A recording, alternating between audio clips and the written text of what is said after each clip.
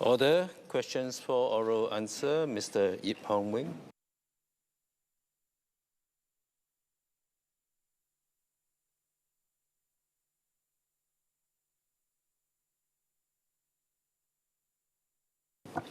Mr. Speaker, sir, good morning. With your permission, I would like to address oral questions numbers 1 and 2 in today's order paper together. And my reply will also cover written question number 28. And I invite all members to seek clarifications after. Please proceed. Members may refer to our Deputy Prime Minister's ministerial statement on the 7th of April, which described the economic impact of the Middle East crisis. Energy-intensive industries and outward-oriented sectors saw the most impact from increased energy costs. The crisis has also increased domestic operating costs and compounded challenges for export-oriented sectors, which are already impacted by global trade fragmentation. While the labour market remains resilient for now, businesses have become more cautious in their hiring plans amid the heightened uncertainty. Based on MOM's survey, the proportion of firms intending to hire in the next 3 months fell from 54.6% in February 2026 to 44.6% in March 2026. Now, although expectations remain below February's levels, there were early signs of stabilization in April, and this was supported by data from the Economic Development Board and Department of Statistics, which suggests that hiring sentiments are likely to further stabilize and improve over the longer term. All job seekers who need assistance can tap on Workforce Singapore or WSG and Skills Future Singapore SSG's suite of career matching services and programs. Depending on the economic and job market conditions, MOM stands ready to provide further support to job seekers if necessary. Mr. Yip. Thank you, Mr. Speaker. I thank the Minister for his reply. Given reports that some firms are slowing workforce expansion due to cost pressures given the situation in the Middle East, has MOM observed any corresponding shift in firms' hiring preferences between local workers and our foreign workforce? And does the Ministry intend to further calibrate work pass policies if Singaporeans, particularly mid-career PMETs, are facing disproportionately weaker hiring prospects? Thank you. Minister Tan. I thank the member for his supplementary question. We have not seen any shifts at the moment in firms' hiring preferences. Our resident employment continued to grow in the first quarter of 2026, and we just released the report about a week ago. And that growth was higher compared to the first quarter of 2025. So there's a seasonality in terms of the change involved. So if you compare the first quarter of this year, 2026, versus the first quarter of 2025, the resident employment continued to grow. Our work pass policies also ensure that Singaporeans are given a level playing field against foreign workers, and we do our level best to ensure that our foreign workers here are complementary to our local Singaporean workers. Now, we've been continually calibrating our work pass policies in response to labour market conditions. For example, at Budget COS this year, we announced an increase in EP and S-Pass qualifying salaries that will take effect from January 2027. We also regularly review the campus shortage occupation list, or SOL, to remove occupations that are no longer in shortage.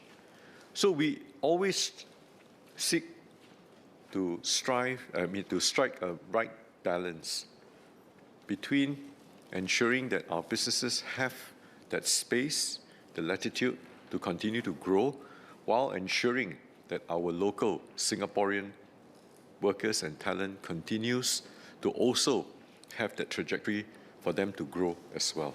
Thank you. Mr. Liang Eng Hwa. Thank you, Mr. Speaker. So we hope that there will be peaceful resolutions to the Middle East conflict soon, and that the Straits of Hormuz will be fully open. Notwithstanding, as the Minister have said before on several occasions, even if the conflict is over, the damages it has caused, especially to the oil and gas infrastructure, will have long-lasting impact to the world economy. So can I further ask the Minister if he sees, as a result of the war, permanent or structural changes to the related industries that will affect the BAU, that will affect investments of specific sectors within our economy and hence affecting jobs opportunities. Also, on the reserves, whether the crisis, although it poses risks and challenges to us, whether the Minister also sees new opportunities created as a result of the crisis and worthy of us investing into it or doubling down, for example, in our oil refinery capacity, our position as a oil trading hub, or even in the energy transition. Thank you. Minister Lee. Thank Mr. Liang for that two very insightful SQs. I think it's premature today to conclude on a long-term structural impact on related to the industry transformation, because the crisis, as we speak, is still unfolding. And if you look at all of the media, it evolves on a daily basis. And it's also reflected in the way oil prices and stock prices have moved concurrently. Our view is that the crisis is likely to accelerate the existing structural shifts that are already underway in the entire global economy. And I'm talking about supply chain, diversification, digitalization. Yesterday, we spent 7 hours talking about AI adoption, and of course, the energy transition and also energy resilience. Our sense is that this will indeed this will test the resilience of countries, of economies, but in crises like this, it also creates a lot of new opportunities for firms to transform, to diversify, and to deepen their capabilities. In the energy supply chain, we are in the entire energy ecosystem. Energy has come to the forefront because it is existential for all of us. And with the move towards pervasive adoption of artificial intelligence, there will be a need for even more energy to drive the data centers and the high type of AI compute type of data centers required. So energy is really the new currency and is existential for all of us. We are also at a time in our entire civilization's development where there's actually an abundance of new discoveries in oil and gas, and there are also a lot of accelerated developments towards green energy sources. What we are experiencing currently are actually supply chains blockages, chokeholds. For instance, what we are seeing now in the Middle East, in the Straits of Hormuz. Our sense is that many countries are moving, not just thinking about diversification, but they're also moving into a just-in-case mode rather than just-in-time. For Singapore, because we stand at a very strategic crossroad between the East and the West, I believe that given the decades of goodwill, the trust, the credibility, and our reputation that we've built as a very reliable partner to many, many countries. This crisis will test us, and if we are able to prevail, I think it would cement, it would reinforce and consolidate our position as a trusted hub. So to that end, our Prime Minister has in recent weeks committed that we will not impose any export restriction. So for downstream refined products, the essential fuel products, whether it's MoGas, motor gas, diesel, and so on, many of the countries that depend on our refinery hubs to get access to that downstream supply will continue, our sectors here will continue to see relevance. And of course, we are equally committed to our decarbonization targets that we have set for ourselves. So I believe that these are new opportunities in the energy space, in the supply chain space, that we are able, we have our right to play, that we have our competitive advantage, and we will continue to build on them, including our port, our maritime hub, our connectivity, our entire logistics, moving into advanced manufacturing, financial services, and of course, healthcare. So I hope that gives you the overall opportunities that's available, first and foremost to Singaporeans, and of course, to complementary talent who will come here to help us reinforce our position and help us to continue to grow. Thank you. Dr. Chu.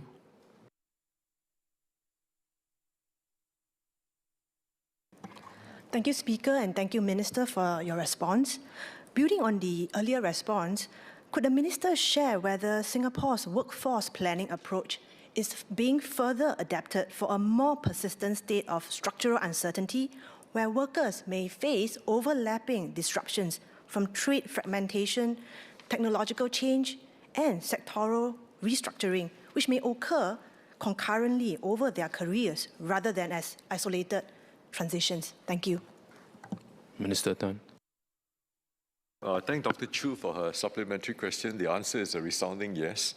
I had the opportunity of reading the draft of the Economic Strategic Review report. I think it is going to be released soon. And many of the points that she covered will and have been addressed in the report. And I think it will be released and shared in due time. But based on what we have been debating over the last 2 days, yesterday, 7 hours, the previous day on the formation of the Skills Workforce Development Agency, 5 over hours. So in a over 12-hour stretch of debate, I think this is really what the focus is all about how we can prepare our workers, how we're going to invest in our workers to further reinforce their competitive advantage in dealing with longer-term structural shifts in our entire economy and in, of course, the entire workforce transformation journey. Thank you. Ms. Lee Hui. Question 3, sir.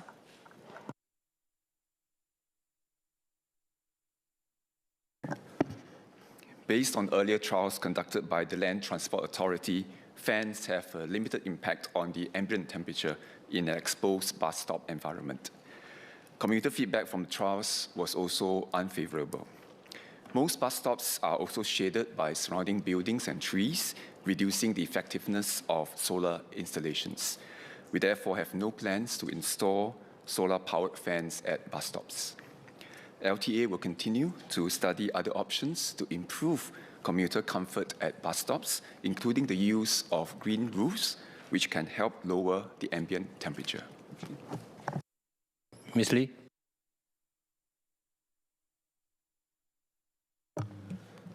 Thank you, Mr. Speaker. I thank MOS for the reply.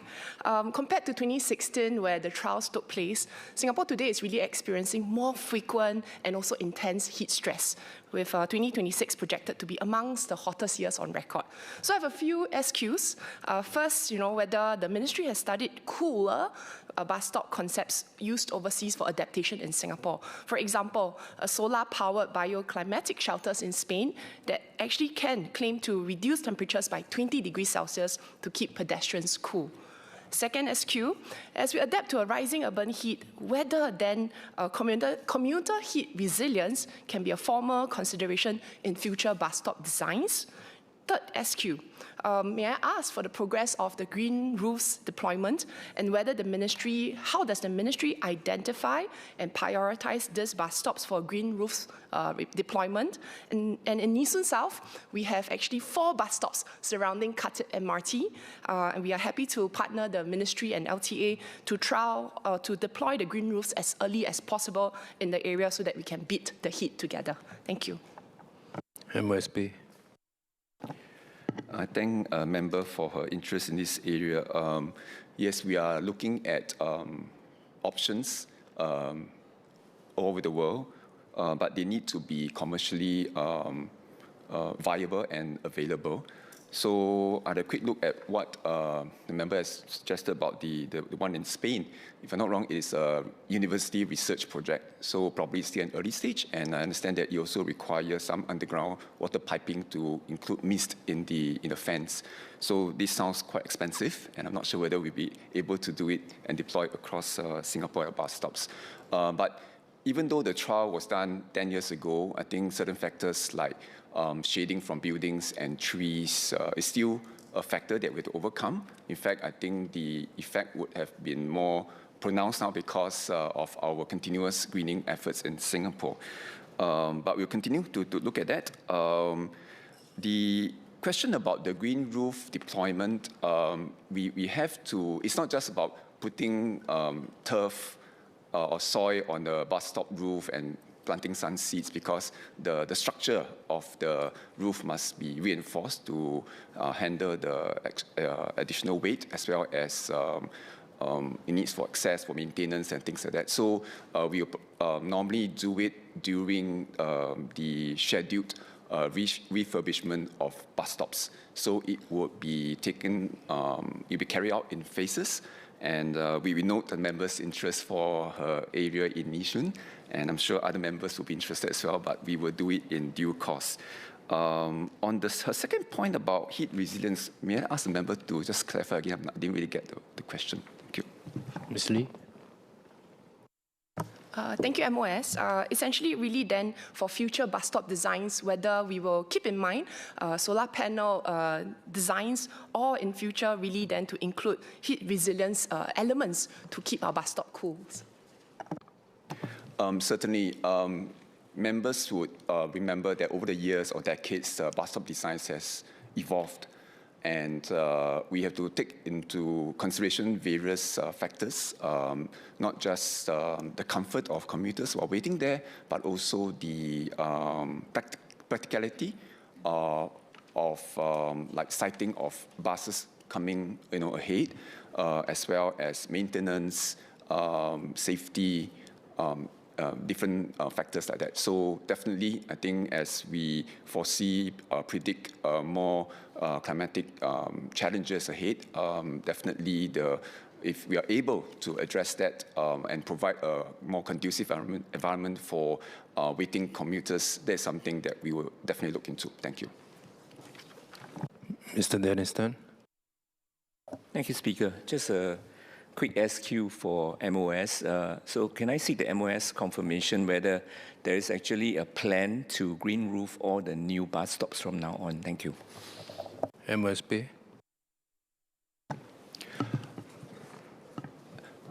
Okay, I would say that the greening of bus stop roofs may not be something that is practical across all bus stops. I don't have the exact figure, but I'm sure we must have tens and thousands of bus stops in Singapore. So there is a cost element. And as mentioned earlier, whether it is practical, because the vegetation there also needs sunlight and water. And so if the surrounding has a lot of tall buildings or tall trees, that do not provide enough sunlight, then the green roof will not grow well as well. So we will have to look at the conditions, that's whether they are favorable for a green roof to succeed, to flourish. And then, as I said, it will also be done in tandem with the regular schedule of bus stop rejuvenation. Thank you. Mr. Kenneth Tiong. F4, please.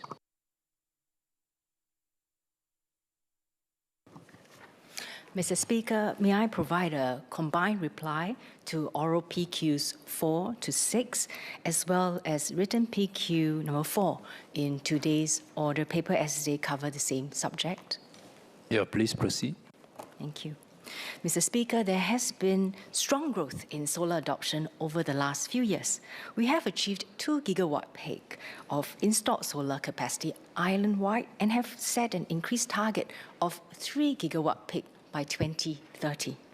For private residential buildings, the number with solar panels has increased more than 4 times in the last 5 years, from around 1,400 in 2020 to around 6,900 in 2025. This corresponds to about 8% of all private residential buildings. The growth in solar deployment has been driven by favorable economics. Solar panel costs have come down over the years, and the payback period for rooftop solar can be 5 years or even less. The government has also introduced measures that can help to reduce the payback period for eligible building owners. For example, eligible private buildings can tap on the Green Mark Incentive Scheme for Existing Buildings 2.0, which helps building owners lower the upfront cost of energy improvement works, such as solar panel installation. Depending on the overall carbon abatement achieved, eligible building owners can benefit from grant support of up to 50% of the cost of the energy improvement works, capped at $1.2 million. Some jurisdictions have made it mandatory for new buildings to install solar panels.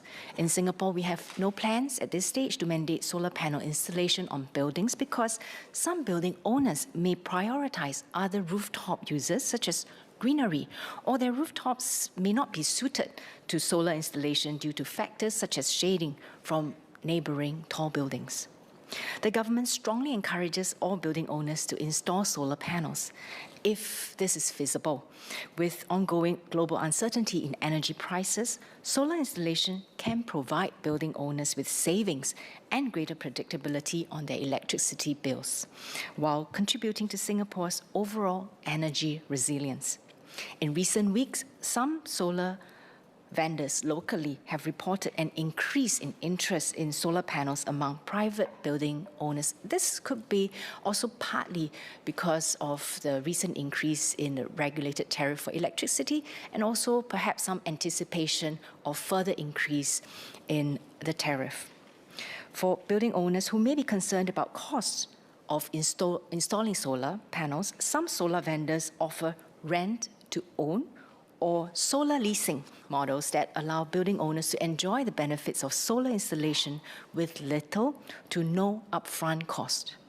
Mr. Kenneth Tiong has asked on the Electric Vehicle Early Adoption Incentive, EEAI. The EEAI was implemented in January 2021 to encourage the early adoption of electric vehicles by reducing the gap in total upfront cost between an EV and equivalent internal combustion engine vehicle. The EEAI parameters have tapered with narrowing upfront costs cap over the years and will cease from 1st January 2027. As of March 2026, more than 55,000 electric cars and taxis have benefited from the EEAI. The government will continue to push for solar deployment in Singapore. We'll consider further measures if necessary to accelerate solar adoption in Singapore. Mr. Tiong.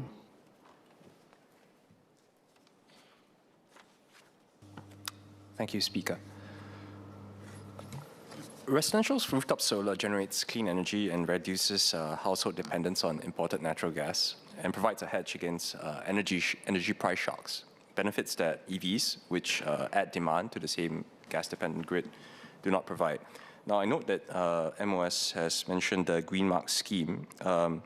So, but despite the Green Mark scheme, 92% of eligible rooftops are still without solar panels.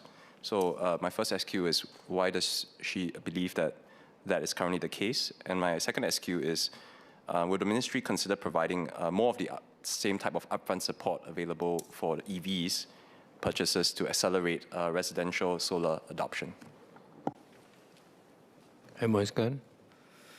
Well, Mr. Speaker, as I've mentioned earlier on, the economic conditions now are actually very favorable for private property building owners to consider solar installation, primarily because the solar technology has improved in terms of efficiency, and also the cost of installation has come down substantially. So if you compare it with a few years ago, there was hesitancy in private building owners to adopt solar deployment, but now we are indeed seeing a much higher interest amongst private building owners, including residential properties. And we believe that the economics will drive faster adoption. Now, having said that, we will monitor closely the rate of adoption, and the government is prepared to consider additional measures if necessary. On the point about EEAI, actually, EEAI works in a certain way. It assumes that the consumer wants to buy a vehicle and is choosing between different types of vehicles.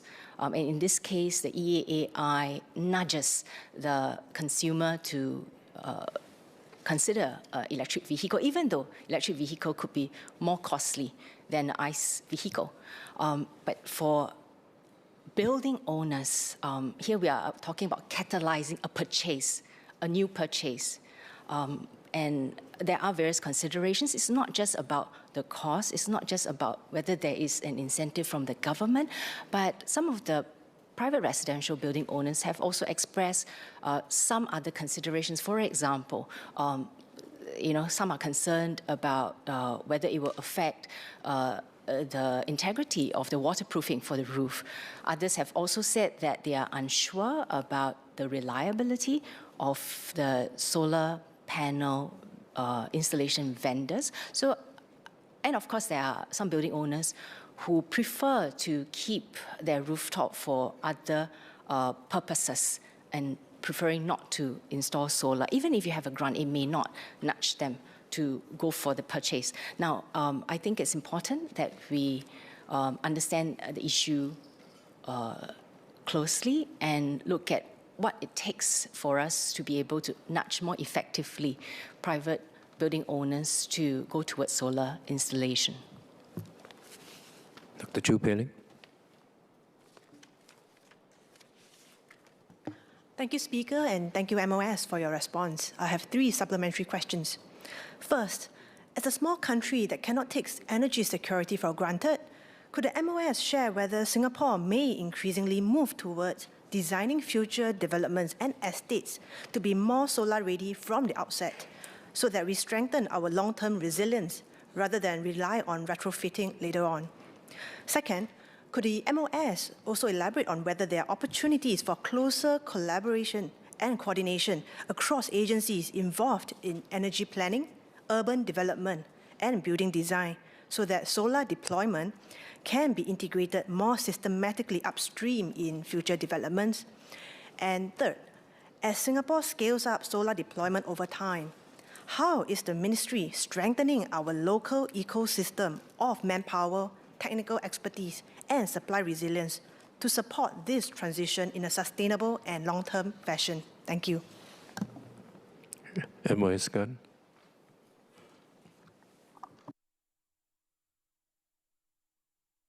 Mr. Speaker, the first 2 supplementary questions are somewhat related, so I will answer them together. Indeed, the government agencies are working closely together to look at how we can make solar installation in Singapore easier and more cost-effective for the building owners. Now, new buildings are required to meet standards under BCA's Code for Environmental Sustainability of Buildings, with solar being recognized as one of the acceptable carbon reduction measures under the code. I think the broader theme is about sustainability. Solar installation is certainly one of the means. There are also other things that building designs can take into account where it's more practical. For example, energy consumption, the building design, ventilation. There are several things that building owners can adopt and not just be limited to just solar. Now, of course, we believe that solar, because of its cost effectiveness, going forward, there will be more adopters of this technology. Now, we will continue to push the boundaries whenever possible and to explore more innovative solar deployments in Singapore, such as at car parks and bridges and even in between buildings. Now, I also want to highlight another example of how our agencies are working together to simplify regulations to make it easier to install solar panels.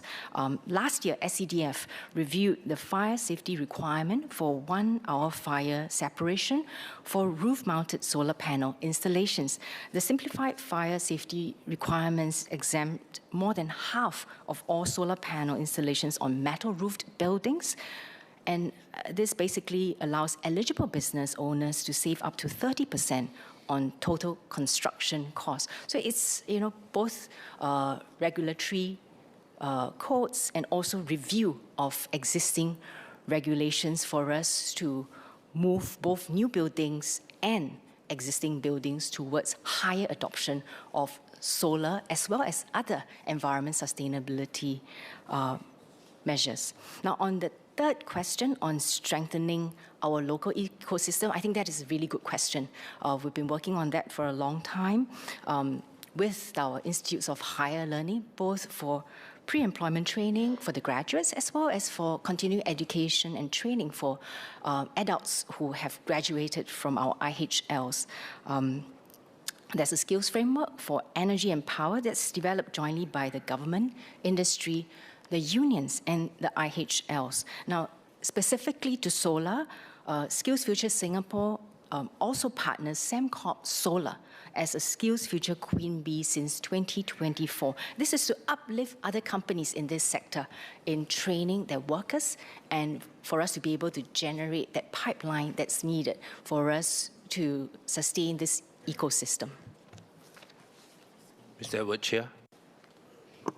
Thank you, Speaker. I've received feedback from private property owners and MCSTs on concerns and uncertainties regards to procurement, financing structures, even things like warranties on waterproofing, reliability and maintenance, something which the MOS alluded to earlier as well. And in the case of MCST, the high threshold for approvals to adopt solar energy.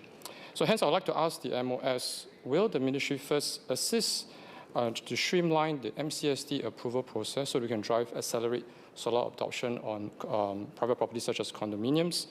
And second, for all private property owners, develop a simple starter kit with standard templates on procurement, financing options such as power purchase agreements, also matters on maintenance, roles and responsibilities of vendors and warranties, and also importantly provide a wide list of vendors so that property owners will have the confidence to engage vendors, and this will all drive a wider adoption and accelerate solar adoption in private properties. Thank you.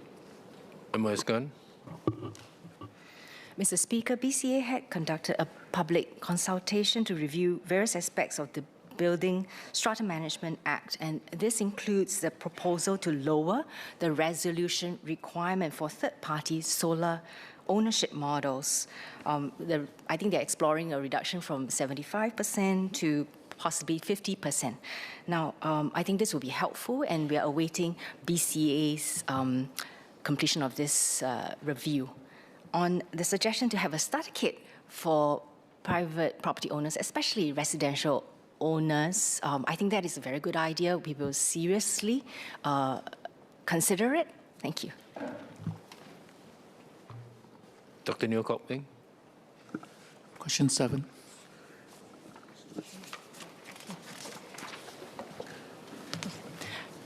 Mr. Speaker, studies have been conducted on the potential to deploy tidal energy in Singapore, but there are no current plans to deploy tidal energy. There is limited sea space for the deployment of tidal energy devices because much of Singapore's territorial waters is already used for ports, anchorage, and shipping lanes. The study cited by the member did not take into account these existing uses of sea space or the cost effectiveness of tidal energy when estimating the amount of electricity that could be generated from tidal energy in Singapore. Given the limited sea space available, the amount of tidal energy that can realistically be harnessed domestically is estimated to be less than 1% of Singapore's energy needs. Mr. Tsai Ing-sul. Question 8, please.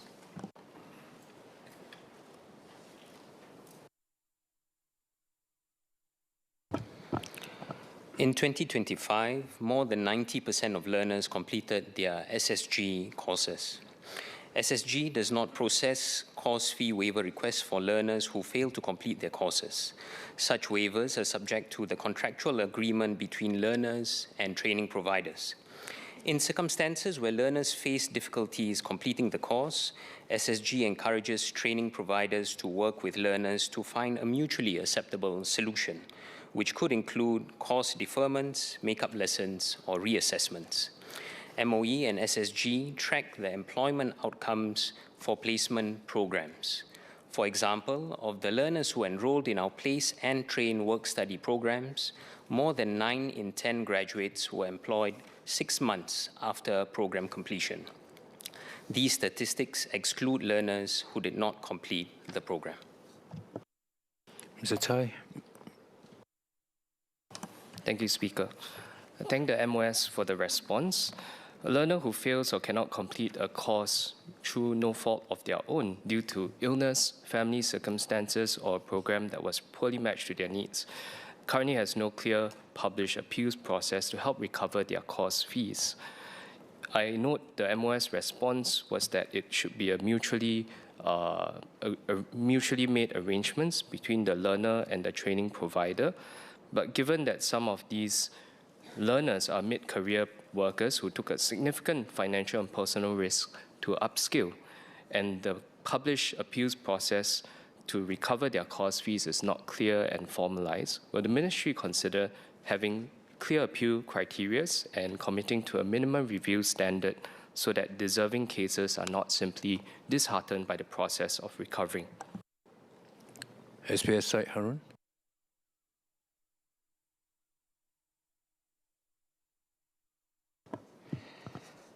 I thank the member for his supplementary question as well as his deep concern over individuals who may have difficulty completing their SSG courses. Indeed, even after committing to the course, some individuals do have challenges managing the training load, juggling work or study, health complications, as well as unforeseen commitments. It remains the case that SSG continues to encourage our training providers to work with learners for mutually acceptable solution.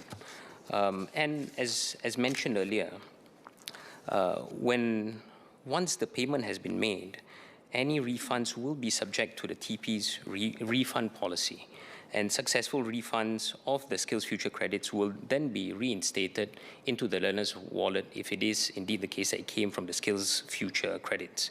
That being said, we do our level best to encourage a mutually beneficial outcome, whether they be through course deferments, make-up lessons, or reassessments. And to the extent where that is possible, that is where we try to get the training providers to meet in the middle with the learner who wishes to upskill themselves. Mr. Edward Chia. Question 9, sir.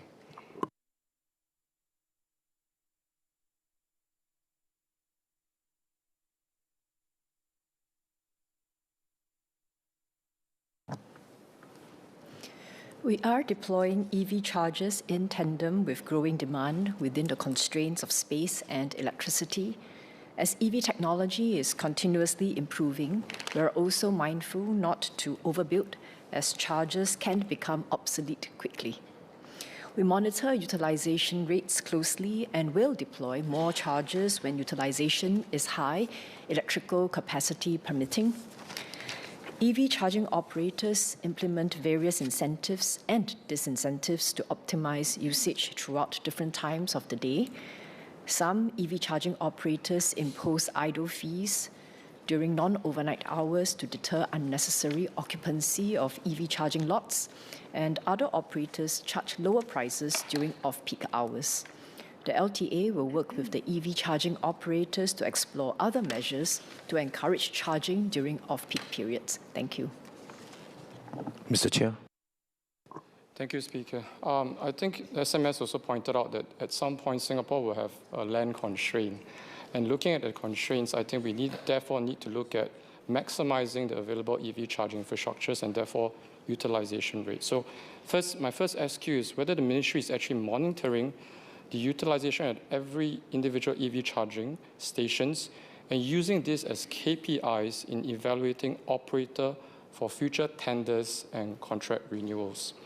And second, whether the ministry will consider mandating differentiated charging fees to encourage more efficient utilization of EV chargers across peak and off-peak periods. And really, my questions are because I've received feedback from residents that actually, most of the time, these chargers are actually not utilized, but when they come home at night, when it's the peak hours, it's therefore overutilized.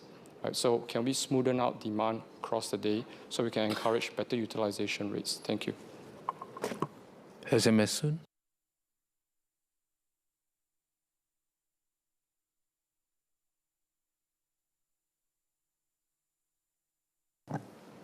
I thank the member for his questions and also very helpful feedback as to how we can better optimize our electrical infrastructure to support EV charging. Indeed, we do face constraints, land constraints, electrical capacity constraints.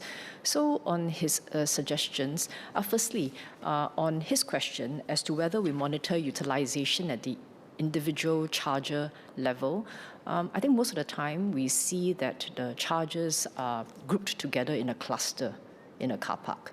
So currently we monitor utilization for the car park rather than at the individual electrical charger level because we feel that this is more useful for us to analyze if the charging provision in the car park is sufficient. And he also had a question as to whether or not the charger utilization is currently being accounted for when evaluating future tenders or contract renewal. Currently, that is not our position. As to his suggestion as to whether or not we should mandate scheduled charging, I think there are various ways for us to look at how we can better optimize electrical charging throughout the day. I had talked about the idle fees that some of the EVCOs actually implement. There are also other possibilities such as load balancing, scheduled charging, which can help us better distribute how the electrical capacity is distributed across chargers and across buildings, and also tying that to software. So all in all, I think there are other methods for us to look at how we can better make use of electricity given our grid constraints. At the same time, we're also exploring with MTI/EMA on electrical capacity upgrades.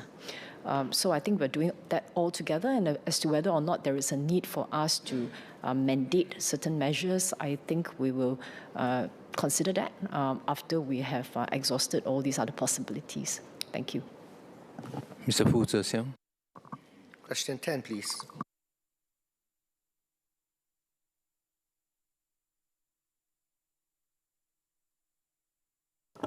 Sir, in 2017, MHA amended the Massage Establishment Act to expand police's consideration when assessing massage establishment or ME license applications to include assessments of the responsible officers of the business entity and all persons with a substantial interest in or have control or direction over the business. Responsible officers include business partners, if the business entity is a partnership, members of the governing body, if it is an unincorporated association, and directors or officers holding similar managerial executive positions, if it is a corporate body. If these persons are not fit and proper, the police can refuse to grant an ME license. In assessing the fitness and propriety of a person to be granted an ME license, the police would consider, but is not limited to, criminal antecedents, past breaches of ME regulations, if the person is facing ongoing investigations, and if granting the person a license is likely to affect law and order or give rise to social disamenity. If the police assess that a person's association with others who had previously breached ME licensing conditions could cause law and order concerns, the police can also refuse to grant an ME license. Mr. Fu. Thank you, Mr. Speaker. I thank SMS for her answer. With the expansion of the licensing regime for the Massage Establishment Act, can I also confirm that the considerations that she has just described in terms of police screening will also apply to the new category of massage establishments, which today they are not licensed under the Act? Thank you. SMS Sim. Yes, that is the plan. Mr. David Ho. Question 11, please.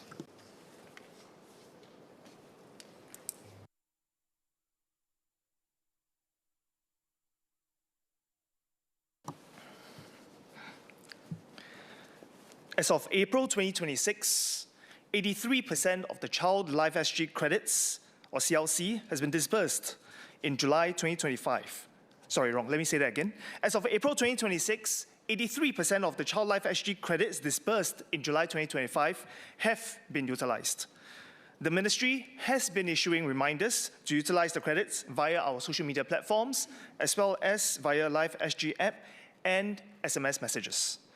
We will also send a final reminder to recipients with unused credits in June, before the credits expire in July 2026. As there has been ample notice, there will be no extension. Mr. Ho.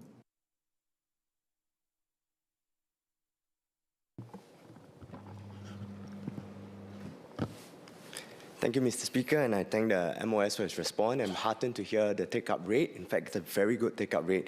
And this is also what I observe in my house visits with residents. Against this backdrop, I have two supplementary questions. First, does MSF have an initial sensing of the reasons for the 17% that haven't started utilizing the Child Life SG credits? My second question, it's really through my house visit, would MSF also consider expanding the Child Life SG credits to children beyond 12? This is because parents often tell me that older children, like their teenagers, are at a phase of their life that they happen to eat more, and this would also help to manage the household expenses and child raising costs. Thank you. MSCO. Mr. Speaker, I thank the member for his two SQs. Maybe I'll take the second one first. I'll like to highlight that Child Life SG credits were designed to support our parents with young children with child rearing costs. We've done public consultations and we have heard feedback from parents, especially of younger children, that in those ages, the diapers, the milk powder cost quite a bit more, and therefore the Child Life SG credits were designed to better support our parents with young children on that front. Having said so, together with this tranche of CLC credits, Budget 2025 also announced that there was, and it has already been topped up, a $500 credit to children above 12 years old. This age 13 to 16, a $500 top up to the EduSave account, and age 17 to 20 to the post-secondary education account. So I think the government in that budget announcement has tried to do something for all our children and youth. On the second question on the utilization rate, thank the member for the encouragement. I think it's a healthy take-up rate, although there's still some ways to go. We do want the number to be higher, but we also note there is some months left. Thank the member for asking the question, because this allows us opportunity to then raise public awareness of the Child Life SG credit, and more importantly, the upcoming expiry. There are various reasons for the portions yet to be used. In some cases, parents and families are still in the process of utilizing it. They budgeted it, they spread it out over the year. So we still have a couple of months. In some cases, there's inertia. Families leave it until the very last minute to claim and to use. In some cases, families are overseas. Or in some cases, as the member has pointed out, they may be simply unaware. So we know the number is healthy, but we will want to do more, and we think the final reminder and the various public information announcements are useful in that regard. I'd like to take the opportunity to also share with the House, with members, that in this year's budget, we also announced a further tranche of Child Life SG credits. So this July, there'll be another tranche to all our children of $500. And last month, we've also disbursed the large family Life SG credits for eligible families. Thank you. Mr. Ip Hong Wing.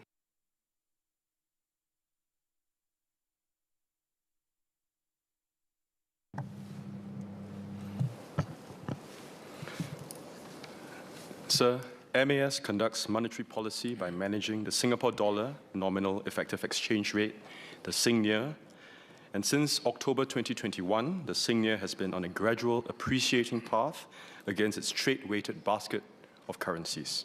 And this is consistent with the policy stance at each quarterly policy announcement. This strengthening trend will continue following the most recent April policy statement. Now, the US dollar continues to be the major currency used in international trade, including for most commodities. And the US is one of Singapore's largest trading partners. The diversified currency composition of the SGNIR basket reflects the pattern of Singapore's trade with its main import sources and export markets. These are structural factors that evolve gradually over time. The weights in MAS's currency basket are periodically reviewed and updated to reflect Singapore's evolving trade patterns. No single currency dominates in the SGNIR basket or unduly affects the broad stability of the Singapore dollar against the basket. So the stability of the Singapore dollar is underpinned by the strong fundamentals of our economy, including sound macroeconomic management and a credible monetary policy framework that has delivered good inflation outcomes. Mr. Yip. I thank the MOS for its reply. While the US dollar remains dominant, some economists have suggested that the global monetary system may gradually become more fragmented and multipolar over time. Given that Singapore relies heavily on exports and uses the exchange rate to manage inflation, could the MOS explain how such global currency shifts may affect the government's ability to keep imported costs stable for Singaporeans, particularly in essentials such as food, energy, and daily necessities? Thank you. MOS Tan. Sir, as I've always said in this House, when it comes to our monetary policy, it's always long-term, and its objective is to keep inflation low. With regards to the US dollar, I know there have been many discussions regarding its role as an international currency, but if you look at the facts, the US dollar continues to remain the central currency in the international monetary and financial system and continues to be the world's dominant reserve currency. If you take international trade, and if you look at which currency is the invoicing currency, the US dollar, in fact, is used by many countries as the invoicing currency of international trade. In fact, many commodity prices like oil and gold are denominated and still are denominated in the US dollar. If you think about also the invoicing, actually most global trade invoiced in a few currencies like the US dollar, which accounts for about 40% of global exports, and the euro, which also accounts, but to a much lesser extent. If you look at other currencies, despite some growth in, for example, the renminbi, share in global trade invoicing, that remains very low, about less than 2%, although that is increasing in the Asia-Pacific and in the European region. So if you think from a larger perspective, the US dollar continues to be dominant. Our monetary policy and SGNIR is weighted against a basket of currencies of our major trading partners, and the Sing dollar has been in an appreciating path since we tightened monetary policy in October 2021, and the senior has since then increased by 12%. And that has an effect of dampening the effect of imported inflation in Singapore and downstream impact on our economy. Thank you. Dr. Chu Pei-Ling. Question 13, please.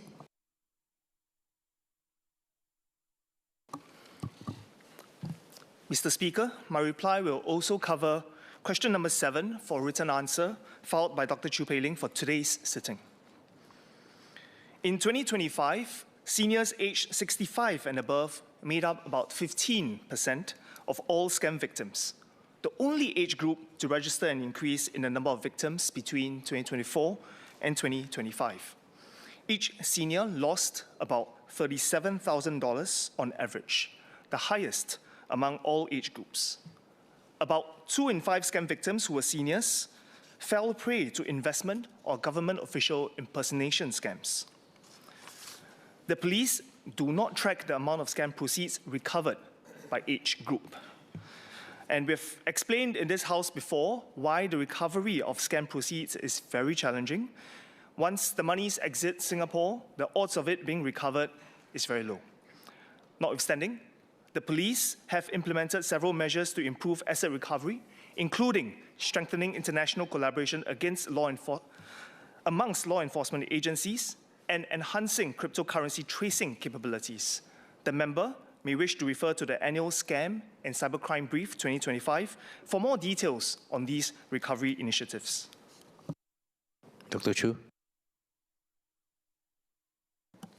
Thank you, Speaker, and thank you, MOS.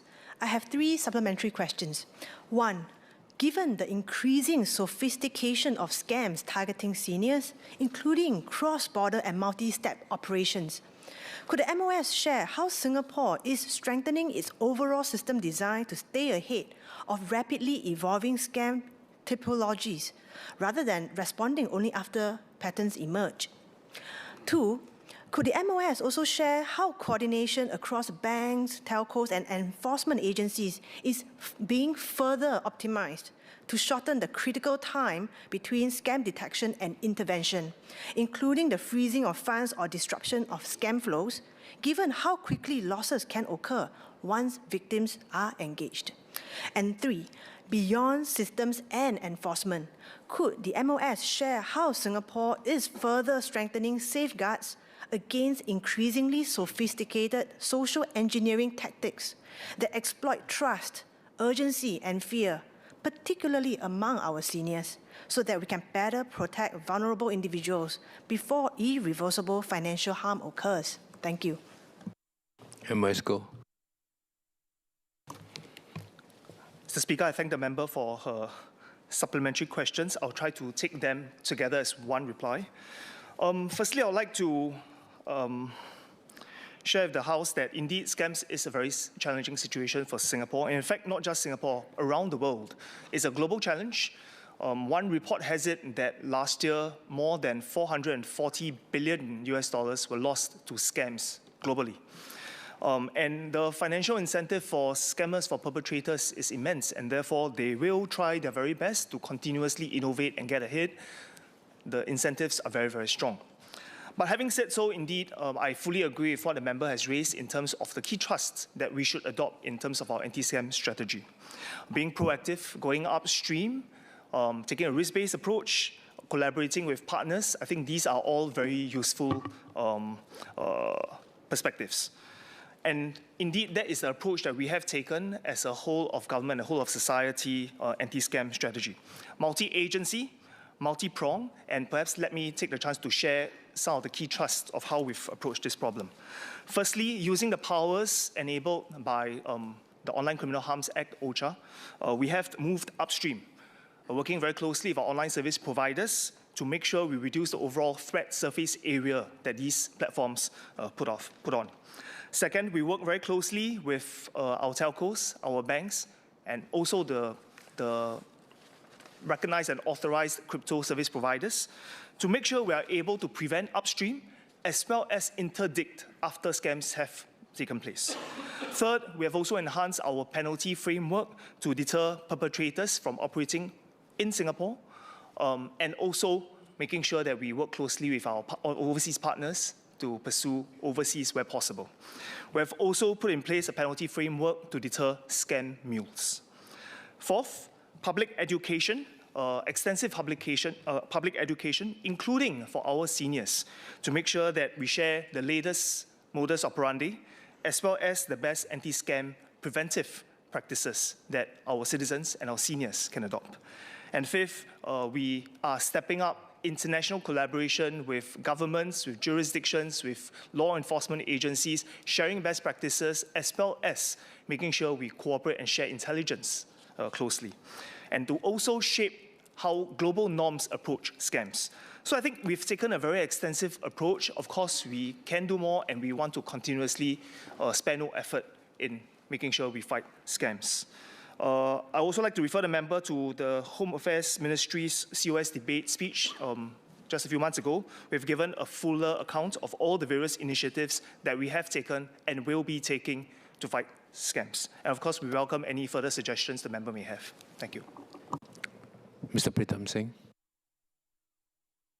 Thank you, Speaker. Just a question for the MOS. Does the ministry capture the total amount of monies recovered from Singaporeans who are victims of scams? I believe earlier the MOS said that the government doesn't collect, the police doesn't collect that information, but I'm wondering whether that was specific to the different age groups.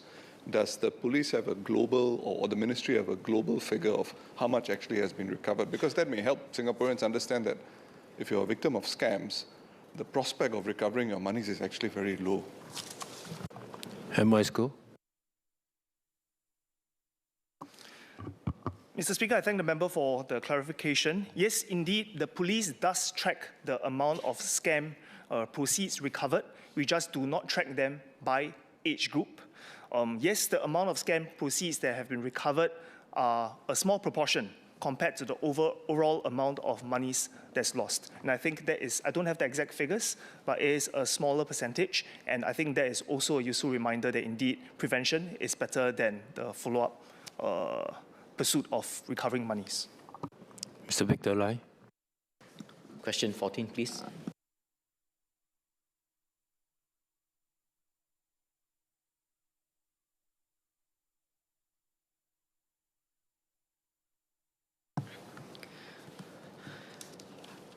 The government takes a proactive stance against scam calls and has put in place upstream controls to deter the abuse of SIM cards and GSM gateways.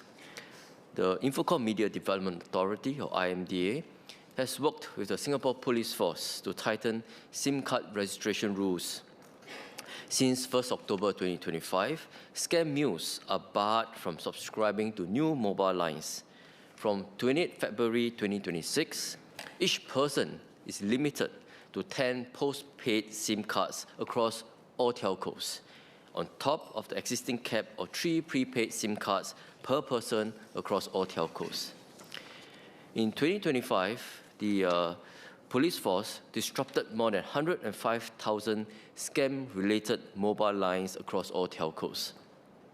The IMDA, the Government Technology Agency of Singapore, and the Singapore Police Force are using data analytics to detect suspicious SIM card purchase and registration patterns to prevent the misuse of SIM cards for criminal activities. The import, sale, and the use of GSM gateways are regulated by the IMDA. Gateway devices with 5 or more SIM card slots are prohibited without IMDA's prior approval for import since 1st February 2025. The government will continue to review and strengthen our multi-layered anti-scam measures as scam tactics evolve. Those who enable scammers by providing SIM cards or GSM gateway devices will be dealt with severely under the law. Mules who supply SIM cards to scammers may be liable for imprisonment of up to 3 years and caning of up to 12 strokes. Mr. Loy. Thank you, Speaker. Thank you, SMS, for the reply. And I also want to refer to the earlier PQ, where MOS has made a very important point that prevention is better than cure in this case of scams. With regards to what IMDA and the ministry is doing, May I ask two SQs? First, is there real-time monitoring? And as was referred to earlier, it's a cross-agency effort, whole-of-government effort to fight scams. Is there real-time monitoring of unusual data points, use of gateways, GSM gateways, and so on? Two, my second question is, who actually mandates the thresholds and the data criteria? Is it set at the macro level, or is it left to the individual telcos to determine? Thank you. SMS Tan. Sir, I thank the member for the two supplementary questions, and also building on what MOS Goh Pei Ming has said earlier on the replies to the earlier two PQs. This is a multi-agency effort across different government agencies, MDDI, Ministry of Home Affairs, agencies like IMDA, GovTech, the Singapore Police Force, ICA included on the import of GSM gateways. So it's a multi-agency effort. On top of that, I should also mention MES, which is an important player.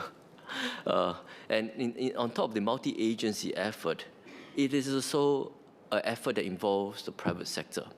So we work closely with the telcos, we work closely with the financial institutions and the banks. We work together with many important players, including e-commerce platforms, because it's a scourge against society and requires an entire whole society effort. So when you talk about the thresholds on the SIM cards, the prohibition, it's something that we look at together across the different agencies, building on what the data that has been collected, certainly by the Singapore Police Force, but other agencies as well, and finding the right threshold, refining the threshold based on the scam tactics that evolve. So something that is not static, but something is dynamic, something is live, something we look at on a regular basis. In Chinese, the saying there's a 道高一尺，魔高一丈. So scam tactics are evolving, the bad actors are evolving, and we are the good guys, defenders, are also evolving our tactics. In that spirit, I want to assure the member that we are using all different tools, including data analytics, to look at scam tactics, the patterns of how they're evolving. But because of operational security considerations, we don't want the bad actors to know what we are doing. I won't share any of the operational details, but certainly we are using technology, data analytics, including leveraging technologies like AI. I wanted to also make 2 points, quick points. One, a point about the number of cases coming down. So the number of cases that with phone calls and as a first contact method has actually decreased based on the recent publicly available annual scams and cybercrime briefs, as well as the cases with SMS as a first contact method decreased about 65% from 1,285 cases in 2024 to 450 cases in 2025. So there is progress, but we are not resting on laurels, and we have to continue to monitor and take action. And related to that, I know that some prevention is better than the pursuit of actually recovery of assets.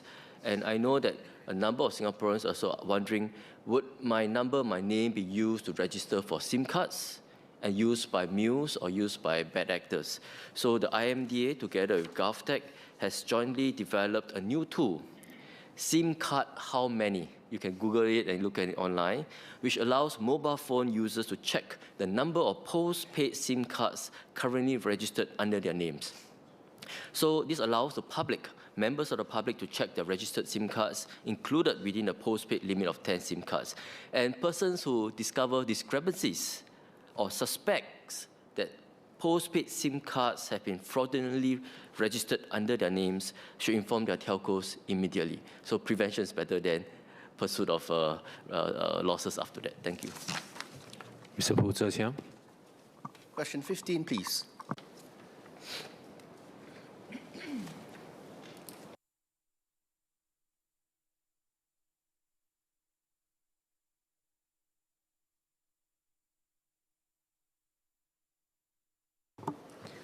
Mr. Speaker, biological mothers are entitled to 16 weeks of maternity leave, while adopted mothers are entitled to 12 weeks of adoption leave.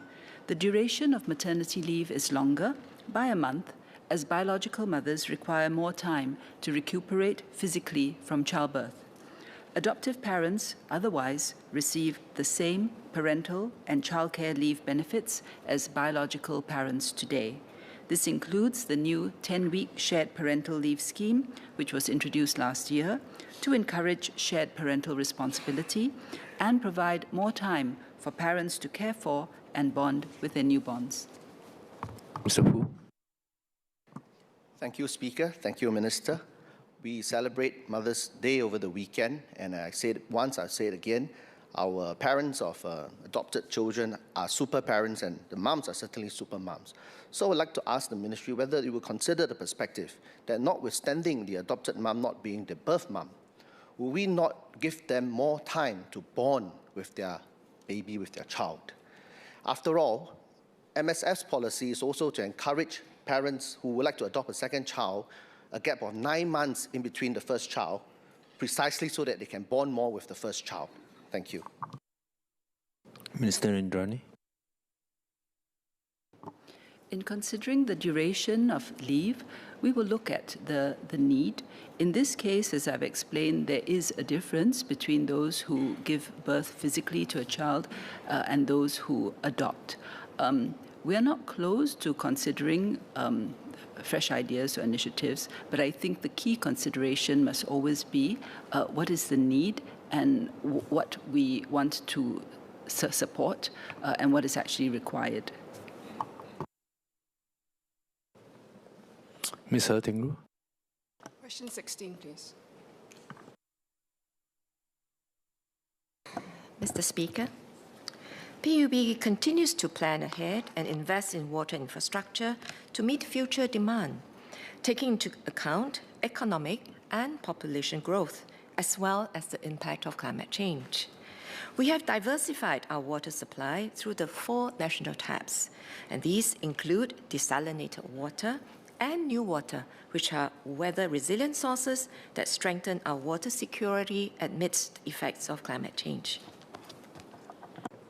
Ms.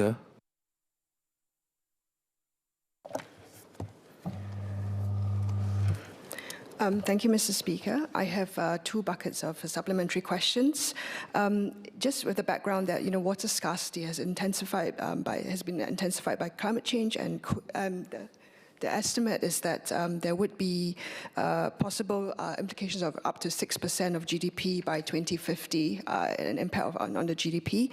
And also given that the World Bank has recently stated that water will shift from a background resource to a binding constraint, then also bearing in mind that if there is not good water management, there will also be constriction or a negative impact on economic growth.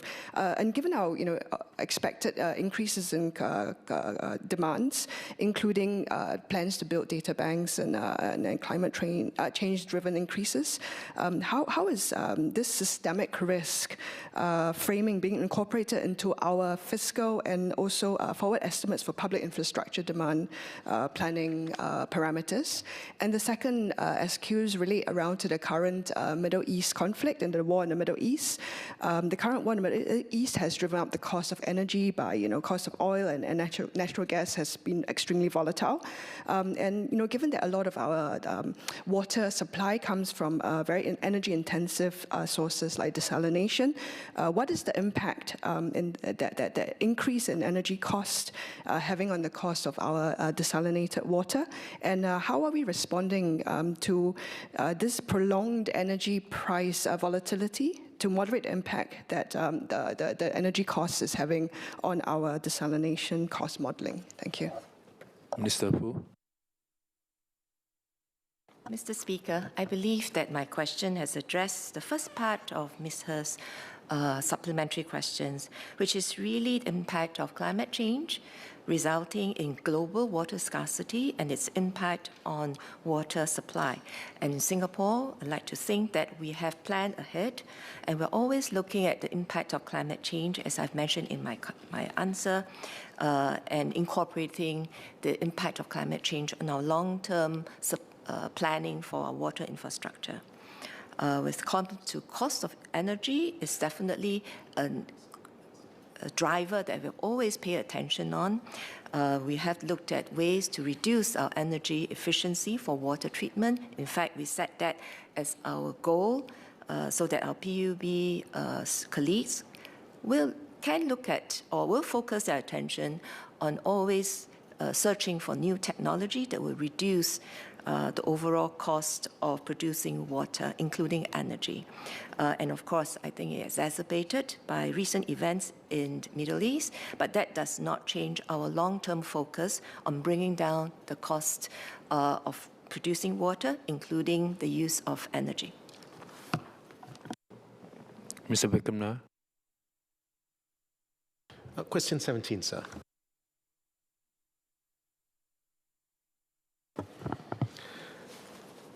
To reduce injuries among platform workers, the Ministry of Manpower has convened a platform worker safety work group comprising relevant government agencies, platform operators, NTUC, and platform work associations.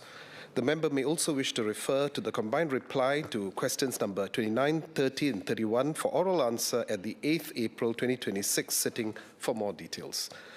From 1st Jan 2025, platform workers are entitled to work injury compensation at the same level of coverage as employees.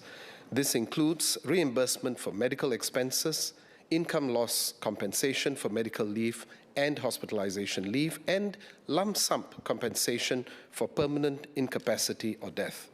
To ensure that compensation keeps pace with income growth and rising healthcare costs, MOM regularly reviews the compensation limits stipulated under the Work Injury Compensation Act. The latest changes came into effect on 1st November 2025, which saw the maximum coverage increased to $53,000 for medical expenses, $346,000 for permanent incapacity, and $269,000 for death. Mr. Nair.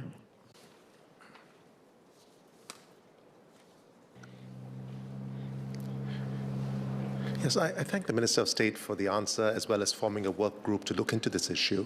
I think it is worrying that platform workers have a much higher rate of workplace injuries than many other groups, and I think compensation is one component. But does the MOS think any interim measures are needed while the work group is working out, of course, its longer-term solutions? MOS Dinesh. I thank the member for the comments, and I do fully agree with him that indeed we need to increase, for example, firstly, the detection of such unsafe behaviors, finding ways at which we can do so, and allowing them to also make a livelihood in the process as well, to increase awareness of the safety risks and practices that are available. Sometimes these may involve, basic education of how they should, move around, particularly in areas where there are civilians as well as where there are residents and traffic as well, and particularly focused on our platform workers who may be operating off two-wheeled devices and bicycles. Now, I do also think that we should start to think about, and that is something that the work group is looking at quite actively, of areas at which we can allow for positive safety behaviors rather than just to look at compensation, which is after the fact, or punitive measures alone. So that's another area that we're looking at very closely, and I'll be happy to discuss further and find ways at which we can further improve our system. Thank you. Mr. Victor Lai. Question 18, please.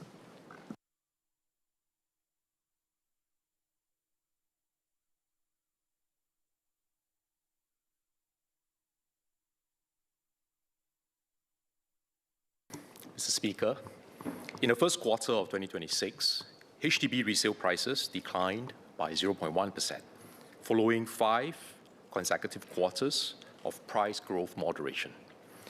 The moderation is broad-based across flat types and towns. HDB has implemented several key measures in recent years to support first-time buyers to stay near their parents for mutual care and support. First, we have increased the supply of plus and prime flats, which come with additional subsidies.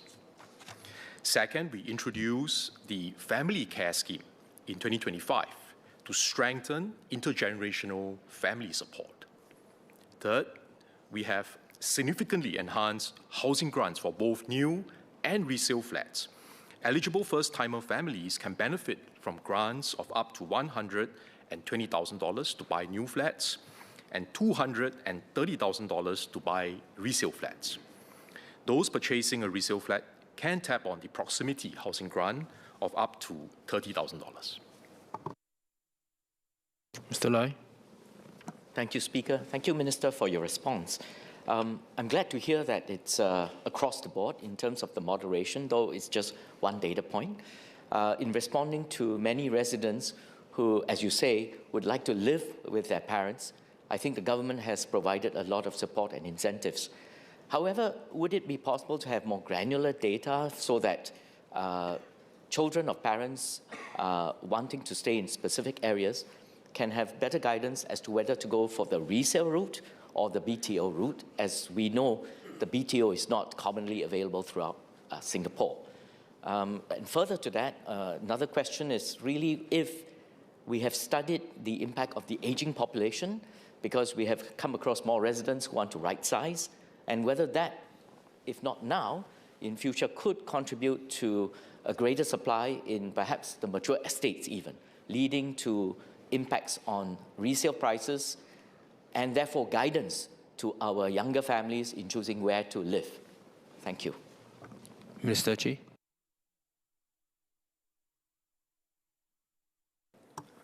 Mr. Speaker, for data, this is something which HDB publishes. So for a buyer, you can go in and take a look at the application rates for the different projects in different parts of Singapore. And of course, some projects will have higher application rates than others because they are more popular, or for example, in certain areas where we have not been building BTO flats for a while. And there's a BTO project being launched. It's popular, and therefore the application rate will be higher. But if you look at the latest BTO application in February this year, we saw an improvement in the application rates for first-time families, for 3-room and larger flats.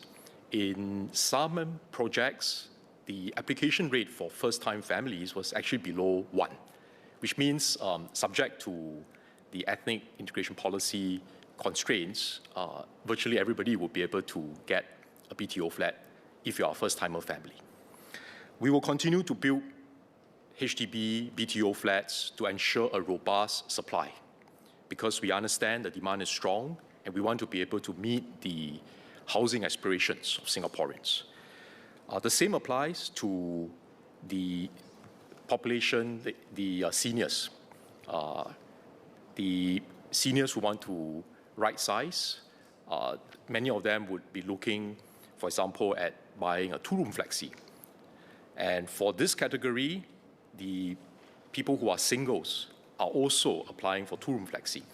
And that is why I shared at the COS earlier this year that we will increase the supply of 2-room flexi flats by about 50% from 2026 to 2028. Mr. Vikram Nair. Question 19, sir.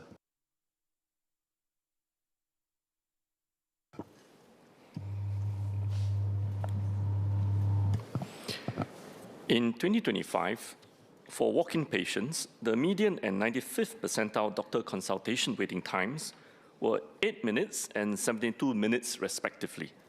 However, MOH does not track waiting times by peak versus off-peak hours, but it is likely that 95th percentile waiting times happen during peak hours. That is why it's important for us to operate on an appointment basis as much as possible to optimize capacity and patient waiting times and to spread out patient arrivals across the day. That said, we always schedule fewer appointments than full capacity to accommodate walk-in patients with acute medical needs. Mr. Nair. I thank the Minister of State for the answer, and I think it's an improvement from the last time this question was asked 2 years ago, which is, I think, what I have here is 17 minutes and 164 minutes. So there is improvement, but I think 1.5 hours waiting time is still quite long, and I was wondering whether there are any plans to maybe introduce more capacity for polyclinics. Thank you. SMS Co. So I thank the member for his question. I think that is a question that many patients also ask. But let me explain what exactly happens in a clinic, because it is not such a straightforward issue as trying to stick to increased capacity. Because in the midst of increasing capacity, we also want to optimize the use of that capacity. We could actually leave a lot of empty slots just in case there are walk-in patients, but that means there will be a lot of time wasted that will not be used if there are no walk-in patients. And in the sense, there will always be a trade-off there.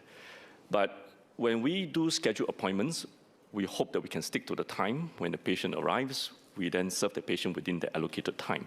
But as you can imagine, it's often not so straightforward to determine ahead of time how that conversation and that consultation with each particular patient will go. Even if we allocate, say, 15 minutes for what we think is a reasonable consultation time, sometimes the patient that comes in that time slot may have a very complex issue, multiple medical problems that takes a far longer conversation and examination to complete, in which case it may take half an hour and therefore eats into the next patient's waiting consultation time. And in a busy clinic, sometimes such long conversations on a particular day, you may have quite a few complicated patients that come in sequentially. That means that there will be, therefore, a snowballing effect. And patients who are seen at the later part of the session, of the morning session or afternoon session, will therefore end up experiencing a longer waiting time, even though they've been given a scheduled appointment. So there are quite a lot of complicated dynamics happening in a clinic on a day-to-day basis, and it's very hard to predict ahead of time how each day will pan out. But what we're trying to do is to stick as much as possible to more scheduled appointments, so we minimize that variance as far as we can. And we see that for a scheduled appointment, the waiting time, on average, median waiting time for in 2025 for a scheduled appointment is about 10 minutes. And so you can see that the medical staff tries as far as they can to complete a consultation and conversation within an allocated time frame, so you minimize the snowballing effect. But the 95th percentile waiting time in 2025 for a scheduled appointment can go as high as 52 minutes. Again, like I say, if you are towards the end of that morning session where the prior patients before you have longer conversations, that snowballs into a much more longer waiting time for those at the end of the session. But this is what a healthcare clinic usually goes through, and we will try our very best to resource with more consultation slots to actually meet all those demands. What the clinic tries to do is that for those who turns up in a walk-in manner and for which the staff triage that this is actually not something that is an emergency or extremely urgent, they will try to schedule the next day's appointment for this resident so that he or she can come back the following day without having to be subjected to a long waiting time as a sudden walk-in patient. I hope that kind of gives you a sense of how complicated it is, but how the efforts are still being made to try and reduce waiting time. Mr. Pritam Singh.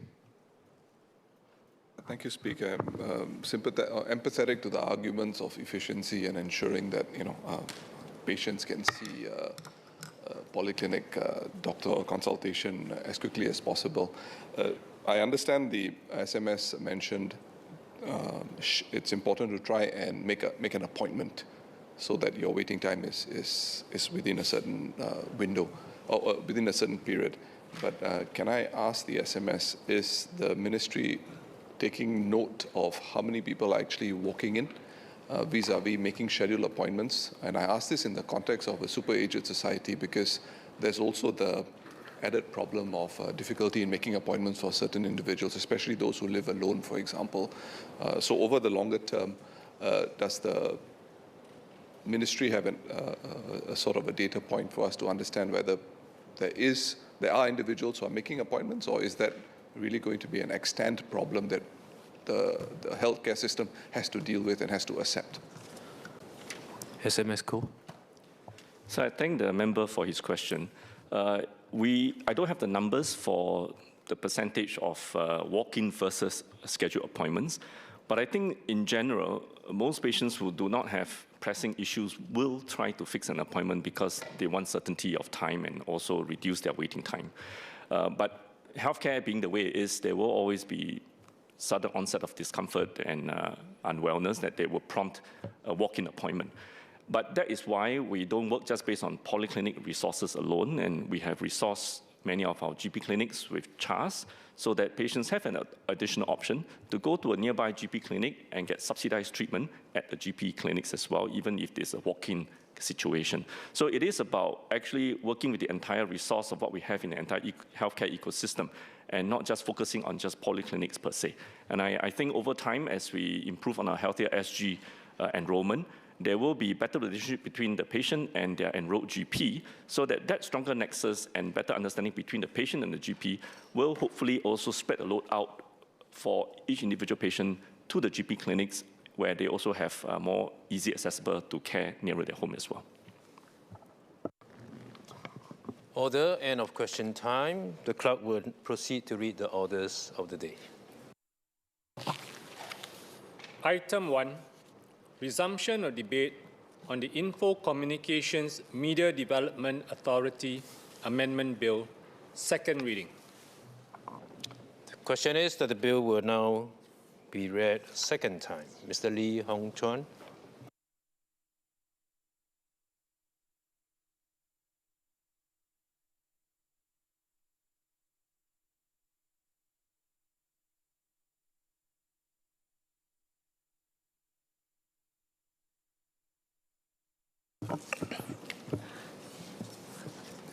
Mr. Speaker, I will deliver my speech in Mandarin and conclude in English. For a start, I rise to support the Info Communication Media Development Authority Amendment Bill. In Mandarin, please. 在这个数字时代，我们如何确保信息传播是公平的，市场竞争是有秩序的，公众利益是受到保护的？所以这项法案其实很贴近我们的日常生活。过去我们把媒体和电信分得很清楚，媒体通常我们认为是跟电视、广播、报纸、杂志等有关，电信我们是以电话线、手机网络、宽带服务等等。但今天这些界限已经模糊了。一部手机，像这样的一部手机，不只是通讯工具，也是新闻入口、娱乐平台、广告渠道，甚至做生意的起点。一个平台也可能同时影响内容的分发、用户选择、广告收入、企业曝光和公共讨论。所以，今天的媒体行业已经不是单纯的内容行业。换句话说，媒体行业已经变成一条数字快速公路，谁掌握入口的关键资源，谁就有可能影响竞争，也会影响公众看到的是什么，如何理解这个世界。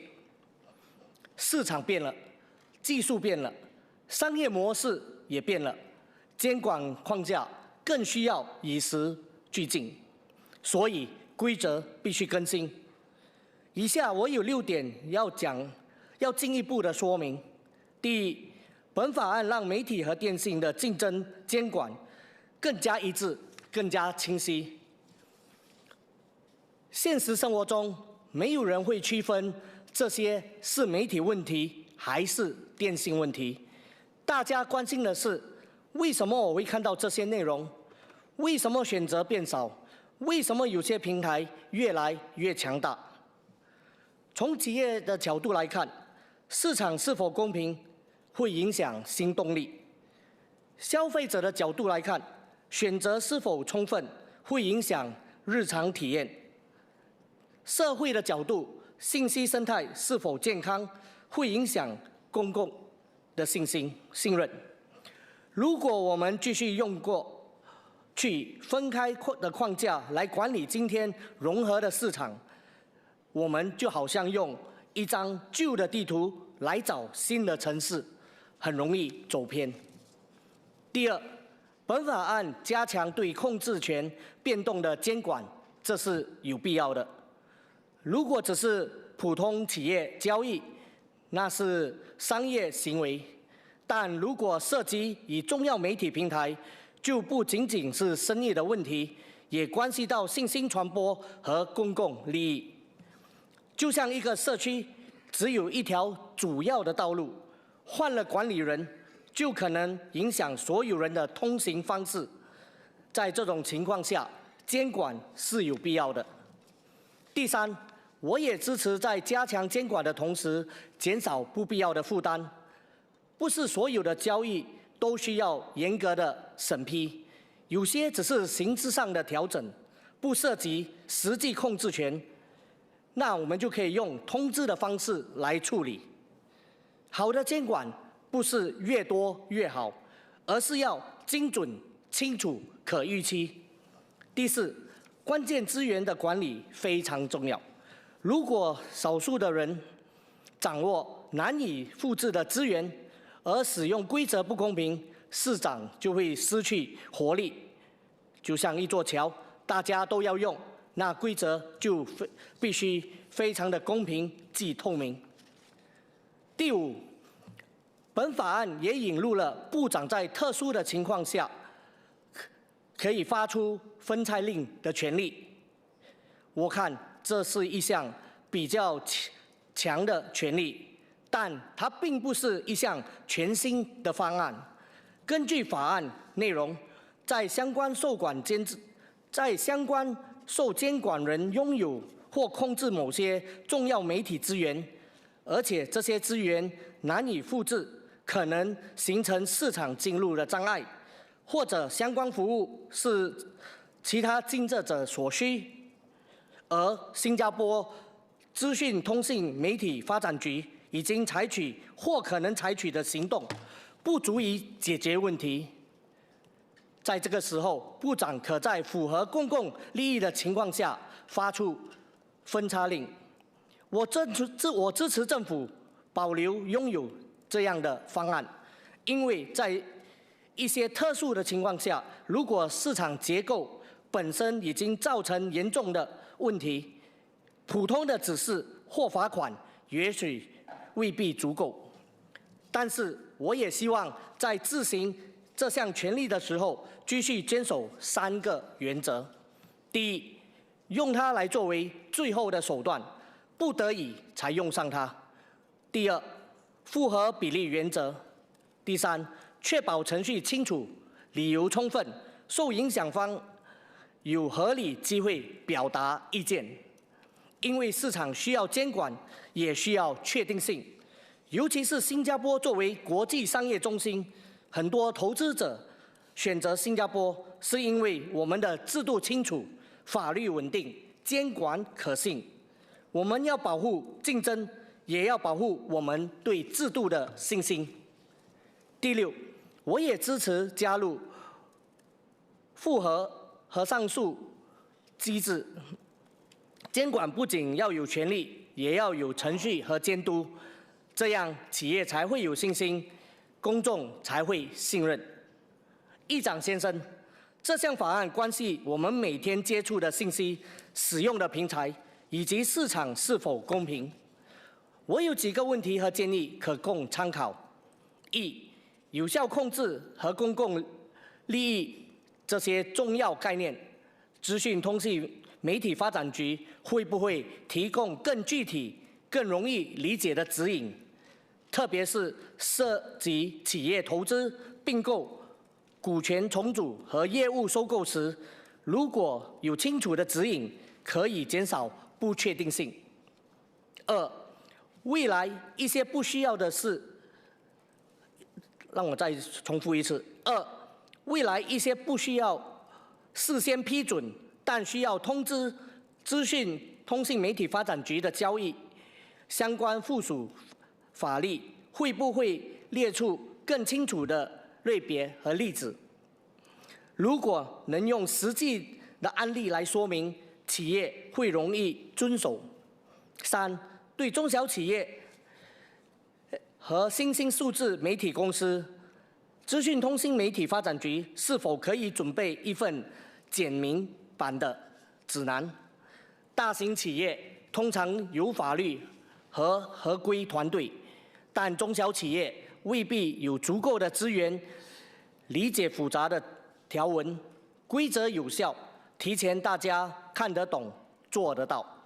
四、像分拆令这样较强的权利，政府是否能说明在什么情况下会考虑使用？也希望说明如何确保这是最后的手段，并符合比例的原则。五、在促进公平竞争的同时，我们如何继续保持新加坡作为数字媒体科技平台和区域内容中心的吸引力。监管不只是防止问题，也是让健康的企业更安心的发展。今天的数字生态就像一个大型的市场，一个好的市场不是没有规则，而是规则清楚、公平执行，让大商家可以发展，小摊主也有机会，消费者也能放心。俗语说：“水清则鱼游。”规则明则人安，市场规则清楚，竞争才有活力；监管边界明确，企业才有信心。公共利益守得住，社会才会有信任。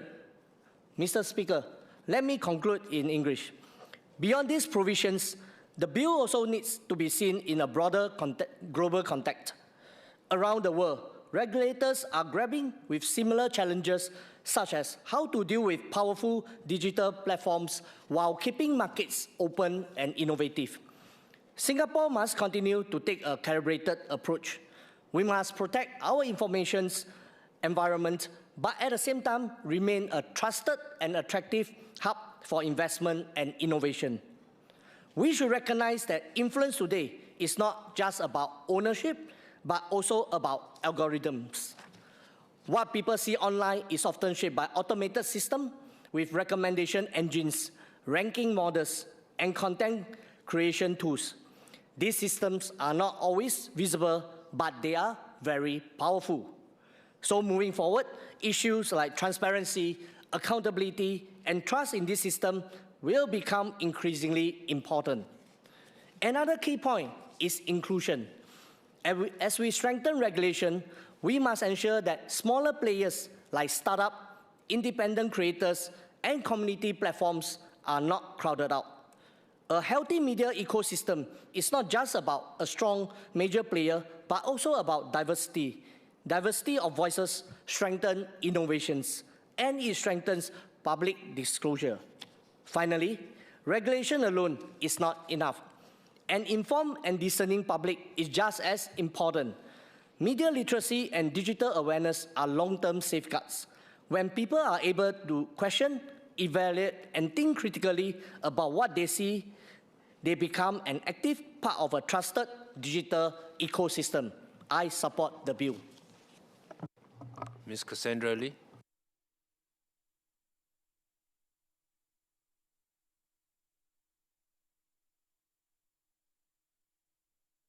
Mr. Speaker, the IMDA Bill, Amendment Bill, seeks to further harmonize and align the competition frameworks governing the telecom and media sectors. This bill builds on substantial public consultations that concluded in January 2026 and follows from the introduction of the Converged Code of Practice for Competition in the Provision of Telecoms and Media Services in 2022. I support this bill. Unlike many other industries, the regulation of media companies is not only about economics. It is fundamentally about the role media plays in society. Media companies shape public discourse and influence how citizens understand and form opinions. For these reasons, competition rules in the media sector are essential not just to ensure efficient markets, but also to prevent excessive concentration of influence over information. If left unchecked, high levels of concentration in media markets may result not only in economic dominance, but also in gatekeeping power over what information reaches the public. In this context, the bill's strengthening of competition oversight is particularly in relation to ownership, control, and market conduct, and this is both timely and necessary. At the same time, the bill reflects the government's responsiveness to industry feedback and its willingness to refine legislation to better reflect market realities, particularly in the media services sector. One significant amendment, for example, is the treatment of anti-competitive agreements. Previously, when agreement was found to be anti-competitive under Section 62 of the IMDA Act, the entire agreement could be rendered void. Under the proposed amendments, only the provisions found to be anti-competitive will be void, with the remainder of the agreement continuing to be valid and enforceable. This represents a more calibrated and commercially sensitive approach to competition enforcement. The bill, however, focuses on traditional media companies, publishers, and broadcasters.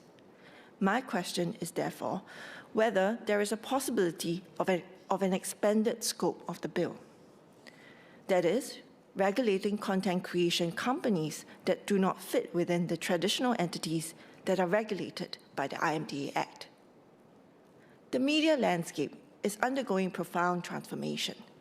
We are witnessing the rapid rise of digital and social media ecosystems, where news and current affairs content are increasingly consumed online through non-traditional channels such as social media. Indeed, audiences, particularly younger ones, rely heavily on news outlets like Mothership to receive news. So what we are seeing is the emergence of local companies that are media producers and content-driven businesses that do not necessarily operate traditional newspapers or broadcast channels. They nevertheless produce and disseminate large volumes of content that is consumed and trusted by the masses. Yet, they may not always fall neatly within the categories of regulated persons under existing legislation. Given the increasing role of local digital media companies and content businesses in disseminating news and shaping public discourse, could the Minister share whether the Ministry is considering whether aspects of this competition framework may, in time, need to extend to entities that perform media-like functions, even if they do not fall within traditional licensing categories? In this context, as IMDA and MDDI continue to review and update the regulatory framework, I would like to ask the Minister if the Ministry would share any updates on whether it is considering any further developments in relation to the regulation of social media use by adolescents and youths. SMS, Tan Kiat Hao.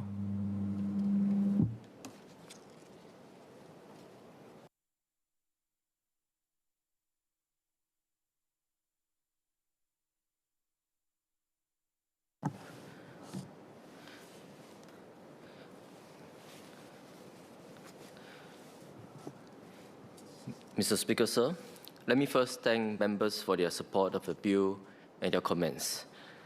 I will address the members' comments in four broad themes. First, the scope of powers in this bill and considerations that will guide the government in exercising these powers.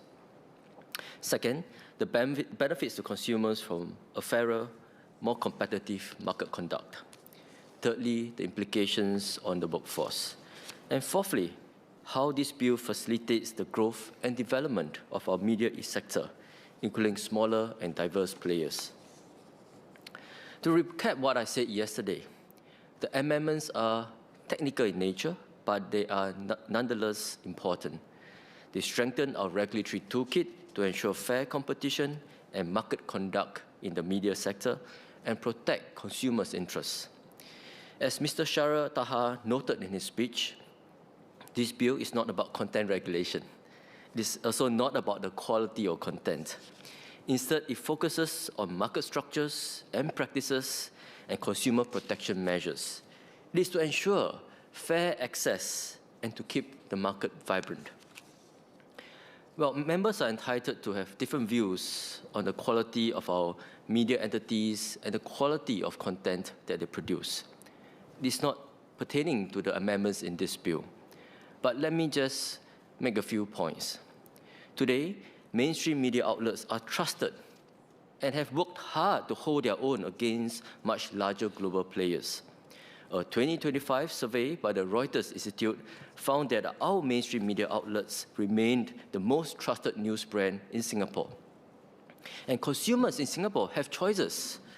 We have access to an ever-expanding range of content and media services from global online and streaming platforms, and often consume media from multiple sources.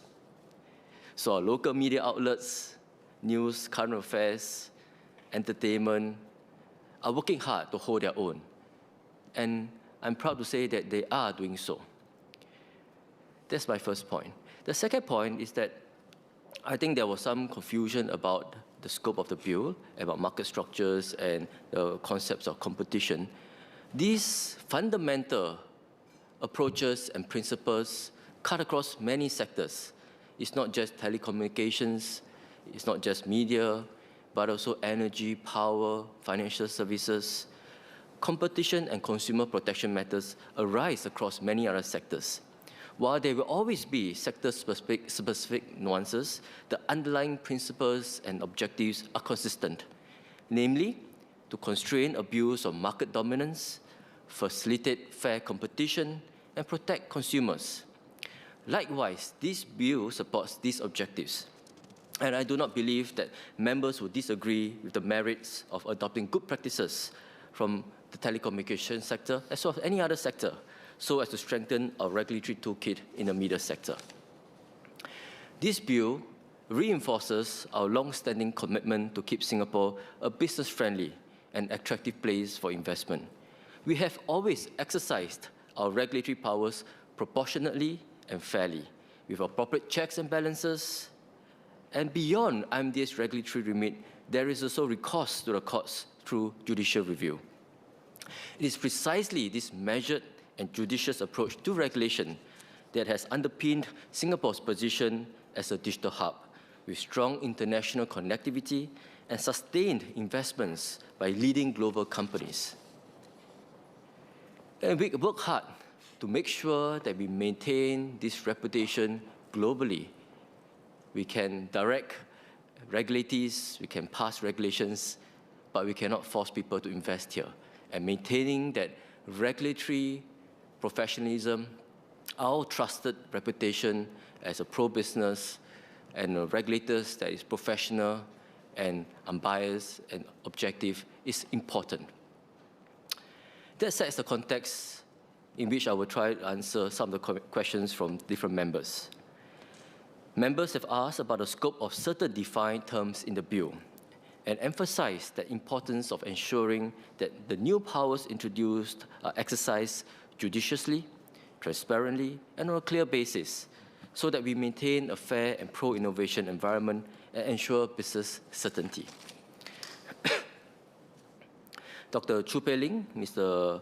Fadli Fauzi, Dr. Hamid Razak, Mr. David Ho, Mr. Lee Hong Chuang, Ms. Andrea Low, Mr. Sharil Taha, Ms. Jessica Tan, and Mr. Yip Hong Wing raised these points.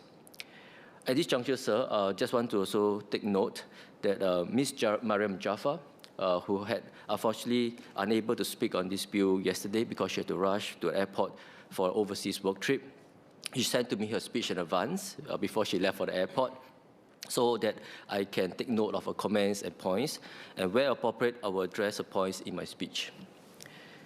Let me first clarify the definitions in the bill. The definitions of associate and effective control are not new.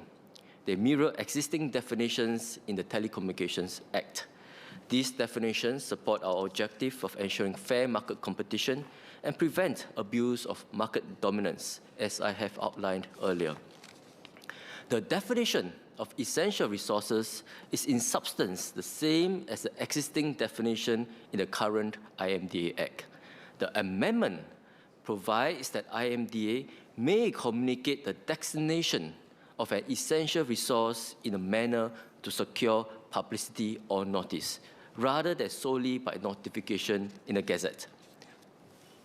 And I say that because I think there has been some confusion to think that we are no longer publishing a gazette. We are, but in addition to that, we are publishing on IMD's website and sending the notification directly to the affected party. And this is really in response to be more pro-industry, because, unfortunately, not all global companies and investors pay attention to our Parliament Gazette all the time. So we put it on the IMD's website so that affected parties know about it. We send a notification to them, and interested parties, licensees included, can refer to them on IMD's website. So that's the intent of the change. We will engage the owner and controller of such essential resources before the official designation and inform them of such designation by serving notice on them and also publishing on our website, as I mentioned earlier. This is the same practice for the telecommunication sector for similar designations. So it's a good practice. We are adopting it for the media sector. Mr. Wee Hong Wing asked how the updated definition of regulated person will be applied in practice to avoid overcapture beyond key media entities. Our regulatory intent remains unchanged. As I shared earlier at the start of my speech, scope of powers articulated in this bill and the regulatory intent remains unchanged. The definition continues to be targeted at key media entities and only covers entities specified by the Minister in the Gazette. The updated definition is meant to fulfill potential gaps in coverage as the market evolves. Really, the bill aims to target large players that are dominant and to make sure they don't abuse the position of dominance. It's for large entities, key media entities. The regulatory intent has not changed. And as I explained in my second reading speech yesterday, there may be key media entities which may fall outside the existing definition of regulated person in the IMDA Act. So the amendments are aligned with the approach for the telecommunication sector, for example, in capturing business trust structures, which is a fairly recent corporate structure. Mr. Ho, Mr. Loh, and Mr. Shahril asked about the powers to issue directions in the public interest under new Section 61A. To be clear, the power to issue directions must be read in the full context of the full provision. Let me say that again. To be clear, the power to issue directions must be read in the context of the full provisions. Thus, the power is limited to maintaining fair market conduct and effective competition and safeguarding consumer interests. Therefore, this power is neither a catch-all nor unconstrained. Under the new Section 61A4, IMDA is required to give prior written notice to the person concerned except where it considers it not practicable or desirable, and will attempt to always do so. In stating the proposed direction and its effect, IMDA allows for representations to be made. IMDA must then consider these representations fully before deciding whether to issue the direction. It's a well-established process. On the powers under new Section 65A, raised by Mr. Yip, this provision allows IMDA to require the disposal of share or the relinquishment of control. A similar power already exists under the Telecommunication Act and is intended to address scenarios where a party, for example, provides false or misleading information or documents to IMDA in order to obtain IMDA's approval. Mr. Yip asked about the proportionate exercise of IMDA's information gathering powers in the new Section 65B and 71A.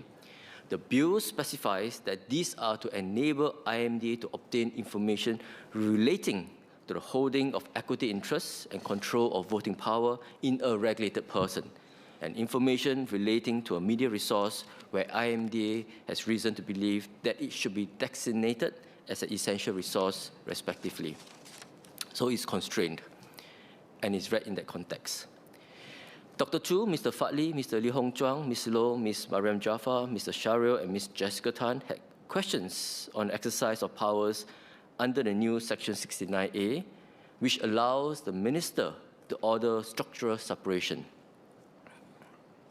We fully recognize the gravity and impact of separation orders on affected entities.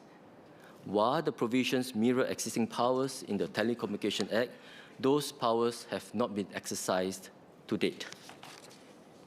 It is our intent that structural separations are only imposed as a last resort and in exceptional cases. To this end, this power has strict legal limits.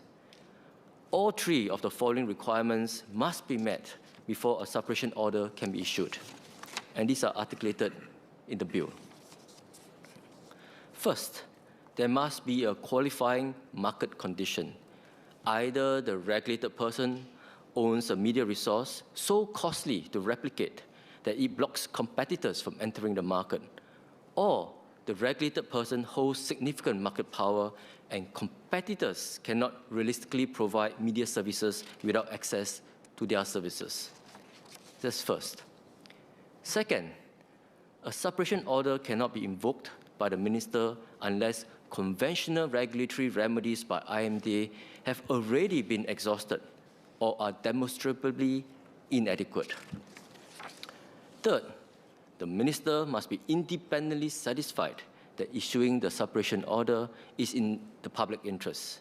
In making this assessment on public interest, the minister is required to work within the confines of the law and consider whether the order is necessary or desirable to promote fair and efficient competition in the media sector, to enhance the efficiency and international competitiveness of Singapore's media industry, to eliminate or reduce barriers to competition arising from the regulated person's ownership or market power, or to promote transparency, non-discrimination, and equivalence of supply in the provision of media services. And even after deciding to issue an order, the minister's discretion remains constrained. The new Section 69A(4) will require the minister to ensure that the specific directions included in the separation order are proportionate. In assessing proportionality, the minister must consider how contestable the relevant media services market is and whether the directions will effectively eliminate or minimize any incentive or opportunity for the regulated person to distort competition in a market. All of these legal requirements must be satisfied, and no single requirement alone is sufficient. This reflects a clear legislative intent. A separation order is a last resort. The bill therefore ensures such powers may be exercised in defined circumstances, for defined purposes, and only after all regulatory tools have failed, and only with directions that are proportionate to the competitive harm being addressed. Precisely because this is a serious intervention, it is important that the necessary powers are available should the situation arises. Their existence also sends a strong signal to the market that the government will act decisively to safeguard fair competition and market conduct. This, in turn, helps deter abusive market behavior before it takes hold. Sir, this House spoke about the AI motion yesterday for about 7 hours, more than 7 hours. The discussion underscored the need for us to be prepared for future uncertainties. The powers to issue separation orders are framed in the same spirit to ensure that we are not caught unprepared in addressing significant market risks should they emerge. I have also said in my second reading speech that it is appropriate for a decision of this gravity to be taken at the ministerial level. In addition, this process is also amenable to judicial review. To address Dr. Chu, Mr. Fadli and Mr. Yip's questions on the new Section 65, including how IMDA will assess major acquisitions, IMDA will consider whether the acquisition would likely result in a substantial lessening of competition or is against the public interest. At the same time, we recognize that acquisitions, mergers, or consolidations may generate economies of scale or introduce innovation with potential pro-competitive and consumer benefits. These considerations will be assessed against our primary objective of maintaining competitive markets that protect consumer interests as part of the broadened oversight of major acquisitions. Let me also add that the procedures and timelines for the process are outlined clearly in the Telecom and Media Competition Code. Dr. Chu, Mr. Fadli, and Mr. Ho asked about the intent, design considerations behind both the reconsideration and appeals mechanism, including if there could be room for independent review. Both mechanisms are already well established in the telecommunications sector since the market was fully liberalized in April 2000.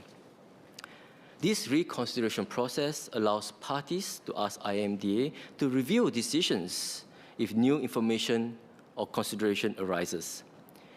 The appeal mechanism provides process flexibility, allowing parties to choose whether to appeal directly to minister or seek reconsideration first.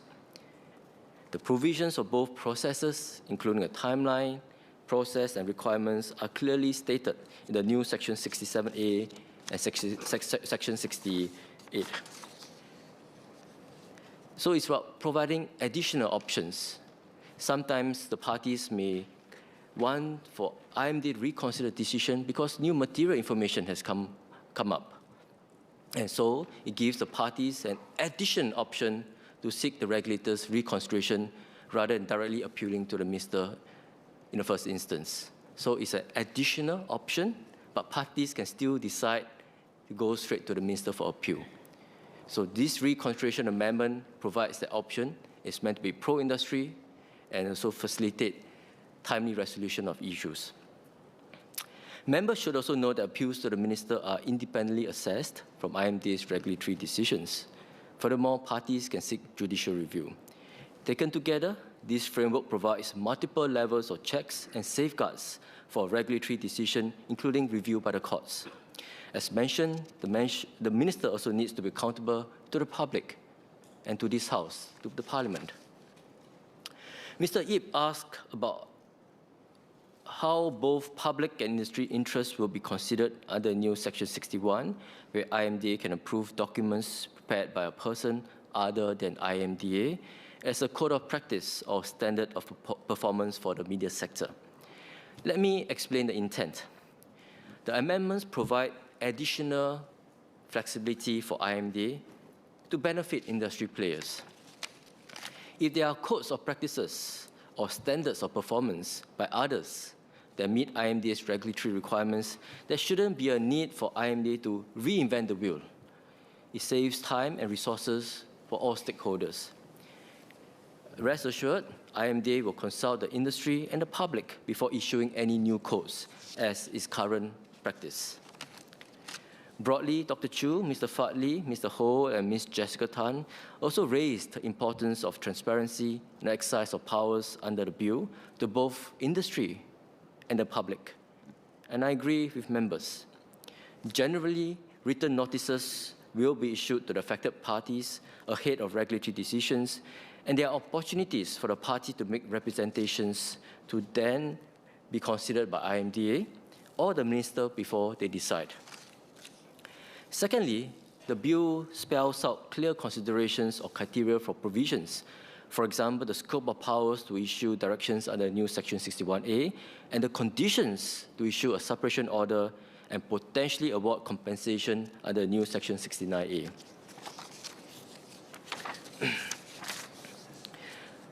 We intend to inform the public when major regulatory decisions are made, given their impact on the industry and the media landscape, and to explain the key considerations.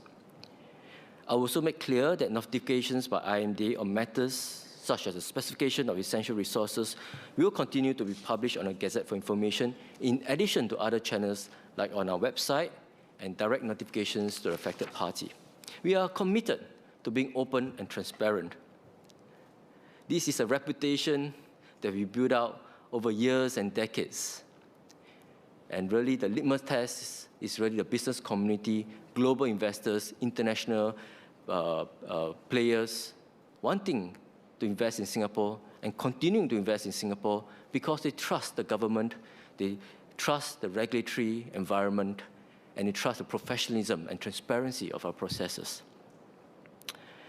On this particular point, as mentioned by Mr. Loh, MDDI and IMDA conducted a public consultation for the bill.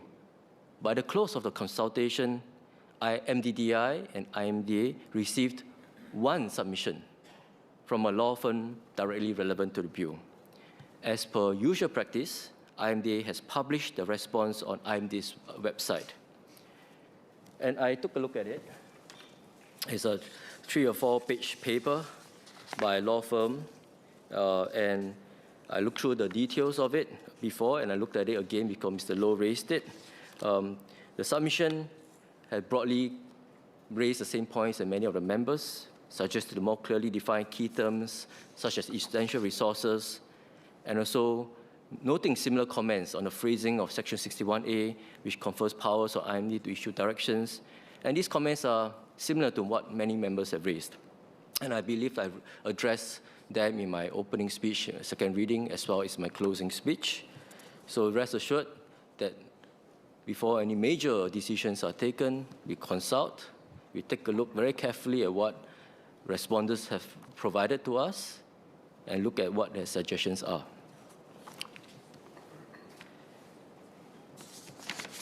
On the exercise of powers, MDDI shares members' commitment to ensuring these powers are exercised properly. Importantly, as I've explained, such powers are not new to IMDA. It has been exercising equivalent powers judiciously in the telecommunications sector for years. Members can be assured that the same rigor and care will apply in this context.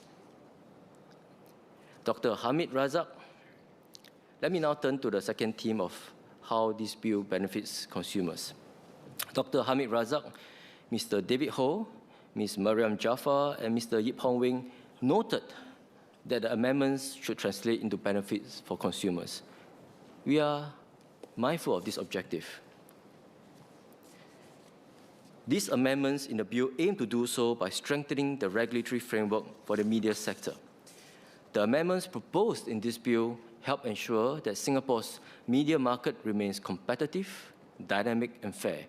They contribute to public confidence in the media sector, good content, reasonable prices, and a vibrant information environment for every Singaporean. As I've laid out in my opening speech, the bill also gives IMDA the tools to act swiftly when fair market conduct is threatened, where the actions of service providers may hurt consumer interests. For example, the powers under new Section 61A. Ms. Cassandra Lee asked whether the government is considering further developments into the regulation of social media used by adolescents in a context of increasingly use of such platforms. We are deeply concerned about ensuring a trusted and safe online environment for everyone. And we approach this on many fronts. Over the years, we have introduced various laws to ensure that Singaporeans go online safely. For example, in 2022, we amended the Broadcasting Act, which allowed IMDA to issue directions to social media services to prevent Singapore users' access to egregious content on their platforms. IMDA also introduced codes of practice for online safety in 2023 and 2025 for designated social media services and app stores, respectively. These codes require the designated services to put in place systems and processes to mitigate their users' risks of exposure to harmful content on their platforms. And last year, this House passed the Online Safety, Relief and Accountability Act, establishing the Commissioner of Online Safety to provide victims of online harm with timely relief and redress. Earlier in this sitting, on the 5th of May, we have also answered questions on the regulation of social media. As the amendments of this bill do not pertain to these specific matters, I would refer Ms. Lee to those replies and to raise subsequent PQs if needed. Let me now turn to the third theme on implications to the workforce. Mr. Patrick Tay and Mr. Yip Hong Wing spoke about the workforce impact and the need to support workers during organizational changes from mergers or restructurings. We recognize the disruptions and anxiety that workers may face and the importance of whole of government oversight of such shifts. I would stress that while the amendments in the bill focus on fair markets and consumer protection in the media sector, that does not mean that we are not supporting our workers. Through disruptions and transitions, MOM's legislative frameworks and guidelines that are broad-based and applied across the various industry sectors will continue to be enforced. For MDDI and IMDA, in dealing with the telecommunication and media sectors, we encourage unionized companies embarking or undergoing major organizational restructurings to engage NTUC and their unions early and work closely with them to manage the impact on staff. We will also work closely with NTUC and the unions in the telecommunication and media sectors to support affected members during those periods. I'd like to thank Mr. Tay for his specific suggestions, and we will share them with MOM, as these are matters which will apply beyond the telecommunication and media sectors. Importantly, we are not passively waiting for disruption to happen. IMDA actively partners with NTUC and unions to train and skill our workers so that they remain relevant and competitive in the fast-changing telecommunications and media sector that are being transformed by AI. Mr. David Ho and Ms. Mariam Jaffa, Mr. Bee Hong Wing and Mr. Andre Loh ask whether the bill facilitates an open and diverse media landscape with independent perspectives, where new entrants can grow and compete in a fair market. Ms. Cassandra Lee also asked if we would update our competition framework to include non-traditional media entities. The regulated persons under the IMDA Act are intended to be specific entities. These include major players, including SPH Media Trust, MediaCorp, and our pay TV operators. We are not making changes to this approach. In this context, as I emphasized earlier, the regulatory focus of the IMDA Act is not on the smaller players in the media sector. And media consumption is non-exclusive. Singaporeans have access to a wide variety of content and media services through global online and streaming platforms. The amendments in this bill are related to ownership and control and are scoped to cover very specific regulated key media entities. Seen in this light, these amendments act to prevent unfair competition and potential abuse of market dominance by large players that may frustrate the entry and growth of other players in the media sector. And we certainly recognize that the media landscape has transformed and grown significantly with the internet and social media. This is a fast-moving space, and we will continue to monitor developments closely, and I thank members for raising this issue.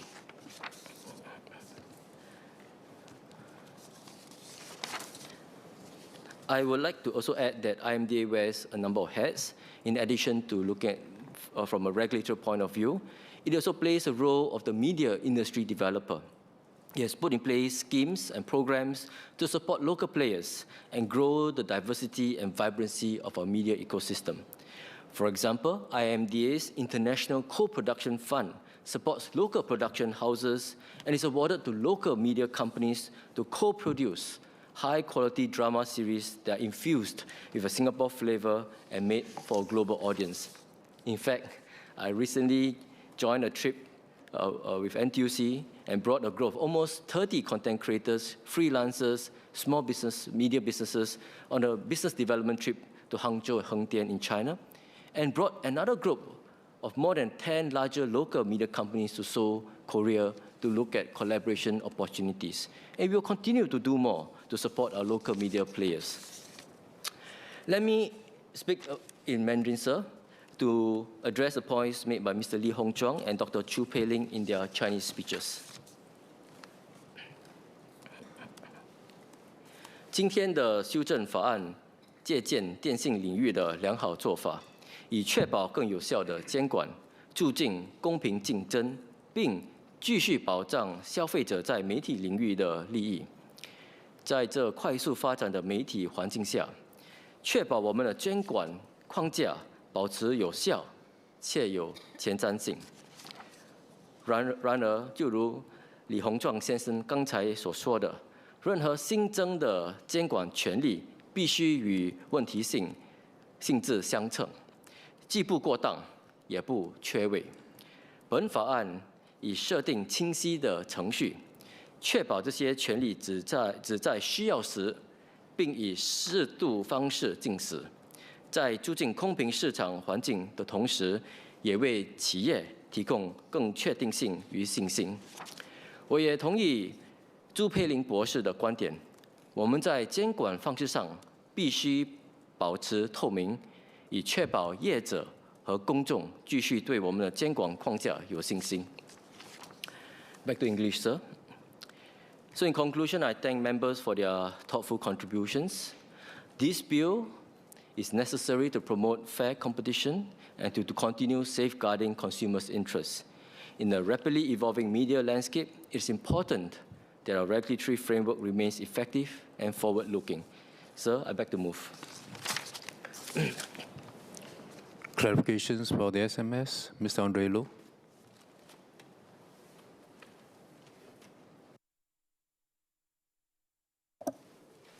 Thank you, Speaker. I have several clarifications for SMS Tan. Sorry, I have not counted them, so I beg your forgiveness for that.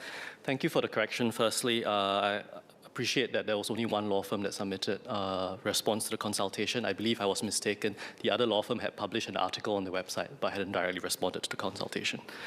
Okay, so my first clarification is to my specific question on the scope of designation. So I appreciate that the SMS has responded in broad terms that the scope of the legislation is meant to cover large players, key players in the media landscape. And subsequently, he also confirmed that the intent is not to address the small players. We appreciate a definition of what the ministry is considering a small player and exactly where the threshold lies, because I think this speaks to our concerns about the chilling effect of the legislation.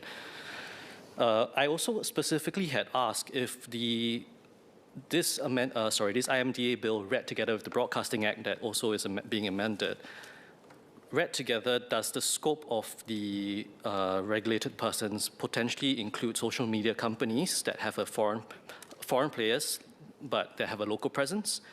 Also, I specifically asked if entities like blogs, social media accounts, podcasts, and so on are covered and within the scope. And I asked this because now you hear about podcasts being acquired for hundreds of millions of dollars. So as well, within conception that podcasts might well fall under a type of company entity that may need to be regulated under these provisions. I also had a specific concern about the in the public interest line in Section 61A, paragraph 1C. And I appreciate that SMS Tan has clarified that this needs to be read in the context of the full provision, so it's not meant to be a catch-all. I would just like to add that the drafting in the bill is quite vague, because in paragraph B2, which immediately precedes the phrasing of in the public interest, it ends with an or. So if you read that together in context, it does seem like 61A1 paragraph C is meant to be read independently. And if it's read independently, it can seem like a broad all-encompassing power to direct in the public interest. So I would appreciate if the SMS Tan can clarify that that is not the intent.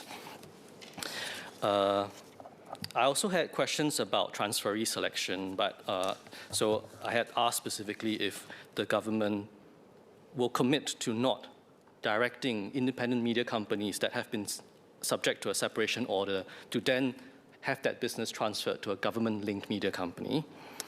And I also had a specific question on the newspaper permit and similarly for the broadcasting permit. So if you read Section 69A3B2 of the bill, it seems to imply that companies that have been subject to a separation order will be obligated to reapply for their newspaper license or broadcasting license, as the case may be.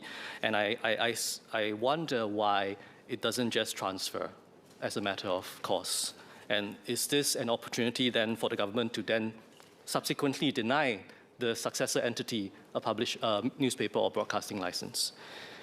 I think that covers the scope of my clarifications. I would just finally add that I still have some concerns, overarching concerns about the potential for this bill to have a chilling effect. I think SMS Tan has mentioned that investor confidence in Singapore is broadly high, and I accept that point. But I think specifically for the media industry, right? Singapore's media industry is currently, I wouldn't say it's a bastion of a free and open market. We are dominated by two major media companies that are within the government's orbit. So I would push back on that suggestion that within the media landscape, that investors have high confidence investing in Singapore companies. Thank you. SMS Tan.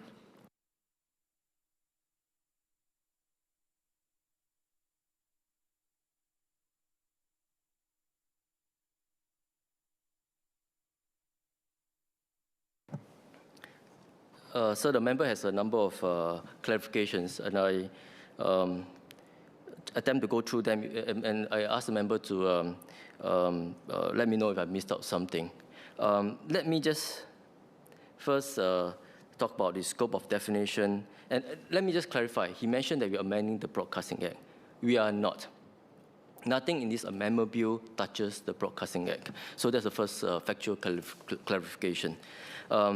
Second is about the scope of definitions of regulated parties, persons under the IMDA Act. The regulatory intent is clear.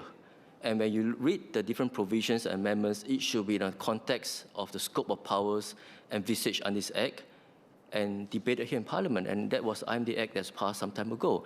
And really the regulatory intent is for fair market competition and protecting consumer interests.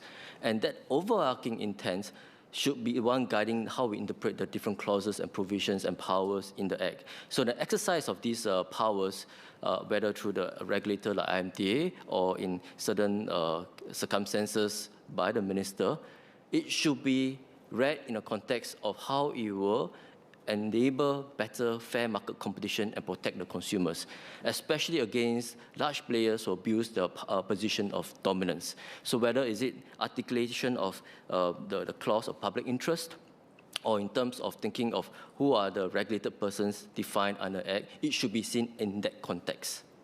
Larger players that may abuse their dominance to frustrate new entrants. So that's one. So that is really the thrust of the IMDA Act. Market structures, market practices, consumer protection.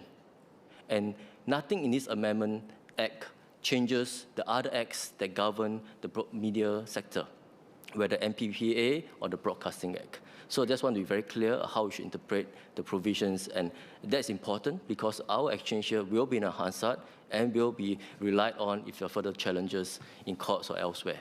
So just want to make that point very clear. And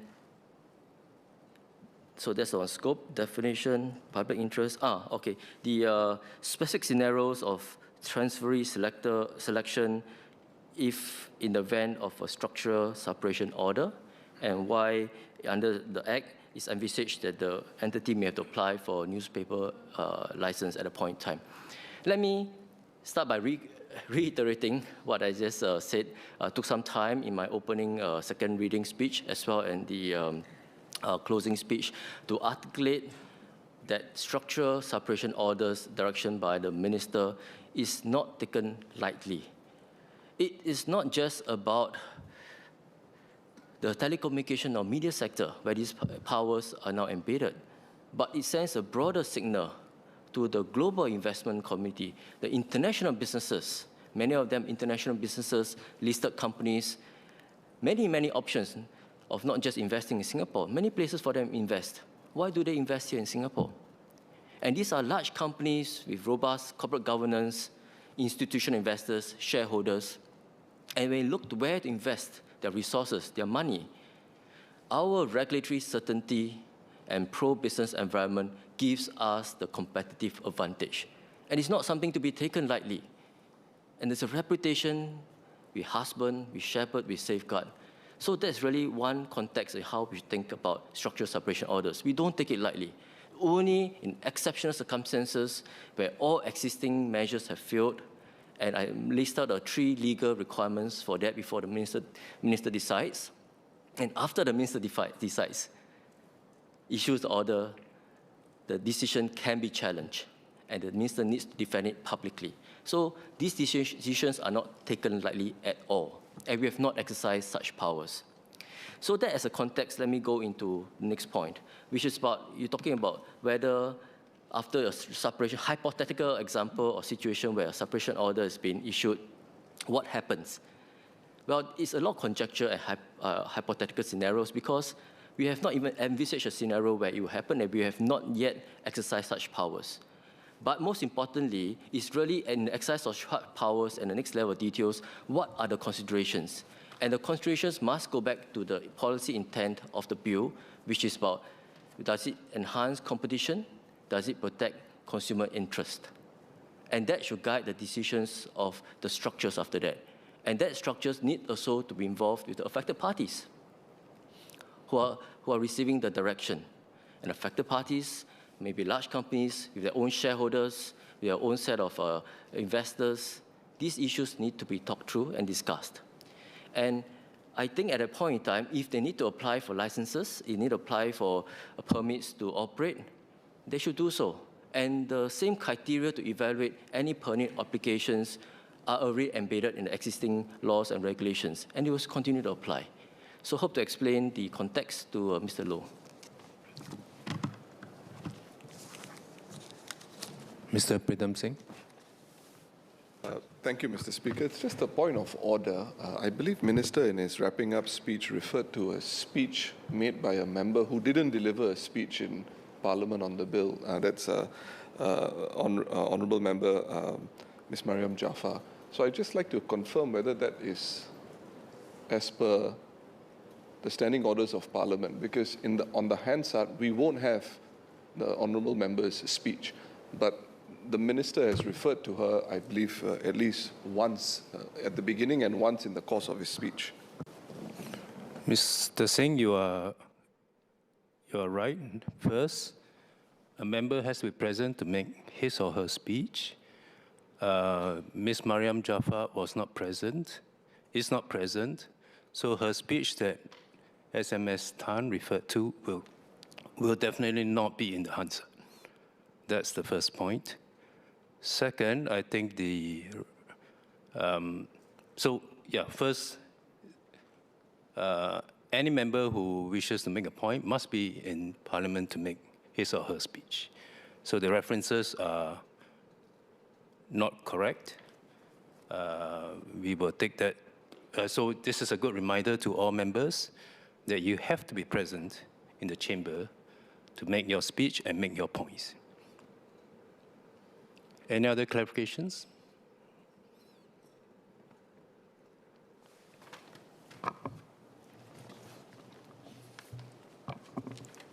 The question is that the bill be now read a second time. Those who agree say aye. Aye. Those who disagree say no. I think the ayes have it. The ayes. Info Communications Media Development Authority Amendment Bill. Committee stage what day? Now, sir, I move that Parliament will immediately resolve into a committee on the bill. The question is that Parliament will immediately resolve itself into a committee on the bill. Those who agree say aye. Aye. Those who disagree say no. I think the ayes have it. The ayes have it.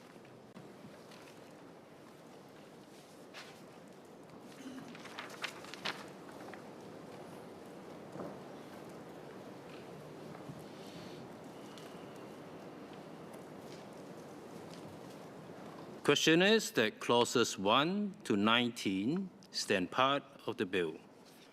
Those who agree say aye. Aye. Those who disagree say no. I think the ayes have it. The ayes have it. Bill to be reported.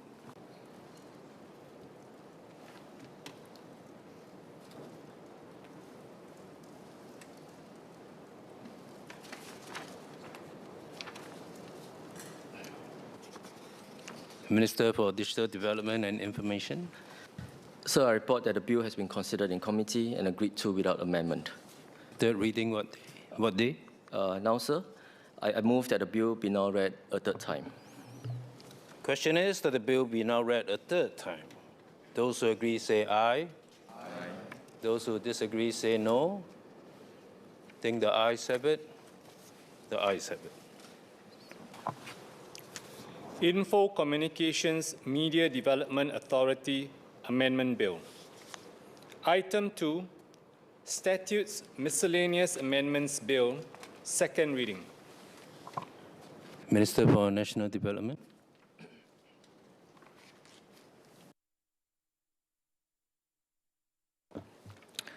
Mr. Speaker, sir, on behalf of the Minister for National Development, I beg to move that the bill be now read a second time. The Statutes Miscellaneous Amendments Bill contains 21 clauses and makes miscellaneous amendments to several acts.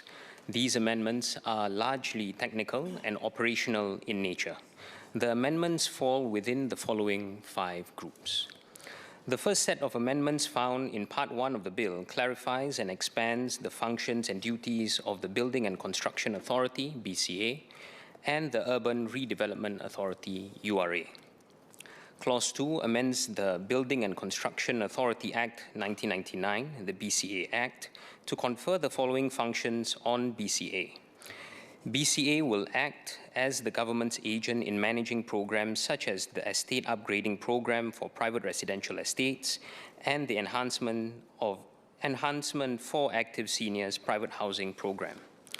BCA will also take on the function of maintaining foreshore structures belonging to the government and erected on any part of the foreshore that is state land allocated to MND.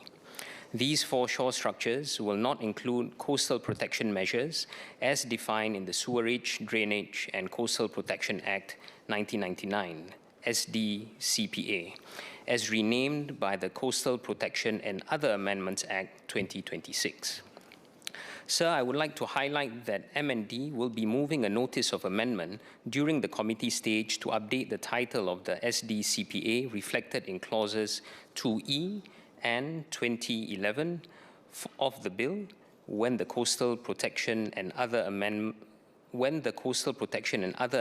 Act 2026, which is passed but not in operation yet, comes into operation. Thirdly, BCA will provide administrative support to the Professional Engineers Board and Strata Titles Board in the performance of their respective statutory functions. Clause 3 amends the Urban Redevelopment Authority Act 1989 to confer the following functions on URA. URA will undertake and coordinate the planning of infrastructure for transport, utilities, and other infrastructure in Singapore.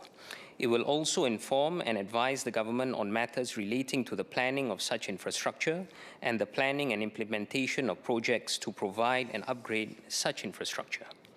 URA will also provide administrative support to the Board of Architects and the Street and Building Names Board in the performance of their respective statutory functions, as well as the Controller of Housing in relation to the administration of the Housing Developers Control and Licensing Act 1965 and the Sale of Commercial Properties Act 1979.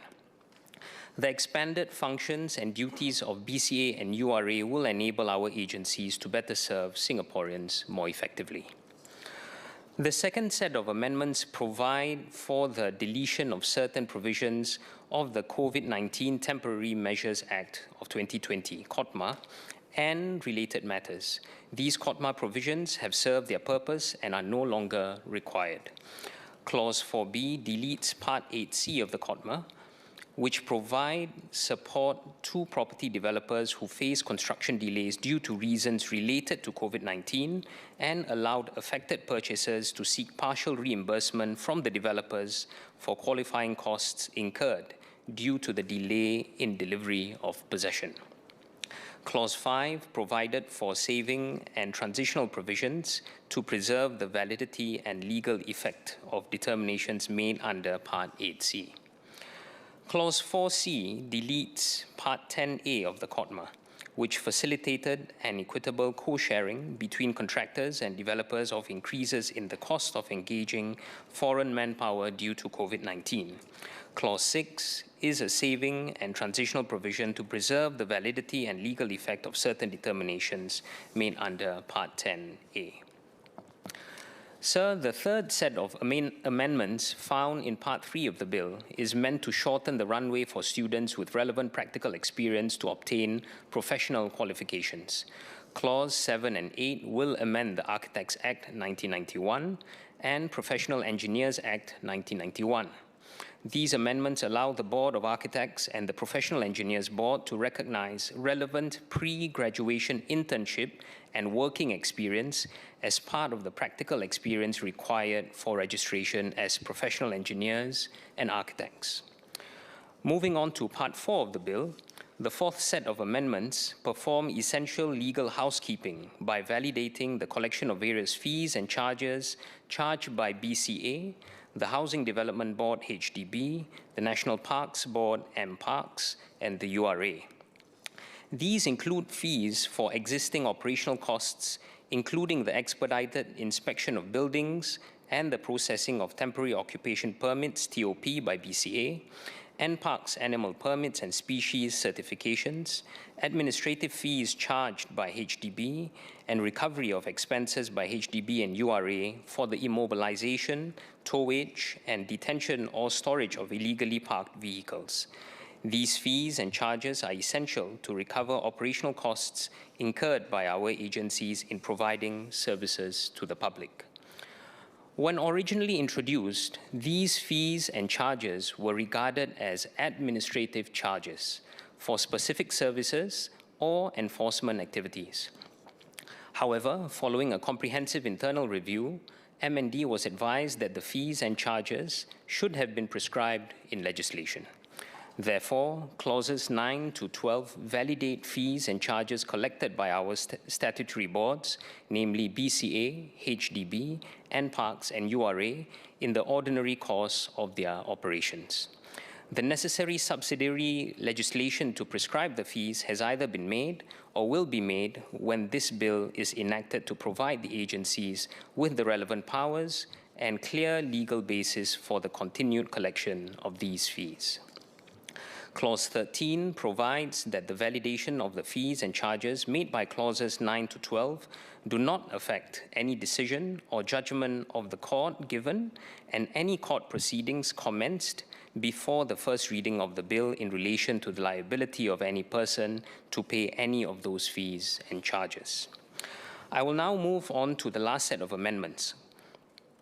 Clause 14 amends Section 31(5) of the BCA Act so that the maximum license period for BCA aggregate importers license is increased from the current 2 years to 5 years as a pro-enterprise measure. Clauses 15 and 16 are housekeeping amendments. Specifically, Clause 16A updates definitions regarding floor area to reflect the current position set out in subsidiary legislation. Clause 15 deletes an amendment to the Building Strata Management Act 2004, previously passed in Parliament in 2017, and Clause 16B to F reenacts that amendment in such a way that it can be brought into force in different stages.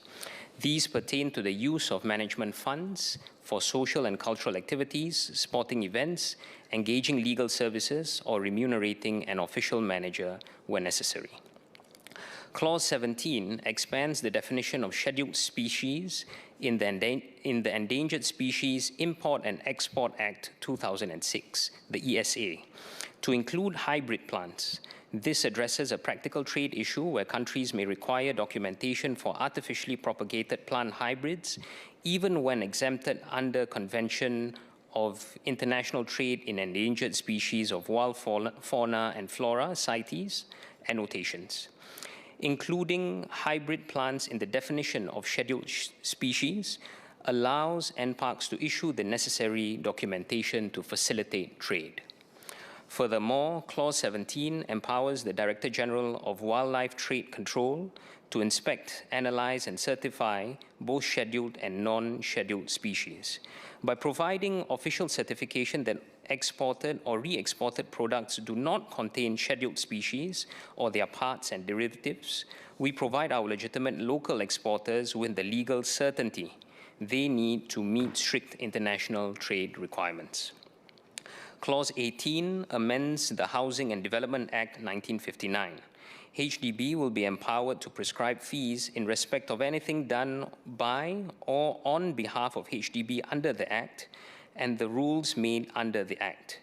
Further, the amendments will expressly allow HDB to recover charges and expenses related to the immobilization, removal, and storage of unlawfully parked or abandoned vehicles in HDB common property and open spaces.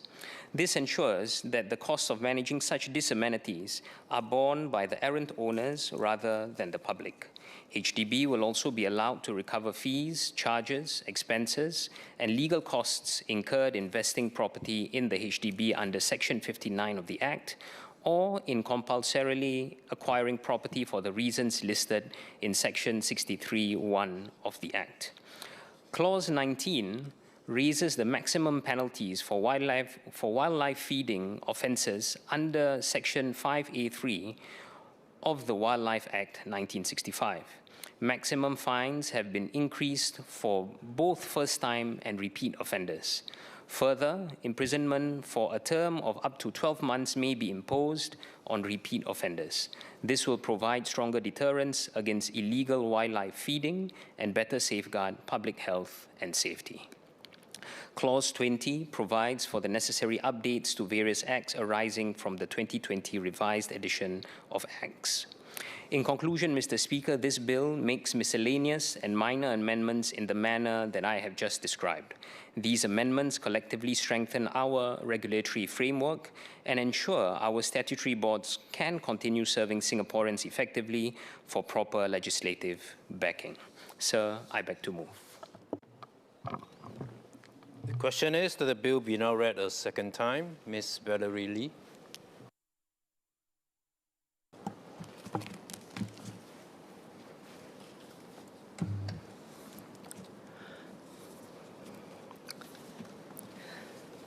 Mr. Speaker, in my constituency, I represent residents across both HDB estates and private developments.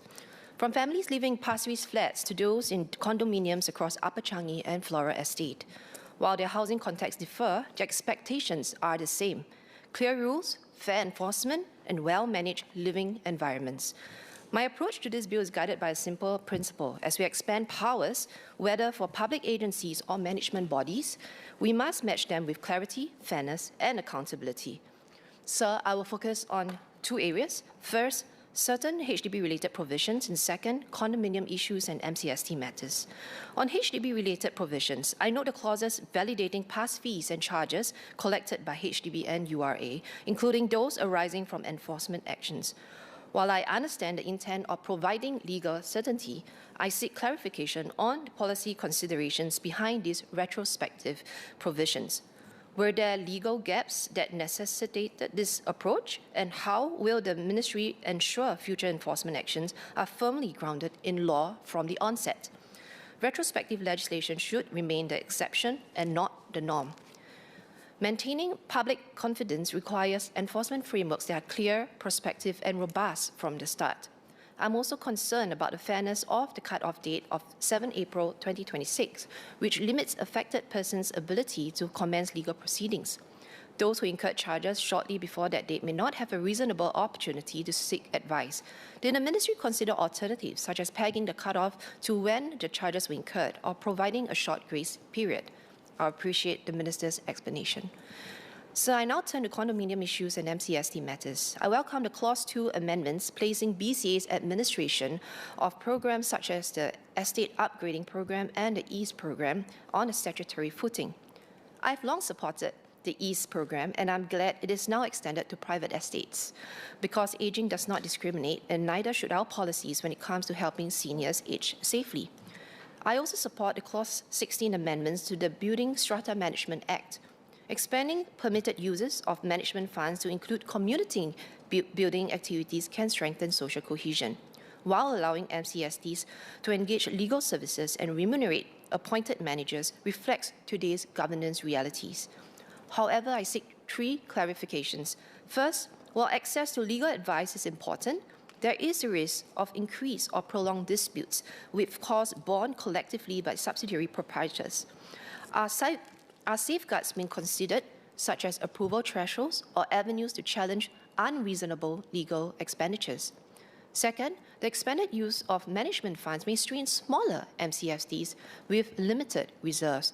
How does the Ministry intend to ensure financial prudence, and will there be guidance on balancing community activities with long-term sustainability? Third, as responsibilities expand, Council members, many of whom are volunteers, will need greater support. If mandatory training is introduced, will it include practical guidance on financial management, governance, and planning community initiatives? Sir, this bill moves us in the right direction. But as we expand powers, whether for public agencies or MCSTs, we must match them with clarity, safeguards, and accountability. With these clarifications, I support the bill and look forward to the Minister's response. Thank you. Mr. Muhaimin Malik. Sir, the Statutes Miscellaneous Amendment Bill spans a wide range of topics, many of significant concerns to Singaporeans. Today, I will speak on 4 amendments especially relevant to my work in Sengkang. First, the empowerment of the Building and Construction Authority, BCA, to administer private estate upgrading programs. Second, increased penalties for wildlife feeding. Third, the expansion of scope for MCST management fund utilization. And finally, HDB's cost recovery for compulsory acquisitions. Sir, I am happy to see that Jalan Merdu in Sengkang has been shortlisted as one of the private estate earmarked for the Estate Upgrading Program, EUP. The maintenance of estate amenities has always ranked high in the list of concerns among both private and public estate residents. With respect to this amendment, I would like to raise 2 specific questions for the Ministry of National Development, MND. First, on the enhancement for active seniors private housing program, Clause 2 amends Section 8.1 of the Building and Construction Authority Act 1999 to confer on BCA the duty to act as an agent of the government in managing, implementing, and administering programs such as enhancement for active seniors private housing program. Currently, the EAST program for public estates falls under the HDB, with BCA now undertaking management of the EAST program for private estates. I would like to seek clarity on the implementation framework. How does BCA plan to partner with management corporation strata titles to implement the installation of fixtures? Will BCA appoint contractors directly to coordinate installations and maintain quality control across all private estates, or will MCSTs retain the discretion to hire their own contractors? If the latter, what quality assurance mechanisms will BCA put in place to ensure consistent standards across diverse contractors and estates, given the MCSTs have varying levels of capacity and expertise? Sir, as of January 2025, the EAST program for public estates has benefited 140,000 households. As the program is extended to private estates, it is important that robust implementation and quality assurance frameworks are in place to ensure similar positive outcomes. Second, on post-completion maintenance of the estate upgrading program, the same amendment confers on BCA the duty to act as an agent of government in management, implementation, and administration of programs established and funded by the government for the upgrading of public spaces, infrastructure, and facilities in private estates. While the BCA is given a role in consultations and site assessments, the bill does not clearly address who bears responsibility for estate maintenance and upkeep after upgrading works are done. I will ask the Ministry to clarify whether this responsibility continues to rest with BCA, and if so, whether commensurate support will be extended to them. Sir, neighbourhood estates are shared spaces that form a collective memory for all Singaporeans. Ensuring a fair, transparent, and sustainable allocation of resources is critical to the longevity of such programs. Sir, now I would like to speak about the increased penalties for wildlife feeding. Clause 19 amends Section 5A3 of the Wildlife Act 1965 to increase the penalties for an offence that relates to the intentional feeding of any wildlife in any place. Over the past year, I have raised several parliamentary questions on the management of our pigeon population. Residents regularly flag concerns about pigeons roosting on aircon ledges, and some have even had birds fly into their kitchens and balconies. I therefore welcome the bill's stronger stance on wildlife feeding.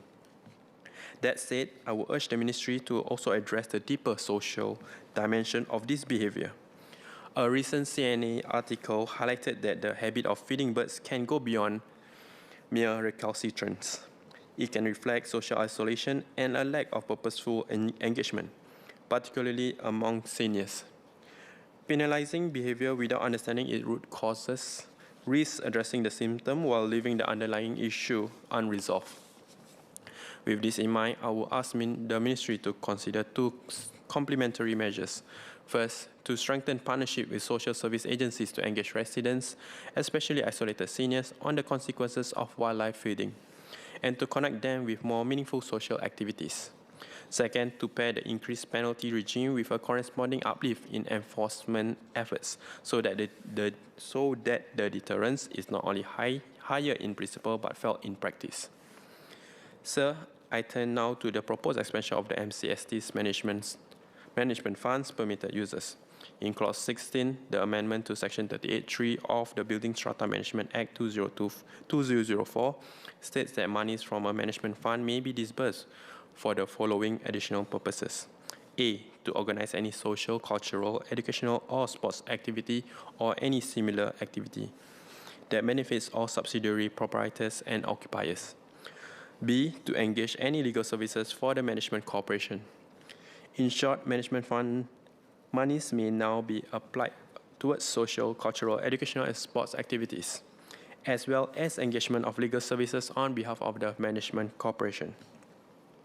Management funds are, at their core, contributions made collectively by subsidiary proprietors, residents who trust that their money will be managed prudently and in interest of the estate. Any expansion how these funds can be used therefore warrants careful scrutiny. Under the current framework, expenditures above a prescribed threshold must be authorized through an ordinary or special resolution at the annual general meeting, ensuring that residents have a say in significant financial decisions. I would like to ask the Ministry whether these same safeguards apply equally to expenditures under the newly expanded scope. If a management corporation wishes to draw on the management fund for a social event or legal engagement, would the existing resolution requirements still govern that decision? I raise this because the expansion, while bearing good intentions, opens the door to potential misuse if oversight mechanisms are not clearly extended to cover these new categories. The use of management funds for legal services is of particular concern. Without clear parameters, there is a risk that funds could be directed towards legal proceedings that serve the interests of a few rather than the collective. I will ask the Ministry to clarify what safeguards are in place to prevent such outcomes and whether additional disclosure or reporting obligations will accompany this expanded scope. Sir, expanding what the management fund can be used for is a meaningful shift in financial governance for strata communities. Getting the safeguards right is just as important as getting the scope right. Sir, I wish to raise a final point concerning cost recovery by HDB in compulsory acquisition exercises. The clause in question amends Section 59, 63, and 67 of the Housing and Development Act, enabling HDB to recover fees, expenses, and legal costs from any compensation payable, whether in cases of property vesting under Section 59 or compulsory acquisition under Section 63. According to figures released by the MND, 203 HDB flats were compulsorily acquired between January 2020 and June 2022. Of this, 82% involve mortgage arrears. While this represents a small fraction of the broader home ownership population, each case is not merely a statistic, but a family in genuine financial distress. In light of this, I would like to pose two questions to the MND. First, will there be a cap on the amount that may be clawed back from compensation payable to affected households? Second, for families who face not only mortgage arrears but other concurrent financial obligations, whether the Ministry will include a statutory floor below which compensation cannot be reduced by deductions to ensure that no family walks away from compulsory acquisition with an amount insufficient to secure alternative housing. To prevent abuse, the floor will be activated as long as the government is satisfied that the family is truly in dire straits, through standard evaluation procedures already in place for assessing means. Sir, the Singapore Statutes Miscellaneous Amendment Bill introduces meaningful changes across multiple domains, affecting residents of all walks of life. My remarks today have centered on four areas of concern. First, the need for a robust implementation framework governing estate upgrading program. Second, ensuring the increased penalties for wildlife feeding are accompanied by a proportionate social support. Third, establishing clear safeguards around the expanded use of MCST management funds. Fourth, securing compassionate support for families facing compulsory acquisition by HDB. Taken together, these are not merely technical amendments. They have real consequences for real Singaporeans. I urge the Ministry to address this concern directly so that the bill's intentions are realized, not just in letter but in spirit. delivering outcomes that are fair, sustainable, and humane for all. Mr. Fadli Fauzi.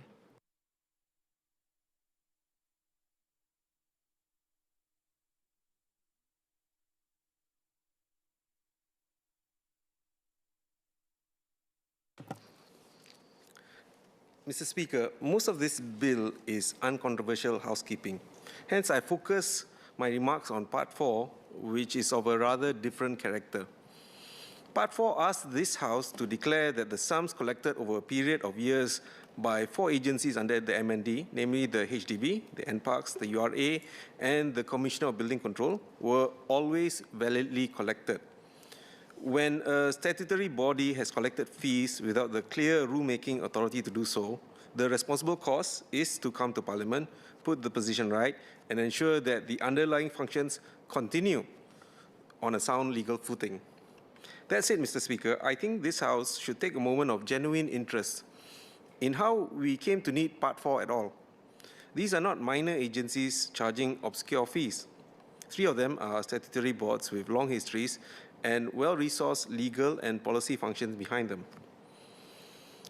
The list of affected collections includes some of the most routine transactions a citizen in Singapore will have with the state: paying to expedite a TOP application, paying to register as a renovation contractor, paying a release fee after a vehicle has been clamped in the car park at the foot of one's block.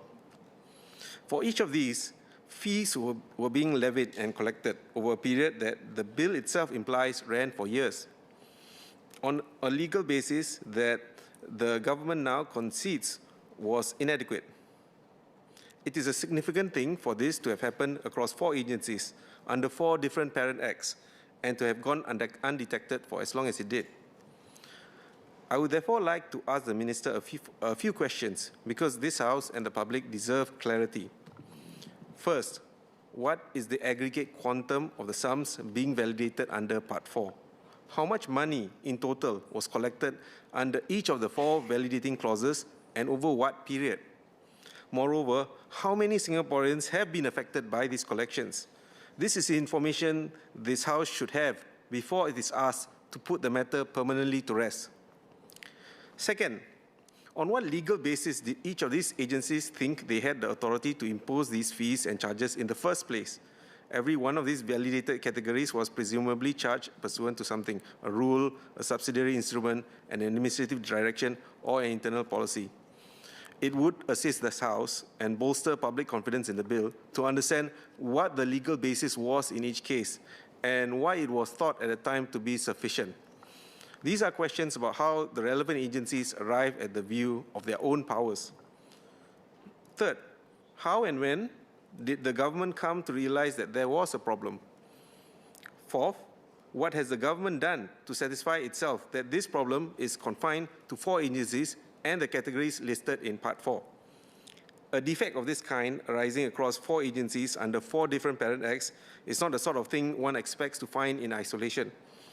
Are there something specific to the internal processes of these agencies that led to all 4 of them to independently arrive on a mistaken view of their rule-making authority?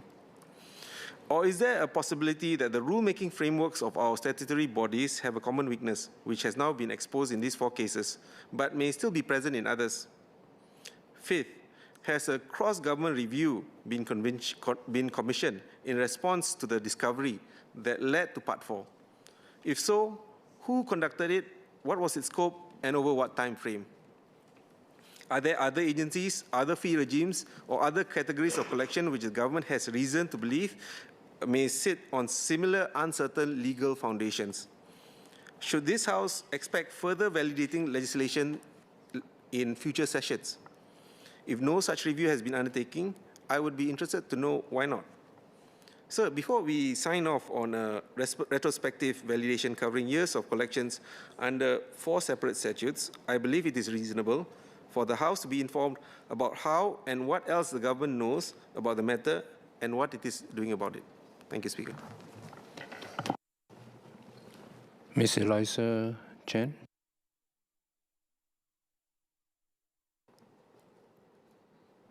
Not here. SPS Said Harun. Oh, sorry, Ms. Haslina Abdul Halim.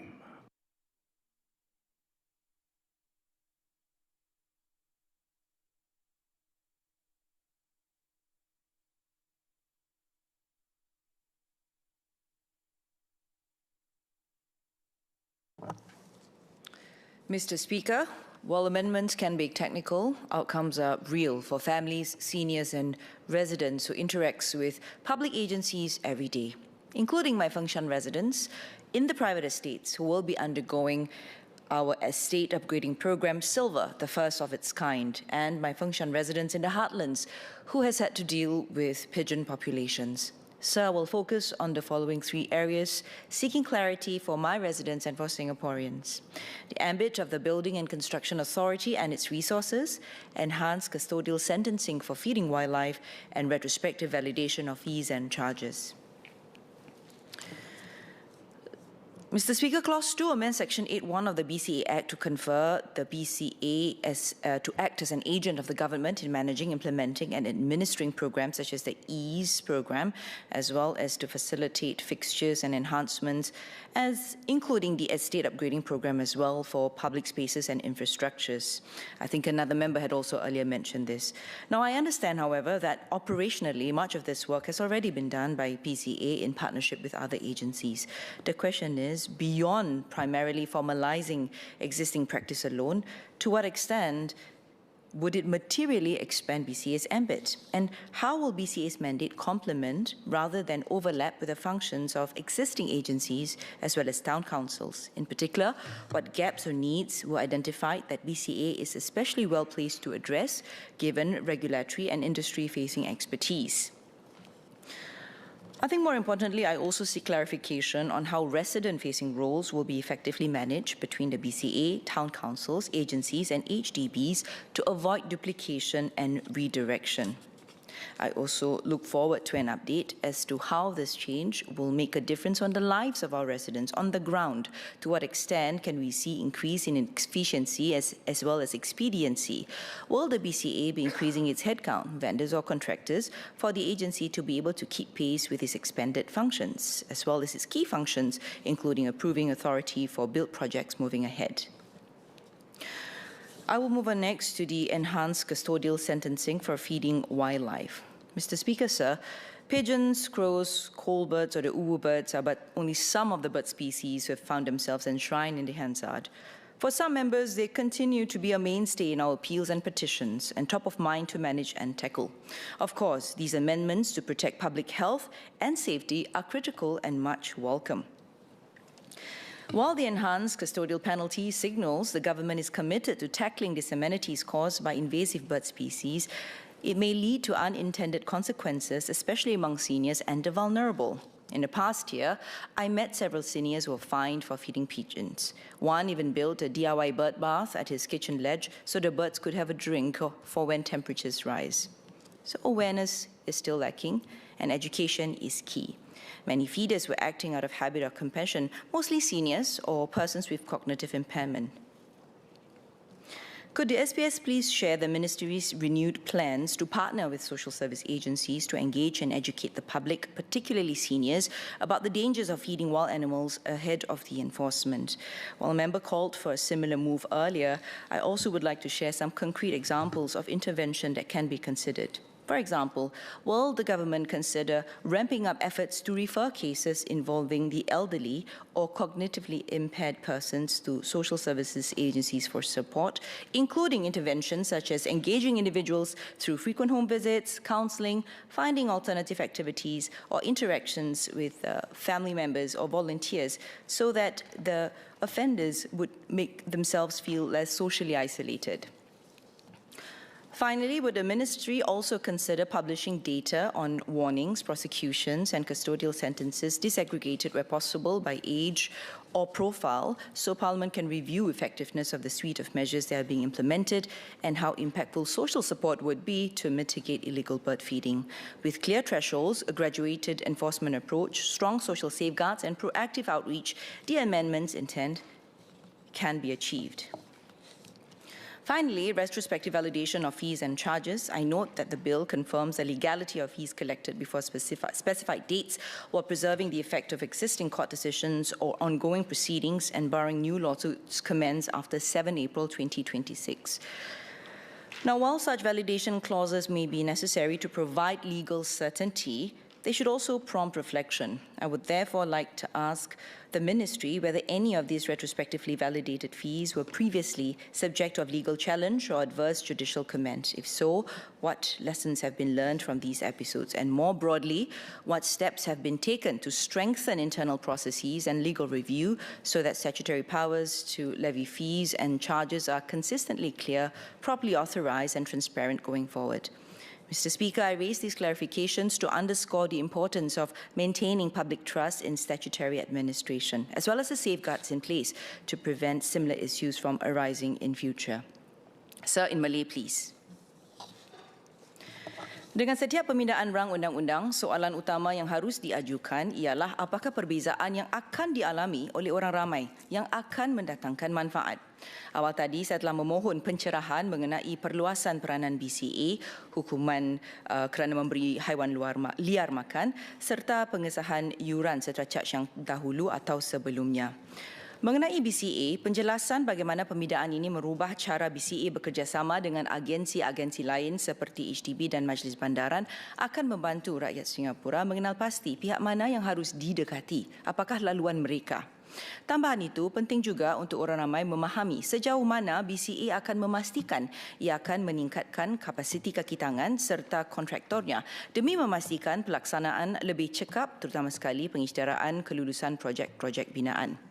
Sementara itu, mengenai hukuman yang meningkat seganda atas kesalahan memberi haiwan liar makan, saya akur.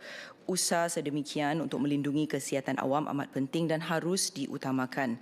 Namun persiapan juga harus dipertingkat supaya kesan kepada warga emas dan mereka yang berkeperluan kognitif dapat ditangani. Saya mengesyorkan pendekatan yang bersepadu, penglibatan awal, pendidikan dan kesedaran serta kerjasama dengan agensi perkhidmatan sosial ataupun SSA amatlah penting. Umpamanya, kes yang melibatkan warga tua atau orang kurang upaya boleh dirujuk menerusi lawatan rumah, kaunseling maupun sokongan mengenal pasti aktiviti alternatif. Saya juga menyarankan untuk perkongsian maklumat secara terbuka supaya keberkesanan pemindahan ini boleh diteliti kita bersama. Akhir sekali, mengenai pengesahan yuran serta caj yang dahulu atau sebelumnya, apakah di antara langkah-langkah yang akan diperkukuh untuk memastikan ketelusan dan pemahaman? Tuan Speaker, walaupun teknikal, pindaan akan meninggalkan kesan nyata kepada kehidupan penduduk. Maka itu, penjelasan, pencerahan, pendekatan dan pendidikan amat penting. Mr. Speaker, this bill appears to be technical, but it is necessary to understand how provisions will be implemented as there are implications for governance frameworks, coordination between agencies, public confidence as well as awareness. I look forward to the Ministry's responses. Notwithstanding the clarifications, Mr. Speaker, sir, I support the bill. Mr. David Ho.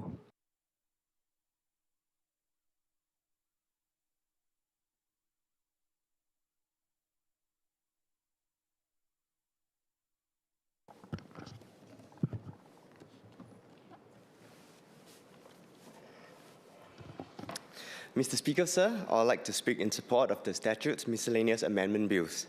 I'm not going to speak on every part of the bill, but instead I wish to focus on 5 specific areas where the amendments directly affect residents' lived experience, professional pathways, and public understanding. My first point is about the expanded role of BCA in private residential estate. This bill allows BCA to act as an agent of a government in managing, implementing and administering programs for upgrading of public spaces, infrastructure and facilities in private residential estates. The stated aim is to improve the quality of life of residents in those estates. I welcome this move. Very often, when we talk about estate upgrading, our mind turns to HDB estate. And this is understandable because HDB houses about 80% of our resident population. But aging in place, mobility and safety are not only issues faced by people who live in HDB, but also many seniors who live in private estates too. When I visit Faber Hill Estate in my constituency, I meet a sizable number of seniors there, and this bill matters to them. because it affects their daily living. This senior shared with me that even as they age, they no longer want to drive. They want to walk. They want to take public transport. They want to rely just on their legs. Therefore, I welcome this bill, the role that BCA plays in private estates to improve quality of life. However, I would like to ask the minister if we could clarify what does quality of life, how is it defined in this case, and how do we measure? Because this phrase sounds simple, but it really can mean different things to different people. For one resident, quality of life could mean nicer landscaping. For another, it's better lighting at night. For an elderly resident, it's about being able to safely walk from the home to the bus stop. For those on wheelchair and walking aid, it is whether the pavements are even and whether they are safe enough for crossing. So I hope the ministry will be able to share what indicators are we looking at to assess quality of life, impact, and such upgrading works. In other words, the question shouldn't be, did we build something? But it should be, did we make life meaningfully better for our residents as a result of all these things that we are building? My second point concerns about the bill provision of BCA to provide administrative support services to bodies of professional engineer board and strata title boards. Could the minister also clarify what does this entail in practice? For example, does this refer to secretary support, shared services, case administration, IT system service, or operational functions? This will help us to better understand how these amendments improve efficiency while preserving substantive independence and professional judgment of these bodies. Administrative support can sound mundane, but it shapes how efficiently and responsively public-facing bodies will operate. If a professional board or tribunal has a good administrative support, application can be processed faster, correspondence may be clearer, and members of public may receive more timely response. At the same time, administrative support should also strengthen efficiency without blurring the roles of relevant boards. So I appreciate clarification on how BCA support will be structured. Third, I would like to talk about URA's expanded role in coordinating transport, utilities, and other infrastructure planning. This, in my view, is an important amendment. So allow me to now return back to the issue of mobility, especially for our seniors. In my constituency, residents have shared their concerns about overhead bridge not having lifts. At Faber Hills Estate, many residents have been asking for years whether we could build a lift in the overhead bridge linking from Faber Drive to New West Park, because honestly, they would prefer just to walk across the bridge to have their breakfast there. Furthermore, residents have also requested for a lift of an overhead bridge at Block 343, Clementi, for more than 10 years. And Speaker, sir, it pains me every single time when I go on house visit, residents say the same thing. They say, David, every time I take a bus and I stop in front of Block 343, there's a flight of stairs. We just stand there and wait for someone to come and help us to carry our groceries up. These lifts matter to these seniors, because they have to climb up a flight of stairs. Hence, if we are able to build lifts on overhead bridge, this matters to our seniors. My main point here is this. Whether seniors living in private estate or public estate, the need for better infrastructure to support mobility matters to our seniors. This is especially true, as I said, for elderly seniors, residents with mobility issues, parents with prams, or caregivers accompanying someone frail. An overhead bridge without lift access can be a real obstacle, especially in our mature estate. So when URA takes a clearer coordinating role in transport and infrastructure planning, will this help agencies, including LTA, where relevant, identify, prioritize such accessibility gaps more systematically, including overhead bridges without lifts? I appreciate that agencies such as LTA will continue to lead many of these efforts, but I hope the minister can clarify how URA enhanced role will improve coordination and responsiveness to the ground. If URA's role is to coordinate the planning of transport, utilities, and other infrastructures, then I hope the coordination will be felt not just in master plans or major development, but also in the small practical improvement that affects daily lives. Because sometimes, the most meaningful infrastructure improvement is not the most dramatic one. It is the one that allows elderly residents to be able to make their journey independently, safely, with dignity. My fourth point concerns recognizing pre-qualification of practical experience for architects and professional engineers. Let me just make this clear, I support this move. For young people entering the built environment, the path to professional registration can be long and demanding one. It's not that after you graduate with an engineering degree, you immediately become a professional engineer. That's not true, because it is a long and demanding one today. Practical experience matter, because their practical experience helps to shape judgment, confidence, and professional competency. If a person has acquired relevant experience before formal qualification, then it is sensible whether these experiences should be counted. This is especially important because if we want to attract and retain talent in the built environment sector, because many young people want meaningful careers, but they also look at how long the pathway takes and whether the system recognizes the work they have already done. So in principle, I actually support this bill and this direction. However, the built environment is also one where public safety is directly at stake. Let me explain. Because architects and professional engineers make decisions that will affect building infrastructure and safety of our public. So while we make pathways more flexible, we must be careful that we do not dilute standards.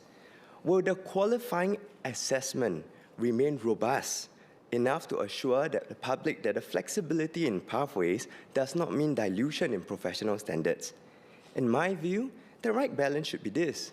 Do not make pathways unnecessarily long or rigid, but also do not make flexibility to become ambiguous. If pathways are shortened, then public assurance must be strengthened. My fifth point concerns the inclusion of hybrid plants under endangered species framework. I understand the intent. If hybrid plants derived from scheduled species are not covered, then there might be loopholes that could be exploited in illegal wildlife and plants trade. And Singapore has a role to play in preventing such trade and supporting conservation. I support this intent. But I would also like to point out from a practical point of view, from an ordinary consumer, especially those who buy plants online, many might not exactly know what is a hybrid plant. I'll be honest to confess to everyone, while preparing for this bill, I also don't understand what exactly is a hybrid plant. And I had to go Google, oh, so this is how a hybrid plant looks like. So what am I trying to say here? Many consumers who are just buying plants, they really might not know what constitutes a hybrid plant. So they may not know its origin, whether it's derived from a regulated species. So I'd like to ask the government how the government will ensure that ordinary individuals do not unknowingly break the law. Will there be public education efforts explaining what kind of plants are affected? Will there be simple consumer-facing guidance with pictures or example? More broadly, could the minister clarify where the responsibility would lie in common scenarios when a consumer buys plant from an online overseas store or a local retailer sells plant without clearly indicating whether it might be a regulated hybrid? I raise this because strong regulation should go in hand with strong awareness. Now, I'd just like to make a brief point on the validation of past fees and charges. The bill validates various fees and charges previously collected by agencies as BCA, HDB, MParks, and URA. In plain English, this means that Parliament is asked to confirm that certain sums collected in the past are to be treated properly and legally collected. I understand that from time to time, legislation that may need to regularize technical gaps or clarify legal basis for administrative practice. But whenever Parliament is asked to validate past collections, it would be helpful for the government to, number one, explain clearly what happened, number two, whether any members of the public were materially affected. While I have trust in the integrity of our public servants to do good by Singaporeans, public trust must continue to be sustained and strengthened when such matters are explained clearly and candidly. Mr. Speaker, sir, let me conclude by saying that I support the bill. As with many bills of this nature, the real test is whether the resident will feel the difference. If BCA were to take on estate upgrading in our private residential estate, residents should feel that their daily mobility, safety, and comfort have improved. If URA is coordinating infrastructure planning, seniors should feel that agencies are working together to solve real access issues on the ground. If professional pathways are made more flexible, young people should feel that their experience is recognized, while the public must remain assured that standards are not diluted. If hybrid plants are brought in within the regulatory framework, the ordinary consumer should be educated clearly so that compliance is practical and not confusing. And where past fees and charges are validated, the public should receive clear explanations so trust is preserved. Thank you. Mr. Andre Loh.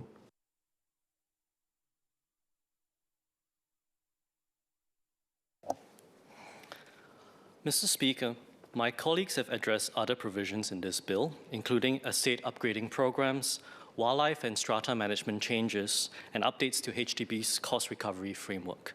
I have nothing to add on those parts. My concern is Part 4, the retroactive validation of past fee collections. Parliament sometimes has to correct administrative mistakes when an agency has been collecting fees without proper legal basis and foundation, and that gap is discovered. This House may need to regularize that position. This is unremarkable in itself. What is not unremarkable is the full scope of what Parliament is being asked to do. We are not simply being asked to validate past collections, we are also being asked to simultaneously extinguish citizens' rights to challenge those collections in court permanently. For anyone who had not commenced proceedings before the 7th of April 2026, the date of the first reading of this bill, this is not mere legal housekeeping. It is a significant step, and Parliament deserves the information to assess whether it is a justified one. We have not been given that information. In 2023, when this House debated the Constitution of the Republic of Singapore, bracket Amendment number 3, close bracket bill, a bill to enable President Tharman to hold international appointments in his private capacity, with its operative provisions backdated to the date of his inauguration. Then Deputy Prime Minister Lawrence Wong stated that backdating upsets expectations and prejudices individuals who rely on the existing law. He went on to argue that the backdating in that bill was acceptable because no one was actually prejudiced. That is one possible test for when retrospective legislation may be appropriate and a reasonable one. And it is precisely a test that Parliament cannot apply today because the government has not told us who was affected by these collections, by how much, or for how long. We are being asked to bar citizens from bringing claims without knowing whether those claims could have had merit. There is a second point the government needs to address. In the Goods and Services Tax Amendment Bill 2024, which addressed wrongly charged GST on government fees, the government drew a principled line. The 18 fees it acknowledged as genuinely wrongly charged, collected against its own policy intent, were refunded. Validation was reserved for a separate category. Fees the government maintained were correctly charged in substance, where the legal basis was uncertain due to inconsistent agency interpretation. Refund for what was wrong in substance, validate for what was ambiguous in law. This House approved that approach, and now consider where the agencies referred to in this bill sit on that spectrum.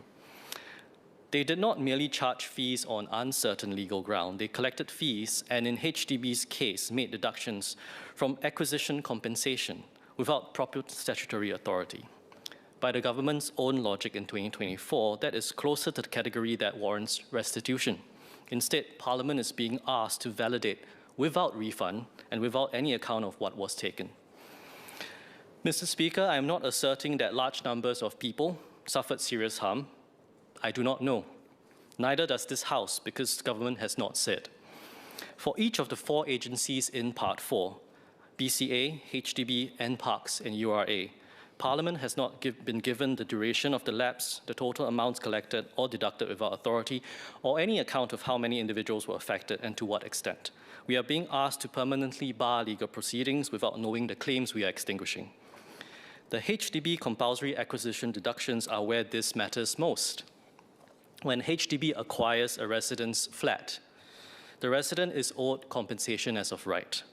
If HDB was deducting its own administrative and legal costs from that compensation without statutory authority, then affected residents receive less than what the law entitled them to. Clause 18 prospectively authorizes such deductions going forward. That is Parliament's prerogative. But Part 4 simultaneously declares that past deductions were always lawful and closes the door on any legal challenge. Those who had already commenced proceedings before 7 April retain their rights, but everyone else is permanently shut out from that date, an arbitrary line drawn at the moment of first reading. I would add only this. If the deductions were trivial and affected very few people, the government can say so. The information exists. If the answer is reassuring, disclosure costs nothing. Its absence is harder to explain. I will not dwell on this, but it warrants a brief observation. 4 statutory boards under one ministry have simultaneously been found to have operated outside of their statutory remit. The bill regularizes the legal position. It does not explain how this came about across all 4 agencies at once, and it puts no mechanism in place to prevent a recurrence. Mr. Speaker, in Mandarin, please. 议长先生，今天我们讨论的这项法案涉及到一个非常基本的公平问题。简单来说，一些政府部门在没有法律允许的情况下，向公众收取了一些手续费。现在政府希望通过修改法律，让这些过去不合法的收费变得合法，并且彻底关上大门，不再允许受影响的市民通过法律途径讨回这些费用。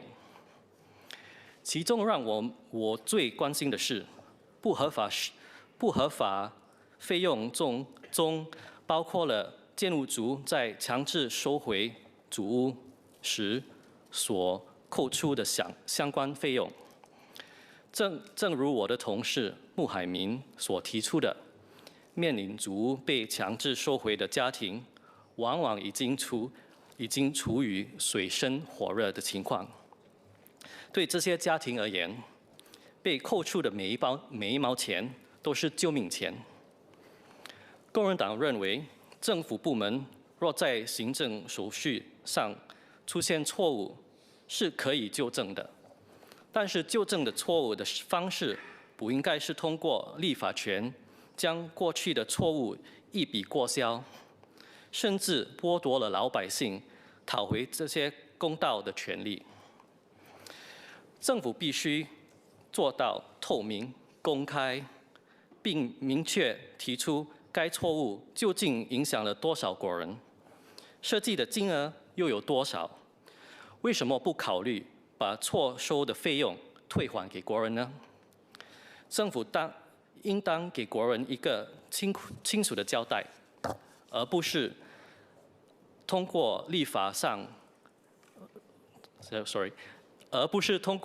让这件事不了了之。Mr. Speaker, the Workers' Party's position is not that administrative lapses can never be retrospectively corrected. They can. And this House has approved such corrections before. The concern now is more specific. Parliament is being asked to extinguish citizens' legal rights without being given the basic information to assess whether that is appropriate. Who was affected, by how much, and why restitution, that is, refunds to the affected individuals, especially those whose flats have been compulsorily acquired, was not considered. That information has not been provided. The government's own standard, set as recently as 2024, requires more than this. Ms. Elisa Chen.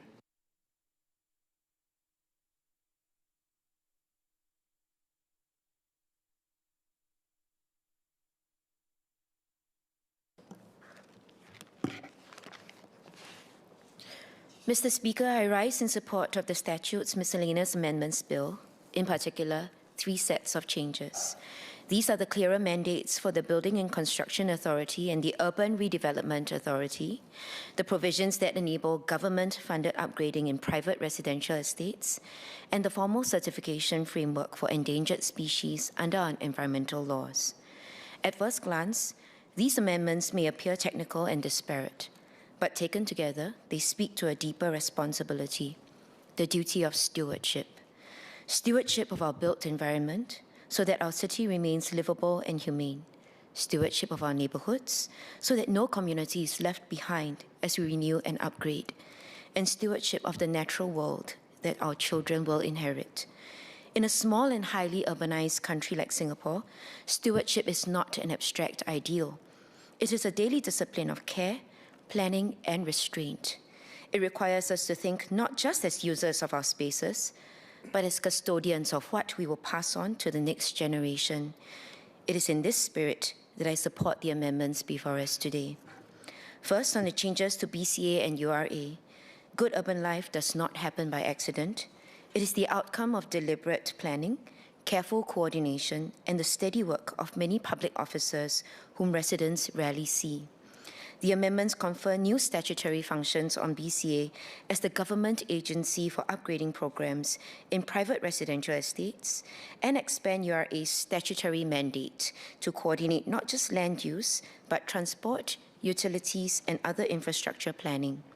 This clarity of mandate is what allows agencies to act decisively instead of passing issues from one agency to another in a way that frustrates the public. Citizens do not experience the world in terms of which agency is in charge of which function. They experience whether the footpath is shaded and barrier-free, whether the bus stop is sensibly located, and whether a new development minimizes disruption to daily life. In a land-scarce city like Singapore, this kind of integrated planning is essential to our quality of life.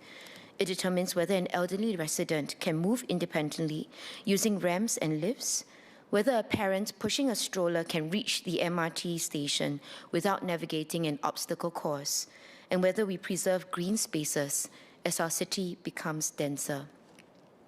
I support these changes because they move us towards a model of urban governance, where agencies are empowered to collaborate and solve problems together. That is how we can make a dense city feel humane, gracious, and livable. Second, I support the policies that enable upgrading for private residential estates. For many years, we have rightly invested in upgrading and renewal for public housing estates. This has kept older HDB towns livable and vibrant, and it reflects our social compact that public housing should remain a good home throughout a person's life. However, good urban life does not stop at the boundary of an HDB precinct. Many Singaporeans live in older private estates, in walk-up apartments, strata developments, or landed homes, where common spaces are aging and accessibility features are lacking. By giving clearer statutory powers for government-driven upgrading programs to extend to private residential estates, we recognize that the quality of the environment in these neighborhoods also matters for social cohesion and inclusion. In some older estates, residents have shared concerns about uneven pavements that are dangerous for seniors, or the lack of resting points between bus stops and homes on slopes. Some management corporations struggle to gather enough resources or consensus among owners to implement barrier-free access or senior-friendly features or even upgrading lifts. These amendments provide a stronger legal footing for the government to step in with structured upgrading schemes. This can support improvements that benefit the wider community, such as accessible paths, safer crossings, greened walkways, better drainage, as well as intergenerational fitness and play areas and green spaces where young and old can come together, enjoying enriched social connections and a rejuvenated local community. Of course, we must design cost-sharing, co-creation, and citizen consultation arrangements carefully so that homeowners are treated fairly and the voices of tenants, seniors, and caregivers are properly heard. Done well, this is an investment in making every neighborhood, public or private, a place where people of different ages and abilities can live well together. Third, I strongly support the provisions that formalize certification for endangered species and related products. Singapore is a small country, but we are a significant node in regional and global trade. These amendments add weight to our existing commitments under international frameworks, such as the Convention on International Trade and Endangered Species of Wild Fauna and Flora, and ensure that our participation is not symbolic. They carry real responsibility to ensure that our ports, airports, and marketplaces do not become conduits for the exploitation of endangered wildlife. But beyond regulations, we must also confront the profound suffering endured by the trafficked animals. When animals are trafficked, they are exposed to terrible conditions. They are crammed into carriers with poor ventilation for days, if not weeks, with many dying from stress, dehydration, and suffocation during transit. Those that make it into our homes suffer from physical and psychological trauma. The reptiles with spinal issues from overbreeding and the Indian star tortoises who struggle to adapt to tropical humidity are all examples of the cruelty inflicted on sentient beings if we allow such trade to take place on our shores. A clearer certification framework, including for hybrid plants or products derived from scheduled species, gives traders, travelers, and enforcement agencies a common understanding of the rules. It will help legitimate businesses to prove that their goods are compliant, and it helps the authorities to act swiftly and fairly when there is suspicion of illegal wildlife trade. As markets for exotic plants, animals, and derivatives become more complex with hybrids, online trading, and niche collectors, we cannot rely on outdated or vague definitions. Can we aspire to be a city that prospers while setting high standards for environmental stewardship? By tightening our endangered species regime and making certification more robust, we signal that Singapore chooses to acknowledge the incredibly hidden but rich native biodiversity. Our precious and sensitive ecosystems support some of the rarest species on Earth, the Sunda pangolin, Singapore freshwater crab, and straw-headed bobo. Each illegally trafficked animal carries more than suffering on the individual level, but the potential to change our natural habitats and change our biodiversity and landscape forever. We must instead strive to keep the gentle balance of our natural world so that our children and many more after them may continue to marvel at natural wonder and the wisdom it brings to our society. Last but not least, I would like to speak on the amendments made to the Wildlife Act 1965 with regard to wildlife feeding. Our current penalty framework has not been updated in decades and no longer reflects the seriousness with which we treat wildlife crimes or the subtle ways we harm the ecosystem through our actions, no matter how well-intentioned they may be. With this amendment, we solidify our stance on wildlife feeding and strengthen enforcement, sending a clear message. Wildlife crimes are serious harms. But more importantly, they also reflect a growing understanding that not all harms to wildlife come from malice. Many come from misguided kindness. When residents feed pigeons and crows in our parks and public spaces, they often do so out of genuine compassion and love for animals. However, these birds are remarkably well adapted to urban life and are fully capable of foraging for their own food. In fact, it had been observed that pigeons often forage for food on open fields if they're not given human food. Artificial feeding can disrupt the ecosystem, leading to increased competition with native birds and eventually culling in massive numbers when populations start to affect our human environment. The cruelty is beyond the feeding and culling, but the cascade of consequences onto our native wildlife and neighbours due to our actions. This amendment hopefully invites us to reflect more broadly on our relationship with the way we view urban wildlife. Are these animals that we complain about encroaching into our spaces, or have we rather encroached into theirs? Who truly belongs where, and what does genuine coexistence look like? Can we truly be a city in nature if our greenery is sterile, quiet, and homogeneous? We need more serious, ongoing conversations in our spaces. We must learn that kindness takes many forms, and sometimes restraint is compassion and consideration. Some may have noticed some banners that we have recently put up in Bishan East Sin Ming, trying to address these issues with poems written in 4 languages, reminding people that the truly kind act is not to feed the birds as they are able to forage for food on their own. Some describe the posters as Shakespeare in the wild.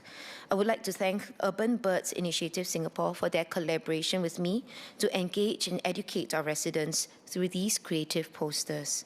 But moving forwards requires not just poetic words, but deep conviction and a willingness to change our attitudes and behaviors, to understand that protecting wildlife often means stepping back and allowing wild animals to remain wild instead of feeding them. Only when we can peacefully coexist with our wild neighbors can we honor our urban environments. That said, I would like to put forth some clarifications about the amendments within this bill. First, on the changes of scope to the URA and BCA Act. How will the enhanced statutory coordinating role of URA interact with existing planning functions of agencies like LTA, HDB, and PUB, and what mechanisms will be used to resolve disagreements in priorities or timelines? Could the government provide clearer criteria or examples of the types of projects where URA will now take the lead in coordination versus where sectoral agencies remain the primary drivers? On the amendments pertaining to upgrading of private estates, what are the key criteria that will be used to identify which private residential estates can benefit from government-funded upgrading, and will there be a transparent application or nomination process? How will the government ensure that less well-off or older private estates, which may have weaker management corporations or more vulnerable residents, are not left behind compared to more organized and better resourced estates? What types of works will be prioritized under these upgrading programs? For example, barrier-free access, safety features, environmental sustainability or amenities, and how will trade-offs be decided? How does the government intend to maintain a fair balance between long-standing commitments to HDB upgrading and the extension of support to private estates so that perceptions of equity are preserved? On the Endangered Species Import and Export Act, has the government assessed the compliance costs and administrative burden on small traders, nurseries, pet shops, and logistics operators? And if so, what were the key findings? Will there be phased implementation, grace periods, or targeted support, for example, guidance materials or clinics, to help smaller players adapt to the new certification regime?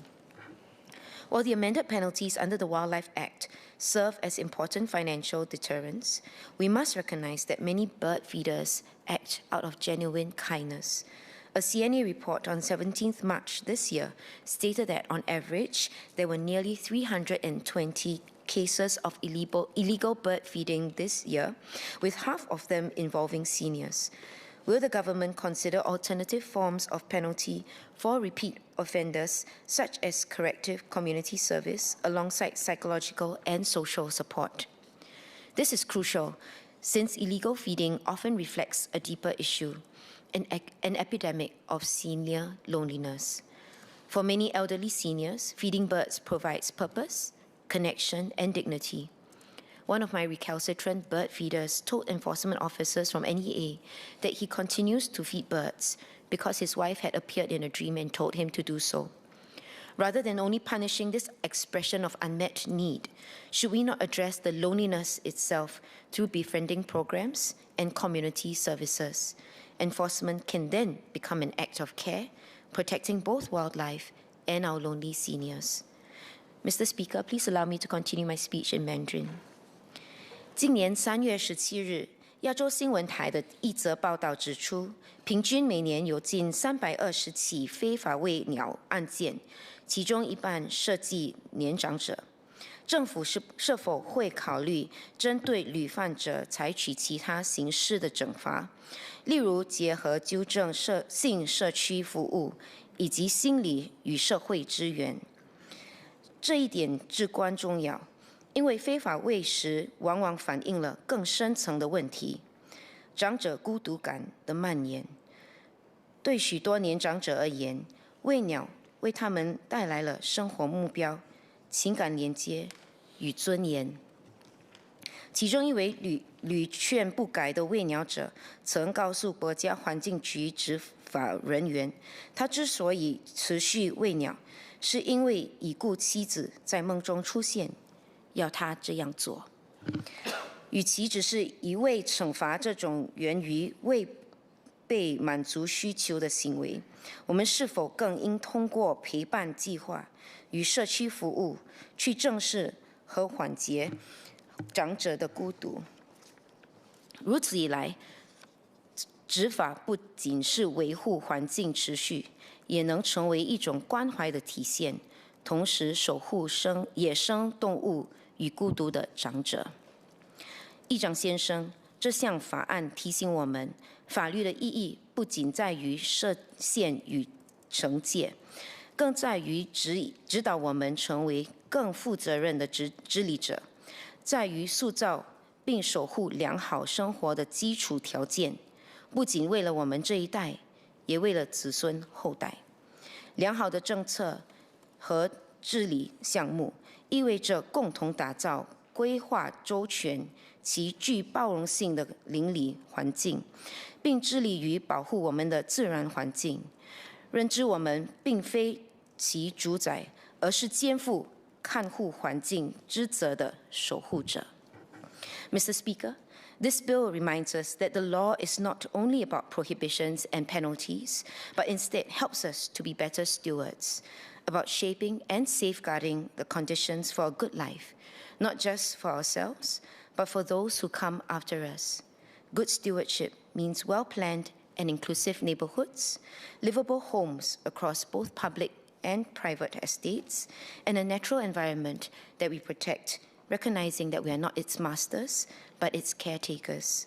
I support the amendments before the House, and I'm confident that if we carry forward this spirit of stewardship across government, communities, and individuals, we will continue to build a Singapore that is not only efficient and livable, but also deeply cared for, responsibly governed, and worthy of being entrusted to future generations. SPS, Dr. Syed Harun.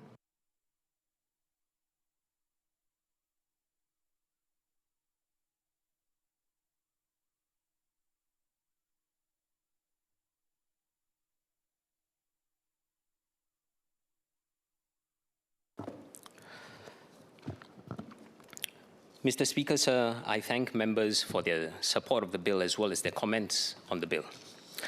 Please allow me to address members' comments in 6 broad areas. The first area is on the expanded functions and duties of the Building and Construction Authority, BCA, and the Urban Redevelopment Authority, URA. Mr. David Ho asked about URA's expanded coordinating role and how it will interact with existing planning functions of agencies like LTA, HDB, and PUB. First, let me clarify that URA already coordinates infrastructure and land use planning as part of its role as Singapore's National Urban Planning Authority. URA works with different agencies through existing interagency platforms and administrative processes to ensure that infrastructure is implemented ahead of time. These are large-scale infrastructure which are planned and implemented to support developments such as industries, public housing, and transport facilities and train lines. URA's role here is to coordinate and resolve differences in priorities and timelines across different projects to ensure quality infrastructure can be delivered in an optimized way. Therefore, what the amendments seek to do is to formally recognize URA's role and give it a clear mandate to coordinate the planning of infrastructure. As individual agencies each have their own development timelines and priorities, URA will coordinate the planning and implementation of major infrastructure such as road viaducts and underground utilities such as water, gas, and electricity networks above a certain scale, to ensure underground space is used efficiently and public disamenities such as repeated road openings are kept to a minimum. The amendments do not supersede the primary planning responsibilities and functions of agencies like LTA and HDB. These agencies will continue to lead planning and implementation of their development and infrastructure within their respective domains, such as for smaller scale municipal infrastructure. For instance, to Mr. David Ho's query, the retrofitting of lifts in overhead bridges will continue to be led by LTA. Agencies will continue to work together to resolve issues which require cross-agency collaboration. With regard to BCA's expanded functions in managing upgrading programs in private residential estates, Ms. Hazlina Abdul Halim asked about how BCA's role will complement that of other agencies, as well as about the resourcing for BCA. Mr. David Ho asked about the criteria for selecting private estates for upgrading, how works are prioritized and coordinated, and how their impact is measured. BCA will manage infrastructure upgrading projects in private residential estates. The respective roles of other agencies such as HDB and NParks remain unchanged. When needed, BCA will work with agencies to coordinate upgrading works as well as engagements with residents. And on resourcing, we will resource BCA as necessary to carry out its functions. Private residential estates are selected for upgrading based on a range of factors. For instance, under the Estate Upgrading Program, EUP, which enhances the publicly accessible common areas in private estates, MND considers factors such as estate's age and physical condition, the urgency of works needed, and whether there is meaningful scope for improvement. The prioritization of upgrading works is based on specific conditions and needs of the estate, with a focus on improvements that directly enhance resident safety, accessibility, and livability. To Mr. Abdul Mohaimin Malik's question about the maintenance and upkeep of the completed works in EUP, the maintenance of upgraded infrastructure and facilities is undertaken by the respective agencies, such as NParks and LTA. A resident-centered approach is adopted for the evaluation of upgrading works to assess whether upgrades make a meaningful difference to residents' daily lives. For example, under the recently launched Enhance for Active Seniors Private Housing or EASE Private program, BCA has introduced a post-installation feedback process to seek residents' views on their satisfaction with the application and installation process and to identify areas for improvement. To Mr. Abdul Mohaimin Malik's question about the EASE Private program, I wish to clarify that BCA appoints the contractors to install the senior-friendly fittings for eligible seniors to improve mobility and safety within their homes. MCSTs are not involved in this process. After installation, the owners or occupants would be responsible for the maintenance of the fittings. We have announced the details of the program in February 2026, and the member may wish to refer to the details of the program on the EASE Private website. Mr. David Ho also asked about the nature of BCA's administrative support to the Professional Engineers Board and the Strata Titles Board, and the governance arrangements which will be put in place to ensure that the independence and judgment of the boards is preserved. I wish to assure the member that BCA's role is strictly administrative.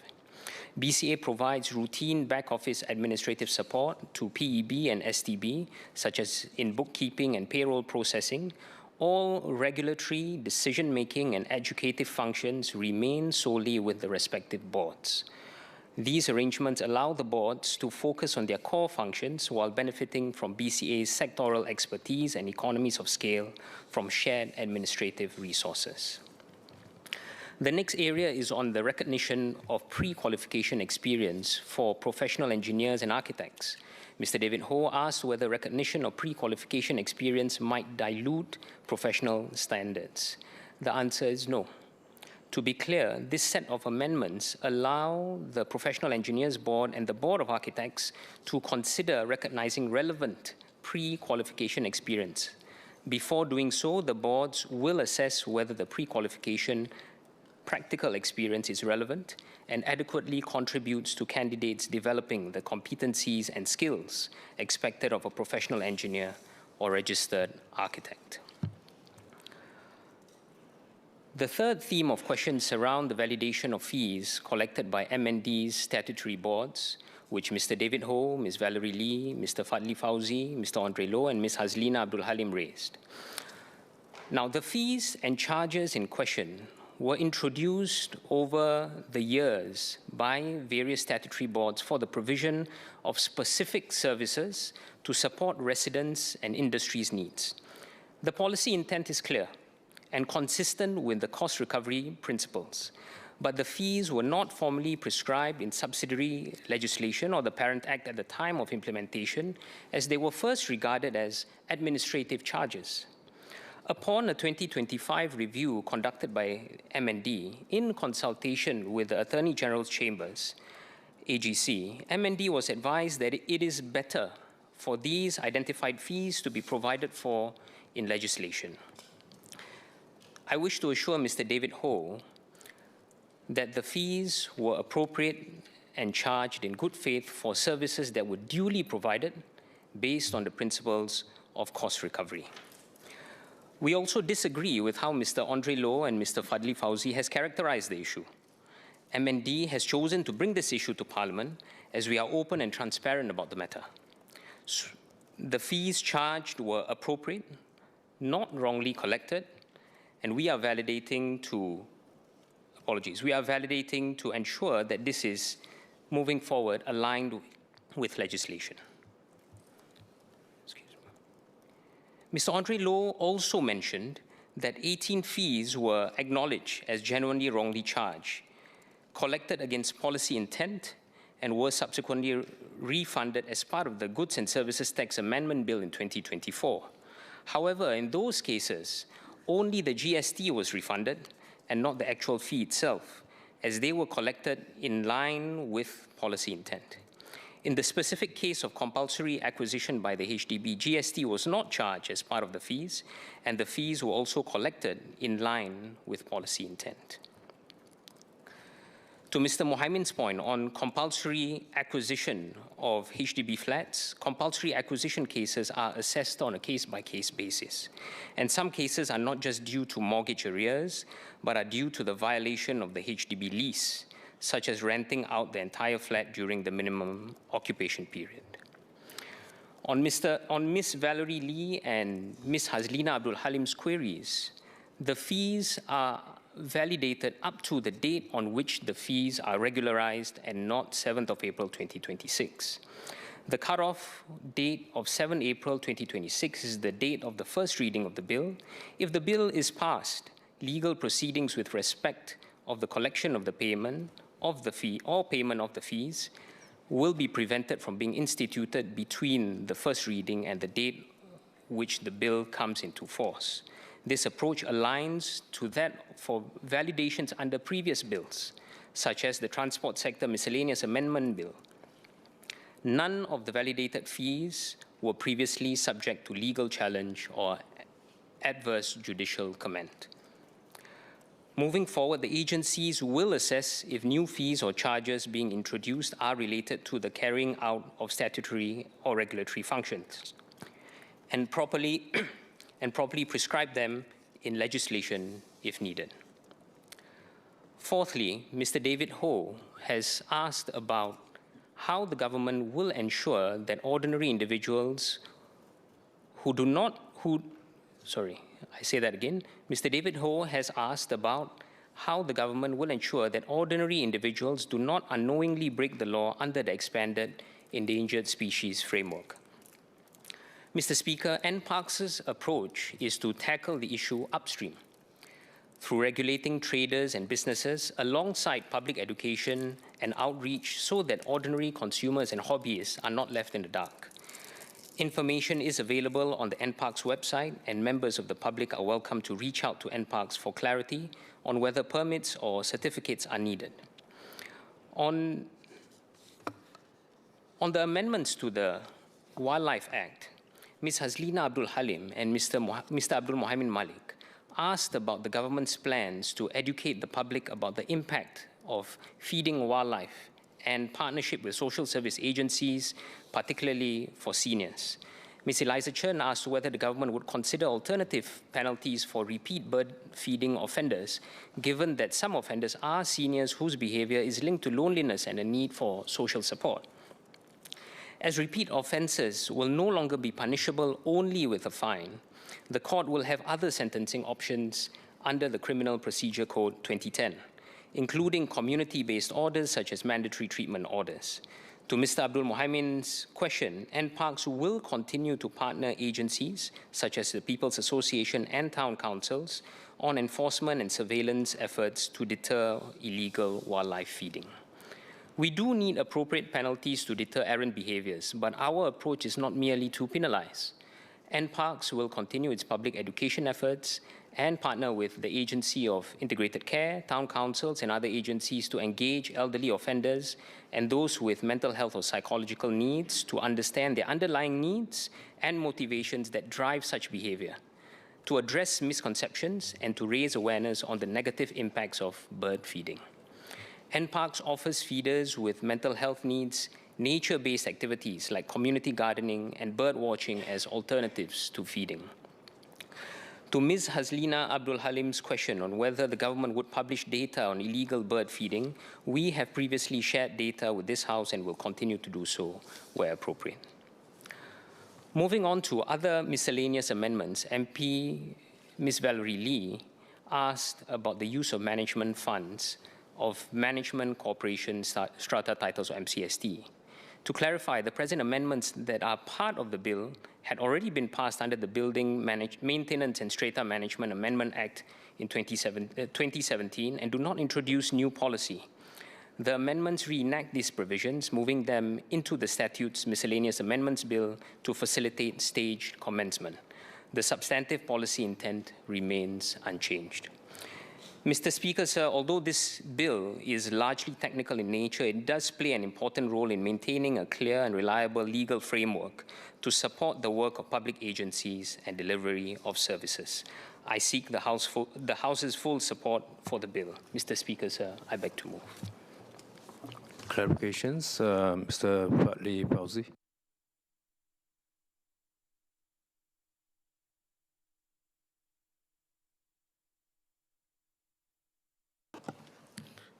I would like to thank the Ministry for the clarifications.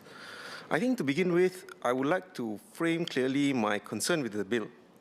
The effect of the bill is to now and forever extinguish the ability of those affected to claim any sort of financial restitution from the government, should it need be. Now, against this, we also have no idea about the size of the people who are affected. We also do not know the quantum affected. Are we talking about hundreds of thousands or hundreds of millions of dollars?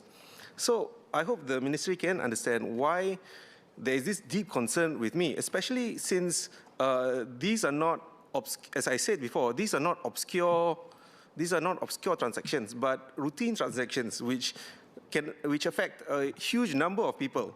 A huge number of citizens of Singapore. And again, these are things like paying to expedite a TOP application, paying to register a renovation contractor. So I hope the Ministry understands why it is, number one, important to get a sense of the numbers and the number of people, the numbers both in the sense of the total amounts that need to be claimed and the total amount of people affected. So I would like to reiterate the questions that I've asked. How much money in total was collected over under each of the 4 validating clauses, and over what period? How many Singaporeans have been affected by these collections? How many are we talking about? And I think it is important to know this information before we decide on this matter. The other thing that sort of makes me apprehensive is that on what legal basis did each of the agencies think that they had authority to impose these fees and charges? Because if I'm not wrong, the SPS said that it was classified under administrative fees. But what was the legal basis of them enabling them or allowing them to understand that they were allowed to charge these administrative fees? So again, I reiterate my second question. What legal basis did each of these agencies think that they had authority to impose these fees or charges in the first place? And of course, lastly, I think that it would be good for this House to reflect on why is it this happened. So I would also like to reiterate my last question on whether a cross-government review has been commissioned in response to the discovery. Because if it has happened for such a routine manner for over a long period of time, one can easily suspect that it may reoccur in other areas so that we can nip this problem in the bud early. Thank you. SPS, Dr. Syed Harun.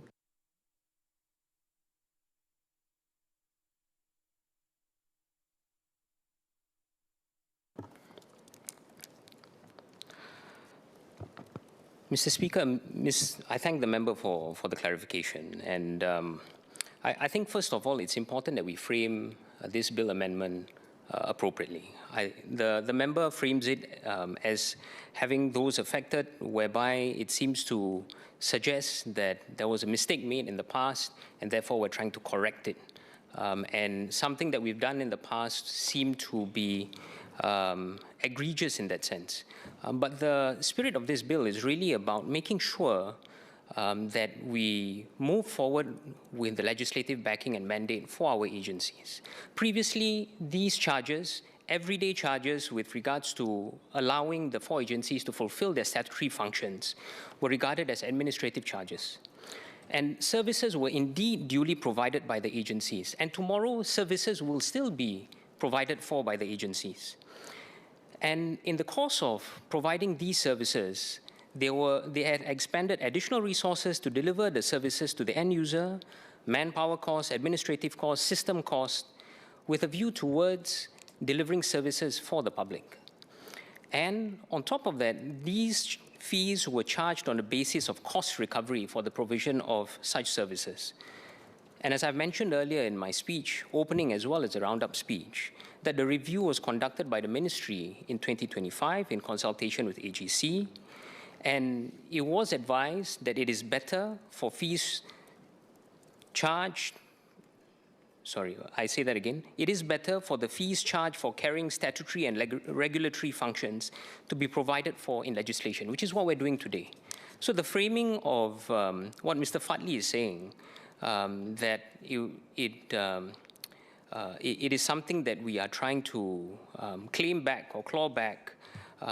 It's not the right framing for which we are actually moving this bill forward. And essentially, it seeks to validate past collections of the same identified fees, which then further ensures that the fees are then subsequently legislated. The agencies are given the legislative backing to further promulgate these fees, and going forward, the fees will be regularized through subsidiary legislation under the relevant parent acts. Thank you. Mr. Fadli Fauzi.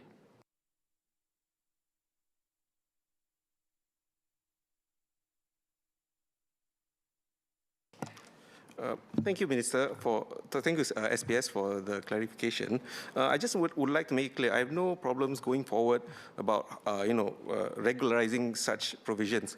My concern is that we have no idea about the actual numbers that are being involved, and we are asked to extinguish the rights of these people to claim any monies. So, would the Minister agree with me that the numbers are important, especially when assessing the risk of any oversight that has occurred with regard to the regulation of this bill? Thank you. SPS.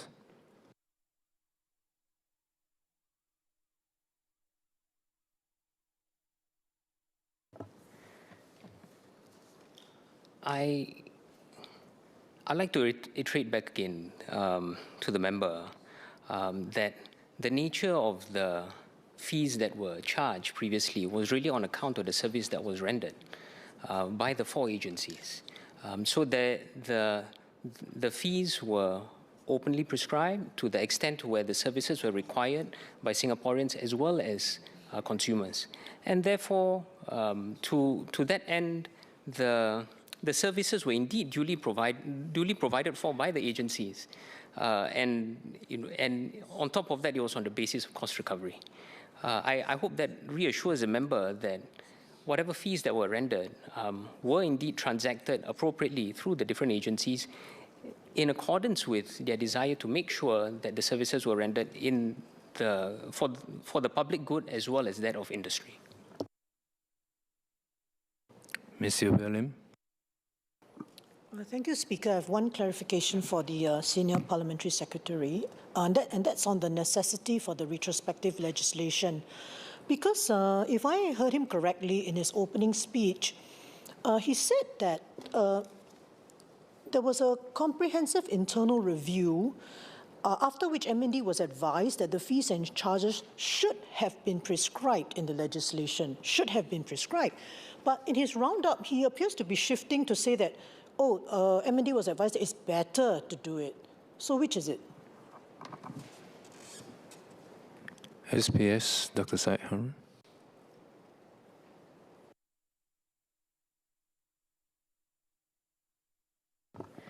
It should have been prescribed, and therefore it was better that it would have been in legislation.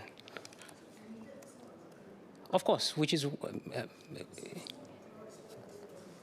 Mr. William, if you would like to respond. Yeah, sorry, sir, I should have stood up. Yeah, so on that clarification, then we are given to understand that the collections were actually not legally authorized.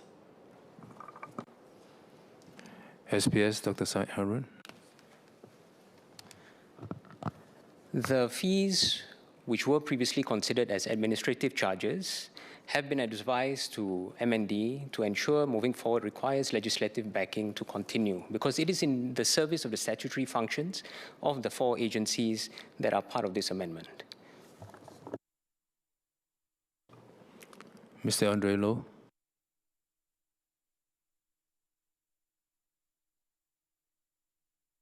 Thank you, Speaker.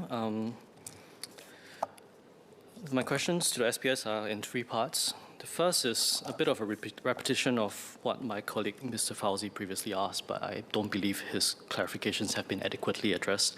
It's simply about the numbers. Are numbers going to be forthcoming? Are they available? I would really appreciate a straight answer. Second, on the nature of the fees collected, I think my colleague Ms. Lim has also alluded to this. You mentioned earlier that fees and charges should have been prescribed in legislation, should have been being the operating terms. Now you are using a number of different terms: duly, appropriate, not wrongly collected, good faith. I think the simple question is, were the fees illegally collected? And I think on a reading of the fact that this bill is before us today, that we are regularizing the position prospectively, it goes to follow logically that previously it was not legal. So perhaps if the SPS could clarify. And finally, it's a very simple question. Will there be refunds? If there are not going to be any refunds, why no refunds?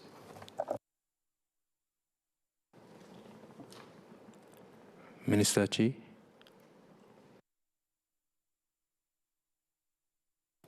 Thank you, Mr. Speaker. Mr. Speaker, I think my colleague, SPS Syed Harun, has explained several times that the fees were previously considered as administrative fees. And he also explained why services were provided and these fees were collected on a cost recovery basis, which is the correct principle. So if the Workers' Party agrees that that is the correct approach, where we provide service, we should recover the costs, which will otherwise have to be funded by taxpayers if we don't do that, then there's really no refund to talk about, because this is not a wrong collection. So I think that's the first point we got to be clear. The second point is, we did this review ourselves together with AGC. It wasn't due to a complaint or a question posed by a member of parliament. We initiated this review and we decided that to be upfront, to be open, to be transparent, we want to bring it to the House and do it properly. Going forward, we want to make sure that we put it into legislation so that there's clarity. And for those fees that were collected in the past, and as I've explained, not wrongly collected. They were appropriate and they were correctly collected. We want to make sure that we validate and we do this through this bill. So I hope we understand what this debate is about and what it is not about. Thank you, sir. Mr. Pritam Singh. Minister, do you have the number of people affected and the quantum of monies we're talking about? Does the government have that information, and is it prepared to share that information in Parliament before we vote on the bill?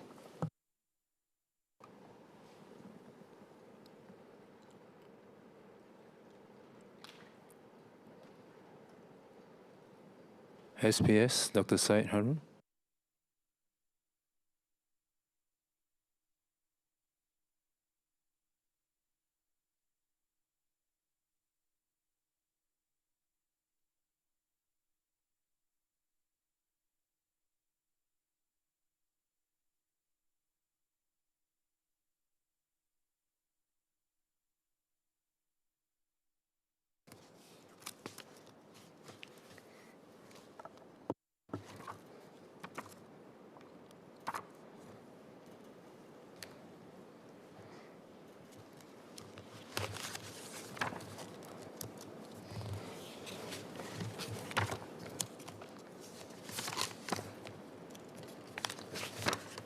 I beg your indulgence, Mr. Speaker.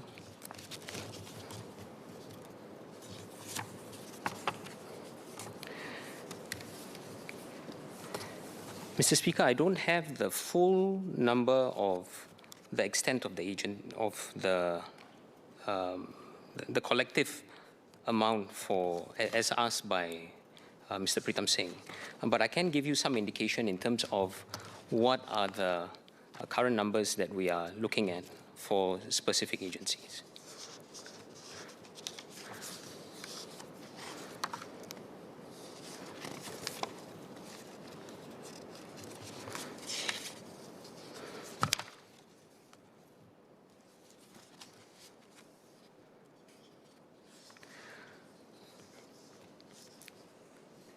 In terms of the fees charged by Housing Development Board, the fees range from $3.27 for the renewal of a policy under the HDB Fire Insurance Scheme for owners who default in renewing the policy to $545 for an application for HDB's consent to sell a commercial property not under the lodgement scheme. We have other administrative fees which are also levied, but in total specific to HDB, as an example,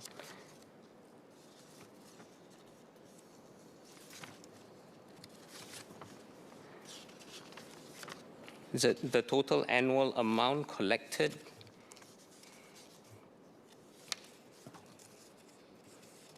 give me a minute just to make sure my numbers are right.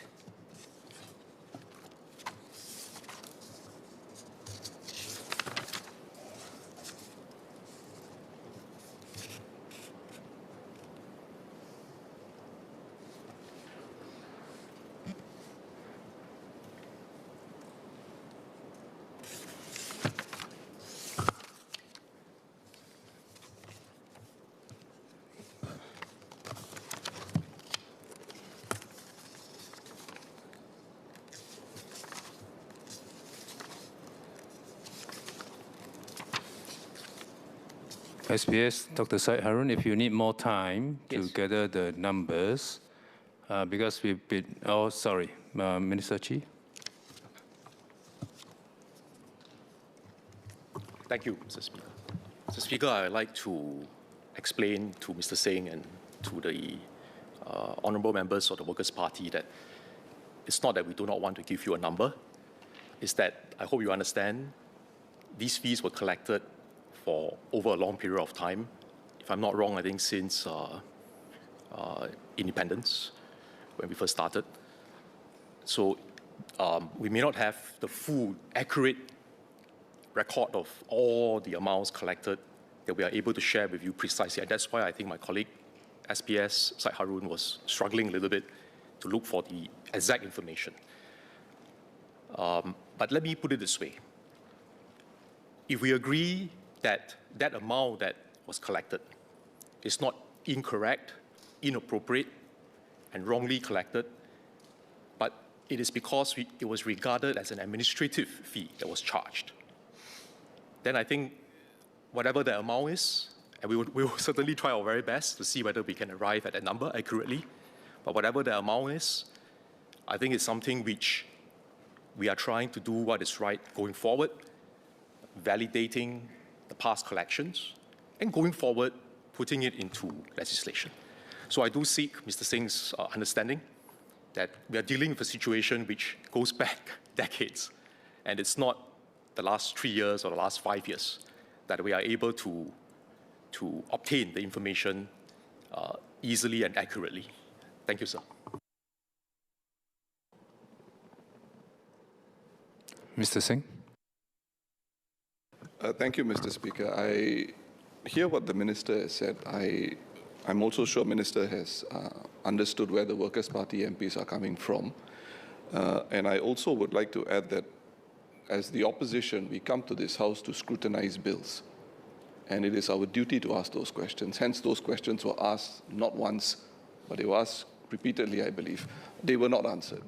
So hence, we had to put that question out, even though I accept what the Minister is saying in terms of how far back it goes. Like in the explanatory statement to the bill, we didn't know that these charges went back to independence. I mean, so this is where we have to ask those questions, or some of them, I beg your pardon. But I note Minister's points, and I hope the SPS and the Minister has also understood the arguments that have been mounted by the Workers' Party MPs. Minister Chi.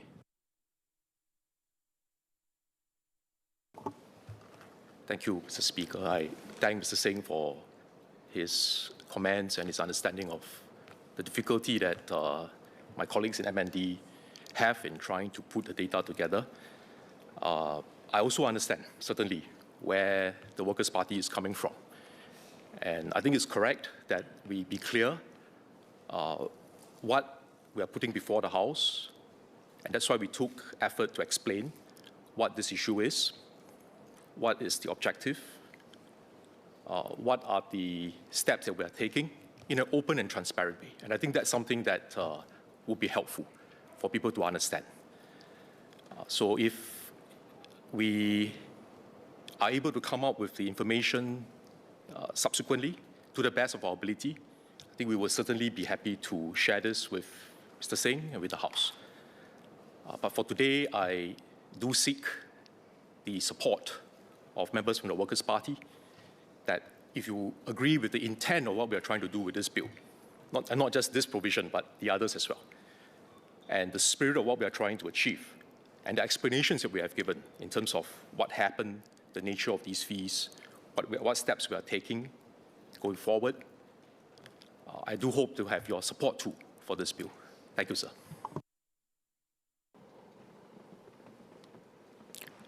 Mr. Gerald Giam. So I thank the Minister for his replies. I understand the difficulty in getting the exact numbers, but is there an order of magnitude that the government can provide as to how many such fees were collected and what's the total quantum? Just an order of magnitude. It doesn't have to be an exact number. And secondly, given the difficulty, is the government prepared to refund these fees, these fees which were illegally collected? And is the government prepared to provide at least a window of time for the claimants to make a claim for these fees which were not correctly collected? Minister Chi. So, Speaker, I'm sorry, I cannot agree with the way Mr. Giam has characterized the issue with his latest remarks. I've explained earlier that these fees were not illegally or wrongly collected, and they were not inappropriately collected. I've explained why. Services were provided, costs were incurred. We were trying to recover the costs for providing these services. So there isn't a wrong collection that we are required to refund, or we should refund. So this is quite different from the previous case that Mr. Andre Loh cited about the GST, where indeed some of the amounts were wrongly collected, And for that one, the government provided the refund. And in cases where indeed that mistake was made and the wrong collection happened, I think that is the correct thing to do, and we have done it, and we would do it. But in this situation, I hope Mr. Giam understands the explanation that I've been, and my colleague SPS Harun had been providing, which is that these were actual services that were provided, fees were collected based on cost recovery, and so it was not a wrong collection. Thank you. Mr. Fadli Fauzi.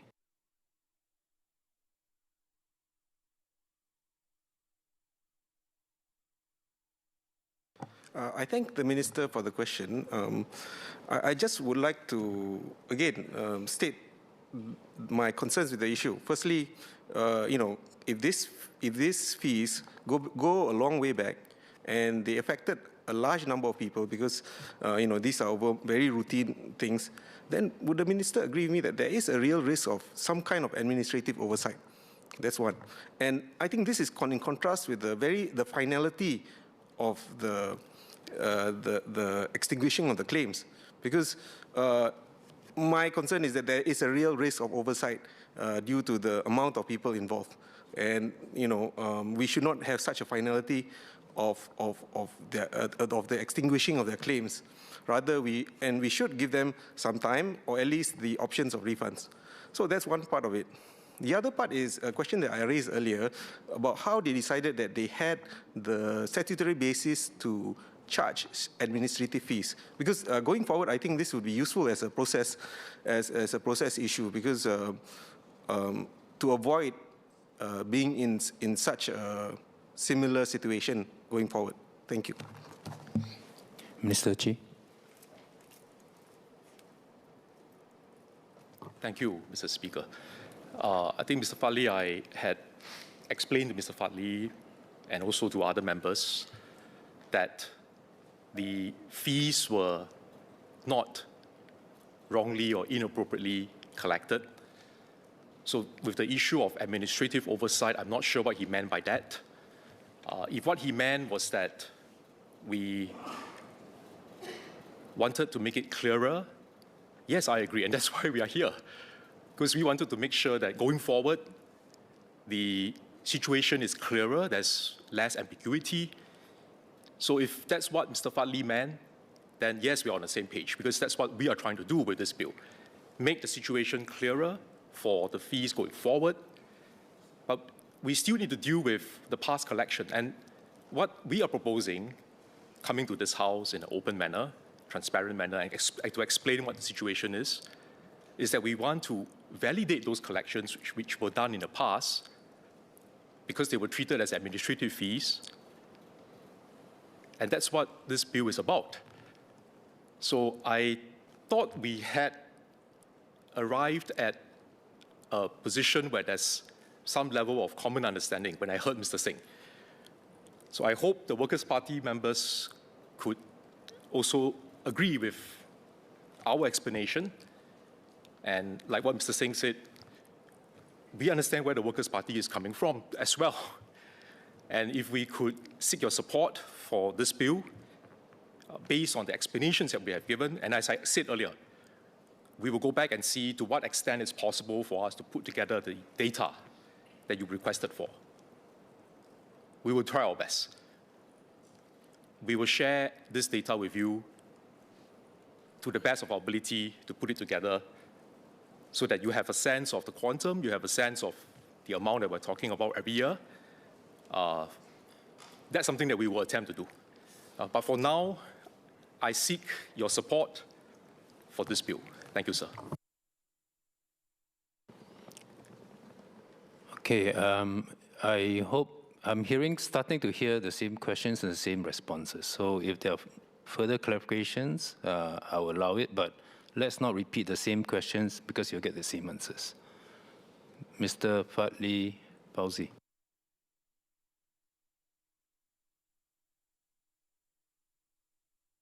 I think the Minister asked what I meant by administrative oversight. What I mean is human error. Like, in all systems, no system is perfect. So I think it's perfectly understandable if people make mistakes. So if this issue affects a large number of people, there is a larger chance that a mistake would be made. So that is what I mean by administrative oversight. Minister Chi. Speaker, I thank Mr. Fali for his clarification. I think we're talking about two separate things. Today, we are not here to present a case where there was human error because the fees were wrongly computed or wrongly collected. Today, we are here because the nature in which these fees were prescribed, they were treated as administrative. But going forward, we will put them into legislation. And then there's this issue of what to do with the past collections, which we are proposing through this bill for Parliament's agreement to validate.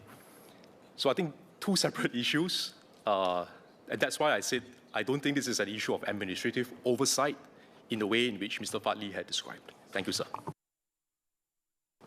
Ms. Lim. Thank you, Speaker. Clarification for Minister. I think it's quite clear we're not denying that services were provided and residents had benefited from the services. And I also would say that we do appreciate that MND did this internal review to uncover this problem, if I can say that. But would the Minister also not agree, really, that it is an important safeguard for citizens that the government acts in accordance with its legal authority? And one of those principles is that if the government is going to collect money like taxes, fees from the citizens, then it has to be properly authorized by Parliament. So the fact of the matter is that those past collections were not authorized. And that's why AGC has said that they should have been prescribed, and that's why we're here today. Minister Chi. Thank you, Mr. Speaker. Please allow me to clarify Ms. Lim's point that it depends on how the fees are being classified. Because if they are classified as administrative fees, then the fees can be collected by the agencies. But in this case, because they are considered regulatory, and therefore the advice is that it is more appropriate, it's better if we put it into legislation going forward. So that's what we have done. So I think that's an important point that I need to clarify. It's not that the administrative fees we were unauthorized to collect. That was not the case. Mr. Singh. Minister, I don't want to belabor the question. Was the MND advised after the review with the AGC, was it the AGC's position that collections before the first reading of the bill were illegal? Minister Chi. Mr. Speaker, my understanding from the review was that AGC felt that rather than leave it as an administrative arrangement, it is better, given the nature of these fees, for us to put it into legislation. So that's what we are doing. But AGC also supported, and that's why we won't be able to present this bill if it's not with the support of the AGC, that we come to Parliament and seek Parliament's approval for the bill to validate the past collection. So that's what we are doing. Mr. Singh. Mr. Speaker, that doesn't really answer the question. Was it the AGC's position that the collections hitherto were illegal? Minister Chi. I've explained this earlier, Mr. Speaker, that AGC's advice to us was that these fees, because we consider them as administrative, it is better going forward from a legal point of view to put them into the legislation. And that's what we are doing. It is not, so we don't want to leave this loose end unaddressed about the past collection. And the way in which we do address this is to bring the bill before the House in an open manner and to explain to the House this is what happened, this is what we are proposing, and to validate these past collections because they were treated as administrative fees in the past, not that they were illegal or inappropriate or wrongly collected, as a few members have used those terms. That's not the case, but for avoidance of doubt and to reduce ambiguity, it is better to bring it before the House and to validate these fees through this bill. So that's the approach that we are taking. And I hope, as I said, to be able to get the support from the whole House in terms of how we deal with this so that we can move forward. But going forward, the fees will be part of the legislation. So we will be in compliance with the advice from AGC arising from the review. Thank you, sir.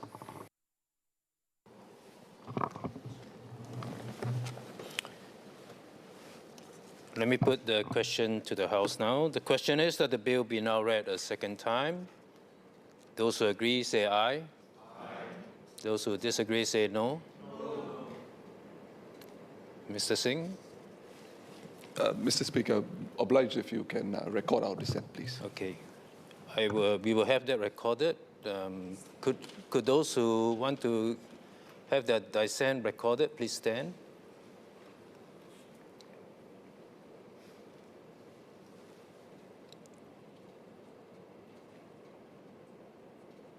Okay, you miss it. I think the ayes have it. The ayes have it. Statutes Miscellaneous Amendments Bill. Committee stage what day?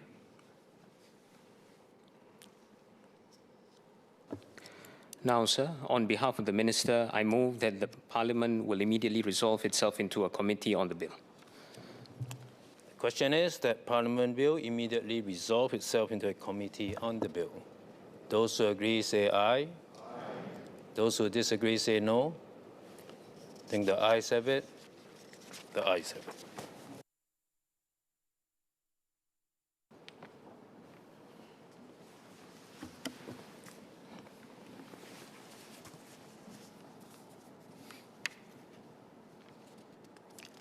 Clause 1. The question is that Clause 1 stands part of the bill. Those who agree say aye. Aye. Those who disagree say no. I think the ayes have it. The ayes have it. Clause 2. Minister for National Development.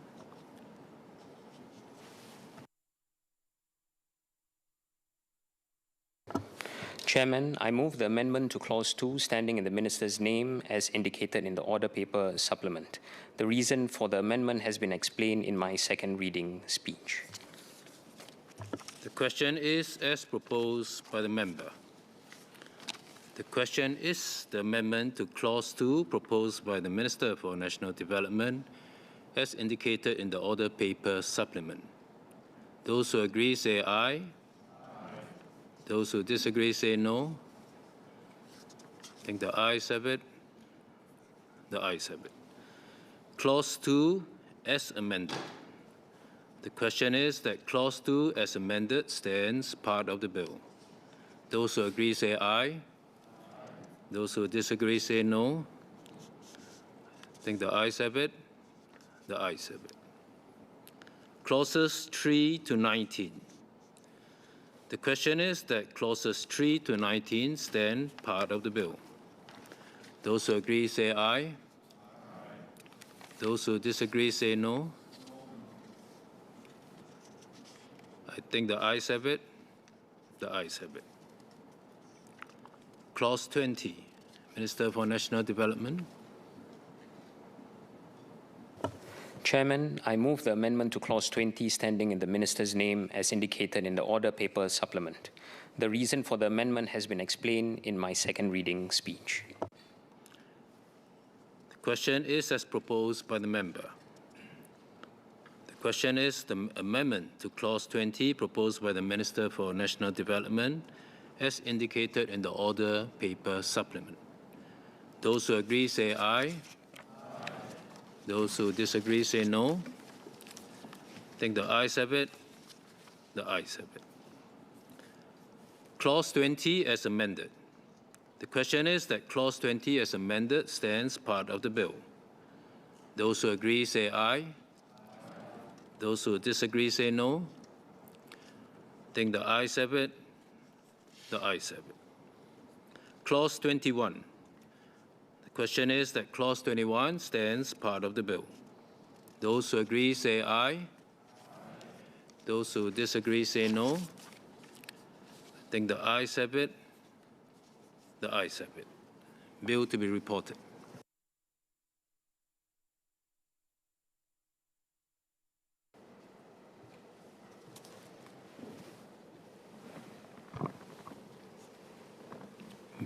Minister for National Development. Mr. Speaker, on behalf of the Minister, I report that the bill has been considered in committee and agreed to with amendment. Third reading what day? Now, sir, on behalf of the Minister, I move that the bill be now read a third time. The question is that the bill be now read a third time. Those who agree say aye. Aye. Those who disagree say no. I will record all those who wish to have their dissent recorded. Could you please stand?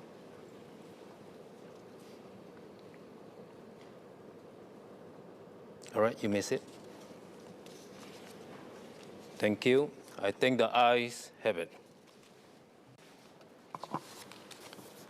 Statutes Miscellaneous Amendments Bill. Item 3, Securities and Futures Amendment Bill, second reading. Prime Minister and Minister for Finance.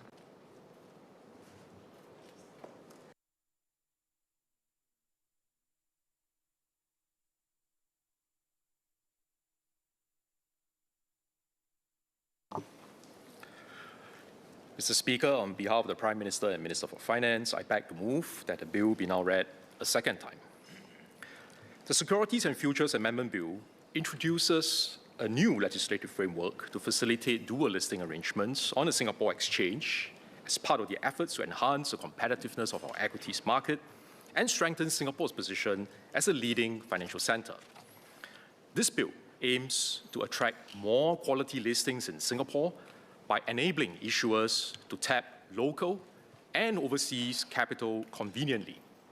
It will support the new Global Listing Board, or GLB, an innovative listing breach with NASDAQ, which was announced by MAS and SGX in November last year.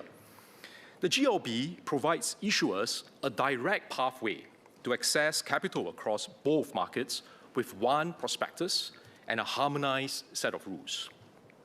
This framework for dual listings puts in place the option for SGX to enhance its connectivity with other markets.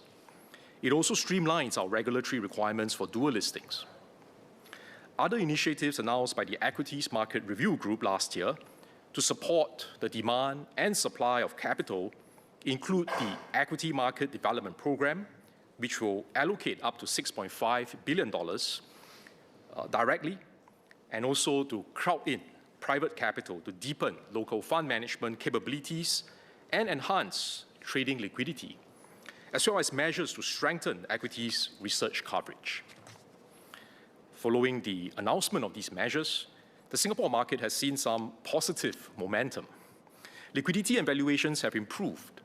Trading volumes in the first quarter of 2026 rose 32% from the previous quarter to $126 billion, and the volumes in March were the highest in almost 20 years. The Straits Times Index has risen by over 20% over the past year and over 100% over a 5-year period, which is among the strongest performers in Asia Pacific. Moving forward now with the GLB will help us to capitalize on this momentum to further raise Singapore's standing as a listing venue of choice, where issuers with good potential can access funding to grow into regional and global champions. Mr. Speaker, I will now elaborate on the rationale for the bill before going through its key features. Currently, issuers who wish to concurrently list on SGX and another overseas exchange may face differing requirements across jurisdictions.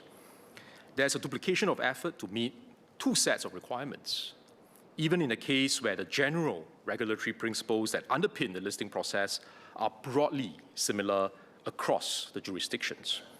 In this context, same but different is not as ideal as exactly same.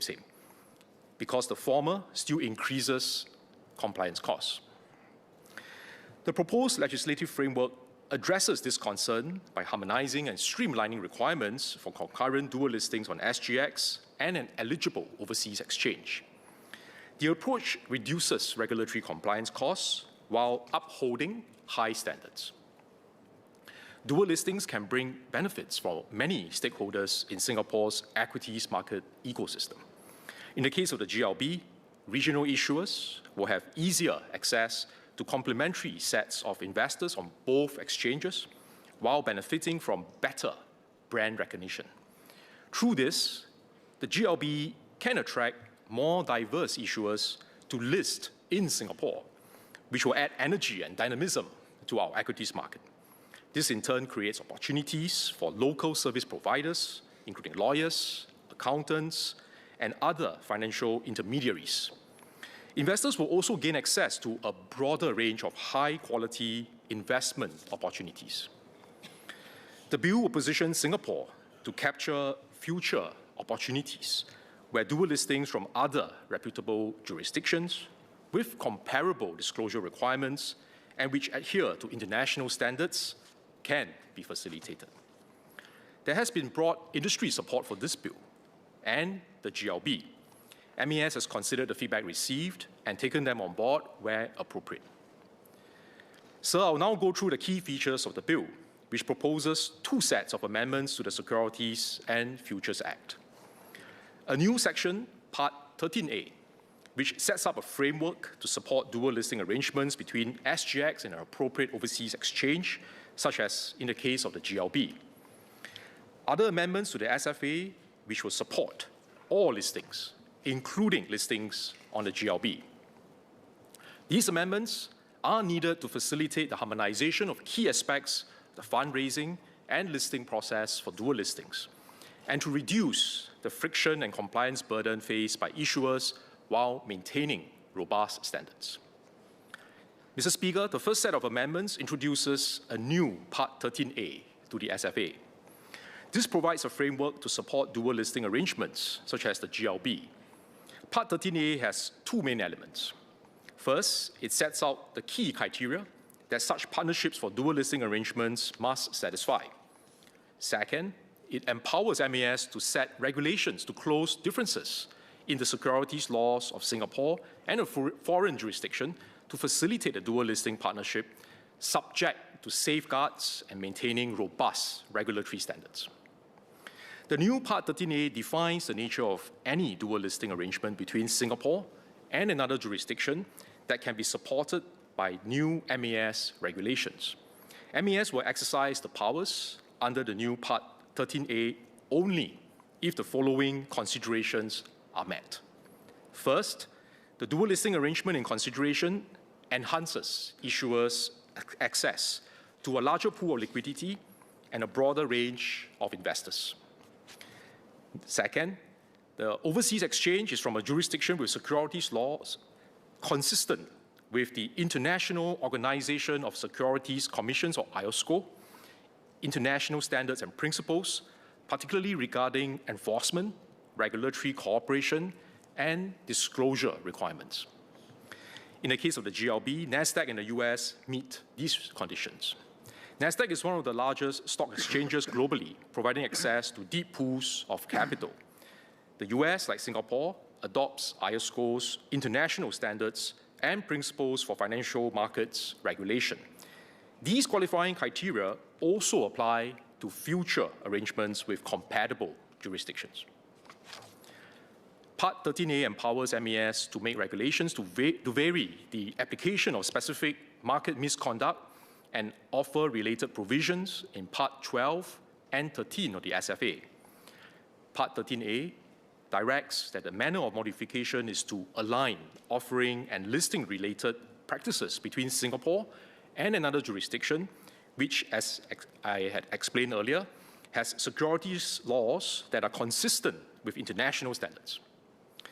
It enables MES to formulate and make adjustments to regulatory requirements in a timely manner.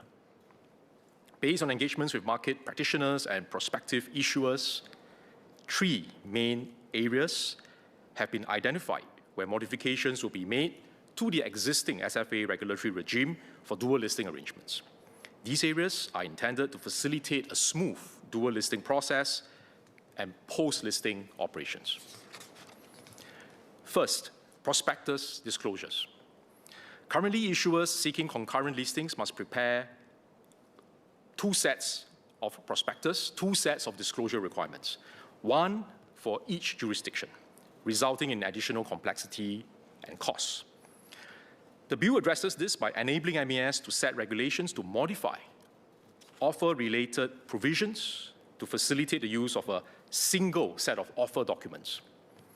In the case of the GLB, MAS will make regulations under Part 13A to incorporate the applicable US prospectus disclosure requirements.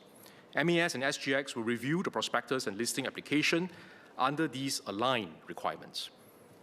This minimizes friction while preparing the offer documents. Let me say that again, sir. This minimizes friction when preparing the offer documents while maintaining information value for investors, since both the US and Singapore's disclosure requirements are aligned with international standards.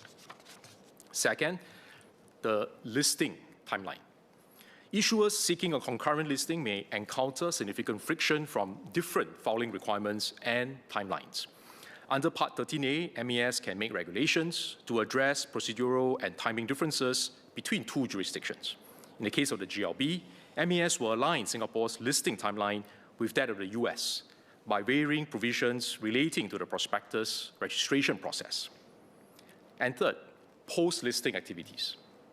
Differences in permitted market practices can create friction and uncertainty for dual-listed issuers. For the GLB, there are certain standard US market practices, such as the issuance of forward-looking statements, which are permitted by well-established US safe harbors. The bill would enable MAS to set regulations to adopt safe harbors as defenses to the market misconduct provisions in the SFA. So to be clear, these safe harbors are intended to facilitate genuine post-listing activities. They do not provide a valid defense against criminal liability for fraud or dishonest conduct. MAS and relevant Singapore authorities will retain full discretion to enforce against any misconduct that occurs in Singapore. Our regulatory oversight and enforcement responsibilities remain unchanged. If there is a cross-border misconduct, MAS and the relevant Singapore authorities will work with foreign regulators and law enforcement counterparts to coordinate our investigation and enforcement actions. Singapore investors will also continue to be able to seek recourse for losses arising from such breaches under the investor recourse provisions in the SFA.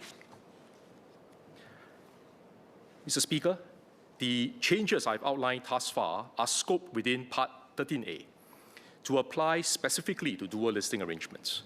This bill also contains other amendments to the SFA which will facilitate the offering process for all listings in Singapore. First, issuers will be allowed to engage retail investors based on preliminary prospectuses rather than only using the final prospectuses. Industry feedback shows that this will be useful to enable a better gauge of market demand and for investors to have more time to familiarize themselves with an IPO. And this change will apply to all IPOs, including those on the GLB. To protect investors, such engagements will be subject to safeguards. For example, no offers can be made on the basis of the prelim prospectus. And the document must also state clearly that its content is subject to further changes. Second, we have received feedback that the regulatory treatment for depository receipt offerings, or what they call DRs, involving new underlying shares require greater clarity. With DRs, companies raise funds by issuing shares that are deposited with a financial institution or depository. The depository issues DRs representing the underlying shares, which are then offered and sold to investors. For avoidance of doubt, the bill clarifies that it should be the company issuing the underlying shares that is the entity required to lodge its prospectus for registration. instead of the financial institution that acts as an intermediary when issuing the DRs. This is to ensure that investors receive information directly from the company whose shares they are investing in. This will facilitate the disclosure of relevant information for all DR offerings on SGX, including those on the GLB. Sir, the amendments in this bill represents a considered approach to enhance the competitiveness of Singapore's equities market by attracting more quality listings while maintaining our commitment to robust regulatory standards. The dual listings framework and the GLB are part of a broader strategic move to reinforce Singapore's position as a leading financial center and a vibrant hub for capital market activities. We are creating new pathways for issuers to access deeper pools of international capital while broadening investors' access to new opportunities. We will lay the groundwork for greater market depth and maturity and open the door for future partnerships and possibilities for SGX, issuers, and investors alike. Mr. Speaker, I beg to move. The question is that the bill be now read a second time. Order. We've been in the chamber for about 5 hours, so I propose to take a break now. I suspend the sitting and we'll take the chair at 4:20 p.m. Order, order.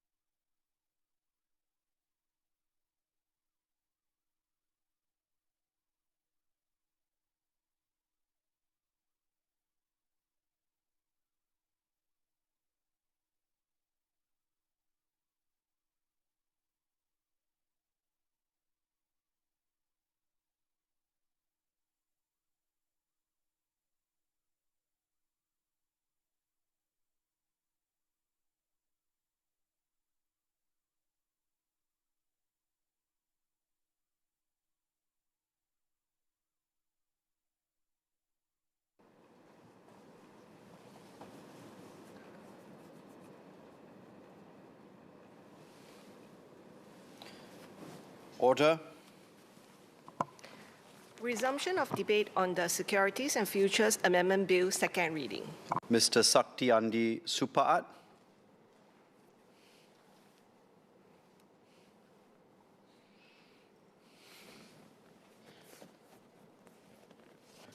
Mr. Deputy Speaker, sir, first I would like to declare that I'm working in a bank, foreign bank in Singapore. Mr. Deputy Speaker, this bill primarily seeks to introduce the Global Listing Board for new initial public offering IPO candidates and existing NASDAQ-listed issuers to simultaneously list on the Singapore Exchange and NASDAQ Global Select Market, or NASDAQ GSM. It is part of the suite of recommendations by the Equities Market Review Group, chaired by Minister Chee Hong Tat, in its final report issued in November 2025. The recommendations are a timely intervention to revitalize our equities market by capitalizing on our strengths in connectivity and a high starting base of robust regulation. I therefore speak in support of the bill. It has been announced that the dual listing bridge is targeting companies in Asia with market capitalization of $2 billion and above to simultaneously access growth capital and liquidity across the United States and Asia. This can allow us to capture smaller and mid-sized enterprises which are not well served by the US markets alone, as those markets are driven by mega-cap firms. Just as a sample size, may I ask the Minister how many Asian companies had a market capitalization of at least $2 billion in each of the last 10 years? By way of illustration, what are some of the examples of the smaller and mid-sized enterprises that we are looking to attract? May I ask also, have there been engagements with specific companies to come on board the SGX NASDAQ dual listing bridge once it goes live? Being a novel mechanism, attracting notable companies to list as poster child listings could have a significant effect in encouraging issuer and investor interest. If there has not been firm commitments or interest by companies to come on board, what specific publicity avenues are being planned so that we can attract issuers to utilize this new mechanism? Would there be further incentives to stimulate issuer interest? More broadly, beyond the number of listings, how will MAS assess whether dual listings will translate into sustained liquidity and meaningful price discovery in Singapore, rather than trading activity gravitating primarily to the larger overseas market? I hear Minister Chee's opening remarks just now, and he has alluded to the ancillary services benefiting and others, but this is a more specific question in terms of price discovery and sustained liquidity. Next, the new Part 13A has also been drawn up in a non-exhaustive manner, as MAS may prescribe other tie-ups with overseas exchanges as dual listing boards. One essential safeguard is that the overseas exchange must operate in a jurisdiction whose securities laws are consistent with the IOSCO principles. Can the Minister clarify if the SGX NASDAQ tie-up is intended as a pilot exercise, whose outcomes will be assessed before further dual listing arrangements are pursued? Or are we already in advanced discussions with other exchanges to broaden this network? Next question is whether the proposed legislative provisions is sufficiently flexible to facilitate listings across 3 or more exchanges in future. For example, a triple listing involving SGX, NASDAQ, and a European exchange, or would further legislative amendments be required? As we expand such cross-border arrangements, how will MAS guard against regulatory arbitrage, where issuers may structure offerings to benefit from the most lenient aspects of different jurisdictions and ensure that our standards of disclosure, governance, and enforcement are not diluted over time? Mr. Deputy Speaker, while the bill would enable MAS to make regulations to streamline procedures and allow issuers to use the same offer information and timelines to achieve simultaneous listings, the detailed regulations will be pivotal to the success of such arrangements. Is there a timeline by which such regulations will be ready so that the dual listing bridge can be operational? I would commend the explicit power under new section 309G(2) to incorporate foreign securities laws by reference. This reduces administrative burden and allows us to leverage established regulatory frameworks. However, may I clarify whether foreign precedents and case law would guide the interpretation of these provisions locally, or whether Singapore will retain full autonomy in applying these rules within our own legal context? There's also the issue of compatibility with broader legal frameworks. For instance, the US market is supported in part by class action mechanisms that enable investor recourse, which are less developed in Singapore. Will we be reviewing such areas as part of strengthening investor protection in line with the Equities Market Review Group's recommendations? And related to this, in cases involving cross-border misconduct where key management assets or evidence may be located overseas, how will MAS ensure effective enforcement and accountability? The move to allow earlier engagement with investors, including retail investors, is a notable shift too. It broadens access and allows more inclusive participation, which is positive. However, at early stages, information is still evolving, disclosures are not finalized, and retail investors may be more susceptible to sentiment or incomplete narratives. The question I have is, how will MAS ensure that retail investors are not unduly influenced by preliminary or incomplete information?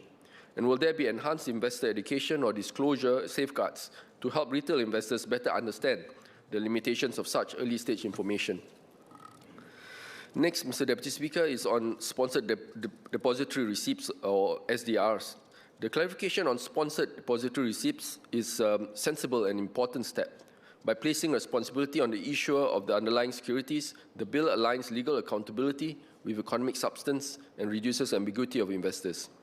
That said, I would like to better understand how MAS intends to operationalize this in practice.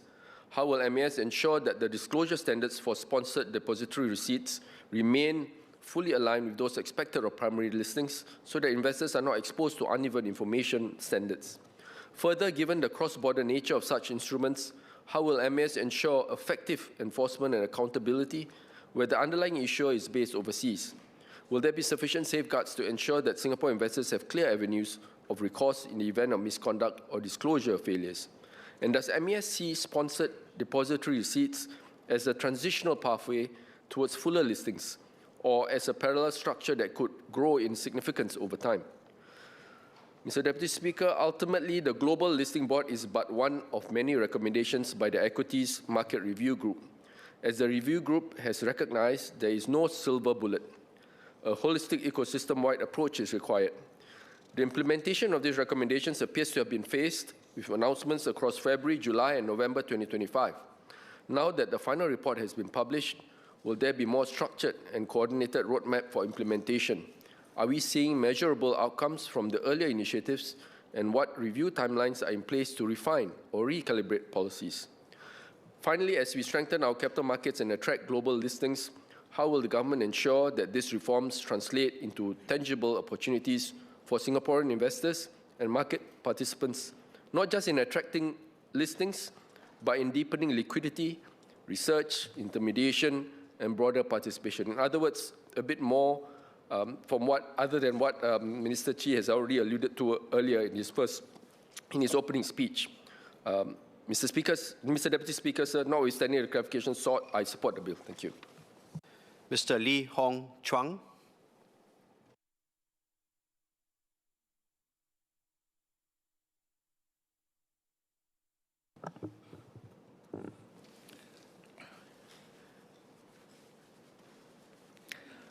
Mr. Deputy Speaker, I rise to support the Securities and Futures Amendment Bill.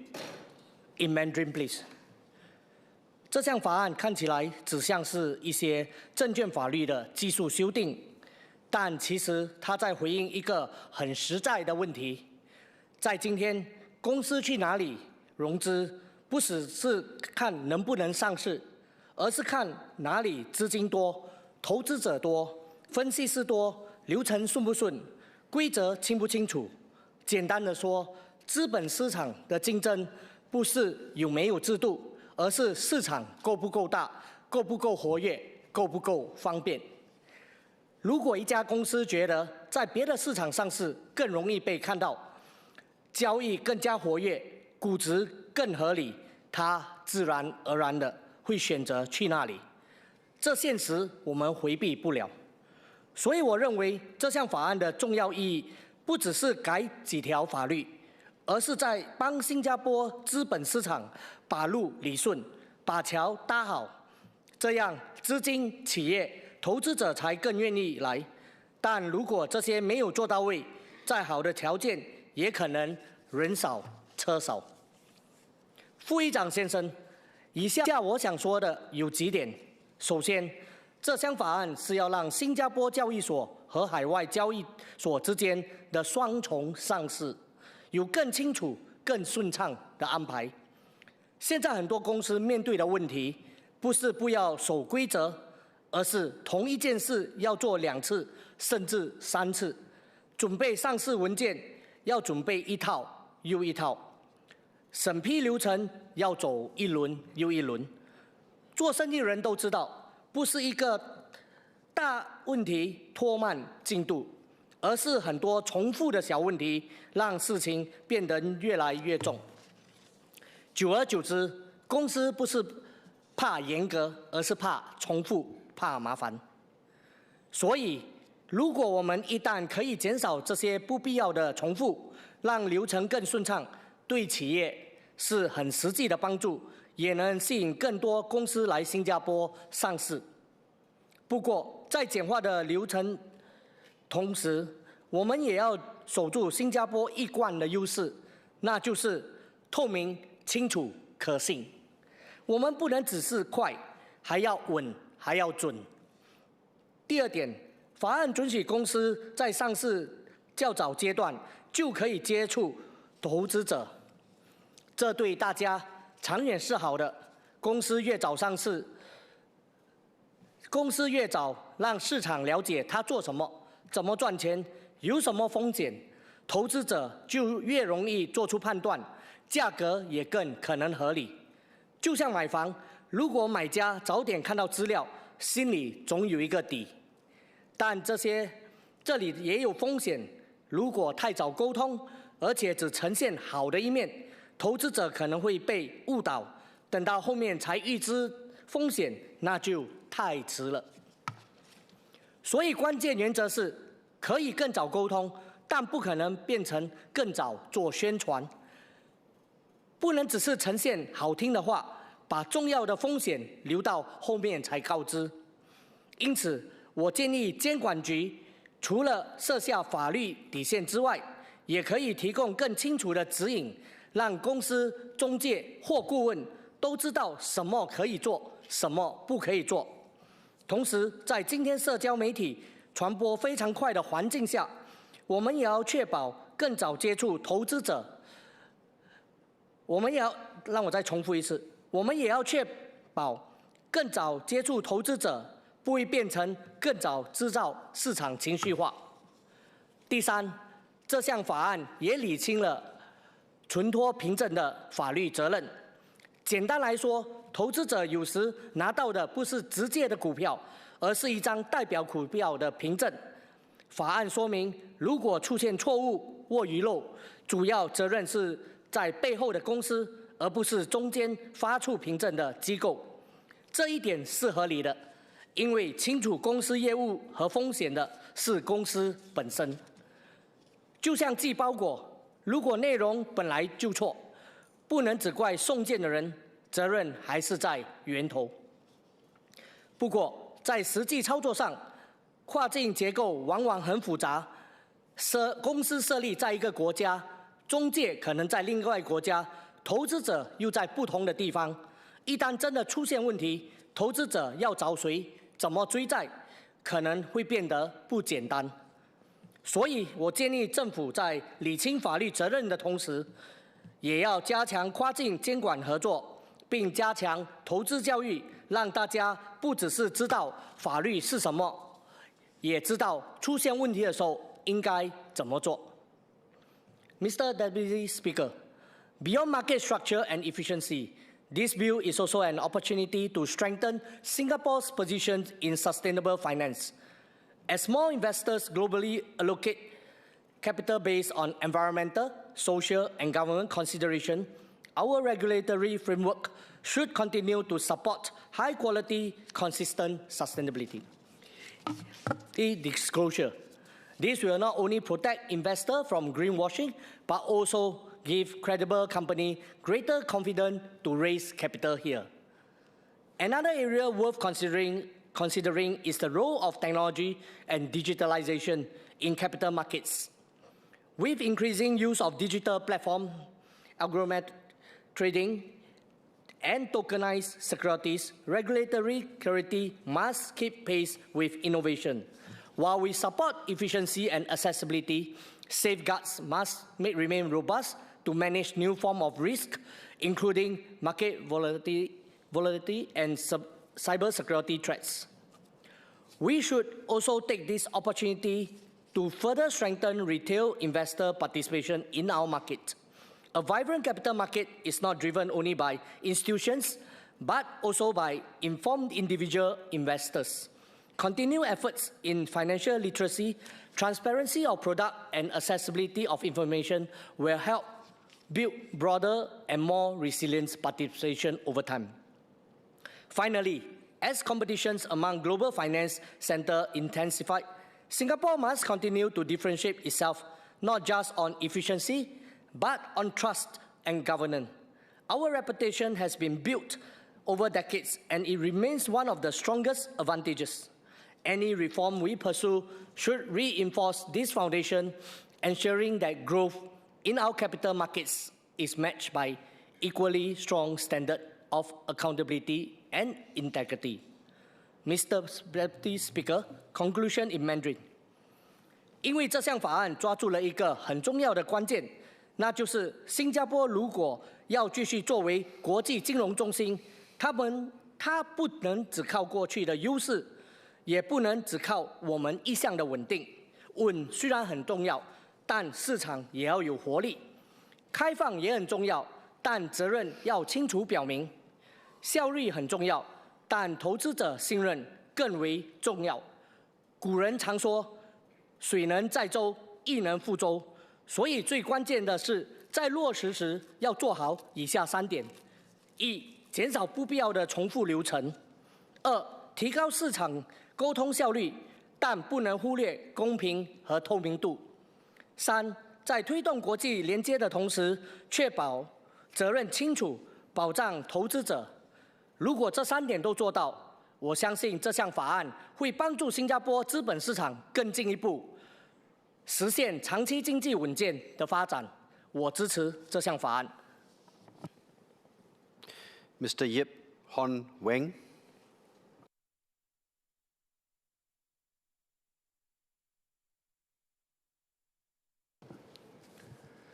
Mr. Deputy Speaker, sir, I declare that I work in a global investment firm with publicly listed assets. I rise in support of this bill, and I commend the MAS and MOF for moving this bill with urgency. The Global Listing Board, or GLB, represents Singapore's most ambitious structural intervention in its equity markets in a generation. That ambition is necessary, but ambition alone will not deliver outcomes. It must be matched by execution in the realities of our markets. I note that the regulatory appetite for this move reflects a shift. A decade ago, MAS often maintained a broad skepticism towards SPACs and novel fund structures. Today, it is more prepared to engage with innovation in a calibrated way. That shift, while long overdue, is nevertheless welcome. But this House has a responsibility not only to support ambition, but to test it. I speak today not to oppose the bill, but to provide constructive views so that it delivers genuine market vibrancy rather than the appearance of it. Let me be direct. The fundamentals of our equity market remains fragile. SGX securities daily average value stands at around $2.4 billion or US $1.8 billion. Meanwhile, the Hong Kong Stock Exchange records an average daily turnover of Hong Kong $304 billion, approximately US $39 billion. In terms of cash equity trading, the Hong Kong market is more than 20 times more liquid than our own. This disparity extends to capital raising. In the first quarter of 2026, Singapore's IPOs raised US $967.1 million. In the same period, Hong Kong secondary listings alone raised US $8.5 billion. These are not peripheral comparisons. They are the baseline realities against which this bill must be measured. I have several clarifications on the bill. First, Mr. Deputy Speaker, sir, I welcome the GLB.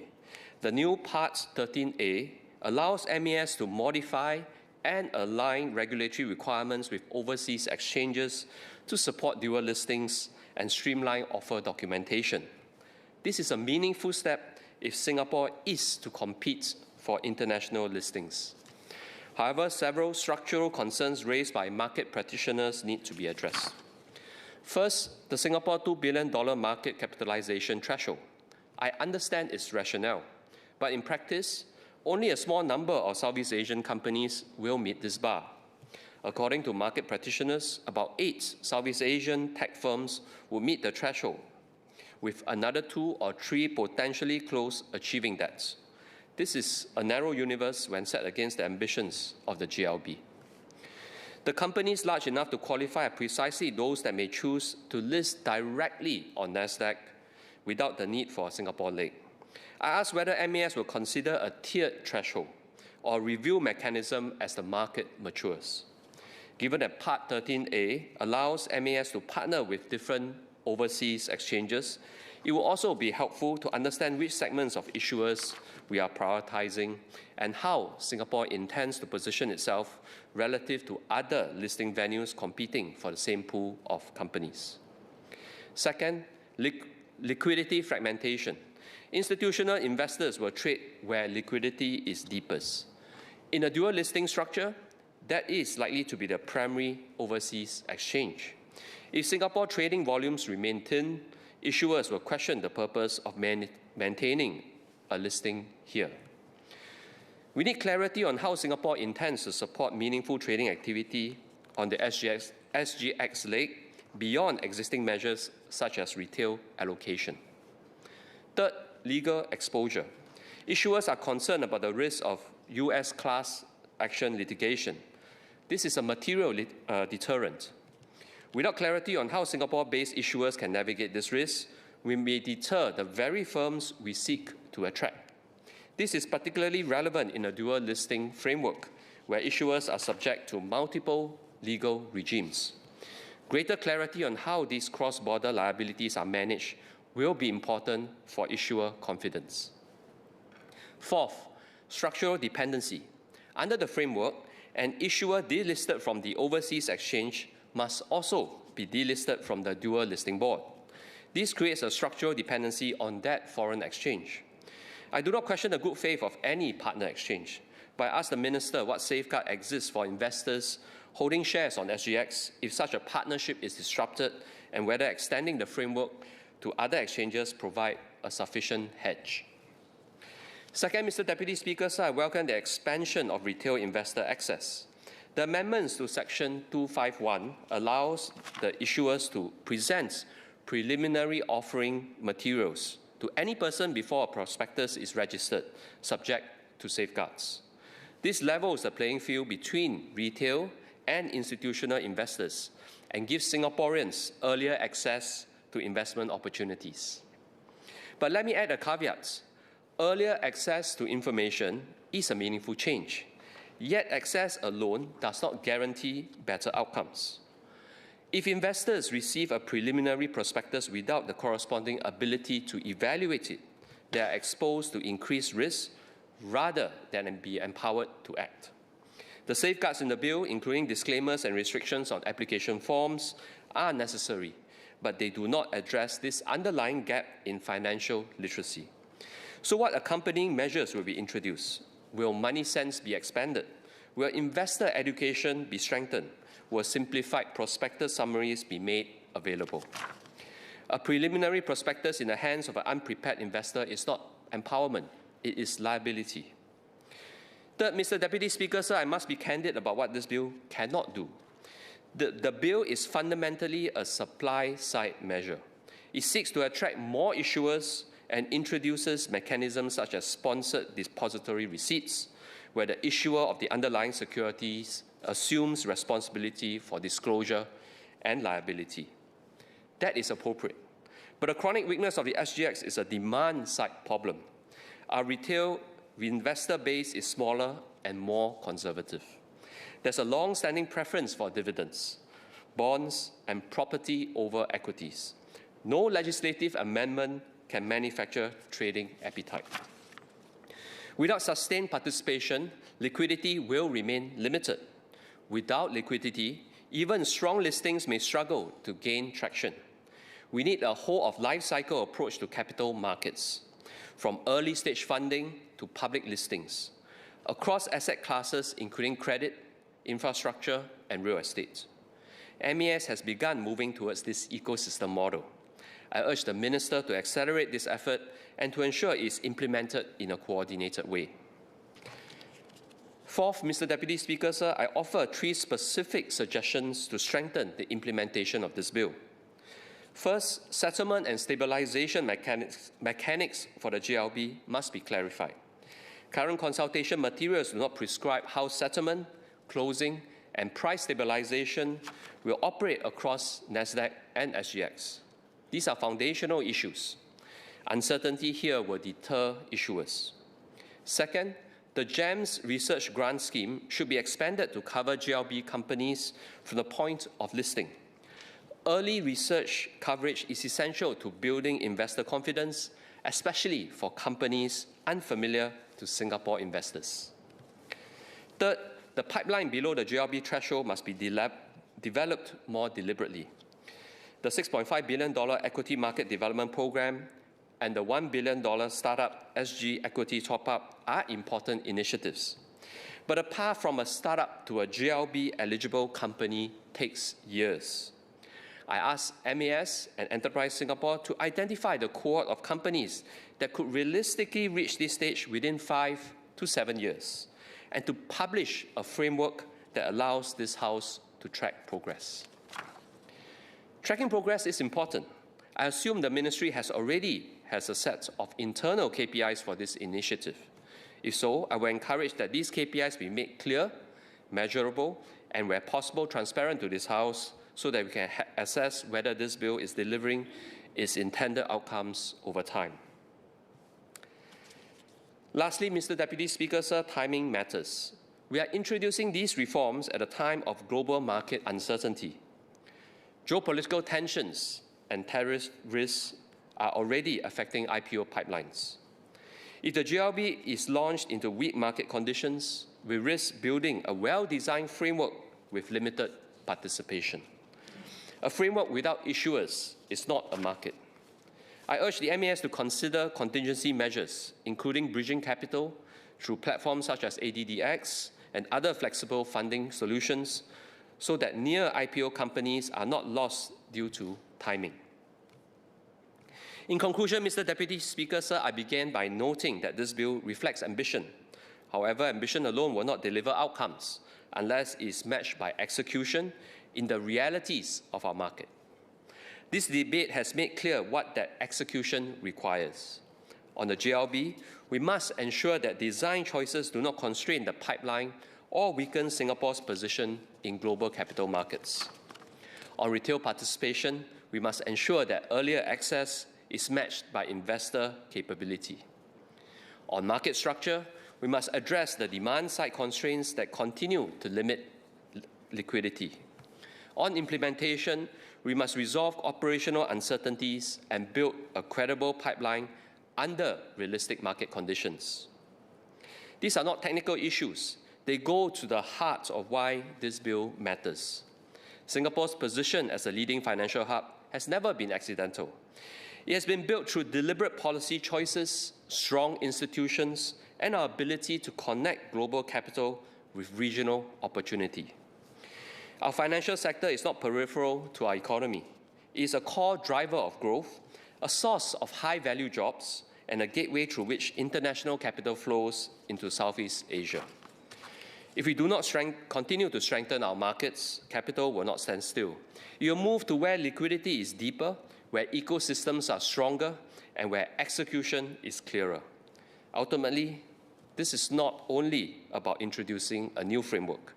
It is about whether Singapore remains a place where global capital chooses to come, where regional companies choose to list, and where Singaporeans themselves choose to participate. If we match ambition with execution and follow through with discipline in addressing these gaps, then this bill can do more than improve our market structure. It can reinforce Singapore's role as a trusted financial centre, a gateway to Asia, and a platform for long-term growth. But at the end of the day, we should also be clear about how success will be measured in practical terms. How much incremental daily trading volume are we seeking to generate? Because that will be one of the clearest indicators of whether these reforms are making a meaningful difference to market activity. We must ensure that access leads to understanding. We must ensure that participation leads to liquidity, and we must ensure that ambition leads to outcome. And on that basis, Mr. Deputy Speaker, sir, I support the bill. Dr. Neo Kok Peng.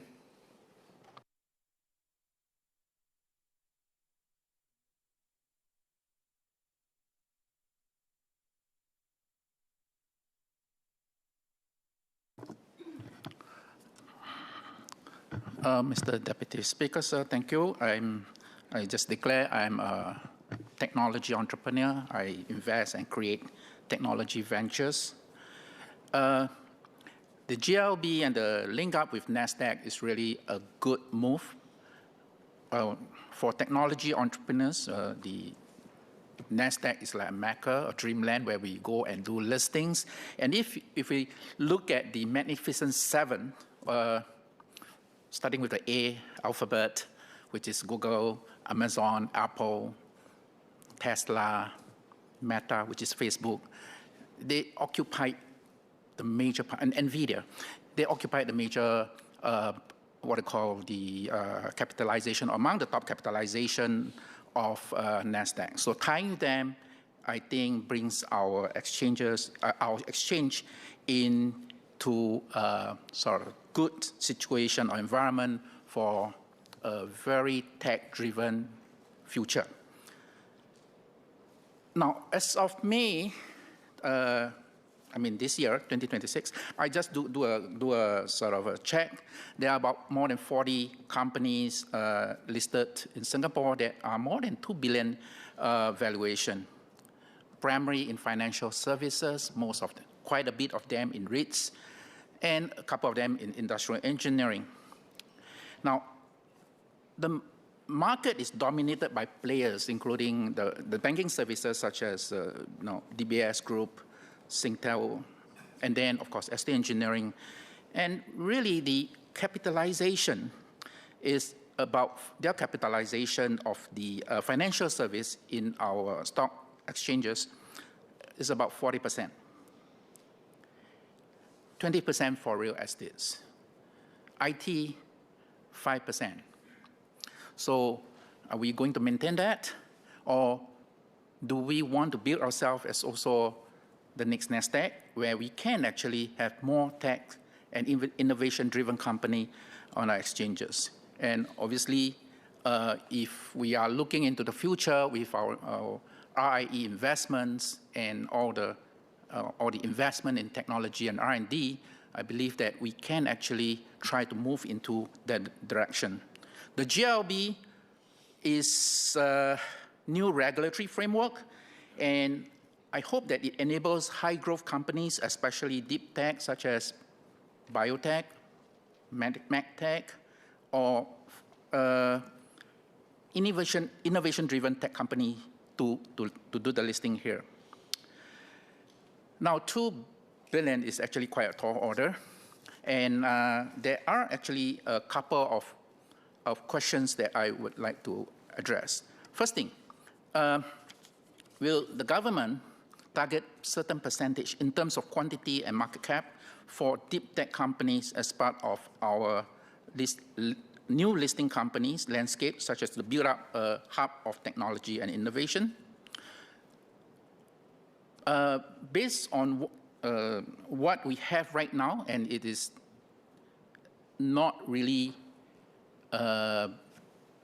big enough for us to have a lot of companies that are unicorns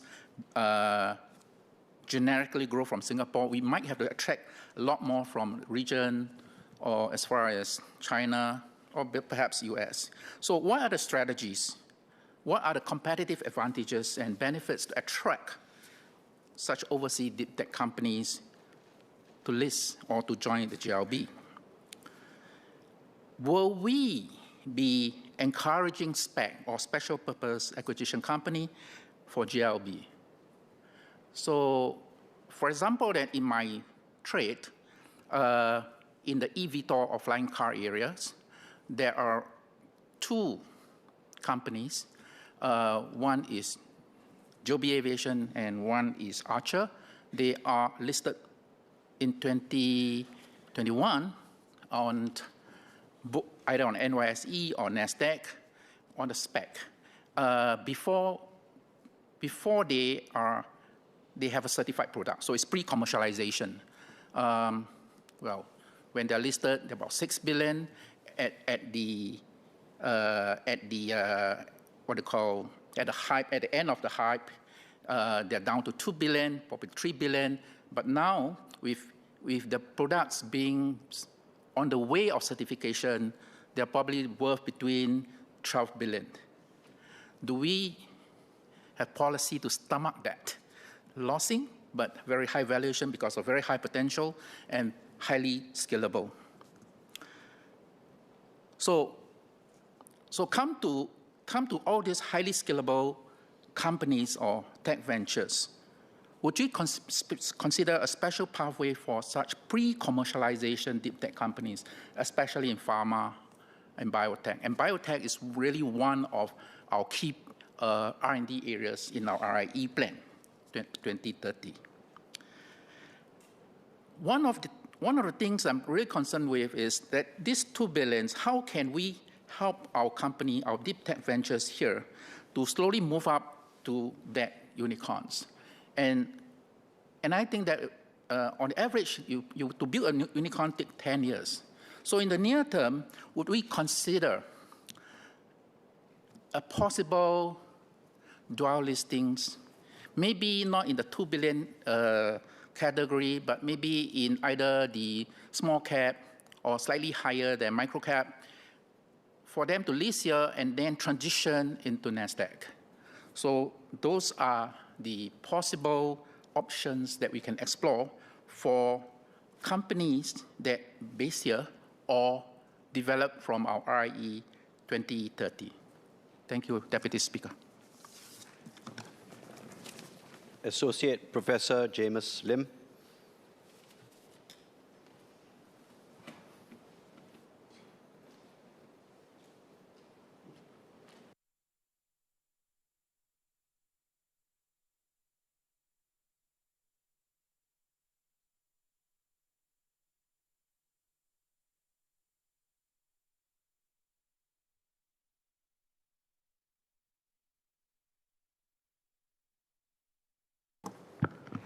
Sir, I believe that this bill constitutes part of the continued effort by the Monetary Authority to implement measures suggested by the Equities Market Review Group to improve market liquidity in the Singapore Exchange, or SGX.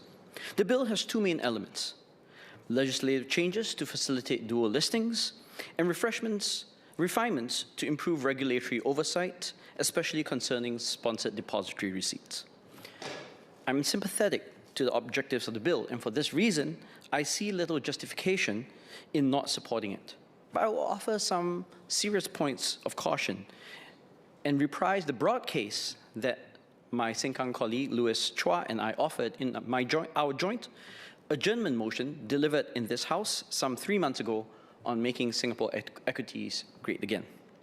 I will also state at the outset that I am the Chief Economist Emeritus of a wealth management and advisory firm and own a very small number of shares on the SGX. As context, it's perhaps helpful to look at how our local stock market has performed of late. For decades, our local exchange had, in the minds of many observers, underperformed. Listings were woeful, and delistings generally far exceeded new listings. With the main board dominated by financials and real estate, liquidity has been weak, especially compared to other developed markets. This translated into the benchmark STI going sideways for the better part of the past decade. Things began to look brighter from the middle of 2024 as rising geopolitical tensions and the shift to a more multipolar world appear to have triggered a structural shift in international financial flows. The STI was reinvigorated and hit new highs, and even outperformed global benchmarks like the S&P 500. In this setting, the SGX's value proposition is that it could be a safe harbor for global capital in an otherwise troubled world. Now, the trick, then, is to sustain this momentum with concrete policy actions that truly shore up liquidity and keep it here. The amendments proposed in this bill seek to do so, but I fear that they do not go far enough. Let me start with Clause 8, which sets out rules that make it much easier for issuers to comply with the distinct stipulations of two jurisdictions, the NASDAQ Global Select Market and SGX, while pursuing dual listings on both exchanges. For me, there's little to quibble with in terms of the language in the new Part 13A. Rather, I'll focus on whether the ostensible goal of dual listing to stimulate greater liquidity, especially in our local bourse, may actually be accomplished. The evidence suggests caution in arriving at this conclusion. Research does generally support the notion that cross-listings do improve liquidity while boosting valuations. But, and this is the key but, trading, and hence the associated liquidity boost, tends to concentrate in one dominant exchange, the one with more liquidity to begin with. Between the SGX and NASDAQ, this will invariably be the latter. Our moves to push for dual listing, then, may paradoxically result in our already scarce local liquidity leaking away into foreign shores. Recent events lend further credence to this argument. In September 2025, AvePoint announced a dual listing between NASDAQ and the SGX main board. Keeping in mind that these are still early days, the stock's trading volume on the SGX has been modest at best. While the listing generated substantial interest, the offering was more than 3 times oversubscribed, price discovery remains firmly rooted in the US. An average trading volume as of April this year was just around 83,000 shares. Contrast this to volumes of close to 2 million in its primary US market. Even in cases where the SGX collaborated with smaller exchanges, the experience has been disappointing. Secondary listings since 2010 have all been by way of introduction, with no new share issuance or capital raising. Cross-listings with Hong Kong, the exchange with the largest share of cross-listings on the SGX, have underperformed here, in strict contrast to the Hong Kong exchange's Stock Connect with the Chinese mainland, which raised 78 billion Hong Kong dollars in the first half of 2025 alone. The dual listing of SP AusNet in Singapore and Australia saw limited interest by SGX investors despite solid trading volumes on the ASX, before eventually being delisted in 2018. Moreover, increased trading volumes may be accompanied by higher variability in stock market returns. This means, especially for our already low liquidity market, that we may also be inviting greater volatility due to this arrangement. Taken together, we must surely be careful when we wish for what we wish for when we promote cross-listing, especially with a bigger partner. Indeed, the motivation for cross-listing itself appears rather lukewarm even in the eyes of the Equity Market Review Group. The final report does highlight the importance of cross-border partnerships, but it makes only 2 explicit references to cross-listings in a 39-page, 15,000-word report. Of these, only one speaks to a support measure of 180,000 for cross-listed ETFs in the broader context of the GEM scheme. For me, this does not strike one as a ringing endorsement. The natural question then is how we think this latest foray into cross-listing might be different. What mechanisms are there to this round to ensure that the SGX sustains genuine trading volume rather than being relegated to a secondary venue in all but name? What allows Singapore to become a price-setting market rather than being a pale mirror of the main exchange? As written, the bill grants MES the authority to declare a foreign exchange prescribed, as long as its disclosure standards are comparable to IOSCO's 1998 cross-border disclosure standards. This document is nearly 30 years old, and the term comparable is discretionary, since MES's determination faces no defined parliamentary check. We risk anchoring ourselves to standards that may align on paper but diverge in practice. After all, once a pairing, is declared, regulations can replace, modify, or disapply call liability provisions, including market misconduct in section 197 to 202 and prospectus liability in sections 253 to 54. Parliament is effectively being asked to authorize, in advance and without details, regulatory changes whose content will only be revealed much later. I understand that such discretion may be necessary for operational efficiency. The only investor protection floor given in section 9G, part 7, which preserves liability under any law not modified, replaced, or disapplied, appears somewhat circular. Furthermore, the bill may potentially allow foreign defenses to be imported and used against local investors. Section 309H permits MES to substitute defenses drawn from the foreign jurisdiction's law. A Singaporean retail investor bringing a misrepresentation claim could potentially face a defense rooted in the US SEC rules or those of another foreign regime, which may presently be unavailable under Singaporean law. This effectively leaves us as a standards taker rather than standards setter. Similarly, the regulatory requirements that allow issuers to disseminate preliminary prospectuses directly to retail investors outlined in Clause 3, and which require the issuer to assume responsibility for registering the prospectus in Clause 2, do promote informational exchange. The ostensible goal here is that by increasing accountability and transparency, liquidity will be further deepened, especially among retail investors. While I appreciate the desire to rope in more retail investors, and indeed I had pushed for this in our joint AM by suggesting that CPF's impending lifetime retirement investment scheme consider including the local index as a means of promoting retail ownership, there is nevertheless a risk that preliminary prospectuses made available to less sophisticated retail investors may open the door to aggressive marketing and foster excessive hype. So, what sort of safeguards will the government be implementing to ensure balanced presentation and mandatory risk disclosures for oral and written documents that are yet to be finalized by definition? Is there a place for statutory safeguards, especially plain language risk disclosures, that highlight differences between American and Singaporean domestic market practices? More generally, has MES examined evidence from comparable jurisdictions on the sort of safeguards that have been applied to protect retail participants, if indeed they were to receive preliminary material? Now, as with cross-listings, these moves are unobjectionable on their face. But let us recognize them for what they are: facilitative procedural amendments rather than deep-seated structural reforms. If we truly want to improve accountability and transparency, we need to move beyond ensuring the quality.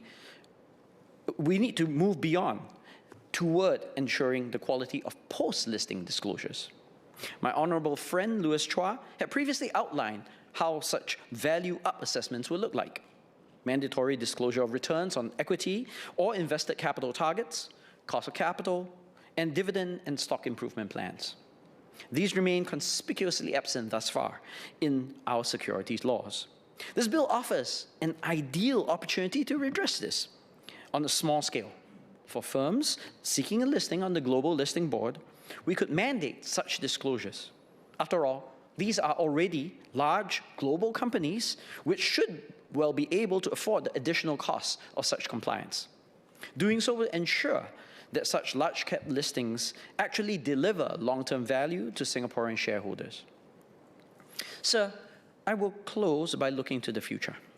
While this bill is focused on cross-listings with the NASDAQ, one is left to wonder if there are yet more exchanges the MES is contemplating extending dual listings to. Will Parliament have any role in scrutinizing the credibility of these other exchanges before they are designated or liability provisions altered? Similarly, how does the government expect the dual listing board framework to cater to potential transfers from either the SGX main board or Catalyst when its $2 billion market cap minimum appears structurally designed for larger listings than realistically possible for local or regional firms. As I mentioned in my adjournment motion speech 2 months back, where the capital raising cycle appears to have fallen short is in building market liquidity for raising funds for mid-cap and growth companies. Despite the bill's merits, Singapore's challenge of growing our domestic market in such companies, for me, remains largely unresolved. Mr. Sean Low.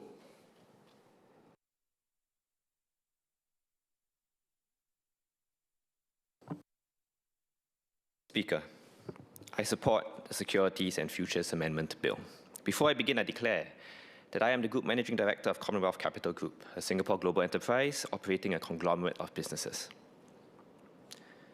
The move to provide for dual listing arrangements and for the Global Listing Board is unobjectionable.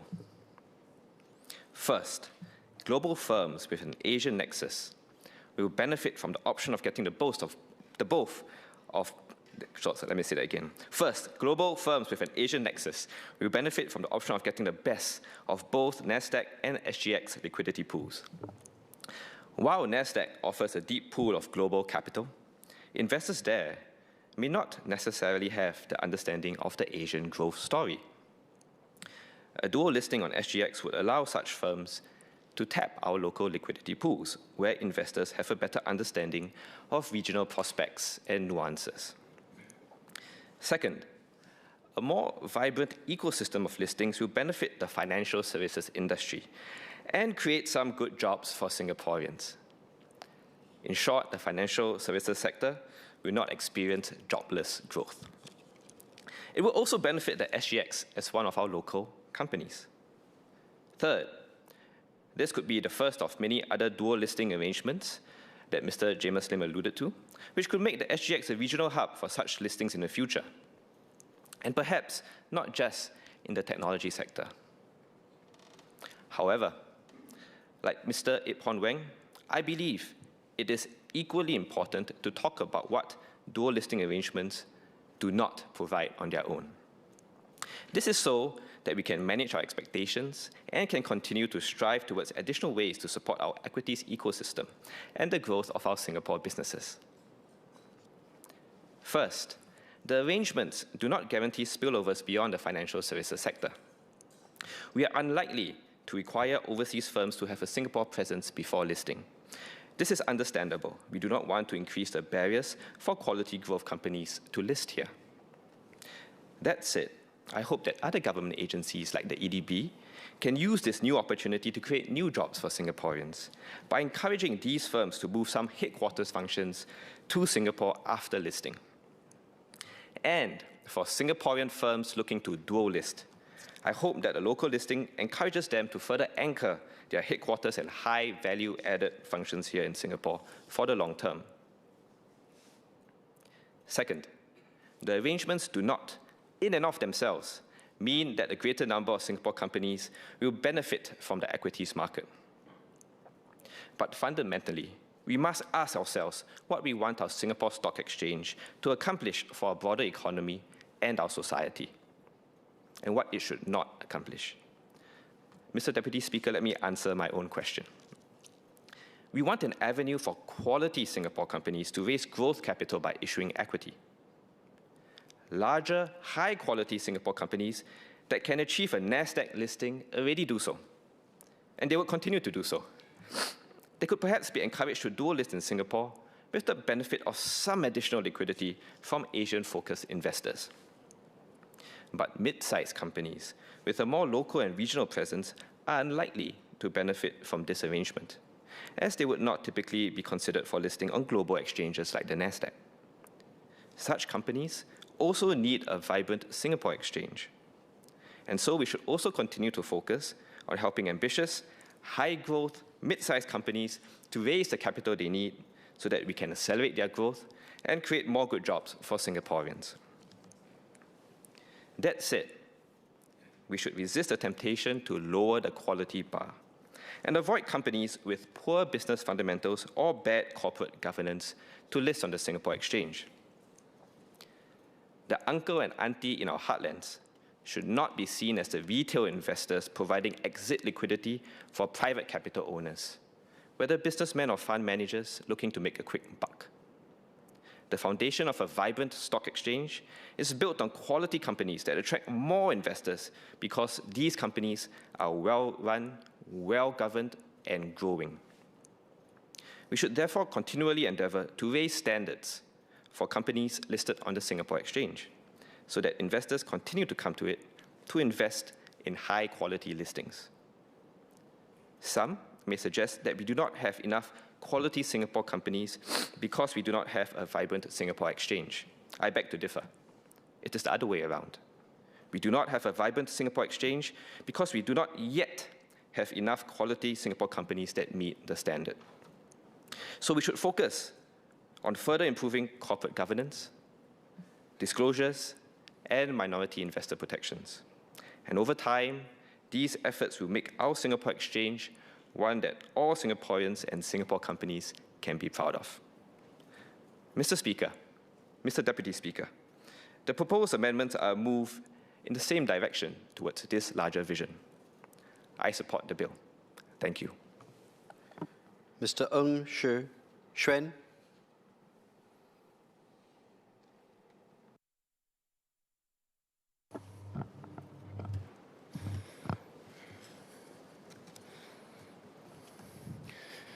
Mr. Deputy Speaker, this bill is part of a larger equities market review, which includes programs like Equity Market Development Program.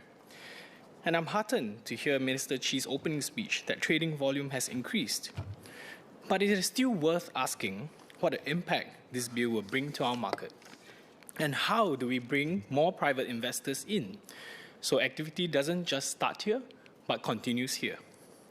The question we are facing is whether companies will actually come and whether real activity will follow. So, I will focus on three areas: the positioning of the Global Listing Board, GLB, the development of our financial ecosystem, and whether our market is ready. Sir, first on the positioning of the GLB. From the consultation, the thresholds for the Global Listing Board are very high at around 2 billion Sing dollar in market capitalization. This is aimed at a narrow group of large, mature, and credible companies. That is understandable given how the board is positioned and the quality we want on SGX. This bill creates a clearer pathway than before, but the question is how many companies who meet these criteria are willing and ready to take it up. The key constraint is whether companies see real value in listing here given the additional requirements. Were pre-IPO firms consulted, or have any expressed concrete interest in listing under this framework? Just as my GPC chairman, Mr. Satyandi, asked, I would also like to check with MAS if they are able to provide an estimated number of companies that are potentially eligible under the GLB framework. The proposed focus on companies with an Asian or regional nexus further narrows the pool. While I understand the intent to anchor relevance to our region, having an Asian nexus is one thing, but having a reason to raise capital in Singapore is another. While the bill could help address the long-standing gap in late-stage capital and exit pathways, it will only work if companies see Singapore as a viable place to raise capital at scale. If many of these companies are already anchored in NASDAQ or other exchanges, are we building liquidity here or just plugging into it? What are the opportunities Singapore can seize as companies, especially those exposed to geopolitical tensions and are looking for diversification or stability, choose where they are listed? Pipeline is likely to be limited in the near term, so we should be clear that this is a targeted niche strategy rather than a broad expansion of our market. This then leads to a broader question about market structure. Today, we have the catalyst, the SGX main board, and now potentially the Global Listing Board. This effectively creates a three-tier system. A strong capital market should not just have multiple boards, but a clear role for each. So where does this leave SGX main board in the overall structure? And is there a meaningful difference between the GLB and the SGX main board? Is the GLB meant to be an aspirational pathway for companies that grow through SGX? Or is it primarily a separate lane to attract already mature issuers from the outside? Because depending on the answer, it will shape how companies view SGX as a place to start and grow. So second, on the development of our financial ecosystem. More activity at the top will naturally create spillover demand for banking, research, asset management, and other services. But based on the bill, much of the immediate work will be in compliance, governance, and advisory functions. If this bill is to make a real difference, we also need to see deeper capabilities develop in research, investing, and capital deployment. It may also be useful to build capabilities here, for example, by allowing more use of forward-looking statements under safe harbor provisions and in how analysts and investors assess businesses that are still loss-making but growing. Otherwise, we may end up servicing these listings, but not really building the depth of understanding needed to value them properly. And importantly, where will these activities and jobs sit? Will they be anchored here in Singapore, or will the core activity still take place elsewhere? I would like to seek clarification on whether MAS has consulted companies on the regulatory landscape improvement and support network that the GLB prospects may have raised prior to this bill. Sir, thought on whether our market is ready. Companies do not just choose markets based on liquidity. They choose where investors understand their business. In markets like the US, investors are more familiar with R&D-heavy companies, deep tech firms, and founder-led businesses with longer growth horizons. That shapes how these companies are valued. So if we want to attract similar companies, it is not just about creating a new board, but whether companies and investors choose to be active here, and whether our own market is ready. Are we building enough investor depth, research coverage, and understanding of these sectors? At the same time, it is noted that MAS will retain much regulatory discretion in the administration of the GLB.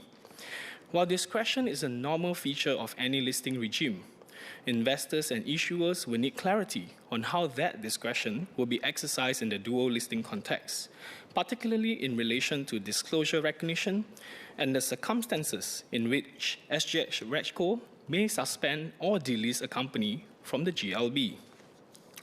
We need to ensure that this flexibility and discretion do not come at the expense of clarity and investor confidence, because Singapore has always competed on clarity, not ambiguity. Otherwise, uncertainty over the applicable compliance framework may affect confidence, liquidity, and valuation. In conclusion, this bill is a necessary step if Singapore is to remain relevant in global capital markets. But success is not how many names we bring onto the board. It is whether we bring real activity here, real trading, real capital, and real investor participation. Because in the end, markets are not defined by structure, but by where activity takes place. With these points, sir, I support the bill. Ms. Nadia Samdin.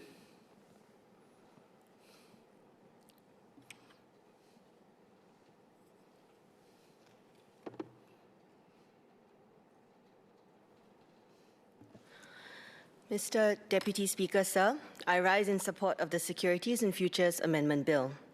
Historically, exchanges competed as destinations.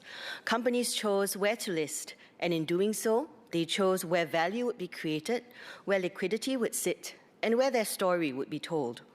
But that world has shifted. Today, broad capital is global, deep liquidity is concentrated, and the companies shaping the future, particularly in technology and innovation, are not bound by geography. They go where capital is deepest, coverage is strongest, and where they are understood. This creates a structural challenge for Singapore, not because we lack strong institutions or capability or credibility, but because the gravitational pull of global capital, particularly for high growth and technology companies, is traditionally not centered here due to investor culture, risks, platform dominance, regulatory infrastructure, talent, among other factors. The Global Listing Board, or GLB, offers a response to this reality. It is not an attempt to outcompete the largest capital markets in the world. It is a recognition that we must evolve our role within them. In a more uncertain and fragmented global environment, it is imperative that Singapore continues to strengthen our position as a trusted and relevant financial hub. Listings typically involve overlapping and sometimes disjointed disclosure standards, liability frameworks, and regulatory timelines. These can add significant coordination, complexity, and cost. So I appreciate the intent of these amendments to better align processes and reduce duplication. These are practical steps that can reduce friction. I would like to focus on 4 areas. First, how we position Singapore, particularly as a bridge for high-growth companies in Asia. Second, how we prepare our companies for the realities of operating within these markets, where expectations, scrutiny, and standards are different. Third, how we ensure that this integration translates into tangible progress, economic value for Singapore through capital participation, ecosystem development.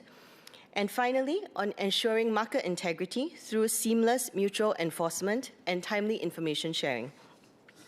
First, Singapore as an Asian bridge. As Southeast Asia continues to produce high-growth firms, particularly in tech, many seek listing opportunities in the US. The GLB ensures that even as these companies pursue global capital, they can do so without losing access to regional investors, proximity to core markets, and the strategic appeal that comes from being anchored in both Western and Asian ecosystems. It is also hoped that it will boost SGX's IPO pipeline and competitiveness. The framework requires that companies raise a portion of their capital through Singapore, 75 million or 15% of the global offering, whichever is higher. This ensures that our market is not merely a point of access, but a point of participation, where Singapore has a stake in the growth of these companies. Rather than accessing such opportunities only through foreign markets, our capital can engage through our own infrastructure. By enabling companies to access US capital markets while maintaining a listing presence on Singapore Exchange as well, we position Singapore not as an alternative, but reinforce our role as a gateway economy. We have long positioned ourselves as a hub for flows of capital, talent, and ideas. The GLB extends that logic into capital markets, but we must be clear-eyed about the risks and limitations. Under the current structure, the listing on NASDAQ is an anchor. The listing on SGX is not designed to stand independently. I have 4 questions. If price discovery generally happens in the US due to deeper liquidity, what role can Singapore play beyond access? If trading volumes concentrate in the US, how can we ensure our market also remains active rather than symbolic, given lower trading liquidity? Has the government assessed whether the Singapore institutional and retail investor base can consistently generate sufficient demand for GLB issuers to meet the minimum threshold? Otherwise, the requirement may become a hurdle that limits uptake and the default may be reallocation. Given the volatility in the world, is the MAS considering other prescribed dual listing arrangements as it stands with other markets that could further open up new sources of capital and cooperation? Second, preparing companies for the realities of the US market. The draft listing rules set out a minimum $2 billion in market capitalization at listing threshold, among other criteria. This means that the pool of companies which qualify for the GLB may not be large. But it goes beyond market capitalization. The question is also whether these companies are ready to go live as a public company in a US-led market environment. That means having the governance, disclosure controls, investor relations capability, financial reporting discipline, to withstand a cadence of scrutiny from sophisticated analysts and investor base, regulators, and the media. Companies must also get used to new success metrics beyond revenue, especially tech firms. If the GLB is to succeed, readiness cannot be treated as a compliance checklist, but instead be complemented with a capability-building agenda. The expectations of US markets may not always be aligned with the realities of companies emerging from Asia, many of which operate in different languages and time zones. While operating in this environment will force companies to demonstrate a different level of robustness that is recognized more globally, whether by investors, partners, or talent, I would like to ask how we are preparing our Singaporean companies for this transition beyond simply exposing them to the opportunity. And is there a supporting role that Singapore can play for ASEAN companies which intend to pursue GLB listing? While the government shouldn't be actively interfering or shaping a company's entry into capital markets, where possible, will we consider partnering with industry to develop structures to bridge capability gaps? This leads to my third point, translating listings into tangible economic value for Singapore. Mr. Deputy Speaker, sir, the success of the GLB should not be measured by the number of quality listings alone. It should be measured by the extent to which those listings translate into tangible economic value for Singapore and Singaporeans. When a company lists, value is created across multiple layers, including capital formation, professional and support services, investor participation, and longer-term ecosystem development. I'm heartened to see that there are mechanisms within the GLB that seek to anchor value locally. For example, as I earlier mentioned, the requirement that companies raise a meaningful portion of their capital through Singapore. This is not trivial. It ensures that Singapore-based investors are not merely trading these securities, but are participating in the formation of capital itself. It creates allocation to local institutions and engagement with regional investor base. The listing activity itself generates ecosystem value, from due diligence to legal structuring, underwriting and advisory, accounting and compliance, research and coverage.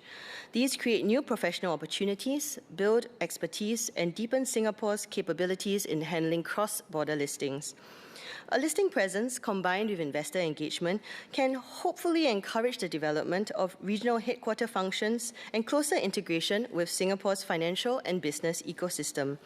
While not guaranteed, these are pathways through which listing activity can translate into longer-term economic contribution. But we must be realistic about the limits. If trading volumes concentrate in the US, then market-making activity, derivatives trading, and a significant portion of financial intermediation will also concentrate there. If analyst coverage, investor engagement, and prospectus requirements are primarily US-led, then much of the influence over valuation and requirements for US capabilities in professional services will sit outside of Singapore. I would like to ask, beyond the initial capital raised, what mechanisms ensure that economic activity continues to accrue to Singapore over the life of these listings? Do we have any plans to deepen local participation both from investors and institutions, attracting capital from other parts of Asia so that Singapore's role can grow? For professional services, given familiarity with US laws and systems would be necessary, how can we support local professionals to secure a share of the work generated? And do we have any plans on an interagency effort that focuses on translating listing presence into broader corporate activity within Singapore? Finally, a brief point on cross-border regulatory enforcement. While the draft bill and rules for regulatory cooperation and timely disclosure across both markets While the draft bill and rules provides for regulatory cooperation and timely disclosure across both markets, there remains practical operational questions of how this will work in moments of stress. How will cross-border investigation and enforcement operate in practice when the same event affects investors in both jurisdictions, depending on whether it is first detected in the US or in Singapore? Will there be any new bodies formed or other laws harmonized to oversee investigations and information transfer, decide on trading halts, as well as coordinate reviews? Does Singapore plan to conduct independent investigations? While the framework recognizes time zone differences by requiring ongoing disclosures made on the SEC EDGAR system by the issuer to be announced via SGXNet at the same time, and other material disclosures made by the issuer will be required to be released in Singapore via SGXNet within one trading day after the date they are filed in the US, timeliness for market-sensitive information is crucial, and I look forward to future operational guidelines on how this will be coordinated and decided. If we are building a bridge between two markets, then market integrity must be able to travel across that bridge in real time that suits both investor bases, not only after the fact. Mr. Deputy Speaker, we are not the first market to explore such an approach. Other exchanges have pursued dual listings and cross-market linkages. The experience has been mixed. While these frameworks generally reduce friction and improve access, they have not always translated into influence. Some companies eventually opt out of dual listing as a hedge. But it is timely that we are pursuing the GLB now, while strengthening the vibrancy and depth of our markets. This will further Singapore's place in our currently fractured world as a trusted, stable bridge. If the GLB is to succeed, we must ensure that Singapore remains relevant to the companies that will define the future, that our firms are equipped to compete on a global stage, that investors are educated and equipped to understand the implications of the GLB, and that our economy benefits meaningfully. Notwithstanding my clarifications, I support the bill. Mr. Victor Lai.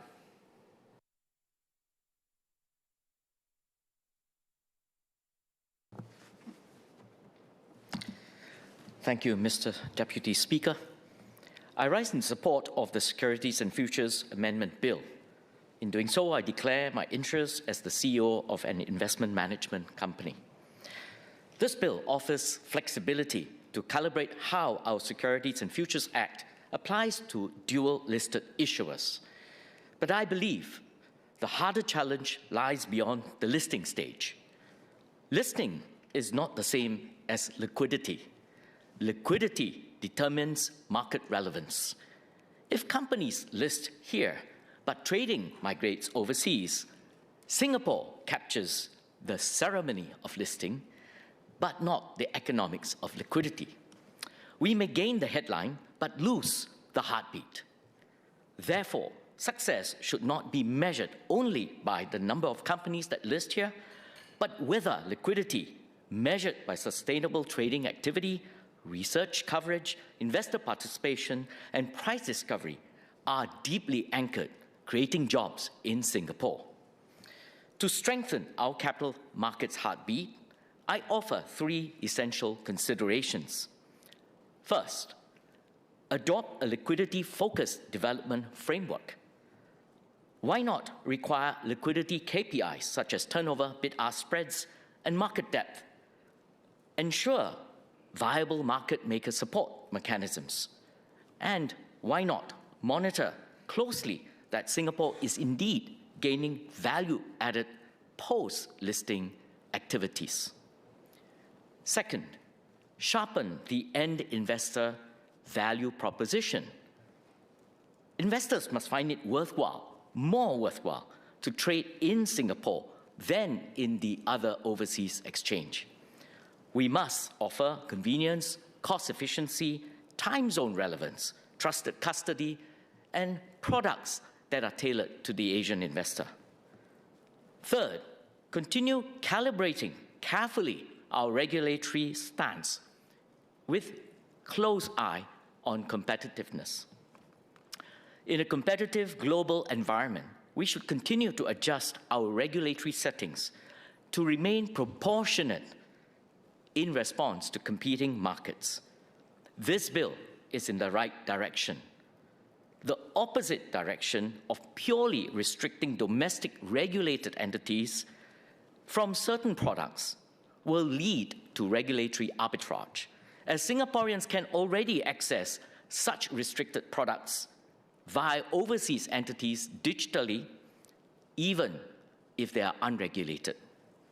So to be clear, investor protection cannot mean shielding investors from all risk.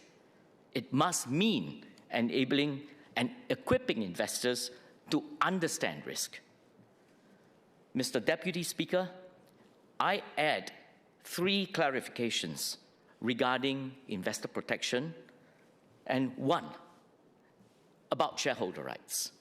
When an overseas incorporated company is dual listed on SGX and say on the Nasdaq, Singapore investors may face weaker legal recourse than US investors. US investors can participate in security class actions. Singapore has no comparable collective redress. How will such differential shareholder rights be addressed? Second, currency risk. Dual-listed equities trade typically in different currencies. Will disclosure of currency and settlement risks be mandated at the point of investment. Third, retail versus institutional investor asymmetry. Large institutional players can arbitrage efficiently across different exchanges and time zones. Retail investors cannot. If price discovery migrates overseas, how can we address the situation where Singapore investors end up in a thinner and less efficient market? Sir, the bill is in line with my strategic concept of Singapore as a network economy, positioning Singapore as a trusted node connecting capital flows across regions. That is where our competitive and comparative advantage lies. This bill is oriented towards alignment with NASDAQ. This is understandable given its scale and depth. However, instead of tagging onto other leading bigger markets, can we consider a more innovative tweak to our approach and position Singapore as a key node in the broader capital markets ecosystem? In this regard, I offer two strategic tweaks. First, we should seek similar interoperability arrangements with other financial centers where we can perhaps add relatively more value, such as our friends in New Zealand and other key market exchanges. Second, given the 2 billion minimum market cap threshold, can we identify bottlenecks across the capital chain from startup funding to growth capital before reaching public markets? So the Global Listing Board is not just a listing window, but the end to a strong Singapore pipeline of growth companies. Why? As I said at the beginning, listings do not define the market. Liquidity does. Listings do not begin at IPO. They begin with early and growth stage capital. Sir, a bridge is only useful if there are roads leading to it. The public market is not the start of the capital journey. It is a later chapter. While this bill addresses public markets, we must continue strengthening the full capital life cycle from early stage funding to growth capital before reaching public markets. This bill opens an important door, a willingness for us to adapt. But a door alone does not create a destination. If issuers list here, but trading happens elsewhere, we will have presence without depth, activity without influence, and listings without leadership. If we are merely a Singapore window shadowing another liquid overseas market, we have not succeeded. But if we become an Asian time zone node for global price discovery, anchored by genuine investor protections, supported by self-sustaining liquidity, and part of a broader network connecting capital across regions that can benefit from Singapore as the capital umbrella, then we will have created something of lasting value. With that, sir, I support the bill. Mr. Edward Chia.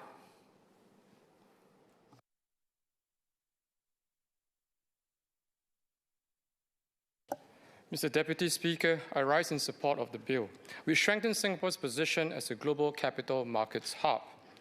The amendments to the Securities and Futures Act, particularly the introduction of the Sponsored Depository Receipt Framework and the Global Listing Board, are forward-looking. They facilitate cross-border listings, expand investors' access, and align our regulatory framework with international practices. Enabling access is an important first step. The real test is whether we can convert that access into liquidity, confidence, and sustained market participation. Allow me to raise 3 areas. First, on future-proofing the framework.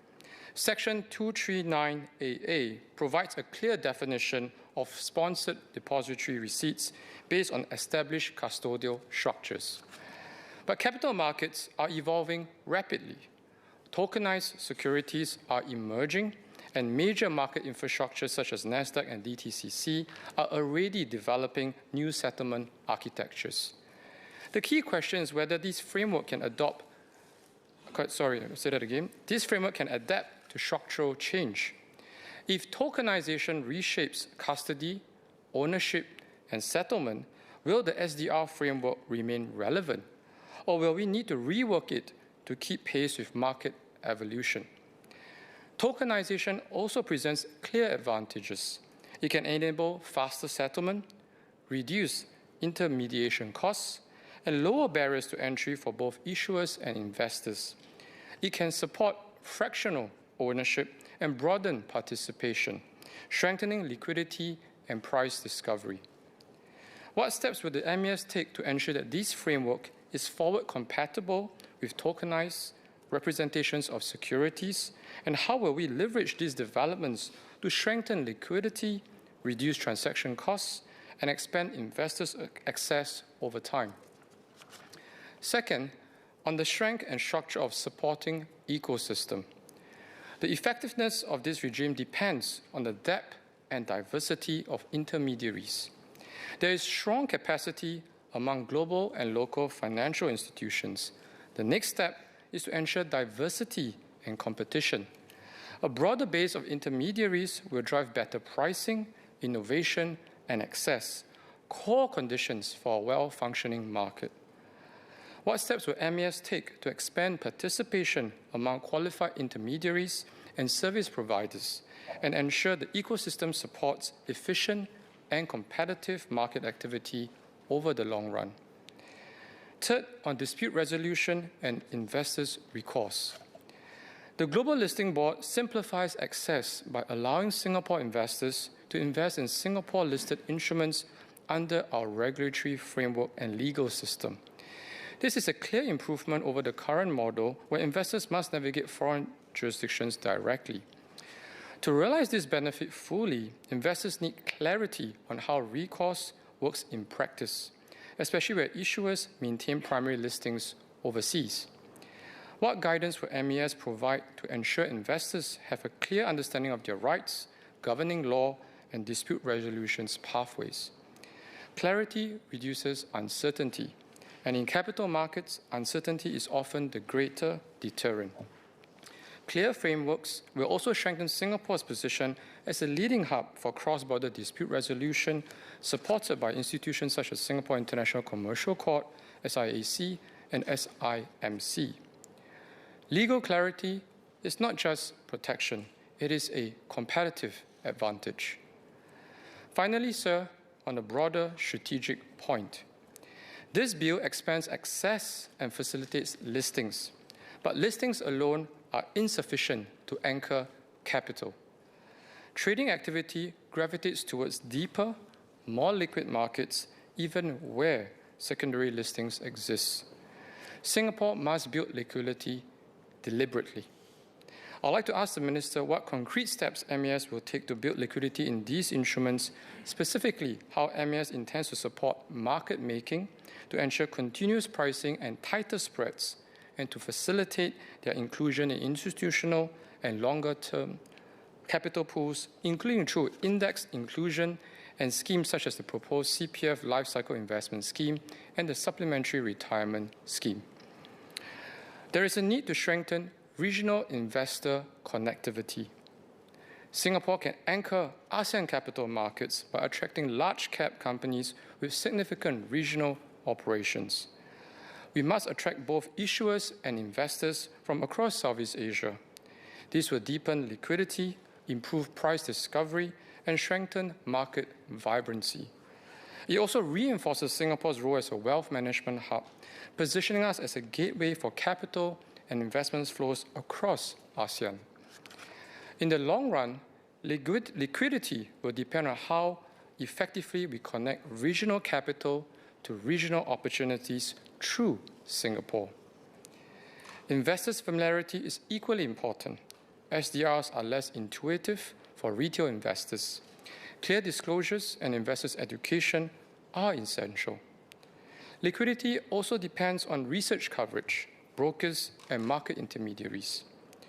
MES should track success through clear indicators: trading volume, liquidity, investors' participation, and capital raised through Singapore, not just the number of listings.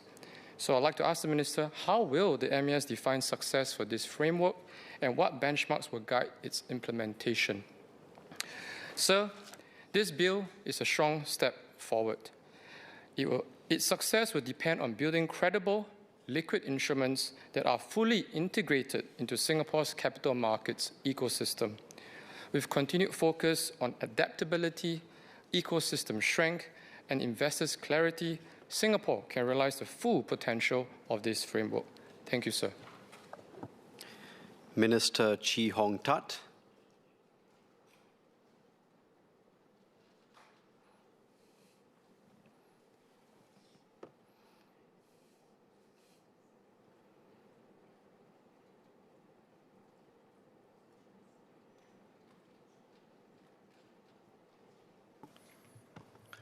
Mr. Deputy Speaker, I'd like to thank members for their support of the bill and for their clarifications and suggestions. It is good to see the commitment in this House to build a competitive equities market in Singapore and to strengthen our role as a leading financial centre and growth capital hub. Members have raised several important considerations relating to the bill. These can be categorized in three broad themes. First, the broader strategic considerations for the proposed amendments. Second, whether the proposed arrangements would enable the Global Listing Board, or GLB, to succeed. And third, how do we ensure that regulatory standards and investor protection remain robust? First, let me address the questions from Mr. Satyandi Supat, Associate Professor James Lim, and Mr. Sean Low on whether the SGX NASDAQ listing breach could be the first of many similar collaborations. Mr. Edward Chia also suggested that we can strengthen our linkages to ASEAN capital markets to allow large-cap companies to tap into a common pool of capital. Indeed, Singapore has thrived as an economic and financial hub by positioning ourselves at the intersection of global capital flows. Cross-border partnerships were one of the recommendations by the Equities Market Review Group, and the intention is to enable future win-win collaborations beyond the SGX NASDAQ breach. The new Part 13A of the SFA is intended to facilitate future partnerships with other overseas exchanges, which can provide access to deep pools of capital and a broad range of investors, and are governed by securities laws that adhere to international standards. I mentioned these points in my opening speech. Our immediate focus is to facilitate the success of the GLB. With this experience, MES and SGX can then consider further partnerships in the future. Next, let me explain how the proposed arrangements would enable the GLB to succeed. Mr. Satyandi and Mr. Ip Hong Wing asked what profile of issuers the GLB hopes to attract, and Dr. Neo Kok Peng noted that it could be attractive to deep tech companies. Mr. Ng Si Xuan also asked whether the 2 billion market cap threshold would limit the pool of eligible issuers for GLB. Sir, the GLB welcomes companies from different countries and sectors. There could be keener interests from firms with an Asian nexus and strong growth potential that are seeking access to deep US capital markets while appealing to a complementary investor base in Asia. The choice of the $2 billion threshold reflects what SGX and NASDAQ have access to be the conditions for such a simultaneous listing to succeed, so that GLB issuers have sufficient scale and interest from investors in both the US and Singapore markets. GLB issuers must also meet a minimum fundraising requirement in Singapore, as this will help to anchor a good level of trading liquidity in Singapore. I should add, sir, that the $2 billion applies to the GLB, which is the collaboration that SGX is having with NASDAQ.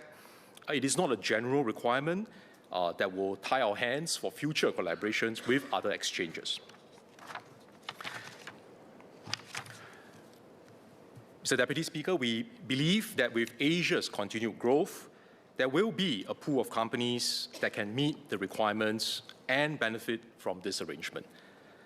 SGX and NASDAQ will work together to engage these potential issuers and build up a pipeline of quality companies for the GLB. Now, I certainly do not want to count our chickens before they hatch, but let me just put it this way: there has been healthy interest from potential issuers on this GLB collaboration. Ms. Nadia Samdin, Mr. Victor Lai, Associate Professor Lim, Mr. Yip, and Mr. Saktiandi have also asked how trading activity will be sustained in Singapore. Mr. Chia emphasized the importance of building liquidity and deepening investor participation. So we agree with these views, as growing the equities market cannot, as Mr. Saktiandi said, rely only on one silver bullet. It requires a suite of measures that can help to build up the ecosystem steadily and sustainably. To address the point that Associate Professor Lim mentioned about post-listing disclosures, SGX recently put out a consultation paper to propose mandating certain disclosures for main board companies.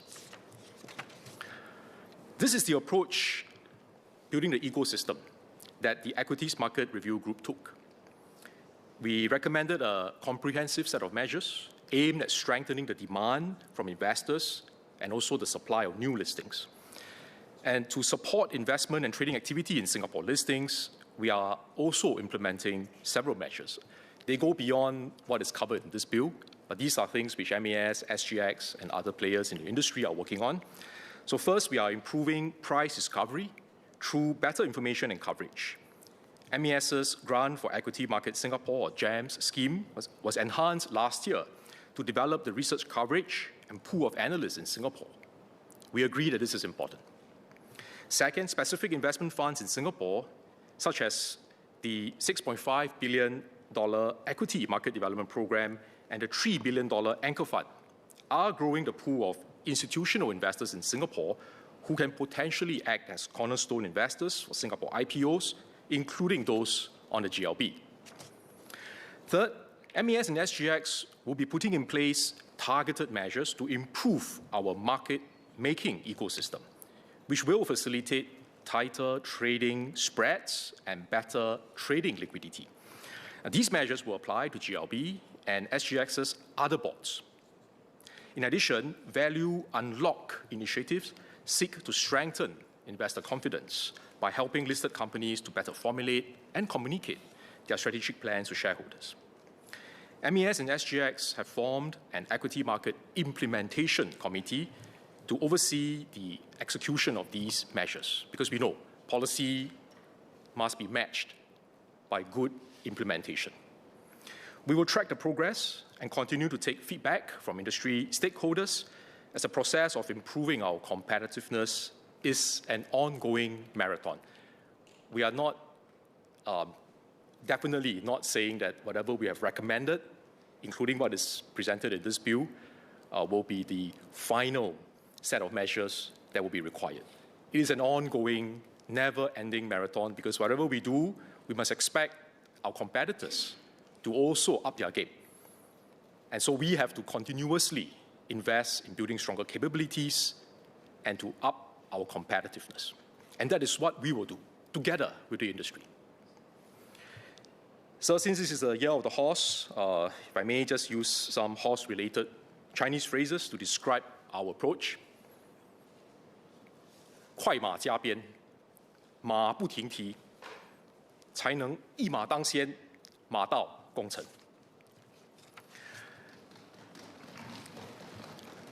So we are complementing the improvements in our public markets by forming the Growth Capital Work Group in February this year to identify strategies to support the provision of financing solutions to companies across the various growth stages before they are ready to access the public equities market. I think a few members spoke about this.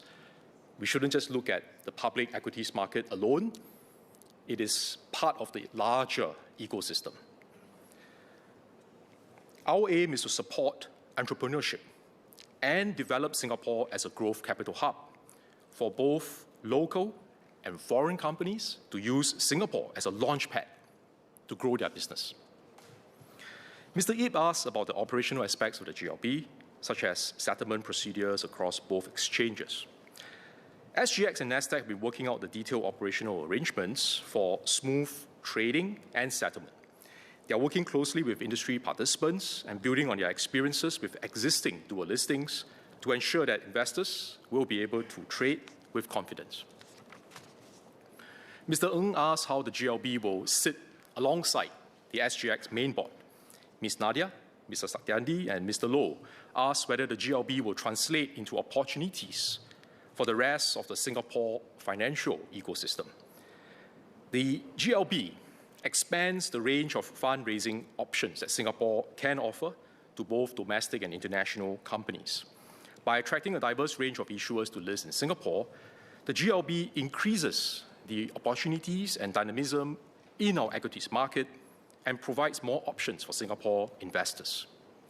A successful GLB will bring more investor interest and liquidity into the Singapore market and help increase the pipeline of listings on SGX. This in turn creates business opportunities for local service providers, including lawyers, accountants, and other financial intermediaries. Of course, sir, I acknowledge the point that a few members have made, that we can't be certain whether a move like this will succeed. I think no one can give that kind of guarantee. But it is back to something that we discussed before in this House. Are we prepared to take calculated risks, identify what are the possible opportunities, and trying, even though we know it may not be a guaranteed success? Because if you don't try, the probability of success is zero. If you try, it's not 100%, but at least we have a shot at it. So that is the attitude that we're taking. And of course, we will do our very best to work together with industry partners to increase the chances of success. So Mr. Ng asked if MAS had consulted on the regulatory landscape for the GLB. MAS and SGX have been engaging closely with the industry throughout the development of the GLB framework. From January to February 2026, we conducted a public consultation on the proposed regulatory amendments to facilitate dual listing arrangements that will include the GLB. Respondents and market participants strongly supported the proposed framework and provided useful feedback to improve harmonization of the regulatory requirements. The regulations that the MAS will be issuing around middle of this year will focus on the rules that apply to the GLB. And as I mentioned, if there are potential collaborations with other exchanges in the future, MAS will similarly do a public consultation to get views from our stakeholders before we firm up the arrangements. So let me now turn to questions pertaining to the regulatory framework. Members emphasize the need to preserve our standards of disclosure, governance, and enforcement. We fully agree. We will only permit dual listing arrangements with exchanges that operate in an overseas jurisdiction whose securities laws are consistent with ISCO's international standards and principles. MAS will study each new jurisdiction and their relevant laws carefully before any new arrangement is launched. MAS will also provide for necessary safeguards and ensure that regulatory standards are maintained.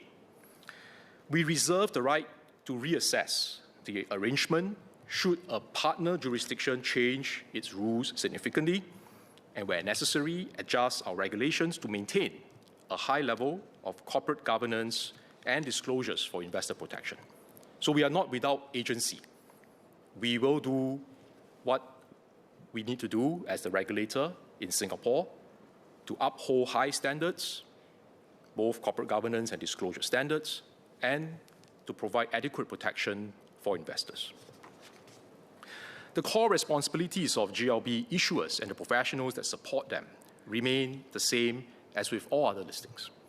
They must ensure that disclosures satisfy the applicable standards and support informed decision-making by investors at the initial public offering and on an ongoing basis. Apart from the specific modifications to align regulatory requirements to facilitate the GLB operations, all other protective and investor recourse provisions in the SFA, including those relating to market misconduct, continuous disclosure, and investor compensation, will continue to apply. MAS and the relevant authorities in Singapore will retain full discretion to investigate and, where appropriate, to take enforcement action against any breaches of disclosure obligations or market misconduct that arise in Singapore. I mentioned this in my opening speech too. SGX RegCo, as frontline regulator, will conduct real-time surveillance and take the necessary actions against issues of serious trading irregularities, market manipulation, or disclosure breaches, and where necessary, refer cases to MAS and the other relevant authorities for enforcement action. Specific to the GLB, SGX RegCo will work closely with NASDAQ on regulatory measures. MAS also has in place long-standing information sharing and enforcement cooperation arrangements with the relevant US authorities. Turning to investor protection, Mr. Chia and Mr. Lai asked about investor recourse options against a GLB issuer. An investor who invests in capital market products listed on a GLB can utilize the existing investor recourse options that are provided under the SFA to seek compensation for losses arising from breaches of disclosure requirements and market misconduct in the Singapore courts. The procedure to be followed in Singapore remains unchanged. MAS has separately consulted on enhancements to investor recourse avenues for investors under Singapore law. This is not part of this bill, it's something that we're doing separately. And this was a recommendation from the Equities Market Review Group. The enhanced investor recourse will apply to investors on the GLB and SGX's other boards. MAS has consulted on proposals that would expand investors' ability to obtain civil compensation for losses arising from market misconduct. These include facilitating self-organizing of investors looking to take civil action, providing access to funding, and reducing legal barriers to action. These avenues will be balanced with appropriate safeguards to prevent vexatious litigation. Mr. Yip asked about the safeguards for investors should an issuer delist from NASDAQ and consequently the GLB. As SGX's GLB listing framework has been developed with reference to the NASDAQ listing rules, delisting would follow established NASDAQ processes, which include advance notice to the market and, where applicable, prescribed cure or compliance periods that allow companies to remediate any issues and continue to be listed. The same delisting procedures apply whether the investors invest in the dual-listed stocks on GLB or directly through NASDAQ. Mr. Satyandi and Mr. Chia asked how disputes arising from dual listing boards may be resolved, including how securities law of a foreign jurisdiction which is incorporated by reference will be interpreted. So any disputes relating to regulations issued under the new Part 13A would still be determined by the Singapore courts. These regulations include those which incorporate foreign securities law by reference. Handling such disputes is something that our courts are familiar with, based on established legal principles relating to the interpretation of foreign law, with reference to foreign legislation and the accompanying case law. Mr. Lee Hong Chuang, Mr. Satyandi, and Mr. Ip asked about the safeguards around permitting issuers to engage retail investors at an earlier stage with their prelim prospectus. And Mr. Lai asked if MAS will strengthen investor education efforts. So MAS will require issuers to clearly state in their prelim prospectus that it is subject to further amendments and completion, and investment decisions can only be made based on the final prospectus. Investment decisions can only be made based on the final prospectus. When the final prospectus is registered, investors must be alerted and informed on how to access the most up-to-date information before they make their investment decisions. The prospectus must disclose all material information and risks to allow investors to make informed decisions. MAS and MoneySense will continue to work with key stakeholders such as SGX and SIAS, SIAS, on investor education to equip investors with the knowledge and skills to evaluate investment opportunities. This is an ongoing work, and I see a lot of potential for us to continue this partnership. So let me also address Mr. Chia, Mr. Lee, and Mr. Satyandi's questions on the sponsored depository receipts. DRs have been traded in Singapore and in other markets for some time, and the industry has developed to facilitate the smooth and safe issuance and trading of these instruments. In terms of regulation, where DRs have been used to accord similar rights and interests to DR holders as shares do for shareholders, the same principles that protect the rights and interests of shareholders have been extended to DR holders. The amendments in this bill clarify one aspect of this, which is that the issuer of securities that are represented by the DRs will be responsible for compliance with disclosure standards. Clarity on the responsibilities of parties involved in DR issuance is important, as DRs are commonly used for dual listings from the US. On a related note, Mr. Chia and Mr. Lee made a point that our regulatory framework should be forward-looking and provide the necessary safeguards for the emergence of tokenized representation of securities. Indeed, our regulatory framework is designed to be technology neutral, and it is able to accommodate both tokenized and non-tokenized securities. The regulatory requirements are premised on the principle of same activity, same risk, same regulatory outcome. To further support responsible innovation in Singapore's digital asset ecosystem, MAS has recently issued the Guide on Tokenization of Capital Markets Products to provide clarity for the issuance and offerings of tokenized capital markets products. We'll continue to explore further efforts to support tokenization and other forms of innovation in Singapore's capital markets. Sir, please allow me to conclude by thanking honourable members once again for their support of the bill. The questions raised by members reflect a shared desire to ensure that Singapore's equities market is not only well-regulated and robust, but also dynamic and growing. The amendments in this bill are to support a bold and innovative step forward to facilitate dual listings and serve the fundraising needs of entrepreneurs and companies, both local and from around the world. The proposed framework we have put in place, anchored on strong international standards and with appropriate safeguards in place, is a timely move to enable Singapore to seize new opportunities while ensuring sufficient protection for investors. The positive momentum we are seeing in our equities market since the Equities Market Review Group submitted our recommendations last November is encouraging. But as I mentioned earlier, never stopping here. This is an ongoing marathon. We will keep going. Because we know the competition is intense, and we must keep moving forward to stay ahead, and in some areas that we are still lagging behind, to improve and to catch up with our competitors. We are quite clear-eyed about this. There are some areas for improvement, and we will work on these areas to continue to do better. This bill will build on our solid foundation and further raise Singapore's standing as a listing venue of choice and provide a vital bridge with regional and global capital markets. Mr. Deputy Speaker, I beg to move. Associate Professor J. Muslim, you have a clarification. Please proceed.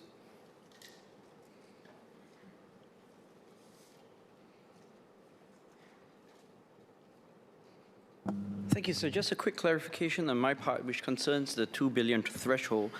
Minister Chi explained that this was arrived after joint negotiations between NASDAQ and the SGX. And given their relative sizes, my assumption is that this are more aligned with NASDAQ's expectations of market cap rather than our own. I'm therefore left with my original concern that we might potentially shut off a pathway for SGX main board firms to step up to the GLB. Minister Chi did confirm that this threshold does not bind us from future cooperations with other exchanges. I'm gratified to hear that. I'm just wondering, would that mean that there will be new parallel GLBs for future arrangements or agreements of this form? Minister Chee Hong Tat, would you like to respond to that clarification? Thank you, Mr. Deputy Speaker. Associate Professor Lim, I think, had a two-part question. So the first part is whether the 2 billion would be too high a threshold including for some of the companies that are currently on our main board and who are looking to list but may not meet this threshold. I accept that the threshold means that not all companies can qualify to come on the GLB.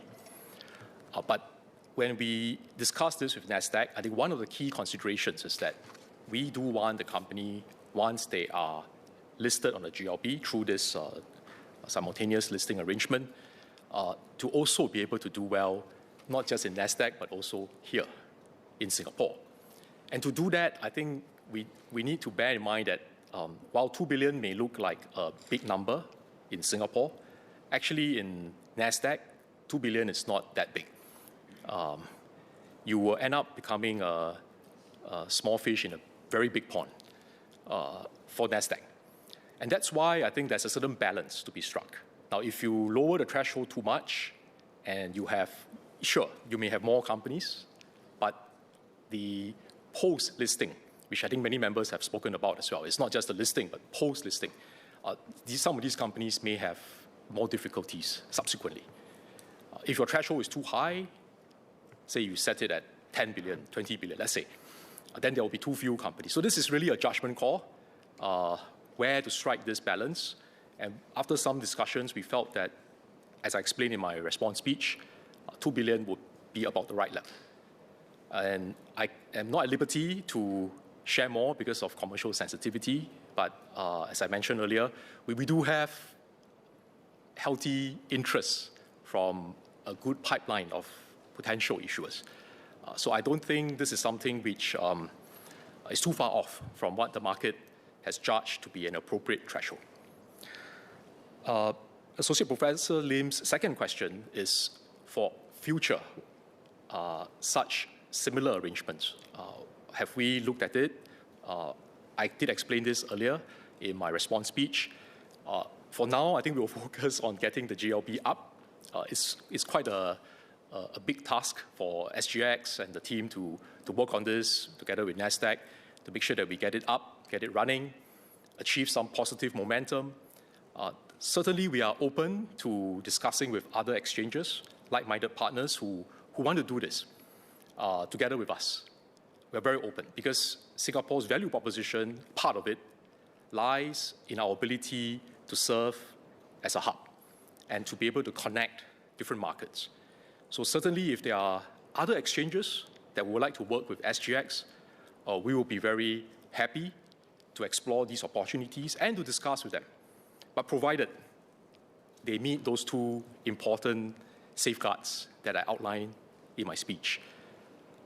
High standards, they are able to benefit from adequate coverage,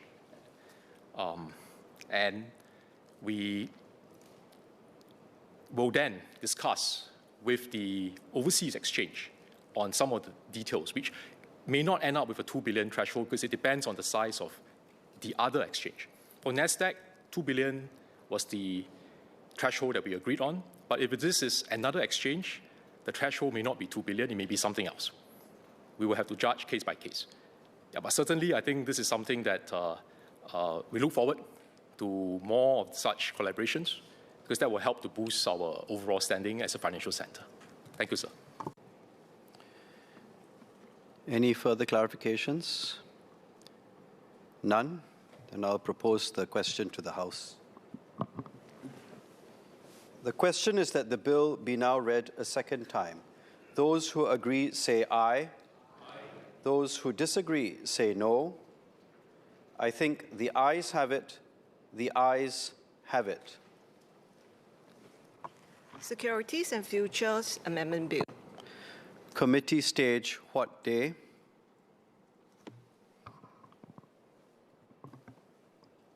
Now, sir, on behalf of the Prime Minister and Minister for Finance, I move that Parliament will immediately resolve itself into a committee on the bill. The question is that Parliament will immediately resolve itself into a committee on the bill. Those who agree say aye. Aye. Those who disagree say no. I think the ayes have it. The ayes have it.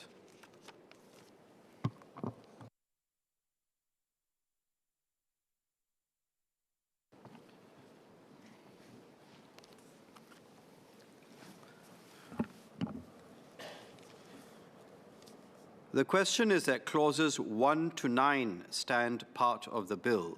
Those who agree say aye. Those who disagree say no. I think the ayes have it. The ayes have it. Bill to be reported.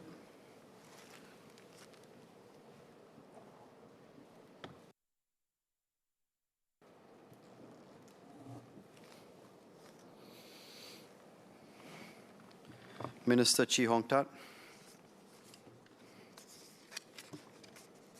Mr. Deputy Speaker, on behalf of the Prime Minister and Minister for Finance, I report that the bill has been considered in committee and agreed to without amendment. Third reading, what day? Now, sir, I move that the bill be now read a third time. The question is that the bill be now read a third time. Those who agree say aye. Aye. Those who disagree say no. I think the ayes have it. The ayes have it.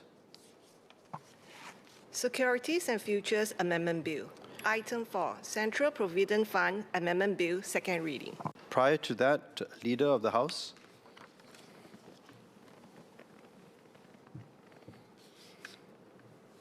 Mr. Deputy Speaker, I move that the proceedings on the business set down on the order paper for today be exempted at this day's sitting from the provisions of Standing Order Number 2.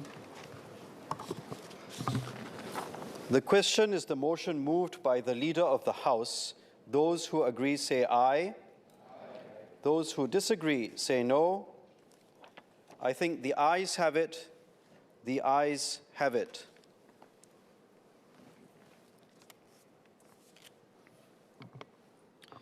Minister for Manpower.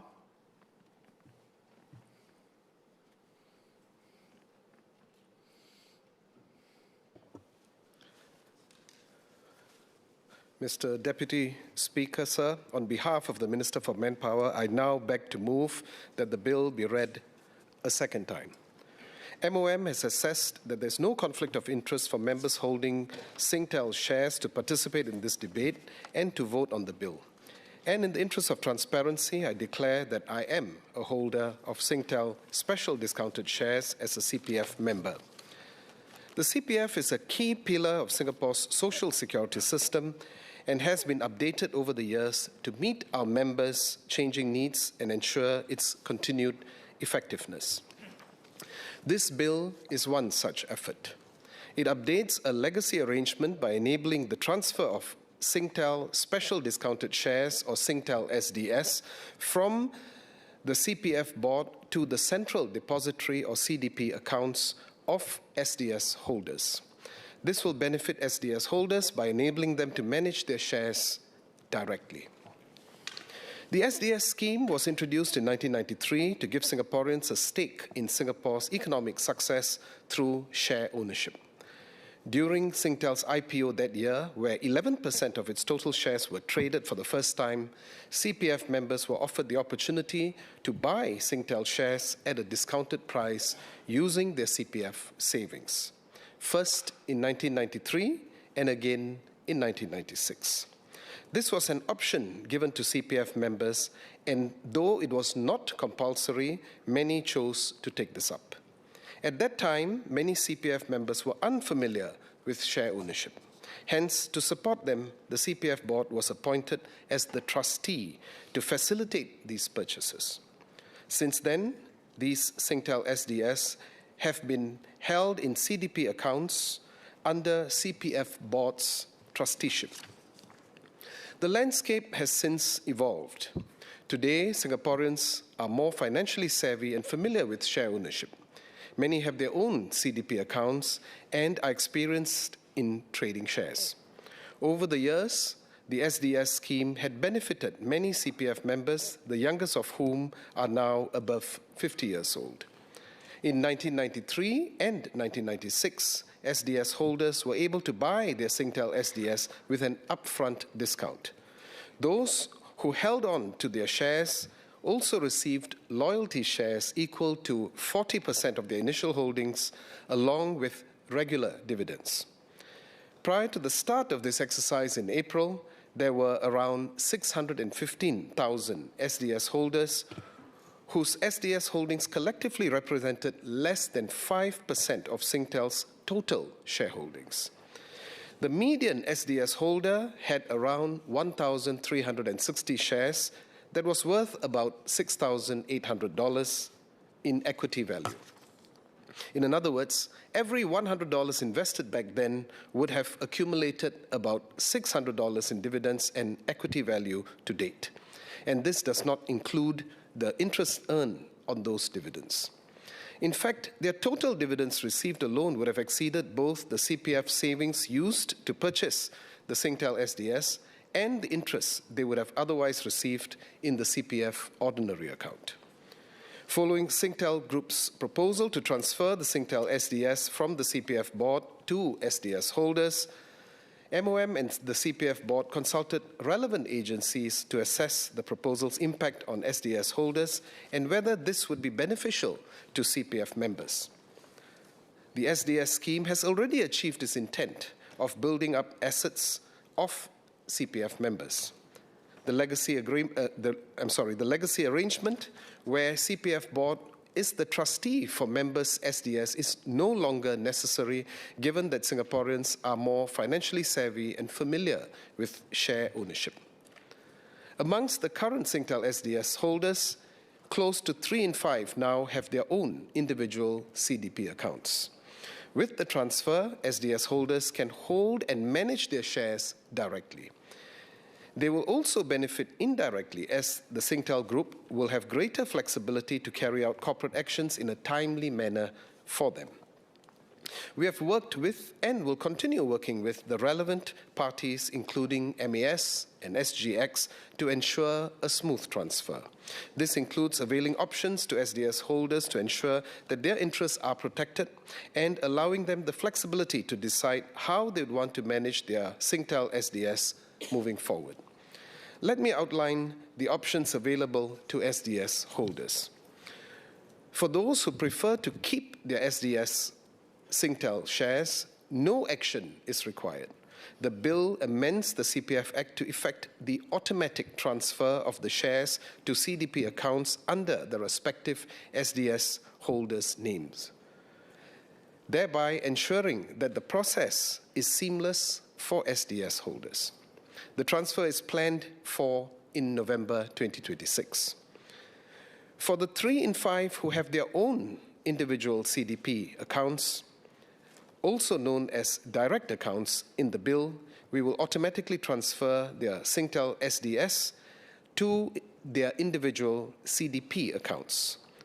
This consolidates all Singtel shares of an SDS holder into one account, making it easier for the holders to monitor and manage the shares. For the remaining 2 in 5 who do not have CDP accounts, we will automatically transfer their Singtel SDS to designated CDP accounts under their respective names, also known as designated shares account in the bill. This account will be created specifically to only hold Singtel SDS and its related entitlements.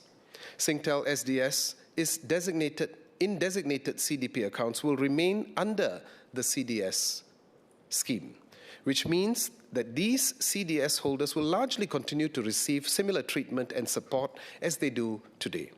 They will continue to receive future dividends in their CPF ordinary accounts. If they sell their Singtel SDS at any point of time in the future, they can opt to receive the sales proceeds either in their CPF ordinary accounts or in cash. For SDS holders who prefer not to retain their Singtel SDS, they may choose to sell and receive their sales proceeds either in their CPF ordinary account or in cash.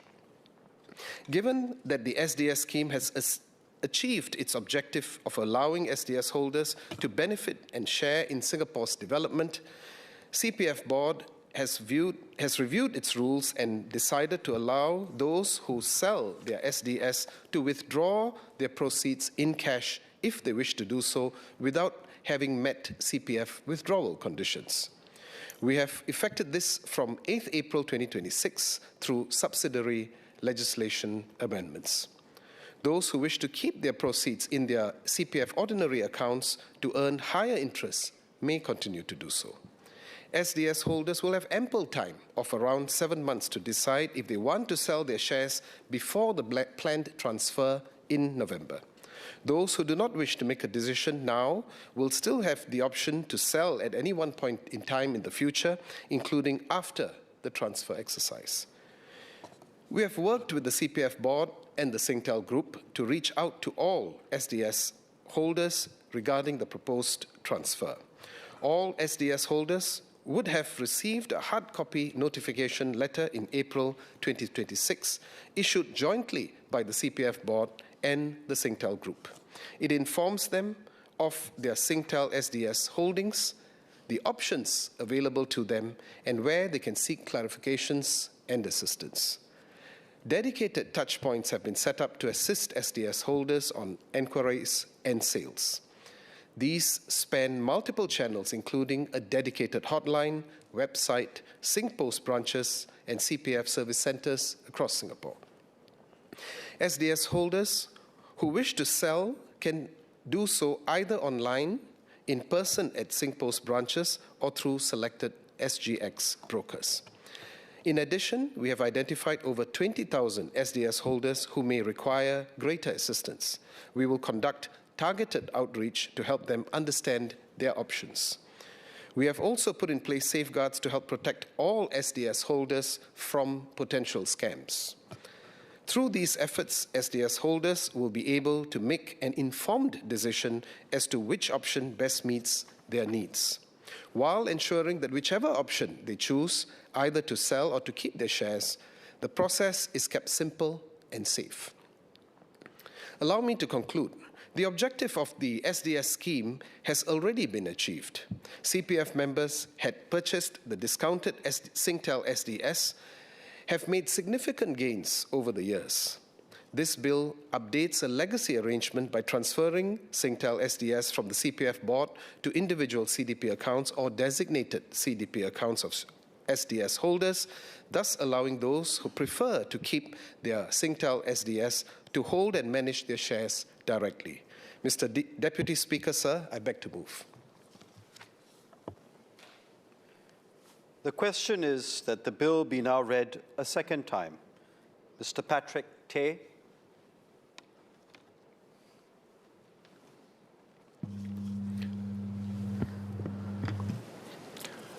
Mr. Speaker, sir, I rise to support the bill. The transfer of Singtel's special discounted shares, SDS for short, from CPF board to SDS holders, Central Depository, CDP for short, closes a chapter of a scheme that helped ordinary working Singaporeans build up assets, not just get by. I declare my interest as an SDS holder. I welcome the move to waive CPF withdrawal conditions for sale proceeds, so SDS holders, especially those who may need the money for daily needs or healthcare, have more flexibility. About 615,000 SDS holders will be affected by this transfer. The median SDS holder paid about $2,000 for the shares. They are worth about $6,800 as at April and have received about $5,000 in cumulative dividends. These are not abstract numbers. This is real money that can help a worker's family and make retirement a bit more secure. That is why we must make this transition safe, simple, and supportive. SDS was a simple but powerful idea.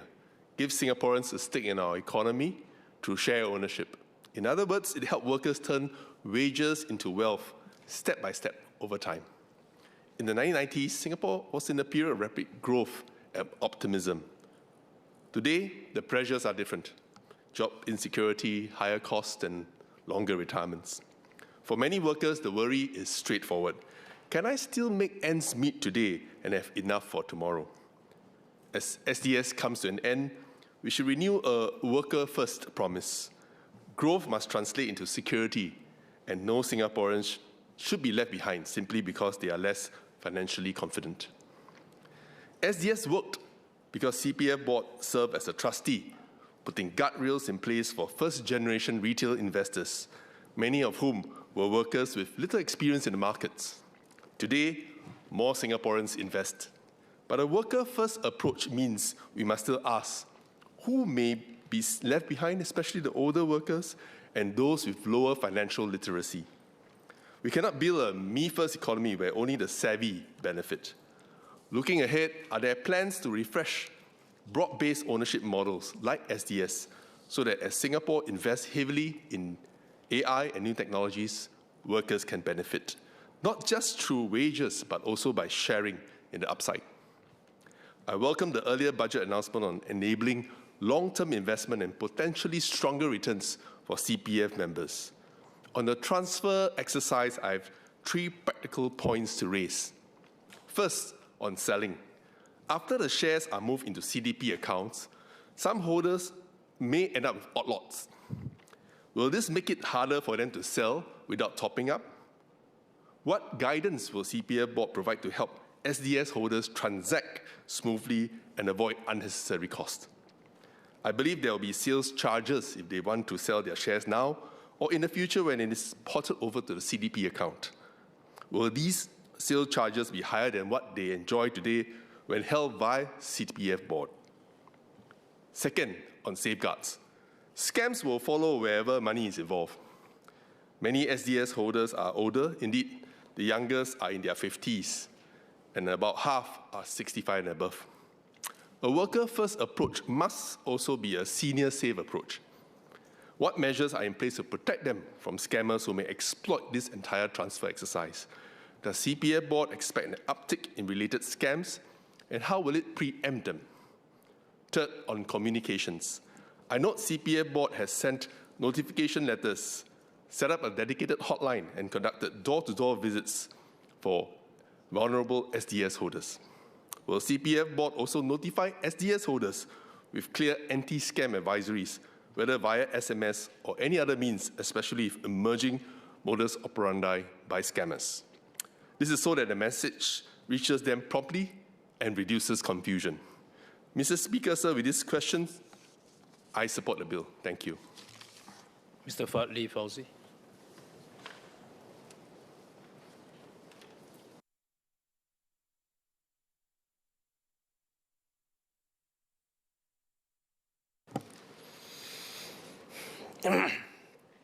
Mr. Speaker, at the outset, let me state that the objective of this bill, which seeks to provide Singaporeans with greater flexibility and ownership over their Singtel shares that they hold in their CPF accounts, is a good one.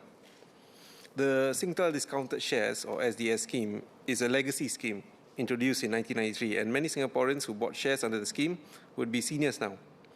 The proposed transfer would enable SDS holders who hold shares in their individual CDP accounts to consolidate all their holdings and make it easier for them to track and trade these shares. This is a positive move. However, there are several aspects of the implementation that warrants closer scrutiny. First, more than 2 in 5 SDS holders do not have individual accounts. I would like to ask why the government has chosen to create designated CDP accounts for the sole purpose of holding Singtel SDS for these SDS holders, instead of simply seeking the consent of SDS holders to create standard individual CDP accounts and transfer the SDS into these accounts for them. A designated account appears to be a workaround rather than a fully empowering solution. If the policy intent is to give shareholders true ownership and control, then enabling them to hold these shares in regular individual CDP accounts would seem more consistent with the goal. Second, I note that only a select list of brokers has been authorized to facilitate the sale of these shares. What is the rationale behind limiting participation to this group? In today's market, there is a wide range of brokerage platforms offering competitive commission rates lower than the commission rates currently cited for selling Singtel SDS. Currently, the commission rates are 0.24% if the shares are sold through Philips Securities, or a flat fee of $17.95 if sold through SingPost. Meanwhile, low-cost brokers in the market offer rates as low as 0.03%. or even flat fees of around $1 to $2. Why were these lower cost options not included in the list of approved brokers? By allowing SDS shareholders to sell their shares only from a short list of brokers, competition may be reduced. This may in turn disadvantage shareholders, especially those who are already unfamiliar accessing financial services. Additionally, senior SDS holders with mobility issues or limited digital savviness are only able to authorize a third party to sell the Singtel SDS on their behalf at SingPost branches. The flat fee of $70.95 charged for this transaction may represent a large proportion of sale proceeds for SDS holders who hold small quantities of shares. Half of the SDS holders own less than 1,360 shares, or a shareholding of less than approximately $6,000. For those small holdings, these fees will materially erode the value realized. Will the government consider waiving the fees for the very elderly SDS holders that are selling only small amounts of shares through SingPost so that they can unlock their holdings for use during their golden years at no cost? Mr. Speaker, notwithstanding my clarifications, I support the bill. Ms. Haslina Abdul Halim. Mr. Louis Chua.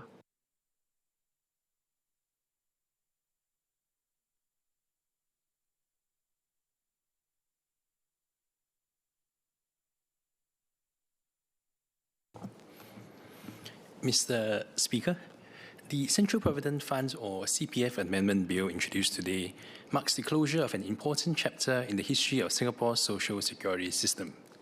Specifically, it facilitates the transfer of Singtel Special Discounted Shares or SDS from the CPF board to the Central Depository or CDP accounts of over 615,000 Singaporeans. The Workers' Party supports this bill. Even as Singtel may stand to benefit from the scheme through an easing of its administrative requirements and the ease of undertaking future corporate actions to enhance its own shareholder value, ultimately Singaporeans will benefit from such an exercise. However, the closure of the Singtel SDS scheme also presents a timely opportunity to reflect on its successes, its inconsistencies, and the broader question of how we truly enable Singaporeans to have a tangible stake in our nation's wealth. Now, before I proceed, I wish to declare that I'm not old enough to obviously have SDS shares, but I do have regular Singtel shares. To understand the unique and what appears to be a one-off Singtel SDS scheme, we must look back at what then Prime Minister Goh Chok Tong stated as the goal of his government's goal to make Singapore a share-owning society.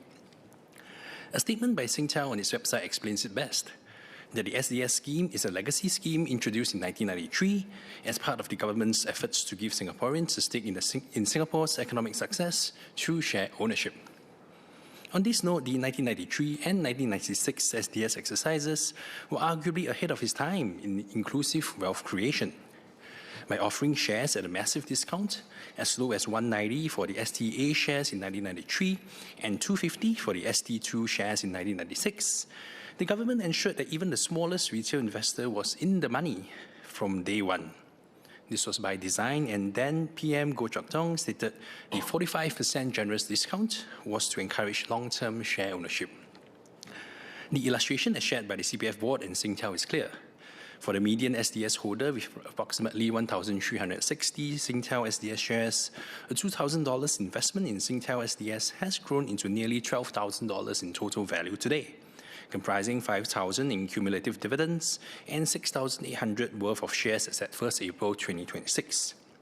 In contrast, had that same $2,000 remained in the CPF ordinary account, earning a base interest of 2.5%, it would be worth only approximately $4,500 today, a mere 38% of the value of the SDS shares, or in other words, the SDS has outperformed the CPF OA by a factor of 2.6 times. For many Singaporeans, especially those approaching retirement, this kicker is a vital addition to their retirement adequacy. Mr. Speaker, I have several broad clarifications on this bill.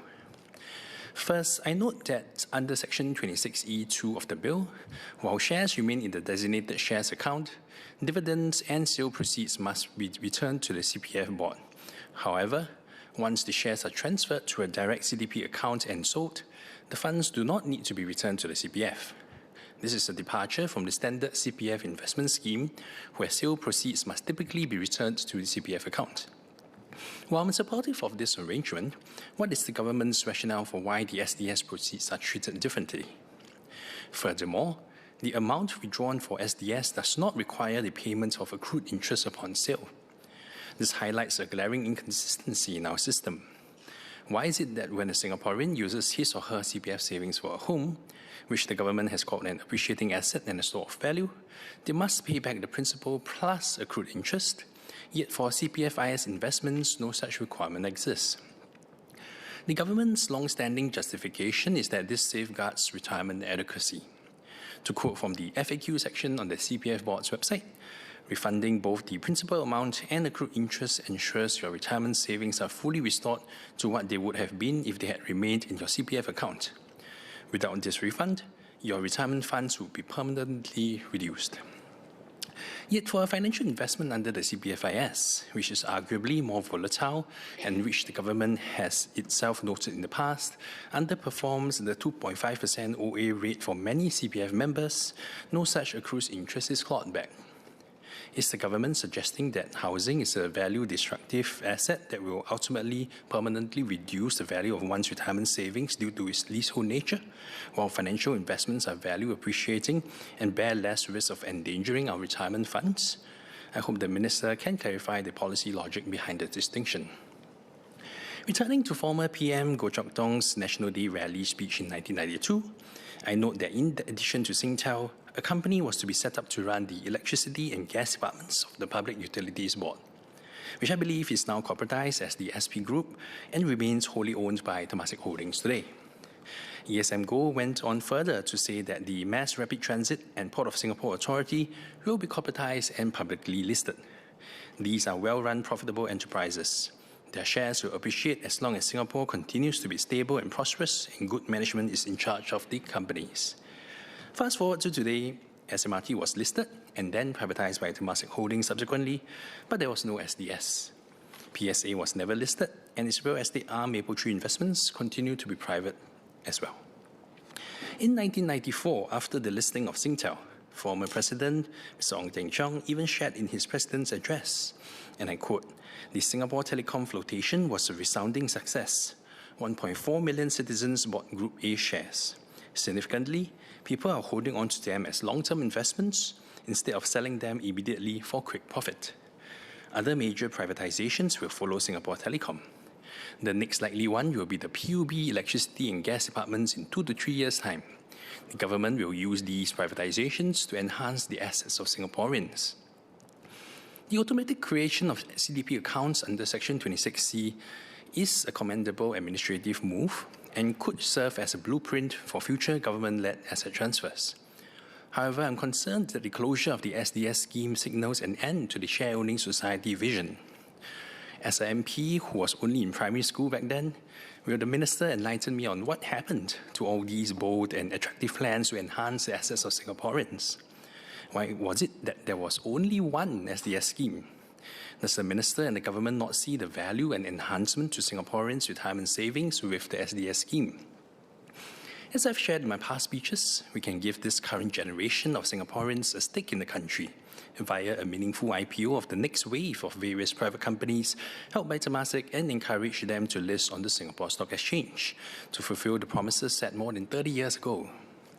The government will also be leading by example as part of its suite of measures under the recently introduced Equities Market Development Programme. More importantly, the point here is not just about a one-off distribution of shares at a discount to Singaporeans whenever a company goes for an IPO. The Workers' Party has advocated in our manifesto for enabling Singaporeans to co-invest their CPF savings with GIC. This is not about one-off handouts, it's about giving citizens a stake in the long-term strategic growth of our sovereign wealth. The middle 20% of households have the majority of their household wealth in property equity, followed by 33% in net CPF balances and only 14% in other financial equity.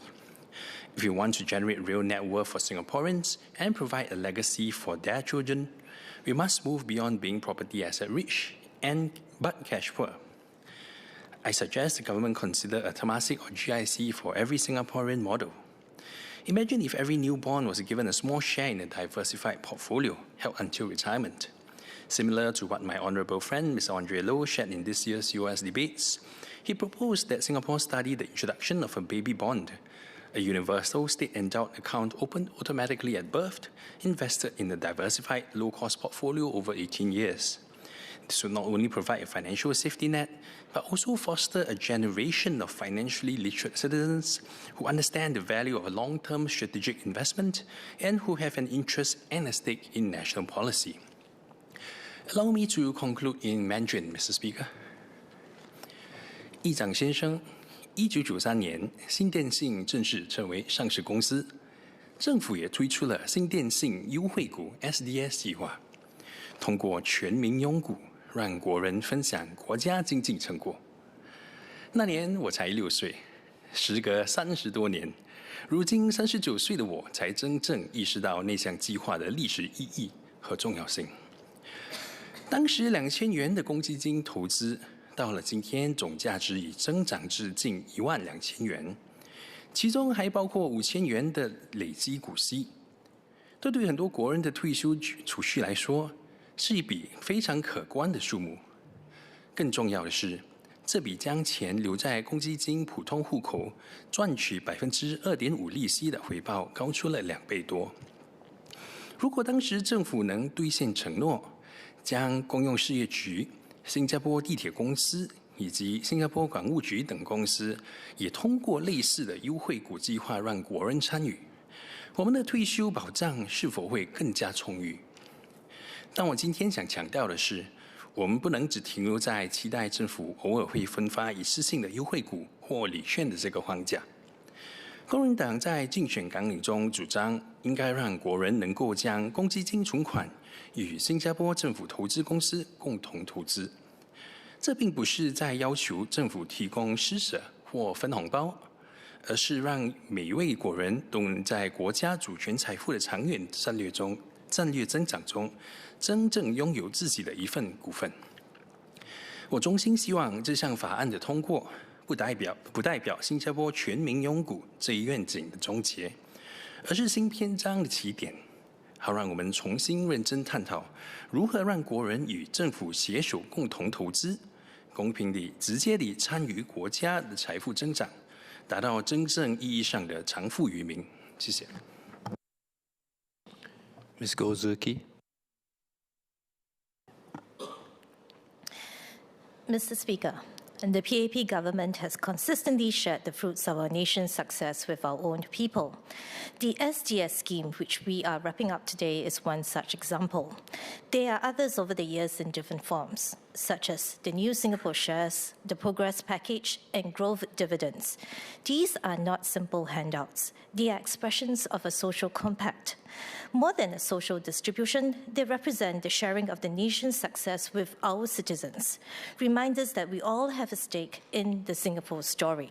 But our fiscal landscape is changing. We face structural shifts in our society that are both inevitable and expensive: an aging population, rising healthcare and social spending, massive investment required for climate resilience. These increasing structural pressures mean we cannot rely on budget surpluses to fund this kind of generous redistribution we saw in the previous years. Yet, we must recognize this. Each generation, having contributed to this nation in turn, also deserves to partake in the fruits of their labor. I was actually asked this question: what are the Singtel SDS shares of our generation? I leave this as a philosophical question for the House to ponder. Sir, I am convinced that the CPF board is well prepared for this transfer exercise. On the operational aspects, I believe we are in good hands. Instead of the how, I would like to focus on the why. The amendment before us facilitates the transfer of Singapore Special Discounted Shares, or SDS, from the CPFB to the CDP. There are no issues here. But crucially for this transfer exercise, CPF withdrawal conditions will be waived, and shareholders have the option of withdrawing proceeds in cash. This is a significant departure from how we have always approached the CPF, a system built on tight discipline to ensure long-term requirement adequacy. For years, the fundamental covenant of CPF has been clear.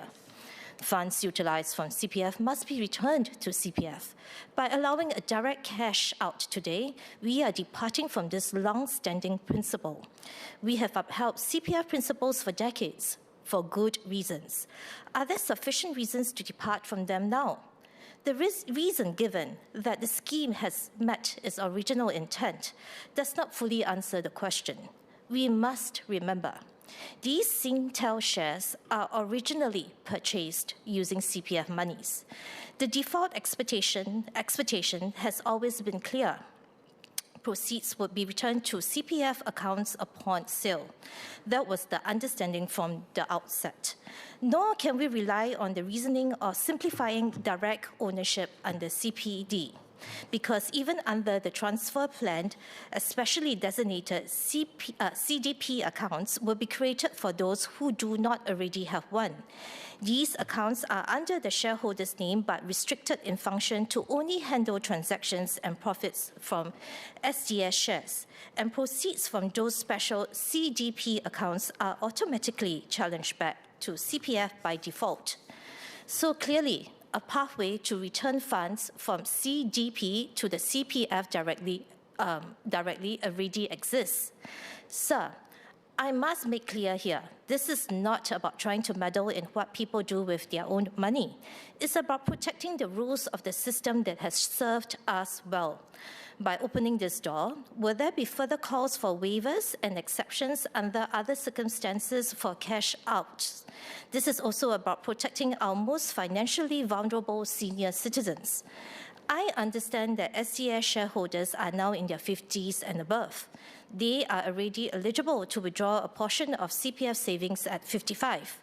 For those who have met their retirement funds, these proceeds are merely an additional bonus. Even if this bonus ends up back into their CPF, they would still have been able to take this additional sum in cash anyway. I understand all this, but I have reservations for shareholders who have not even met their basic retirement fund. This is really about them. The media reported about 20,000 members with low CPF balances and no CDP accounts. For them, these shares are not simply a bonus. They may form an important part of their retirement adequacy. But allowing this cash out waiver, we must ask ourselves, are we unintentionally encouraging those who can least afford it to draw down on retirement savings too early? Especially as the basic retirement fund rises to $110,200 this year, would it not be safer for sale proceeds to return to CPF by default, as has always been the practice? This would continue protecting retirement adequacy while members who have already met their retirement needs could still choose to withdraw their monies in cash. Sir, at the same time, I fully appreciate that for some seniors, these proceeds may help with immediate daily expenses and household needs. Different households will have different realities and priorities. I also appreciate that some members may prefer to retain flexibility through their ordinary account, particularly for housing, healthcare, education, or other long-term financial needs. These are entirely understandable consideration. But I strongly encourage those members who have not yet met their basic retirement fund, if their circumstances allow, to consider transferring part or all of their proceeds back into their CPF. I would also like to offer a tip for those who decide to do so. For those who have not met the basic retirement sum, please check your eligibility for the matched retirement savings scheme. That is the MRSS. Under MRSS, every dollar voluntarily topped up to $2,000 a year will be matched dollar for dollar by the government. So, for shareholders who do not urgently need to utilize all the proceeds immediately, this scheme can significantly stretch the long-term value of the SDS proceeds. With an average shareholding of about $6,800, eligible seniors who make gradual MRSS tops-up over several years could potentially see these savings effectively doubled through government matching. This could translate to close to $13,600 in retirement savings over time. Now that I've highlighted this possible option, this tip, I would encourage the CPF board to also help communicate this clearly to eligible members so that they can make informed decisions based on their own financial circumstances and priorities. Actually, we can go one step further. Can the government consider automatic MRSS matching for eligible shareholders who voluntarily choose to sweep part of their proceeds into their CPF retirement savings? This would reduce administrative hassle and help strengthen retirement adequacy for lower balanced members.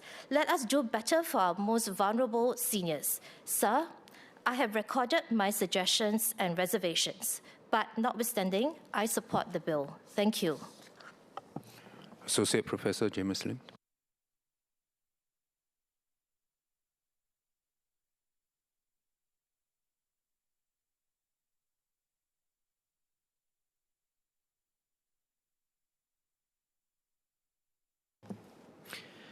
Mr. Speaker, I'll begin with a disclaimer. I'm the Chief Economist Emeritus of a wealth management and advisory firm. However, unlike the MOS, I do not, unfortunately, hold any shares in Singtel, SDS, or otherwise, although I regret that does not necessarily make me all that much younger than him. Unlike the declarations of all the other members in this House, they have gleefully declared that they are too young to receive SDS.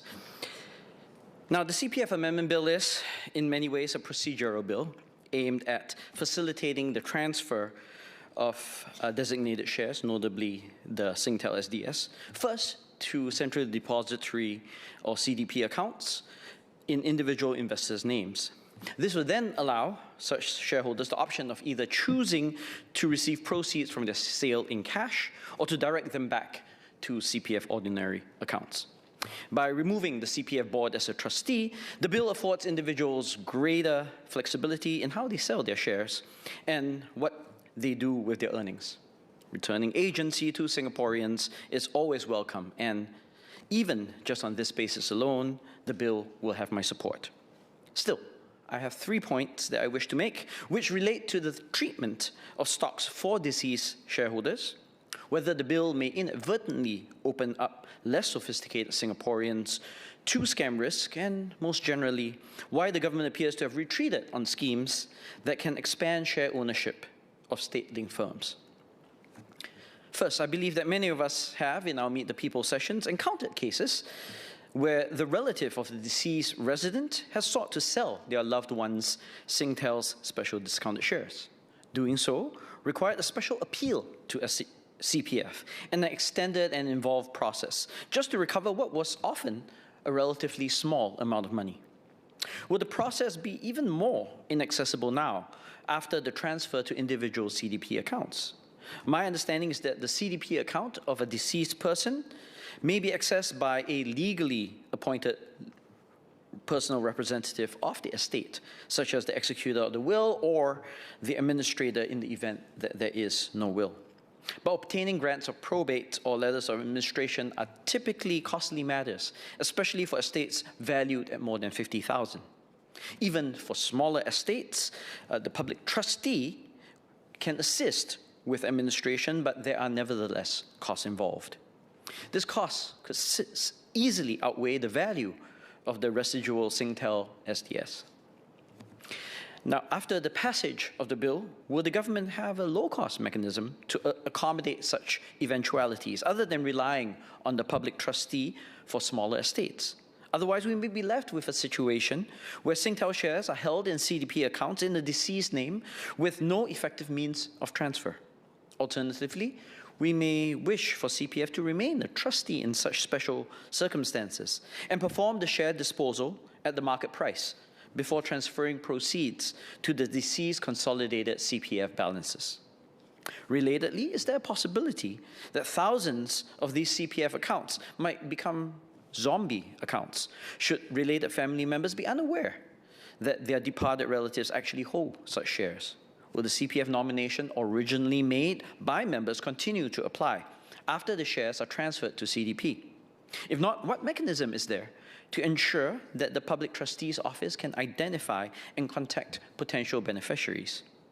Separate from deceased account holders, I should also point out that the complexity of the transfer mechanism sketched out in the new sections 26C and D may impose a non-trivial ongoing administrative burden. I appreciate that this complexity may be necessary to preserve the veracity of shareholders. Still, perhaps the Minister could share with us an estimate of how many such account transfers would need to be effected in future, and if the civil service has already transmitted a set of standardized operating procedures to security firms to guide them on practical implementation. Now on to less morbid points. My second point relates to the interaction of Clause 12 of the bill, which establishes CDP accounts for the estimated 40% of shareholders who have never otherwise actively traded equities, with Clause 6, which allows a direct cash payout of sales proceeds. Taken together, there is now a clear route to encash these discounted stocks. Alas, the increased flexibility of allowing the withdrawal of equity sales proceeds, while well-meaning, also means that there could be a double-edged sword, with unscrupulous fraudsters and scammers potentially already licking the teeth at the prospect of accessing this pool of previously locked-up funds. This is exacerbated by how most of the original discounted shareholders are now seniors, who may be unsophisticated in the operation of stock trading accounts. I'm unable to conjure up all the possible scenarios for such nefarious actions, but it behooves me to ask how the government will pursue its duty of care to ensure that this unlocking of wealth does not go awry, owing to financial illiteracy. What measures will CPF and Singtel take to educate their shareholders on the possible risks of scams during this transition period? And will there be a dedicated hotline or other channels of assistance that can help this group navigate the CDP system safely? At the very least, we should ensure that basic safeguards align with the ones we already have in place for scams, such as cooling off periods, are adapted to this channel. Third, in the debate surrounding the Telecommunications Authority of Singapore Bill, which formalized the privatization of Singtel and allocated discounted shares to CPF shareholders, the government of the time declared that its intention for offering such discounted shares was to, and I quote, give an opportunity to share in the success of a national asset, promote long-term widespread share ownership, and give Singaporeans a direct stake in the country's success. End quote. These are laudable goals and one that even today, many of us can get behind. But since that first step, there have been no further efforts to offer discounted shares to the public. This is despite how several government-linked corporations, or GLCs, have been listed since. ST Engineering in 1997, Singpost and SMRT in 2000, and Sembcorp in 2002, among others. Despite these further opportunities for more stock ownership by ordinary Singaporeans, the government had demurred. If anything, it appears to have gone in the other direction, favoring either privatization under the rubric of Temasek or choosing property trusts as a listing platform. Now, the reason cannot simply be because we have already accomplished the goal of making Singapore a shareholding society. After all, this was arguably already achieved back in 1993, when 1.45 million Singaporeans, or about 86% of those eligible, accepted the discounted A-share offer. In one fell swoop then, the government had raised the share ownership rate from less than 9% to more than half, which is similar to the rate today. Yet, the government went ahead with a second discounted tranche of Singtel in 1996, where 1.53 million citizens happily took up the secondary offering. So, if the goal was to raise the prevalence of share ownership among Singaporeans, this was already achieved in 1993. The decision to further issue discounted Singtel shares must surely then have been motivated by other goals listed by then Finance Minister Richard Hu, to give Singaporeans an opportunity to share in the upside of the country's success and to imbue in them a stronger stake in the country. If so, then the absence of more discounted share offerings tied to the listings of other GLCs since strike me as missed opportunities. One could alternatively argue that Singaporeans all enjoy indirect exposure to stocks via our sovereign wealth funds, GIC and Temasek. This may be so, but given how these funds operate with little or no direct input from the average Singaporean, it is difficult to see how this very indirect ownership via these funds fosters a sense that they have any direct stake in the country's success. So I will close with some thoughts on the proposed amendments to Section 77, which enables the introduction of CPF investment schemes, or CPFIS. CPFISs, that's a mouthful, are not novel, but at the top of mind for most policy observers must be the impending Lifetime Retirement Investment Scheme, or LRIS, scheduled for 2028. I believe that more legislation specific to the LRIS is to follow, and there's a fair degree of excitement over how a more explicit involvement of CPF account holders in the local stock market might further revive the SGX's fortunes. I trust that the amendments here, which appear to set the stage for proceeds and benefits that may accrue to any such LRIS to be credited back to the member's account, does not preclude a more consequential debate on the details of this scheme within this House when the time comes. Mr. Melvin Yong.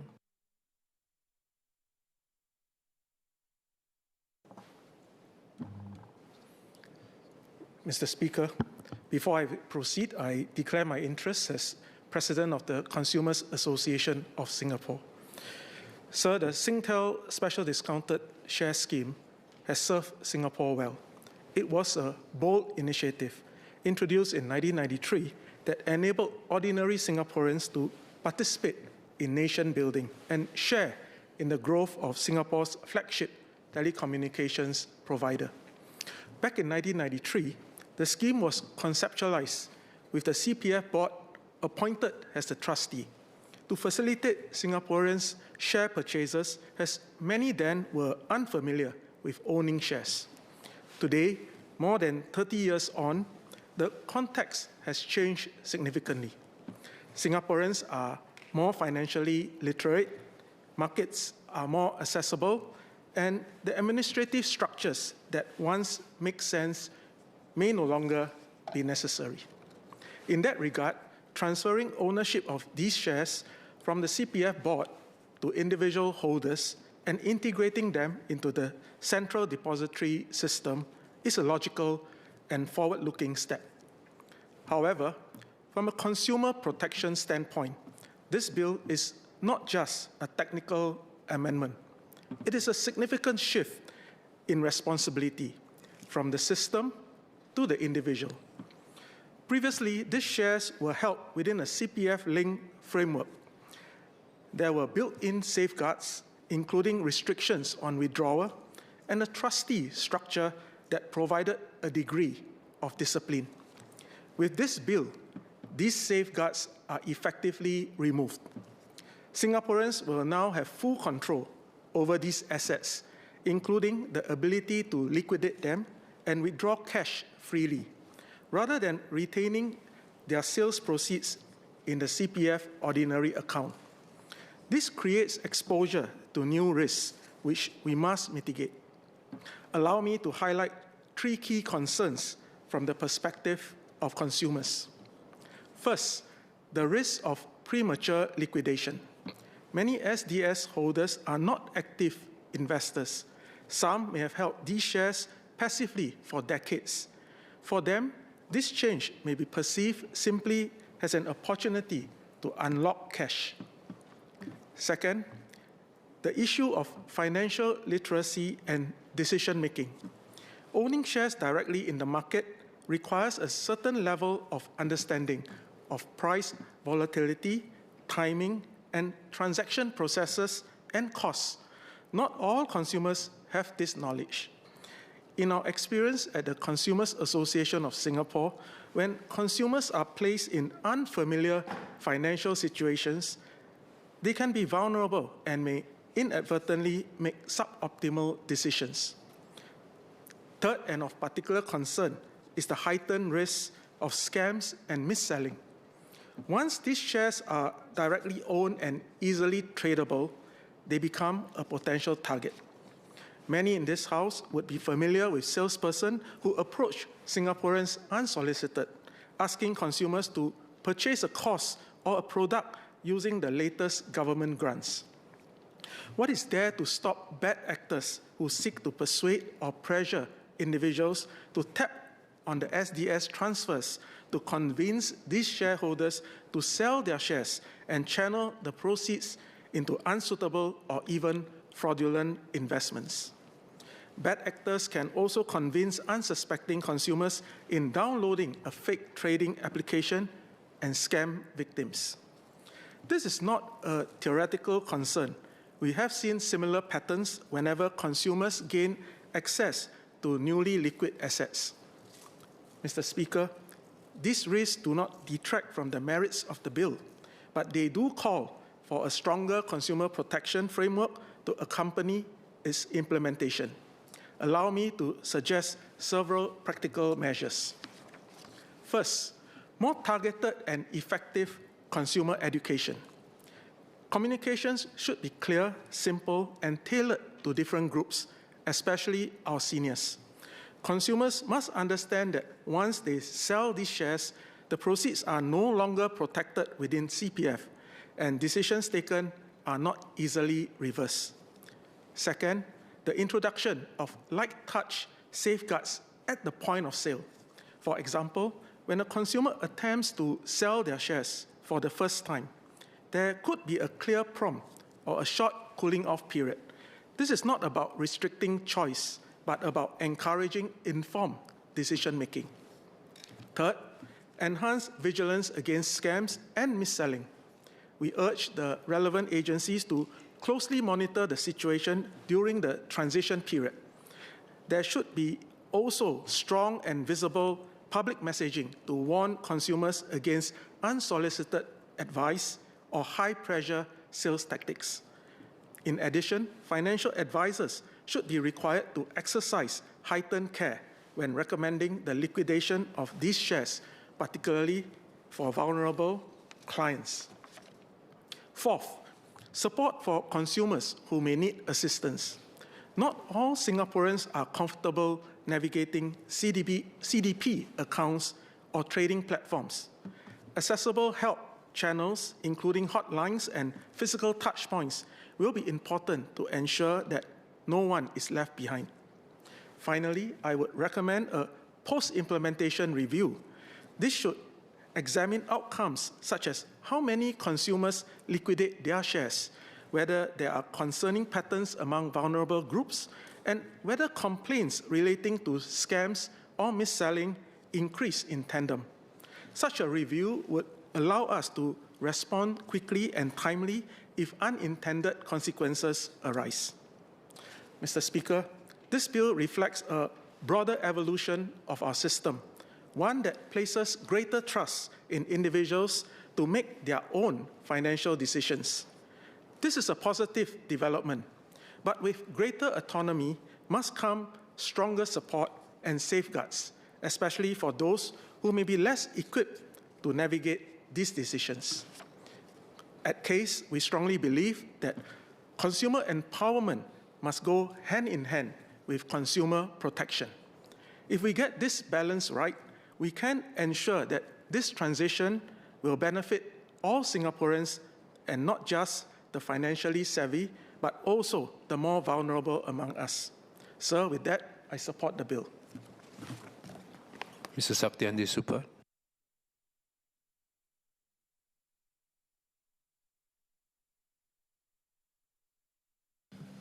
Mr. Speaker, sir, This bill has a relatively narrow purpose to transfer Singtel special discounted shares from the CPF board to the direct ownership of individual Singaporean holders. I support the bill, but I have a few clarifications and suggestions. First, giving Singaporeans a stake in growth. Sir, the SDS scheme has been an extraordinary success story. It gave more than 600,000, in fact about 615,000 Singaporeans today a direct equity stake in our nation's economic growth. For many, the value of these shares has increased several-fold over time, even before accounting for dividends and loyalty shares. This was not just a financial scheme, it reflected a broader principle that Singaporeans should have a stake in Singapore's success.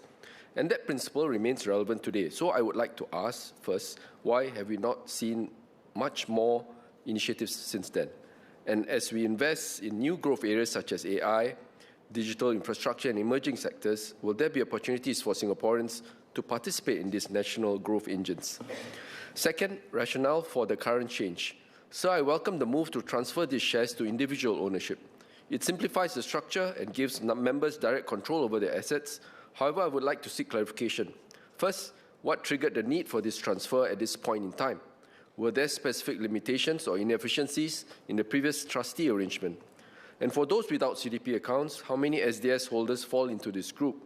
And what will be the practical experience for them under the designated accounts? Third, waiver of withdrawal conditions. Sir, I also note that withdrawal conditions have been waived, allowing proceeds to be taken out in cash. As the SDS were issued back in 1993 and 1996, SDS holders may be younger than age 55. What is the reason for not applying the general rule that assets in the CPF system can only be withdrawn after the member has set aside the full retirement sum at age 55? Following the outbreak of the conflict in the Middle East, the increase in prices and in overall uncertainty exacerbating my concern over the retirement adequacy of Singaporeans. What is the policy rationale for this, especially for members below age 55? In today's uncertain global environment, this could have implications for retirement adequacy, which remains an important concern. More importantly, does this risk sending an unintended signal for holders to sell rather than hold? Since the first reading of this bill, the news headlines have been dominated by articles analysing whether individual SDS holders should sell or keep whole of their shares. Should we be concerned with the market signals that are being sent out by this present bill? What discussions has the government held with Singtel in that regard? Fourth, ensuring no one is left behind.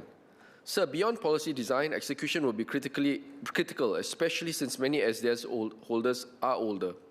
Allow me to speak briefly in Malay. Encik, Tuan Speaker, sebahagian besar pemegang saham SDS terdiri daripada golongan warga emas. Bagi mereka, perubahan ini mungkin tidak mudah difahami. Kita perlu memastikan tiada sesiapa yang tertinggal. Maklumat mesti jelas, mudah difahami dan disampaikan melalui saluran yang sesuai, termasuk pendekatan bersemuka. Yang penting, setiap rakyat dapat membuat keputusan yang yakin dan termaklum. Fifth, sir, practical implementation points. Sir, if I may, I would like to highlight 3 practical implementation areas, together with 1 point on timelines. First, on those who may be unaware, there may be individuals who do not respond to letters or may not even realize they still hold these shares. Could the Minister share how many SDS holders have not engaged with outreach efforts so far, and what additional measures are being taken to reach those who may be unaware of their holdings? Additional touch points such as SingPass notifications or CPF statements may help ensure no one is left behind. Second, on ensuring real understanding. These are not simple concepts. Could the Minister elaborate on how the government is ensuring that key concepts are truly understood beyond translation into different languages? Understanding is not just about language. It is about making the unfamiliar familiar. Third, on behavioral inertia, the default option is to do nothing. Has the government assessed whether this leads to optimal outcomes or whether some form of guidance or simple decision frameworks could help members make some informed choices? Six, Mr. Speaker, timeline and flexibility. Finally, sir, on timing. How long do SDS holders have to decide whether to sell or keep their shares? If they choose not to act now, can they still do so next year or later without losing flexibility? And after the transfer, will they continue to have full flexibility to hold or sell their shares at any time? Clarity on this will be important, as many members may prefer to take time before making a decision. 7, sir, safeguards and scams. Many members have shared this. I'll just keep it short. So with greater flexibility also comes greater risks. What safeguards are in place to protect, in particular, seniors from scams or financial exploitation during this transition? Even broad contours would help provide reassurance. 8, market behavior and outcomes. So I would like also to understand how members are responding. Could the Minister share how many SDS holders have sold their shares since the announcement and how many have withdrawn proceeds in cash versus retaining them within CPF?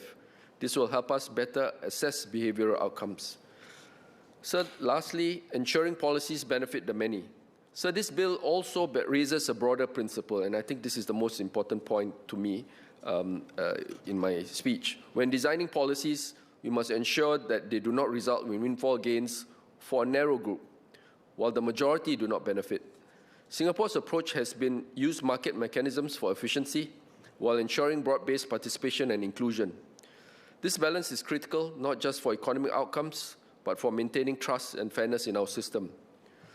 So this bill is a sensible and timely amendment. It modernizes a legacy scheme and gives members greater control over their assets, but this success will depend on, first, clear communication, strong safeguards, and ensuring that all Singaporeans, especially those less familiar with such matters, are able to benefit. More importantly, it prompts us to think about how future policies can continue to enable Singaporeans to share meaningfully in our nation's growth. With these considerations, I support the bill. Mr. Sean Low.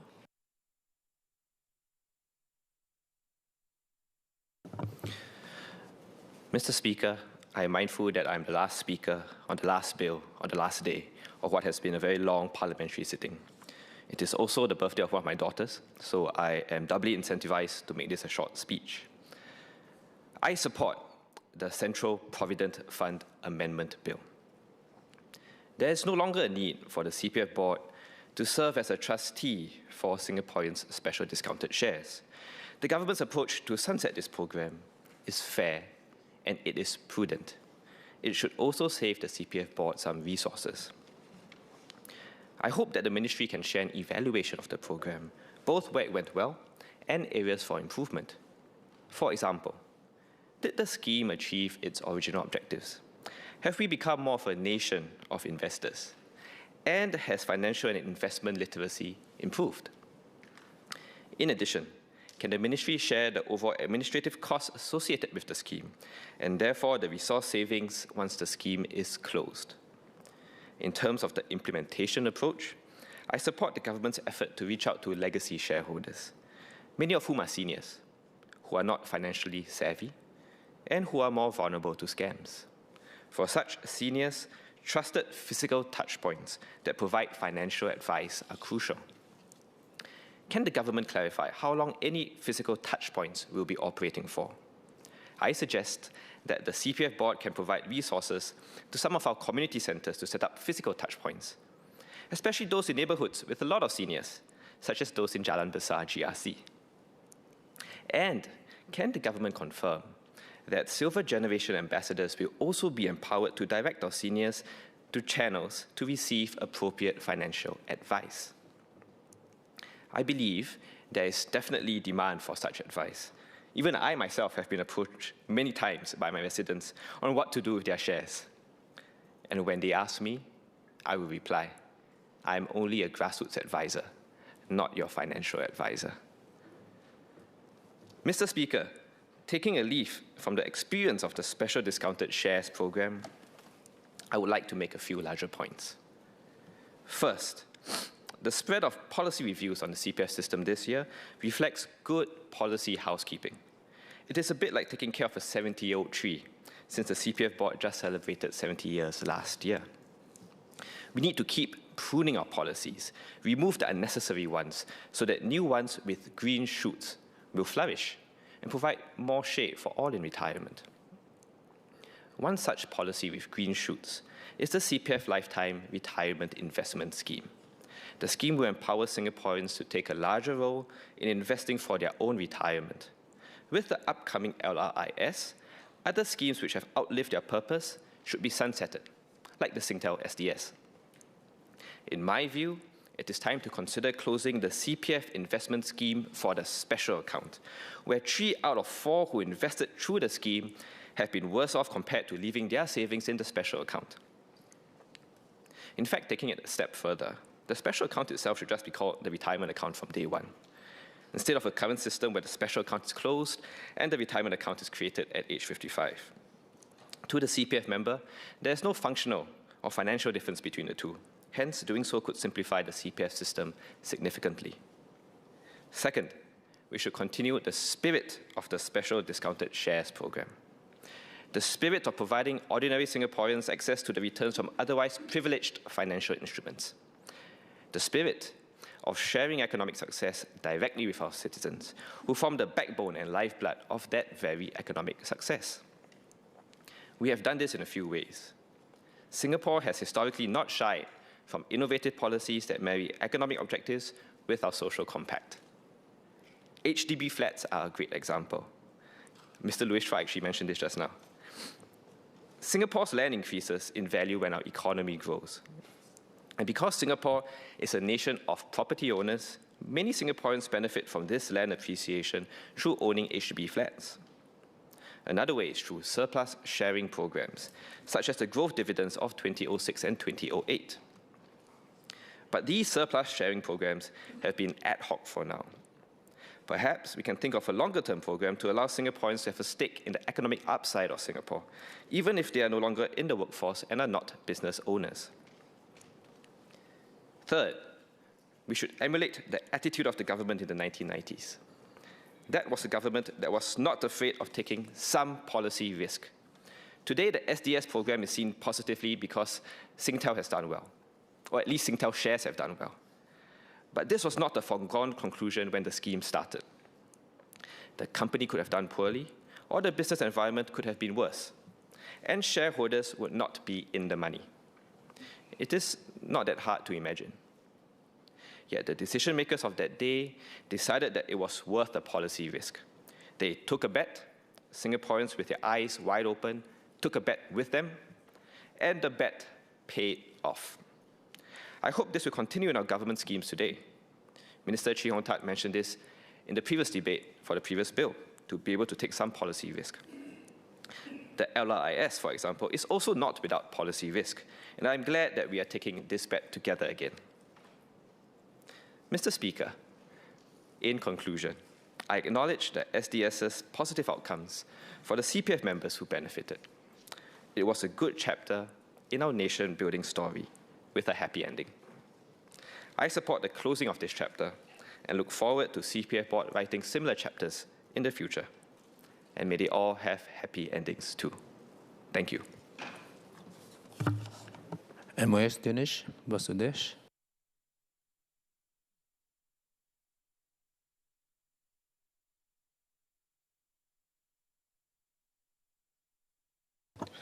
Mr. Speaker, sir, I thank the members for their support for the bill, and I'd also like to thank the members for affirming the benefits that the SDS scheme had brought to the CPF members and the move to give shareholders greater control and management of their shares, given that the scheme has met its intent.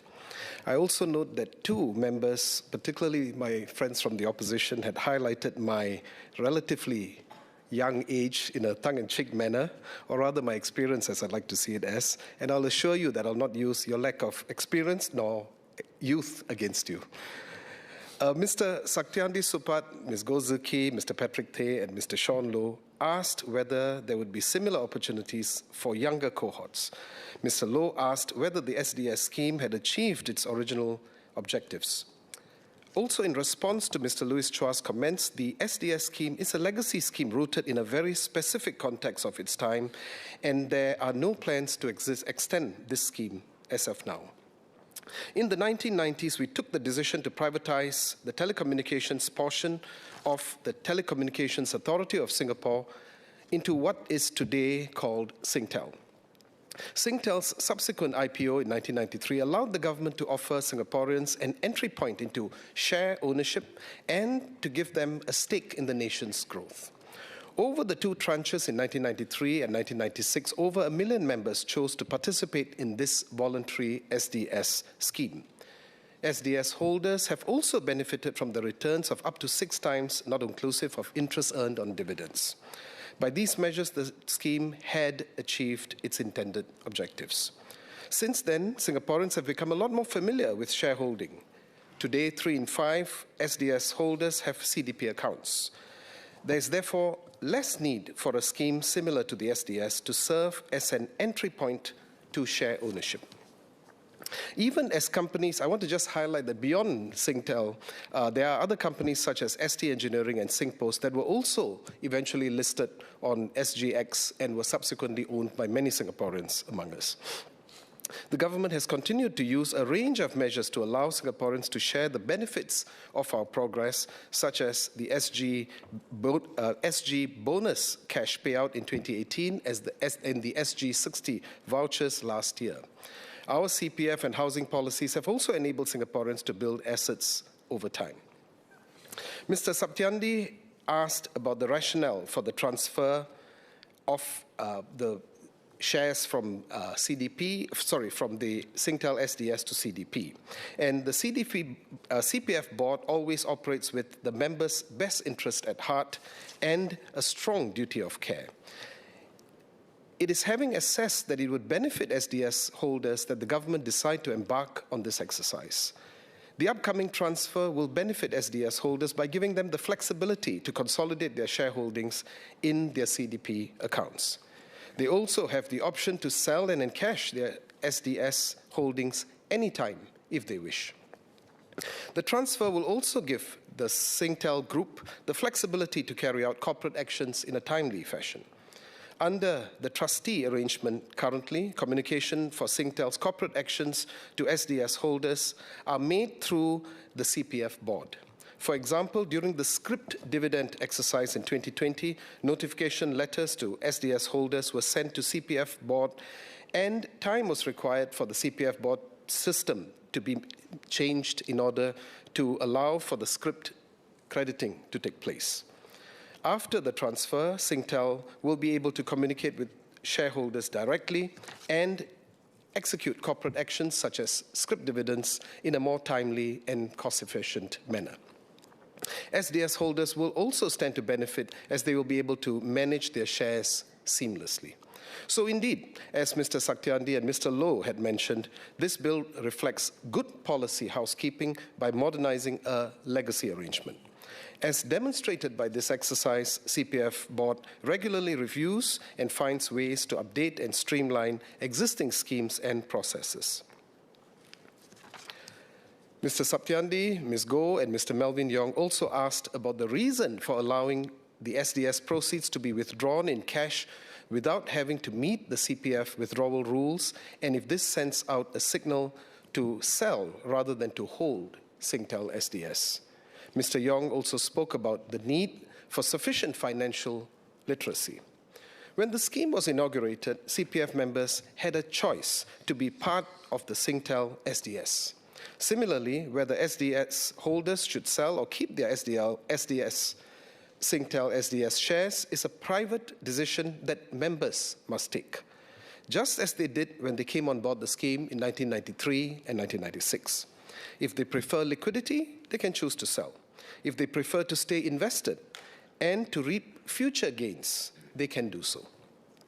We decided that the SDS sales proceeds would not be subject to the CPF withdrawal rules, given that the SDS scheme has met its intent of enhancing the assets of CPF members. This arrangement also gives SDS holders options and ensures that those who do not have individual CDP accounts are not disadvantaged. In fact, they can receive their sales proceeds in cash without needing to even open one. As mentioned, those who prefer to keep their sale proceeds in their CPF ordinary accounts to earn higher interest can still continue to do so. We also welcome Ms. Goh's tip to encourage eligible SDS holders to top up their CPF retirement account under the Match Retirement Savings Scheme to receive a dollar-for-dollar matching grants from the government. It is a safe and legal hack, and I would encourage you to let your residents know about it too. As of end of April, around 83,000 SDS holders, or 13%, have sold their shares. around 9 in 10 chose to receive their proceeds in cash. SDS holders have the flexibility to decide when they would like to sell, as mentioned in my earlier speech, even after the transfer. As to those who sell their SDS held in designated CDP accounts will still be able to withdraw proceeds in cash without being subject to CPF withdrawal rules. We agree with the spirit of the members' comments that there are needs to be safeguarded as we ensure and as we update this legacy arrangement so as not to disadvantage those who may be less financially savvy. Now, with this transfer, we have sought to ensure that every SDS holder has access to resources that support them in making informed decisions about how best to manage their Singtel SDS. For investors who already have individual CDP accounts, they will be able to consolidate shareholdings and manage them within the CDP framework that they are already very familiar with. For SDS holders who do not have individual CDP accounts and who may be less familiar with investing, their shares will be transferred to designated CDP accounts. This means that these SDS holders will largely continue to receive similar treatment and support as they do today, even after their Singtel SDS is transferred to their designated CDP accounts. Specifically on the sale process post-transfer, it will largely remain the same as today. Singtel SDS, including odd lots, can be sold through channels such as Philips Securities at the same rates as of today. On Mr. Fadli Fauzi's question about charges, the sales process and charges during the period are the same as what they were prior to the exercise. SDS holders are not limited to selling via SingPost or Philips Security, as it's up to the SGX brokers whether or not they wish to facilitate the sale of Singtel SDS, which also includes cost. I wanted to also add at this point that for members, particularly the seniors who go to the SingPost outlets, about 95% of sales transactions are actually done online by them, and therefore circumventing the need to even pay the $17 that was raised by Mr. Fauzi.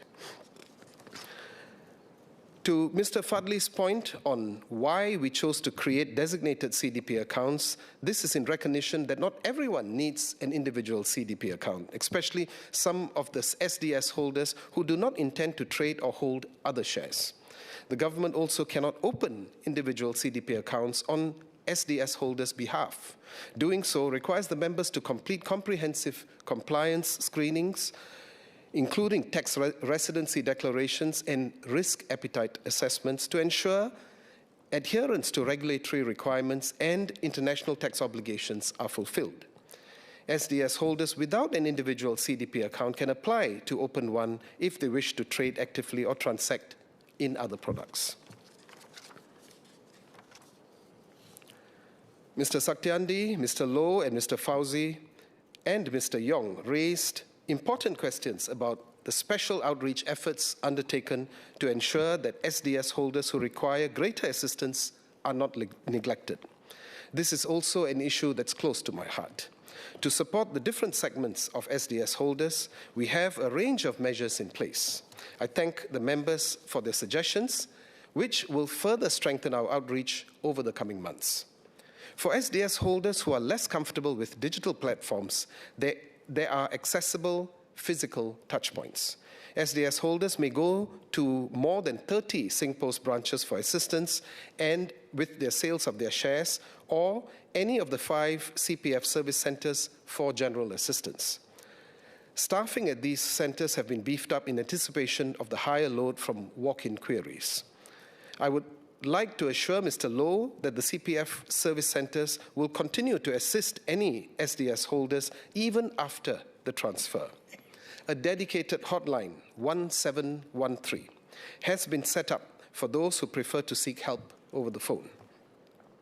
Information about the exercise is also available in print and via the broadcast media, ensuring that it reaches those who may not have easy digital access. Key publicity collaterals and notification letters to SDS holders have been translated into vernacular languages, ensuring that those who are comfortable in their mother tongue can access important information clearly and easily. Some SDS holders may face physical accessibility challenges. CPF Board and Singtel are partnering the Agency for Integrated Care, or AIC, to conduct door-to-door outreach and visit nursing homes and care facilities. This ensures that even those who are homebound or residing in institutional care settings are personally reached and are made aware of their options and channels for assistance. Caregivers and family members assisting SDS holders are also welcome to engage any of the several touchpoints on their behalf. I would like to take the opportunity to thank AIC, their staff, their volunteers, for their invaluable support in this very important initiative. On Professor James Chua's question, on Professor James Lim's question, forgive me for that, might be the relative age coming in now, I suppose. Following the transfer for SDS holders who have designated CDP accounts upon their passing, their Singtel SDS will be handled in accordance with CPF nomination rules. This is no different from today. For those who have individual CDP accounts, their Singtel SDS will be treated as any other CDP shares and will form part of their estate. I would also like to highlight on Professor James Lim's point on administrative complexity. I want to just highlight that this is really a one-off exercise, and the number of SDS to be transferred will be dependent on how many SDS holders who have decided to sell prior to the cutoff point that we have in November.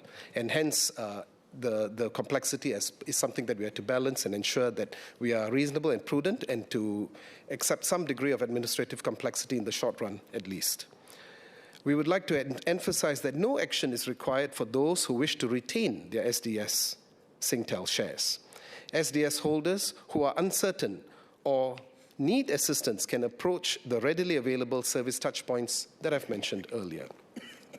Mr. Saktiandi, Mr. Yong, Associate Professor James Lim, and Mr. Teh have also raised concerns about the risk of scams during this exercise period.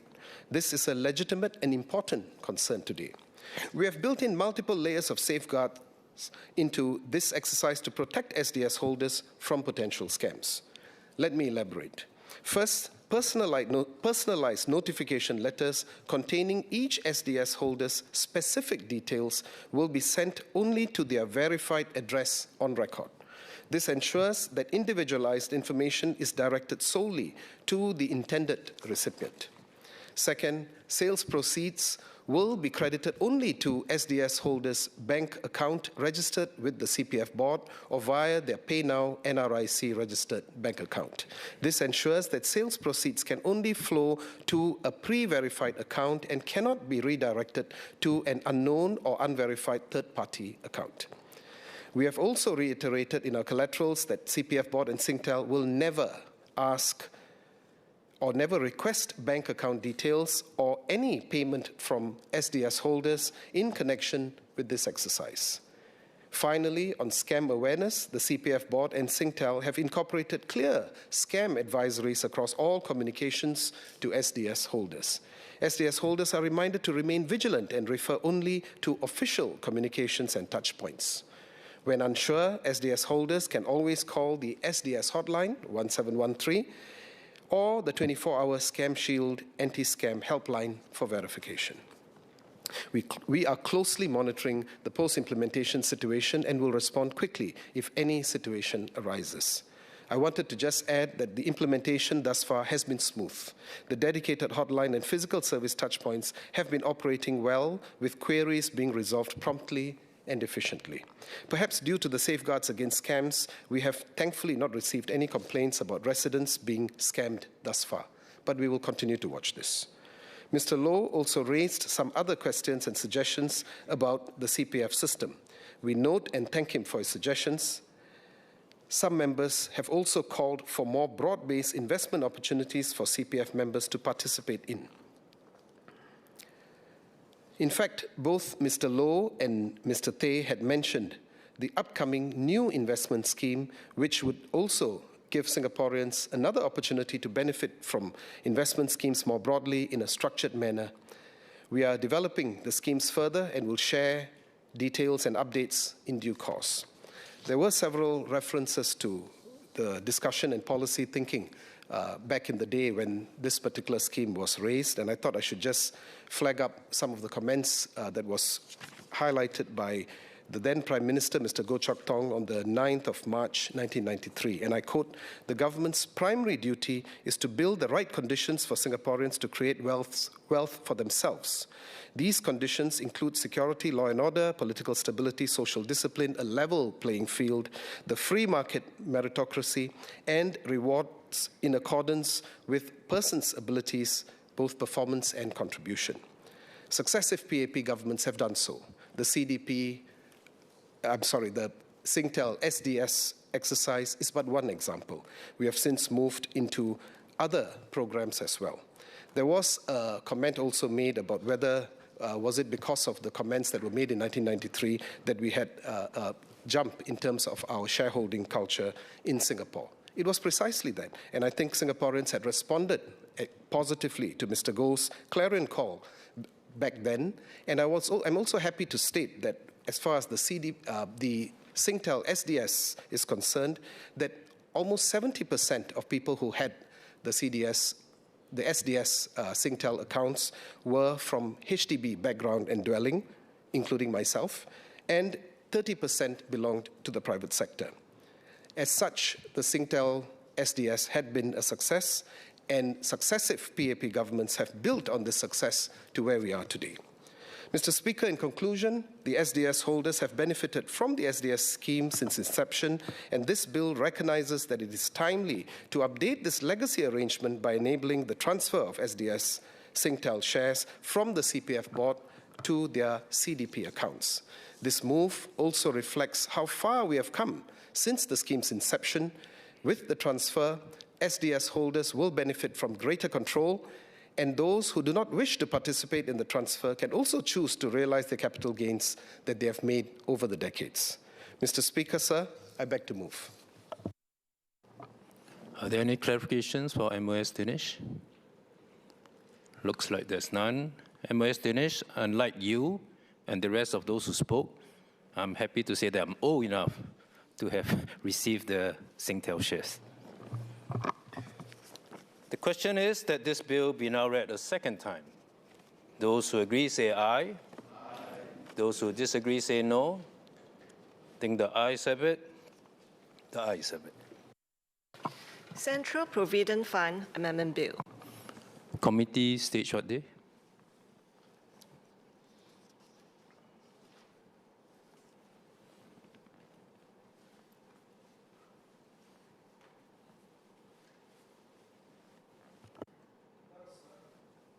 Now, sir, on behalf of the Minister, I move that Parliament will immediately resolve itself into a committee on the bill.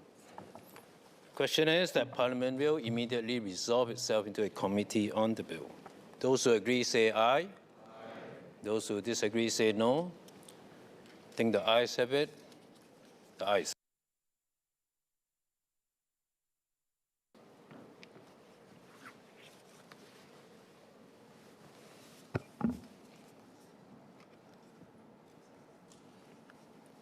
Question is that clauses 1 to 14 stand part of the bill.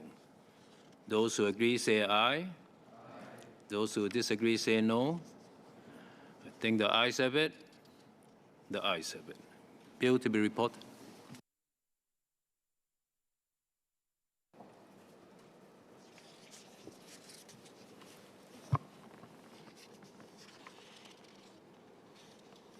Minister for Manpower. Mr. Speaker, on behalf of the Minister, I report that the bill has been considered in committee and agreed to without amendment. Third reading what day? Now, sir, on behalf of the Minister, I move that the bill be now read a third time. The question is that the bill be now read a third time. Those who agree say aye. Aye. Those who disagree say no. I think the ayes have it. The ayes have it. Central Provident Fund Amendment Bill. Leader.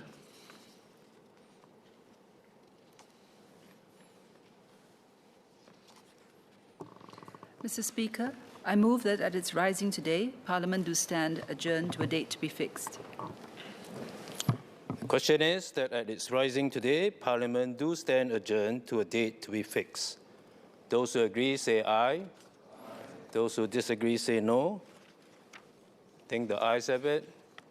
The ayes have it. Leader.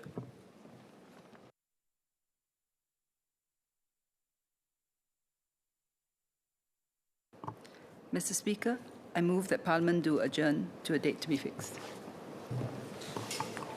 The question is that Parliament do now adjourn. I'm very happy now to invite Mr. David Ho. He has been waiting to file this adjournment motion, I believe, for 9 times. So this goes to show that persistence does pay. Mr. David Ho.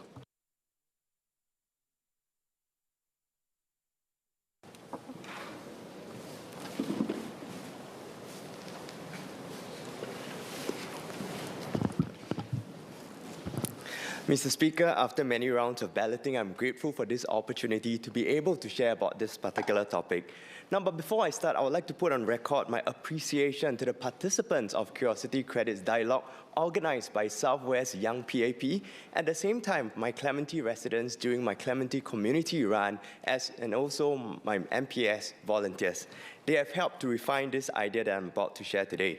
You see, in my maiden speech, I shared with this House about the idea of curiosity credits. It's a mean-tested way for children to draw upon so that they can discover their interests beyond academic pursuit, things like songwriting, sports, robotics, and the list goes on. This is important because if we want to have our own definition of success, the first step is really a function of knowing our interests and what our strengths are like. Since then, I've moved this idea beyond a slogan. I filed a parliamentary question asking whether our child development account can be expanded to support enrichment and exposure beyond preschool settings. However, the response I've gotten is it is not advisable to open up our CDA funds for enrichment programs that are outside of preschool. Well, I also then asked MOE whether could we have an age-appropriate skills future-like scheme for students from lower-income households to access subsidized out-of-school opportunities with proper guardrails. The response have been useful. They made it clear that we already have many schemes supporting children and students from disadvantaged backgrounds. So here's my challenge.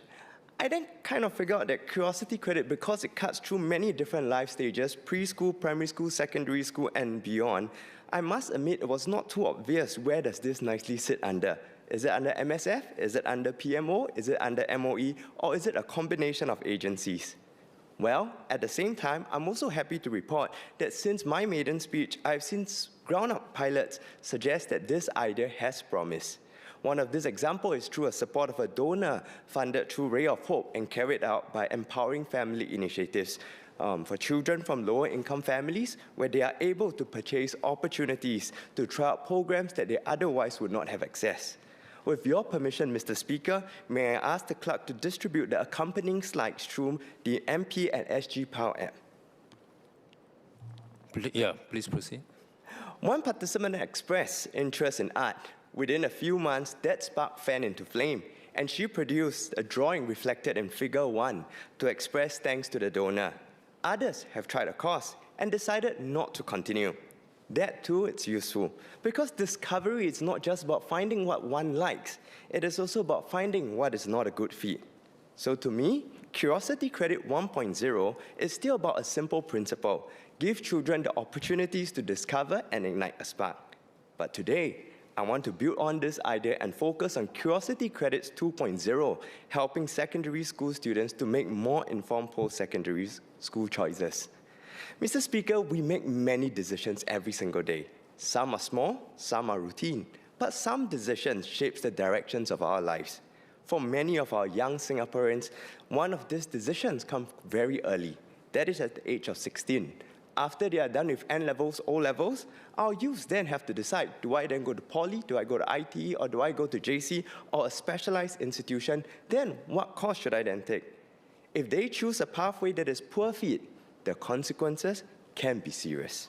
Let me explain, and I've seen this countless number of times. A student enrolls into an engineering course without realizing how much mathematics or technical thinking it requires. The student doesn't lack the ability, but he simply have chosen a pathway that doesn't match his strength interest, or learning style. What then happens is this. He enrolls into the course, he struggles, he loses motivation, his grades suffer. Perhaps he can still graduate from ITE or Polytechnic with mediocratic results, about 2 or 2.5 of GPA out of 4. At this point, he wants to switch to another course, or progress to the next level.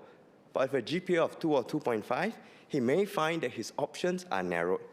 A higher NITEC student wants to move to Polytechnic, but his grades might not qualify because his GPA is not strong enough. Even if his GPA was decent, he's not able to switch course that easily because of the earlier course that he has chosen. Likewise, a Polytechnic student who entered engineering but later discovered that he wants to do another field and may find that his grades and course background do not support the switch. By then, it feels too late. Over time, this then contributes to underemployment or a mismatch between what he or she studies and what he or she eventually do at work. At the core, the real issue is really about whether the student has never had enough exposure to choose well in the first place. Now, follow me. Let's take a step back. How does a 16-year-old decide? In my interaction with youth, I've asked them, and they say, some tell me, I chose this because my friend chose this. I chose this course because my grades could qualify for this. I chose this because I was told that this was a safe course. And a recent conversation reflects this harsh reality. I spoke to someone who is the CEO of a private equity and venture capital investment firm. He shared with me how his 16-year-old nephew this year made his Polytechnic course selection. You see, his nephew was good at principle of accounts, so therefore at 15 years old, very loving uncle decided to help him to find an internship in an accountancy firm. Now, he then realized that the nephew realized that he really doesn't enjoy the nature of accounting, even though he does well in principle of accounts, and he decided that accountancy wasn't something he wanted to pursue. Now, so when the uncle asked him this year, nephew, what do you then decide? Nephew replied, I chose maritime business. Uncle was perturbed. It's like, why? And the nephew said, oh, because my good friend chose maritime business, and so I'm going there. His uncle later then realized that his good friend's family business was in the maritime sector, so that choice made sense for his friend. But it didn't necessarily make sense for his nephew. This example shows two things. Some of our young people have networks that can create opportunities for them to gain better clarity. Second, not every 16-year-old would have this uncle, mentor, or family contact who can help them to think through such choices. At the heart of this motion, it is a simple point. We can do better to help our youth to make better decisions through better exposure. Mr. Speaker, I want to make it clear that MOE is not starting from zero. In fact, Singapore has built a fairly extensive ecosystem that helps students to think about their future.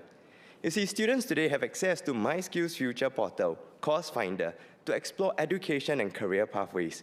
We have ECG curriculum in school. Students can consult their teachers and ECG counselors. There are open houses by our polytechnics and ITE. And our schools offer CCAs, learning for life experiences, and in some cases, internship, externship, job shadowing for some of our integrated program schools. However, all these are important points. However, from a student's perspective, the exposure journey may still be uneven. You see, some of this support I mentioned earlier, they are information rich, but lack hands-on. What do I mean? They can read about causes, but it's different from being able to try it.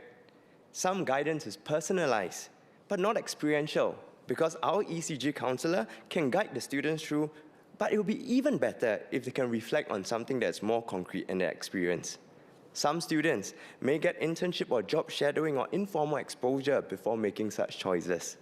And these opportunities, they're more personalized, more hands-on. However, it is not equally available to all students. So in simple terms, students can benefit from personalized information, guidance, and hands-on exposure. Today, we have all three pieces. But what I'm asking is, can we connect them more deliberately so that every student, especially those that come from less resourced family, has a fair chance to taste, try, before making a major post-secondary school decision. Now you may ask me, David, does it really matter? It does, if we fundamentally believe that every child learns differently. And if we believe that some children learn better with hands-on experience, then it matters, because this hands-on experience are not a nice to have. It helps them to make sense of their options. So, Mr. Speaker, I therefore would like to ask whether MOE can study and pilot a more structured way to help students to learn best through experience. For now, let me call this Curiosity Credits 2.0. Now, the idea is simple.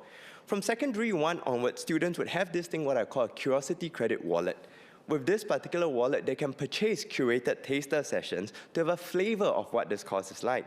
These taster sessions are designed by ITE, Poly's, university, or specialized institution, and schools can bring these tasters into the classroom, into the schools and into the classroom in selected weeks, and also allow students to attend them in these institutions during protected exposure periods. You see, the aim here is not to create an open-ended voucher scheme. The aim is to provide structured exposure. This is why, in Figure 2, Curiosity Credits is not just a passive wallet, it is a school-guided cycle. First, students receive the annual Curiosity Credits. Then, they enroll into one of these courses with guidance from their ECG counselors or teachers. Now, they experience a short and age-appropriate module. After that, they reflect on what they have learned, and then use that, record it down, decide on what the post-secondary school choices will look like. Follow me to Figure 3, because Figure 3 will show you what it does look like across the secondary school years. The target is modest but meaningful, not to expose every student to every possible course, but if by secondary 4, they can have about 6 to 8 structured taster experience in different clusters, this might help them to make a better decision. You see, if we do this right, we can help students to enroll into course with a clearer fit alignment and reduce the risk of course mismatch and disengagement and later pathway regret. More importantly, is to reduce the possibility of underemployment. Now that you understand the broad strokes, let me bring you through the details of how this works. What I'm proposing with this taster lesson, it should be age appropriate. It should be designed for secondary school students so that they can understand. One practical model is to expose them by broad cluster rather than an overwhelming list of courses.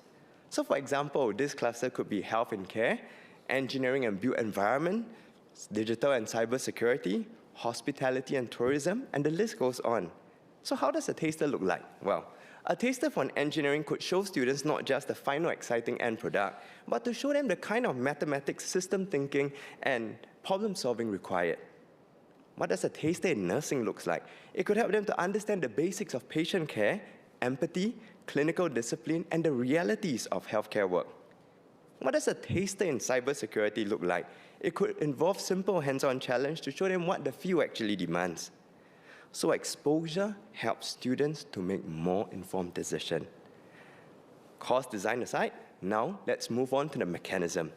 The mechanism, how it drives this exposure, should be simple. First, as mentioned, each student will receive a certain number of credits to be able to purchase approved taster modules. The taster module could be offered during maybe last week of school term or during protected exposure periods. Now, by going for the taster lessons, it gives our teachers and our ECG counselors something richer to discuss with the students. This can be linked to our ECG lesson because before the student go for a taster lesson, the teacher can ask, what course do you think you want to do? Now, after they have attended, instead of asking, what did you do? The question becomes, what do you hope to do? It becomes, what have you tried? What do you enjoy? What do you struggle with? What surprised you? What made you want to learn more? This, in my view, is a better ECG classroom conversation. Sir, this pilot must be designed with safeguards. Let me explain. First, it should not be designed, it should not be cash. It should be credits and entitlement used for approved programs. Second, it should be curated, not an open marketplace. The first set of providers could be from our ITE, Poly's, university, or even specialized institutions. Over time, vetted partners can be considered. Now, third, it should not be used for tuition, exam preparation, or academic drilling. The purpose is exposure, not competition. Fourth, it should be easy for schools to administer. The ministry can build upon the existing applied learning modules infrastructure.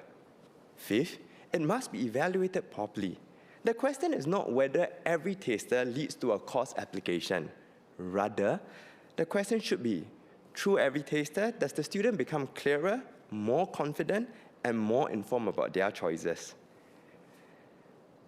With mechanism done, allow me to also say this. MOE has already had something close to this. From my research, it's what we call applied learning modules. I see this as a strength to build upon, not as a reason to stop. What I have proposed and what I'm proposing, 4 differences. First, at student level, every child will have a visible curiosity credit wallet from Sec 1, not Sec 2. Why is a personalized wallet important? Because a personalized wallet signals ownership.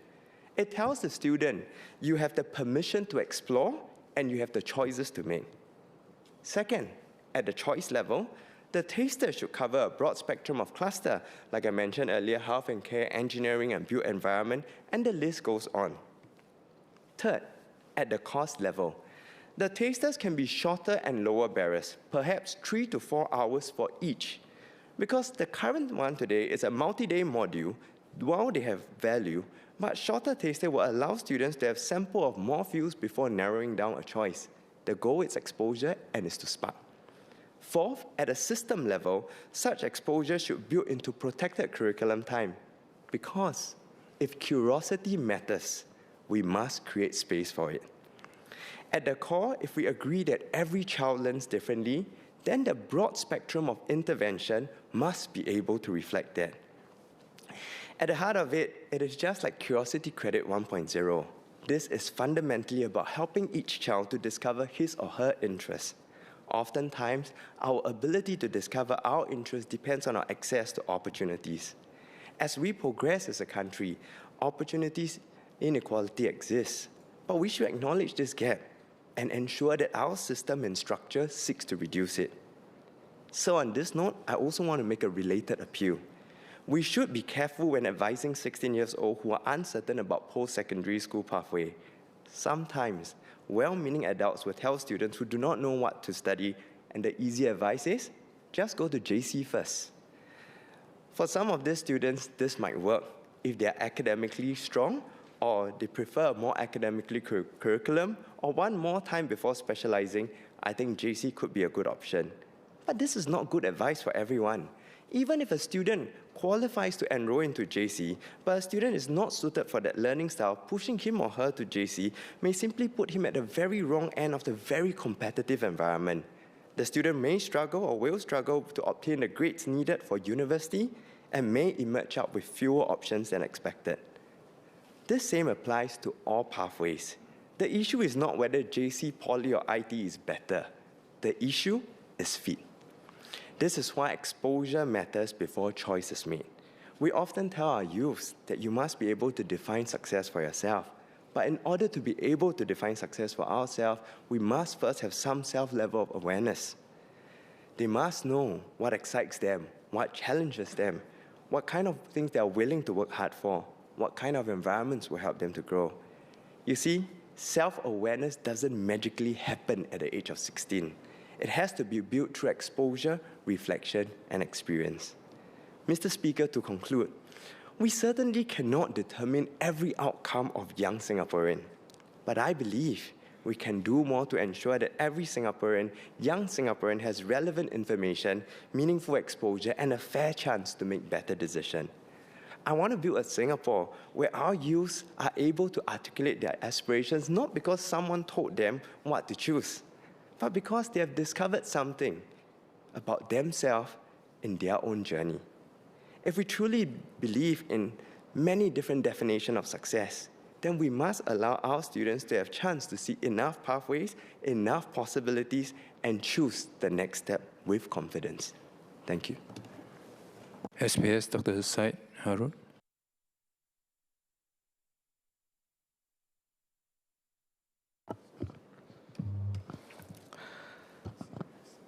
Mr. Speaker, I thank Mr. David Ho for his suggestions on the use of Curiosity Credits 2.0 to empower our students to make informed choices about their education and their future. Experience is indeed a great teacher, and we are open to ideas like Mr. Ho's that can bolster our existing range of programs to guide our students in their educational journey. But I would also like to gently offer a different perspective on one aspect of Mr. Ho's motion, that is, not having the perfect fit at 16 means it could be too late. Certainly, not everyone must have everything figured out in secondary school to succeed in life. In fact, what might look like a suitable pathway at 16 may look very different just several years later. We must instead ready our students with resilience and adaptability towards change through developing their 21st century competencies. And with this goal in mind, MOE has a three-pronged approach in supporting students to discover their interests and strengths, develop their potential, and choose their post-secondary pathways wisely. And you will already see some parallels with Mr. Ho's proposal. First, MOE offers exposure opportunities for our students at key junctures in their educational journey to understand how their choices today may shape their options tomorrow. Within the school curriculum, MOE supports students in making informed education and career choices and prepares them for lifelong learning. In secondary school, students explore the diverse pathways available to them through Education and Career Guidance Programs, or ECG. This exploration allows them to develop a deeper understanding of their sense of purpose, their interests, and their strengths.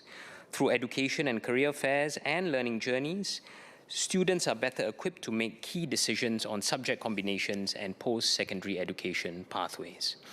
Institutes of Higher Learning, or IHLs, offer flexible pathways to give students time and space to explore their interests and strengths. Our polytechnics offer the Polytechnic Foundation Program and Common Entry Program, allowing students to choose a broad cluster, such as the sciences, without deciding on a specific diploma program when they enter Polytechnic. With the opportunity to be exposed to different areas and skill sets in their cluster for up to a year, students can make informed decisions about their specializations, allaying to some extent Mr. Ho's concern about the risk of course mismatch and its implications. Beyond the curriculum, MOE provides students with opportunities to get a taste of the next stage of their schooling or working life. As Mr. David Ho has pointed out, a hands-on approach will help students define success for themselves and explore areas that they may wish to grow into and aspire towards.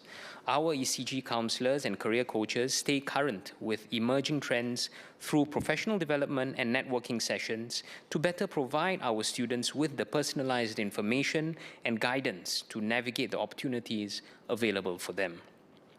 To support students' transition from secondary school, polytechnics and ITE offer 3-day applied learning modules, or APLMs, as highlighted by Mr. Ho earlier, providing students with authentic and immersive hands-on learning experiences that help them to discover their interests and their strengths and make informed education and career choices. Spanning 6 broad clusters: business, engineering, information technology, hospitality and tourism, mathematics and science, media and design. Each APLM module exposes students to at least one related IHL course and industry. In addition, polytechnics and ITE also conduct school visits and open houses, providing exposure to course offerings and an authentic taste of student life and an authentic taste of what student life could be like in these institutions. Second, MOE works with a network of community and industry partners to offer a wide range of authentic real-world experiences in higher education and industry. Our Partnerships Engagement Office actively reaches out to schools and industry organizations to identify and support partnerships that enrich learning for our students. Our partners serve as mentors and role models, offering advice and internship opportunities that indeed expose students to diverse pathways.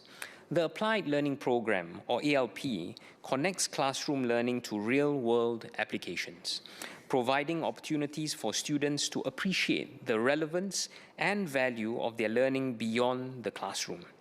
Partnerships with community and industry partners help students explore and develop their strengths and interests further in areas such as business and entrepreneurship, engineering and robotics, and journalism and broadcasting. For example, Peirce Secondary School has a partnership with Thales Singapore focused on exposing students to engineering and technology careers. This year, students will experience an assembly career talk, visits, and a work shadowing program. This partnership supports students in fostering interest in STEM fields through authentic industry learning experiences to help make sense of their options, as mentioned by Mr. David Ho. Secondary schools also organize learning journeys to organizations and dialogues with community and industry partners. MOE welcomes more school-to-industry partnerships to open up more opportunities for our students in our schools. In our polytechnics and ITE too, there are various efforts to help students transition from school to work with the support of industry and community mentors. One example is the collaboration between Mentoring SG as well as the Polytechnics and ITE, under which mentors work with Polytechnic and ITE students to guide them on their longer-term career and life goals. Daryl Tho, a culinary student at Temasek Polytechnic and a young aspiring chef, went through Mentoring SG's program last year. His mentor, Irene Hammonds, a private dining host and creative entrepreneur, provided practical guidance on improving his culinary skills and coached him in goal setting. These helped him gain confidence and clarity on his goals that now drive his culinary aspirations.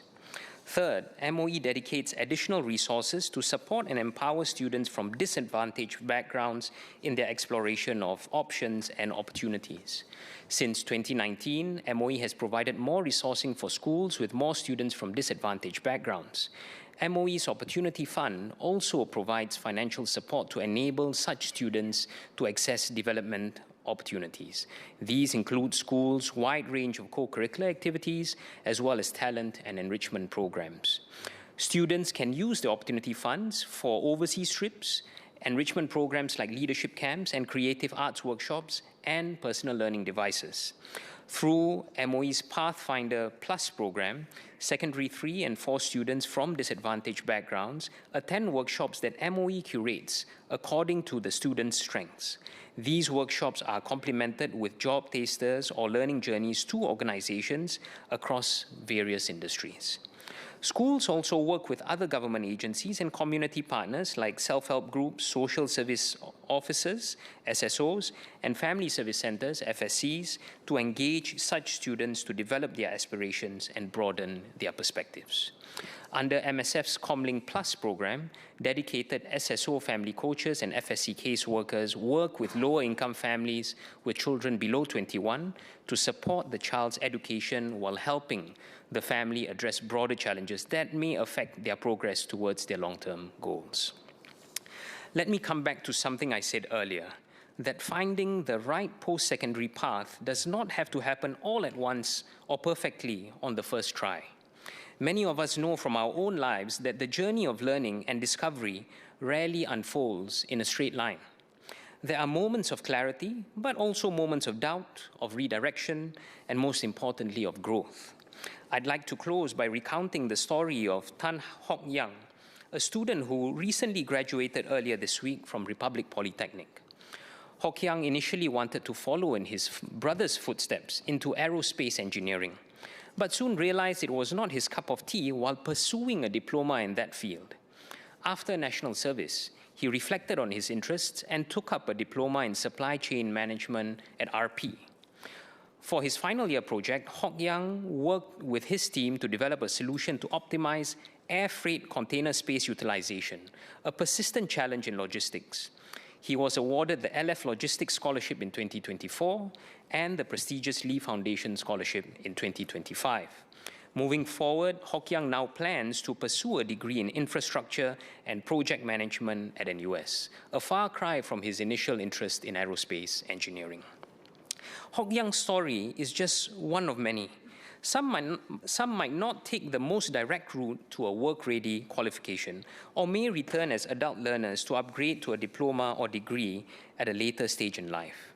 This is why we have worked hard to ensure that our education system remains responsive and walks alongside our students at all life stages as their interests deepen and aspirations evolve. This can only be done with the support of family, community, and industry partners. Let us continue to work together to support our children's curiosity and aspirations and help them fulfill their potential regardless of family background or starting point in life, for every child learns differently. Thank you. The question is that Parliament do now adjourn. Those who agree say aye. Aye.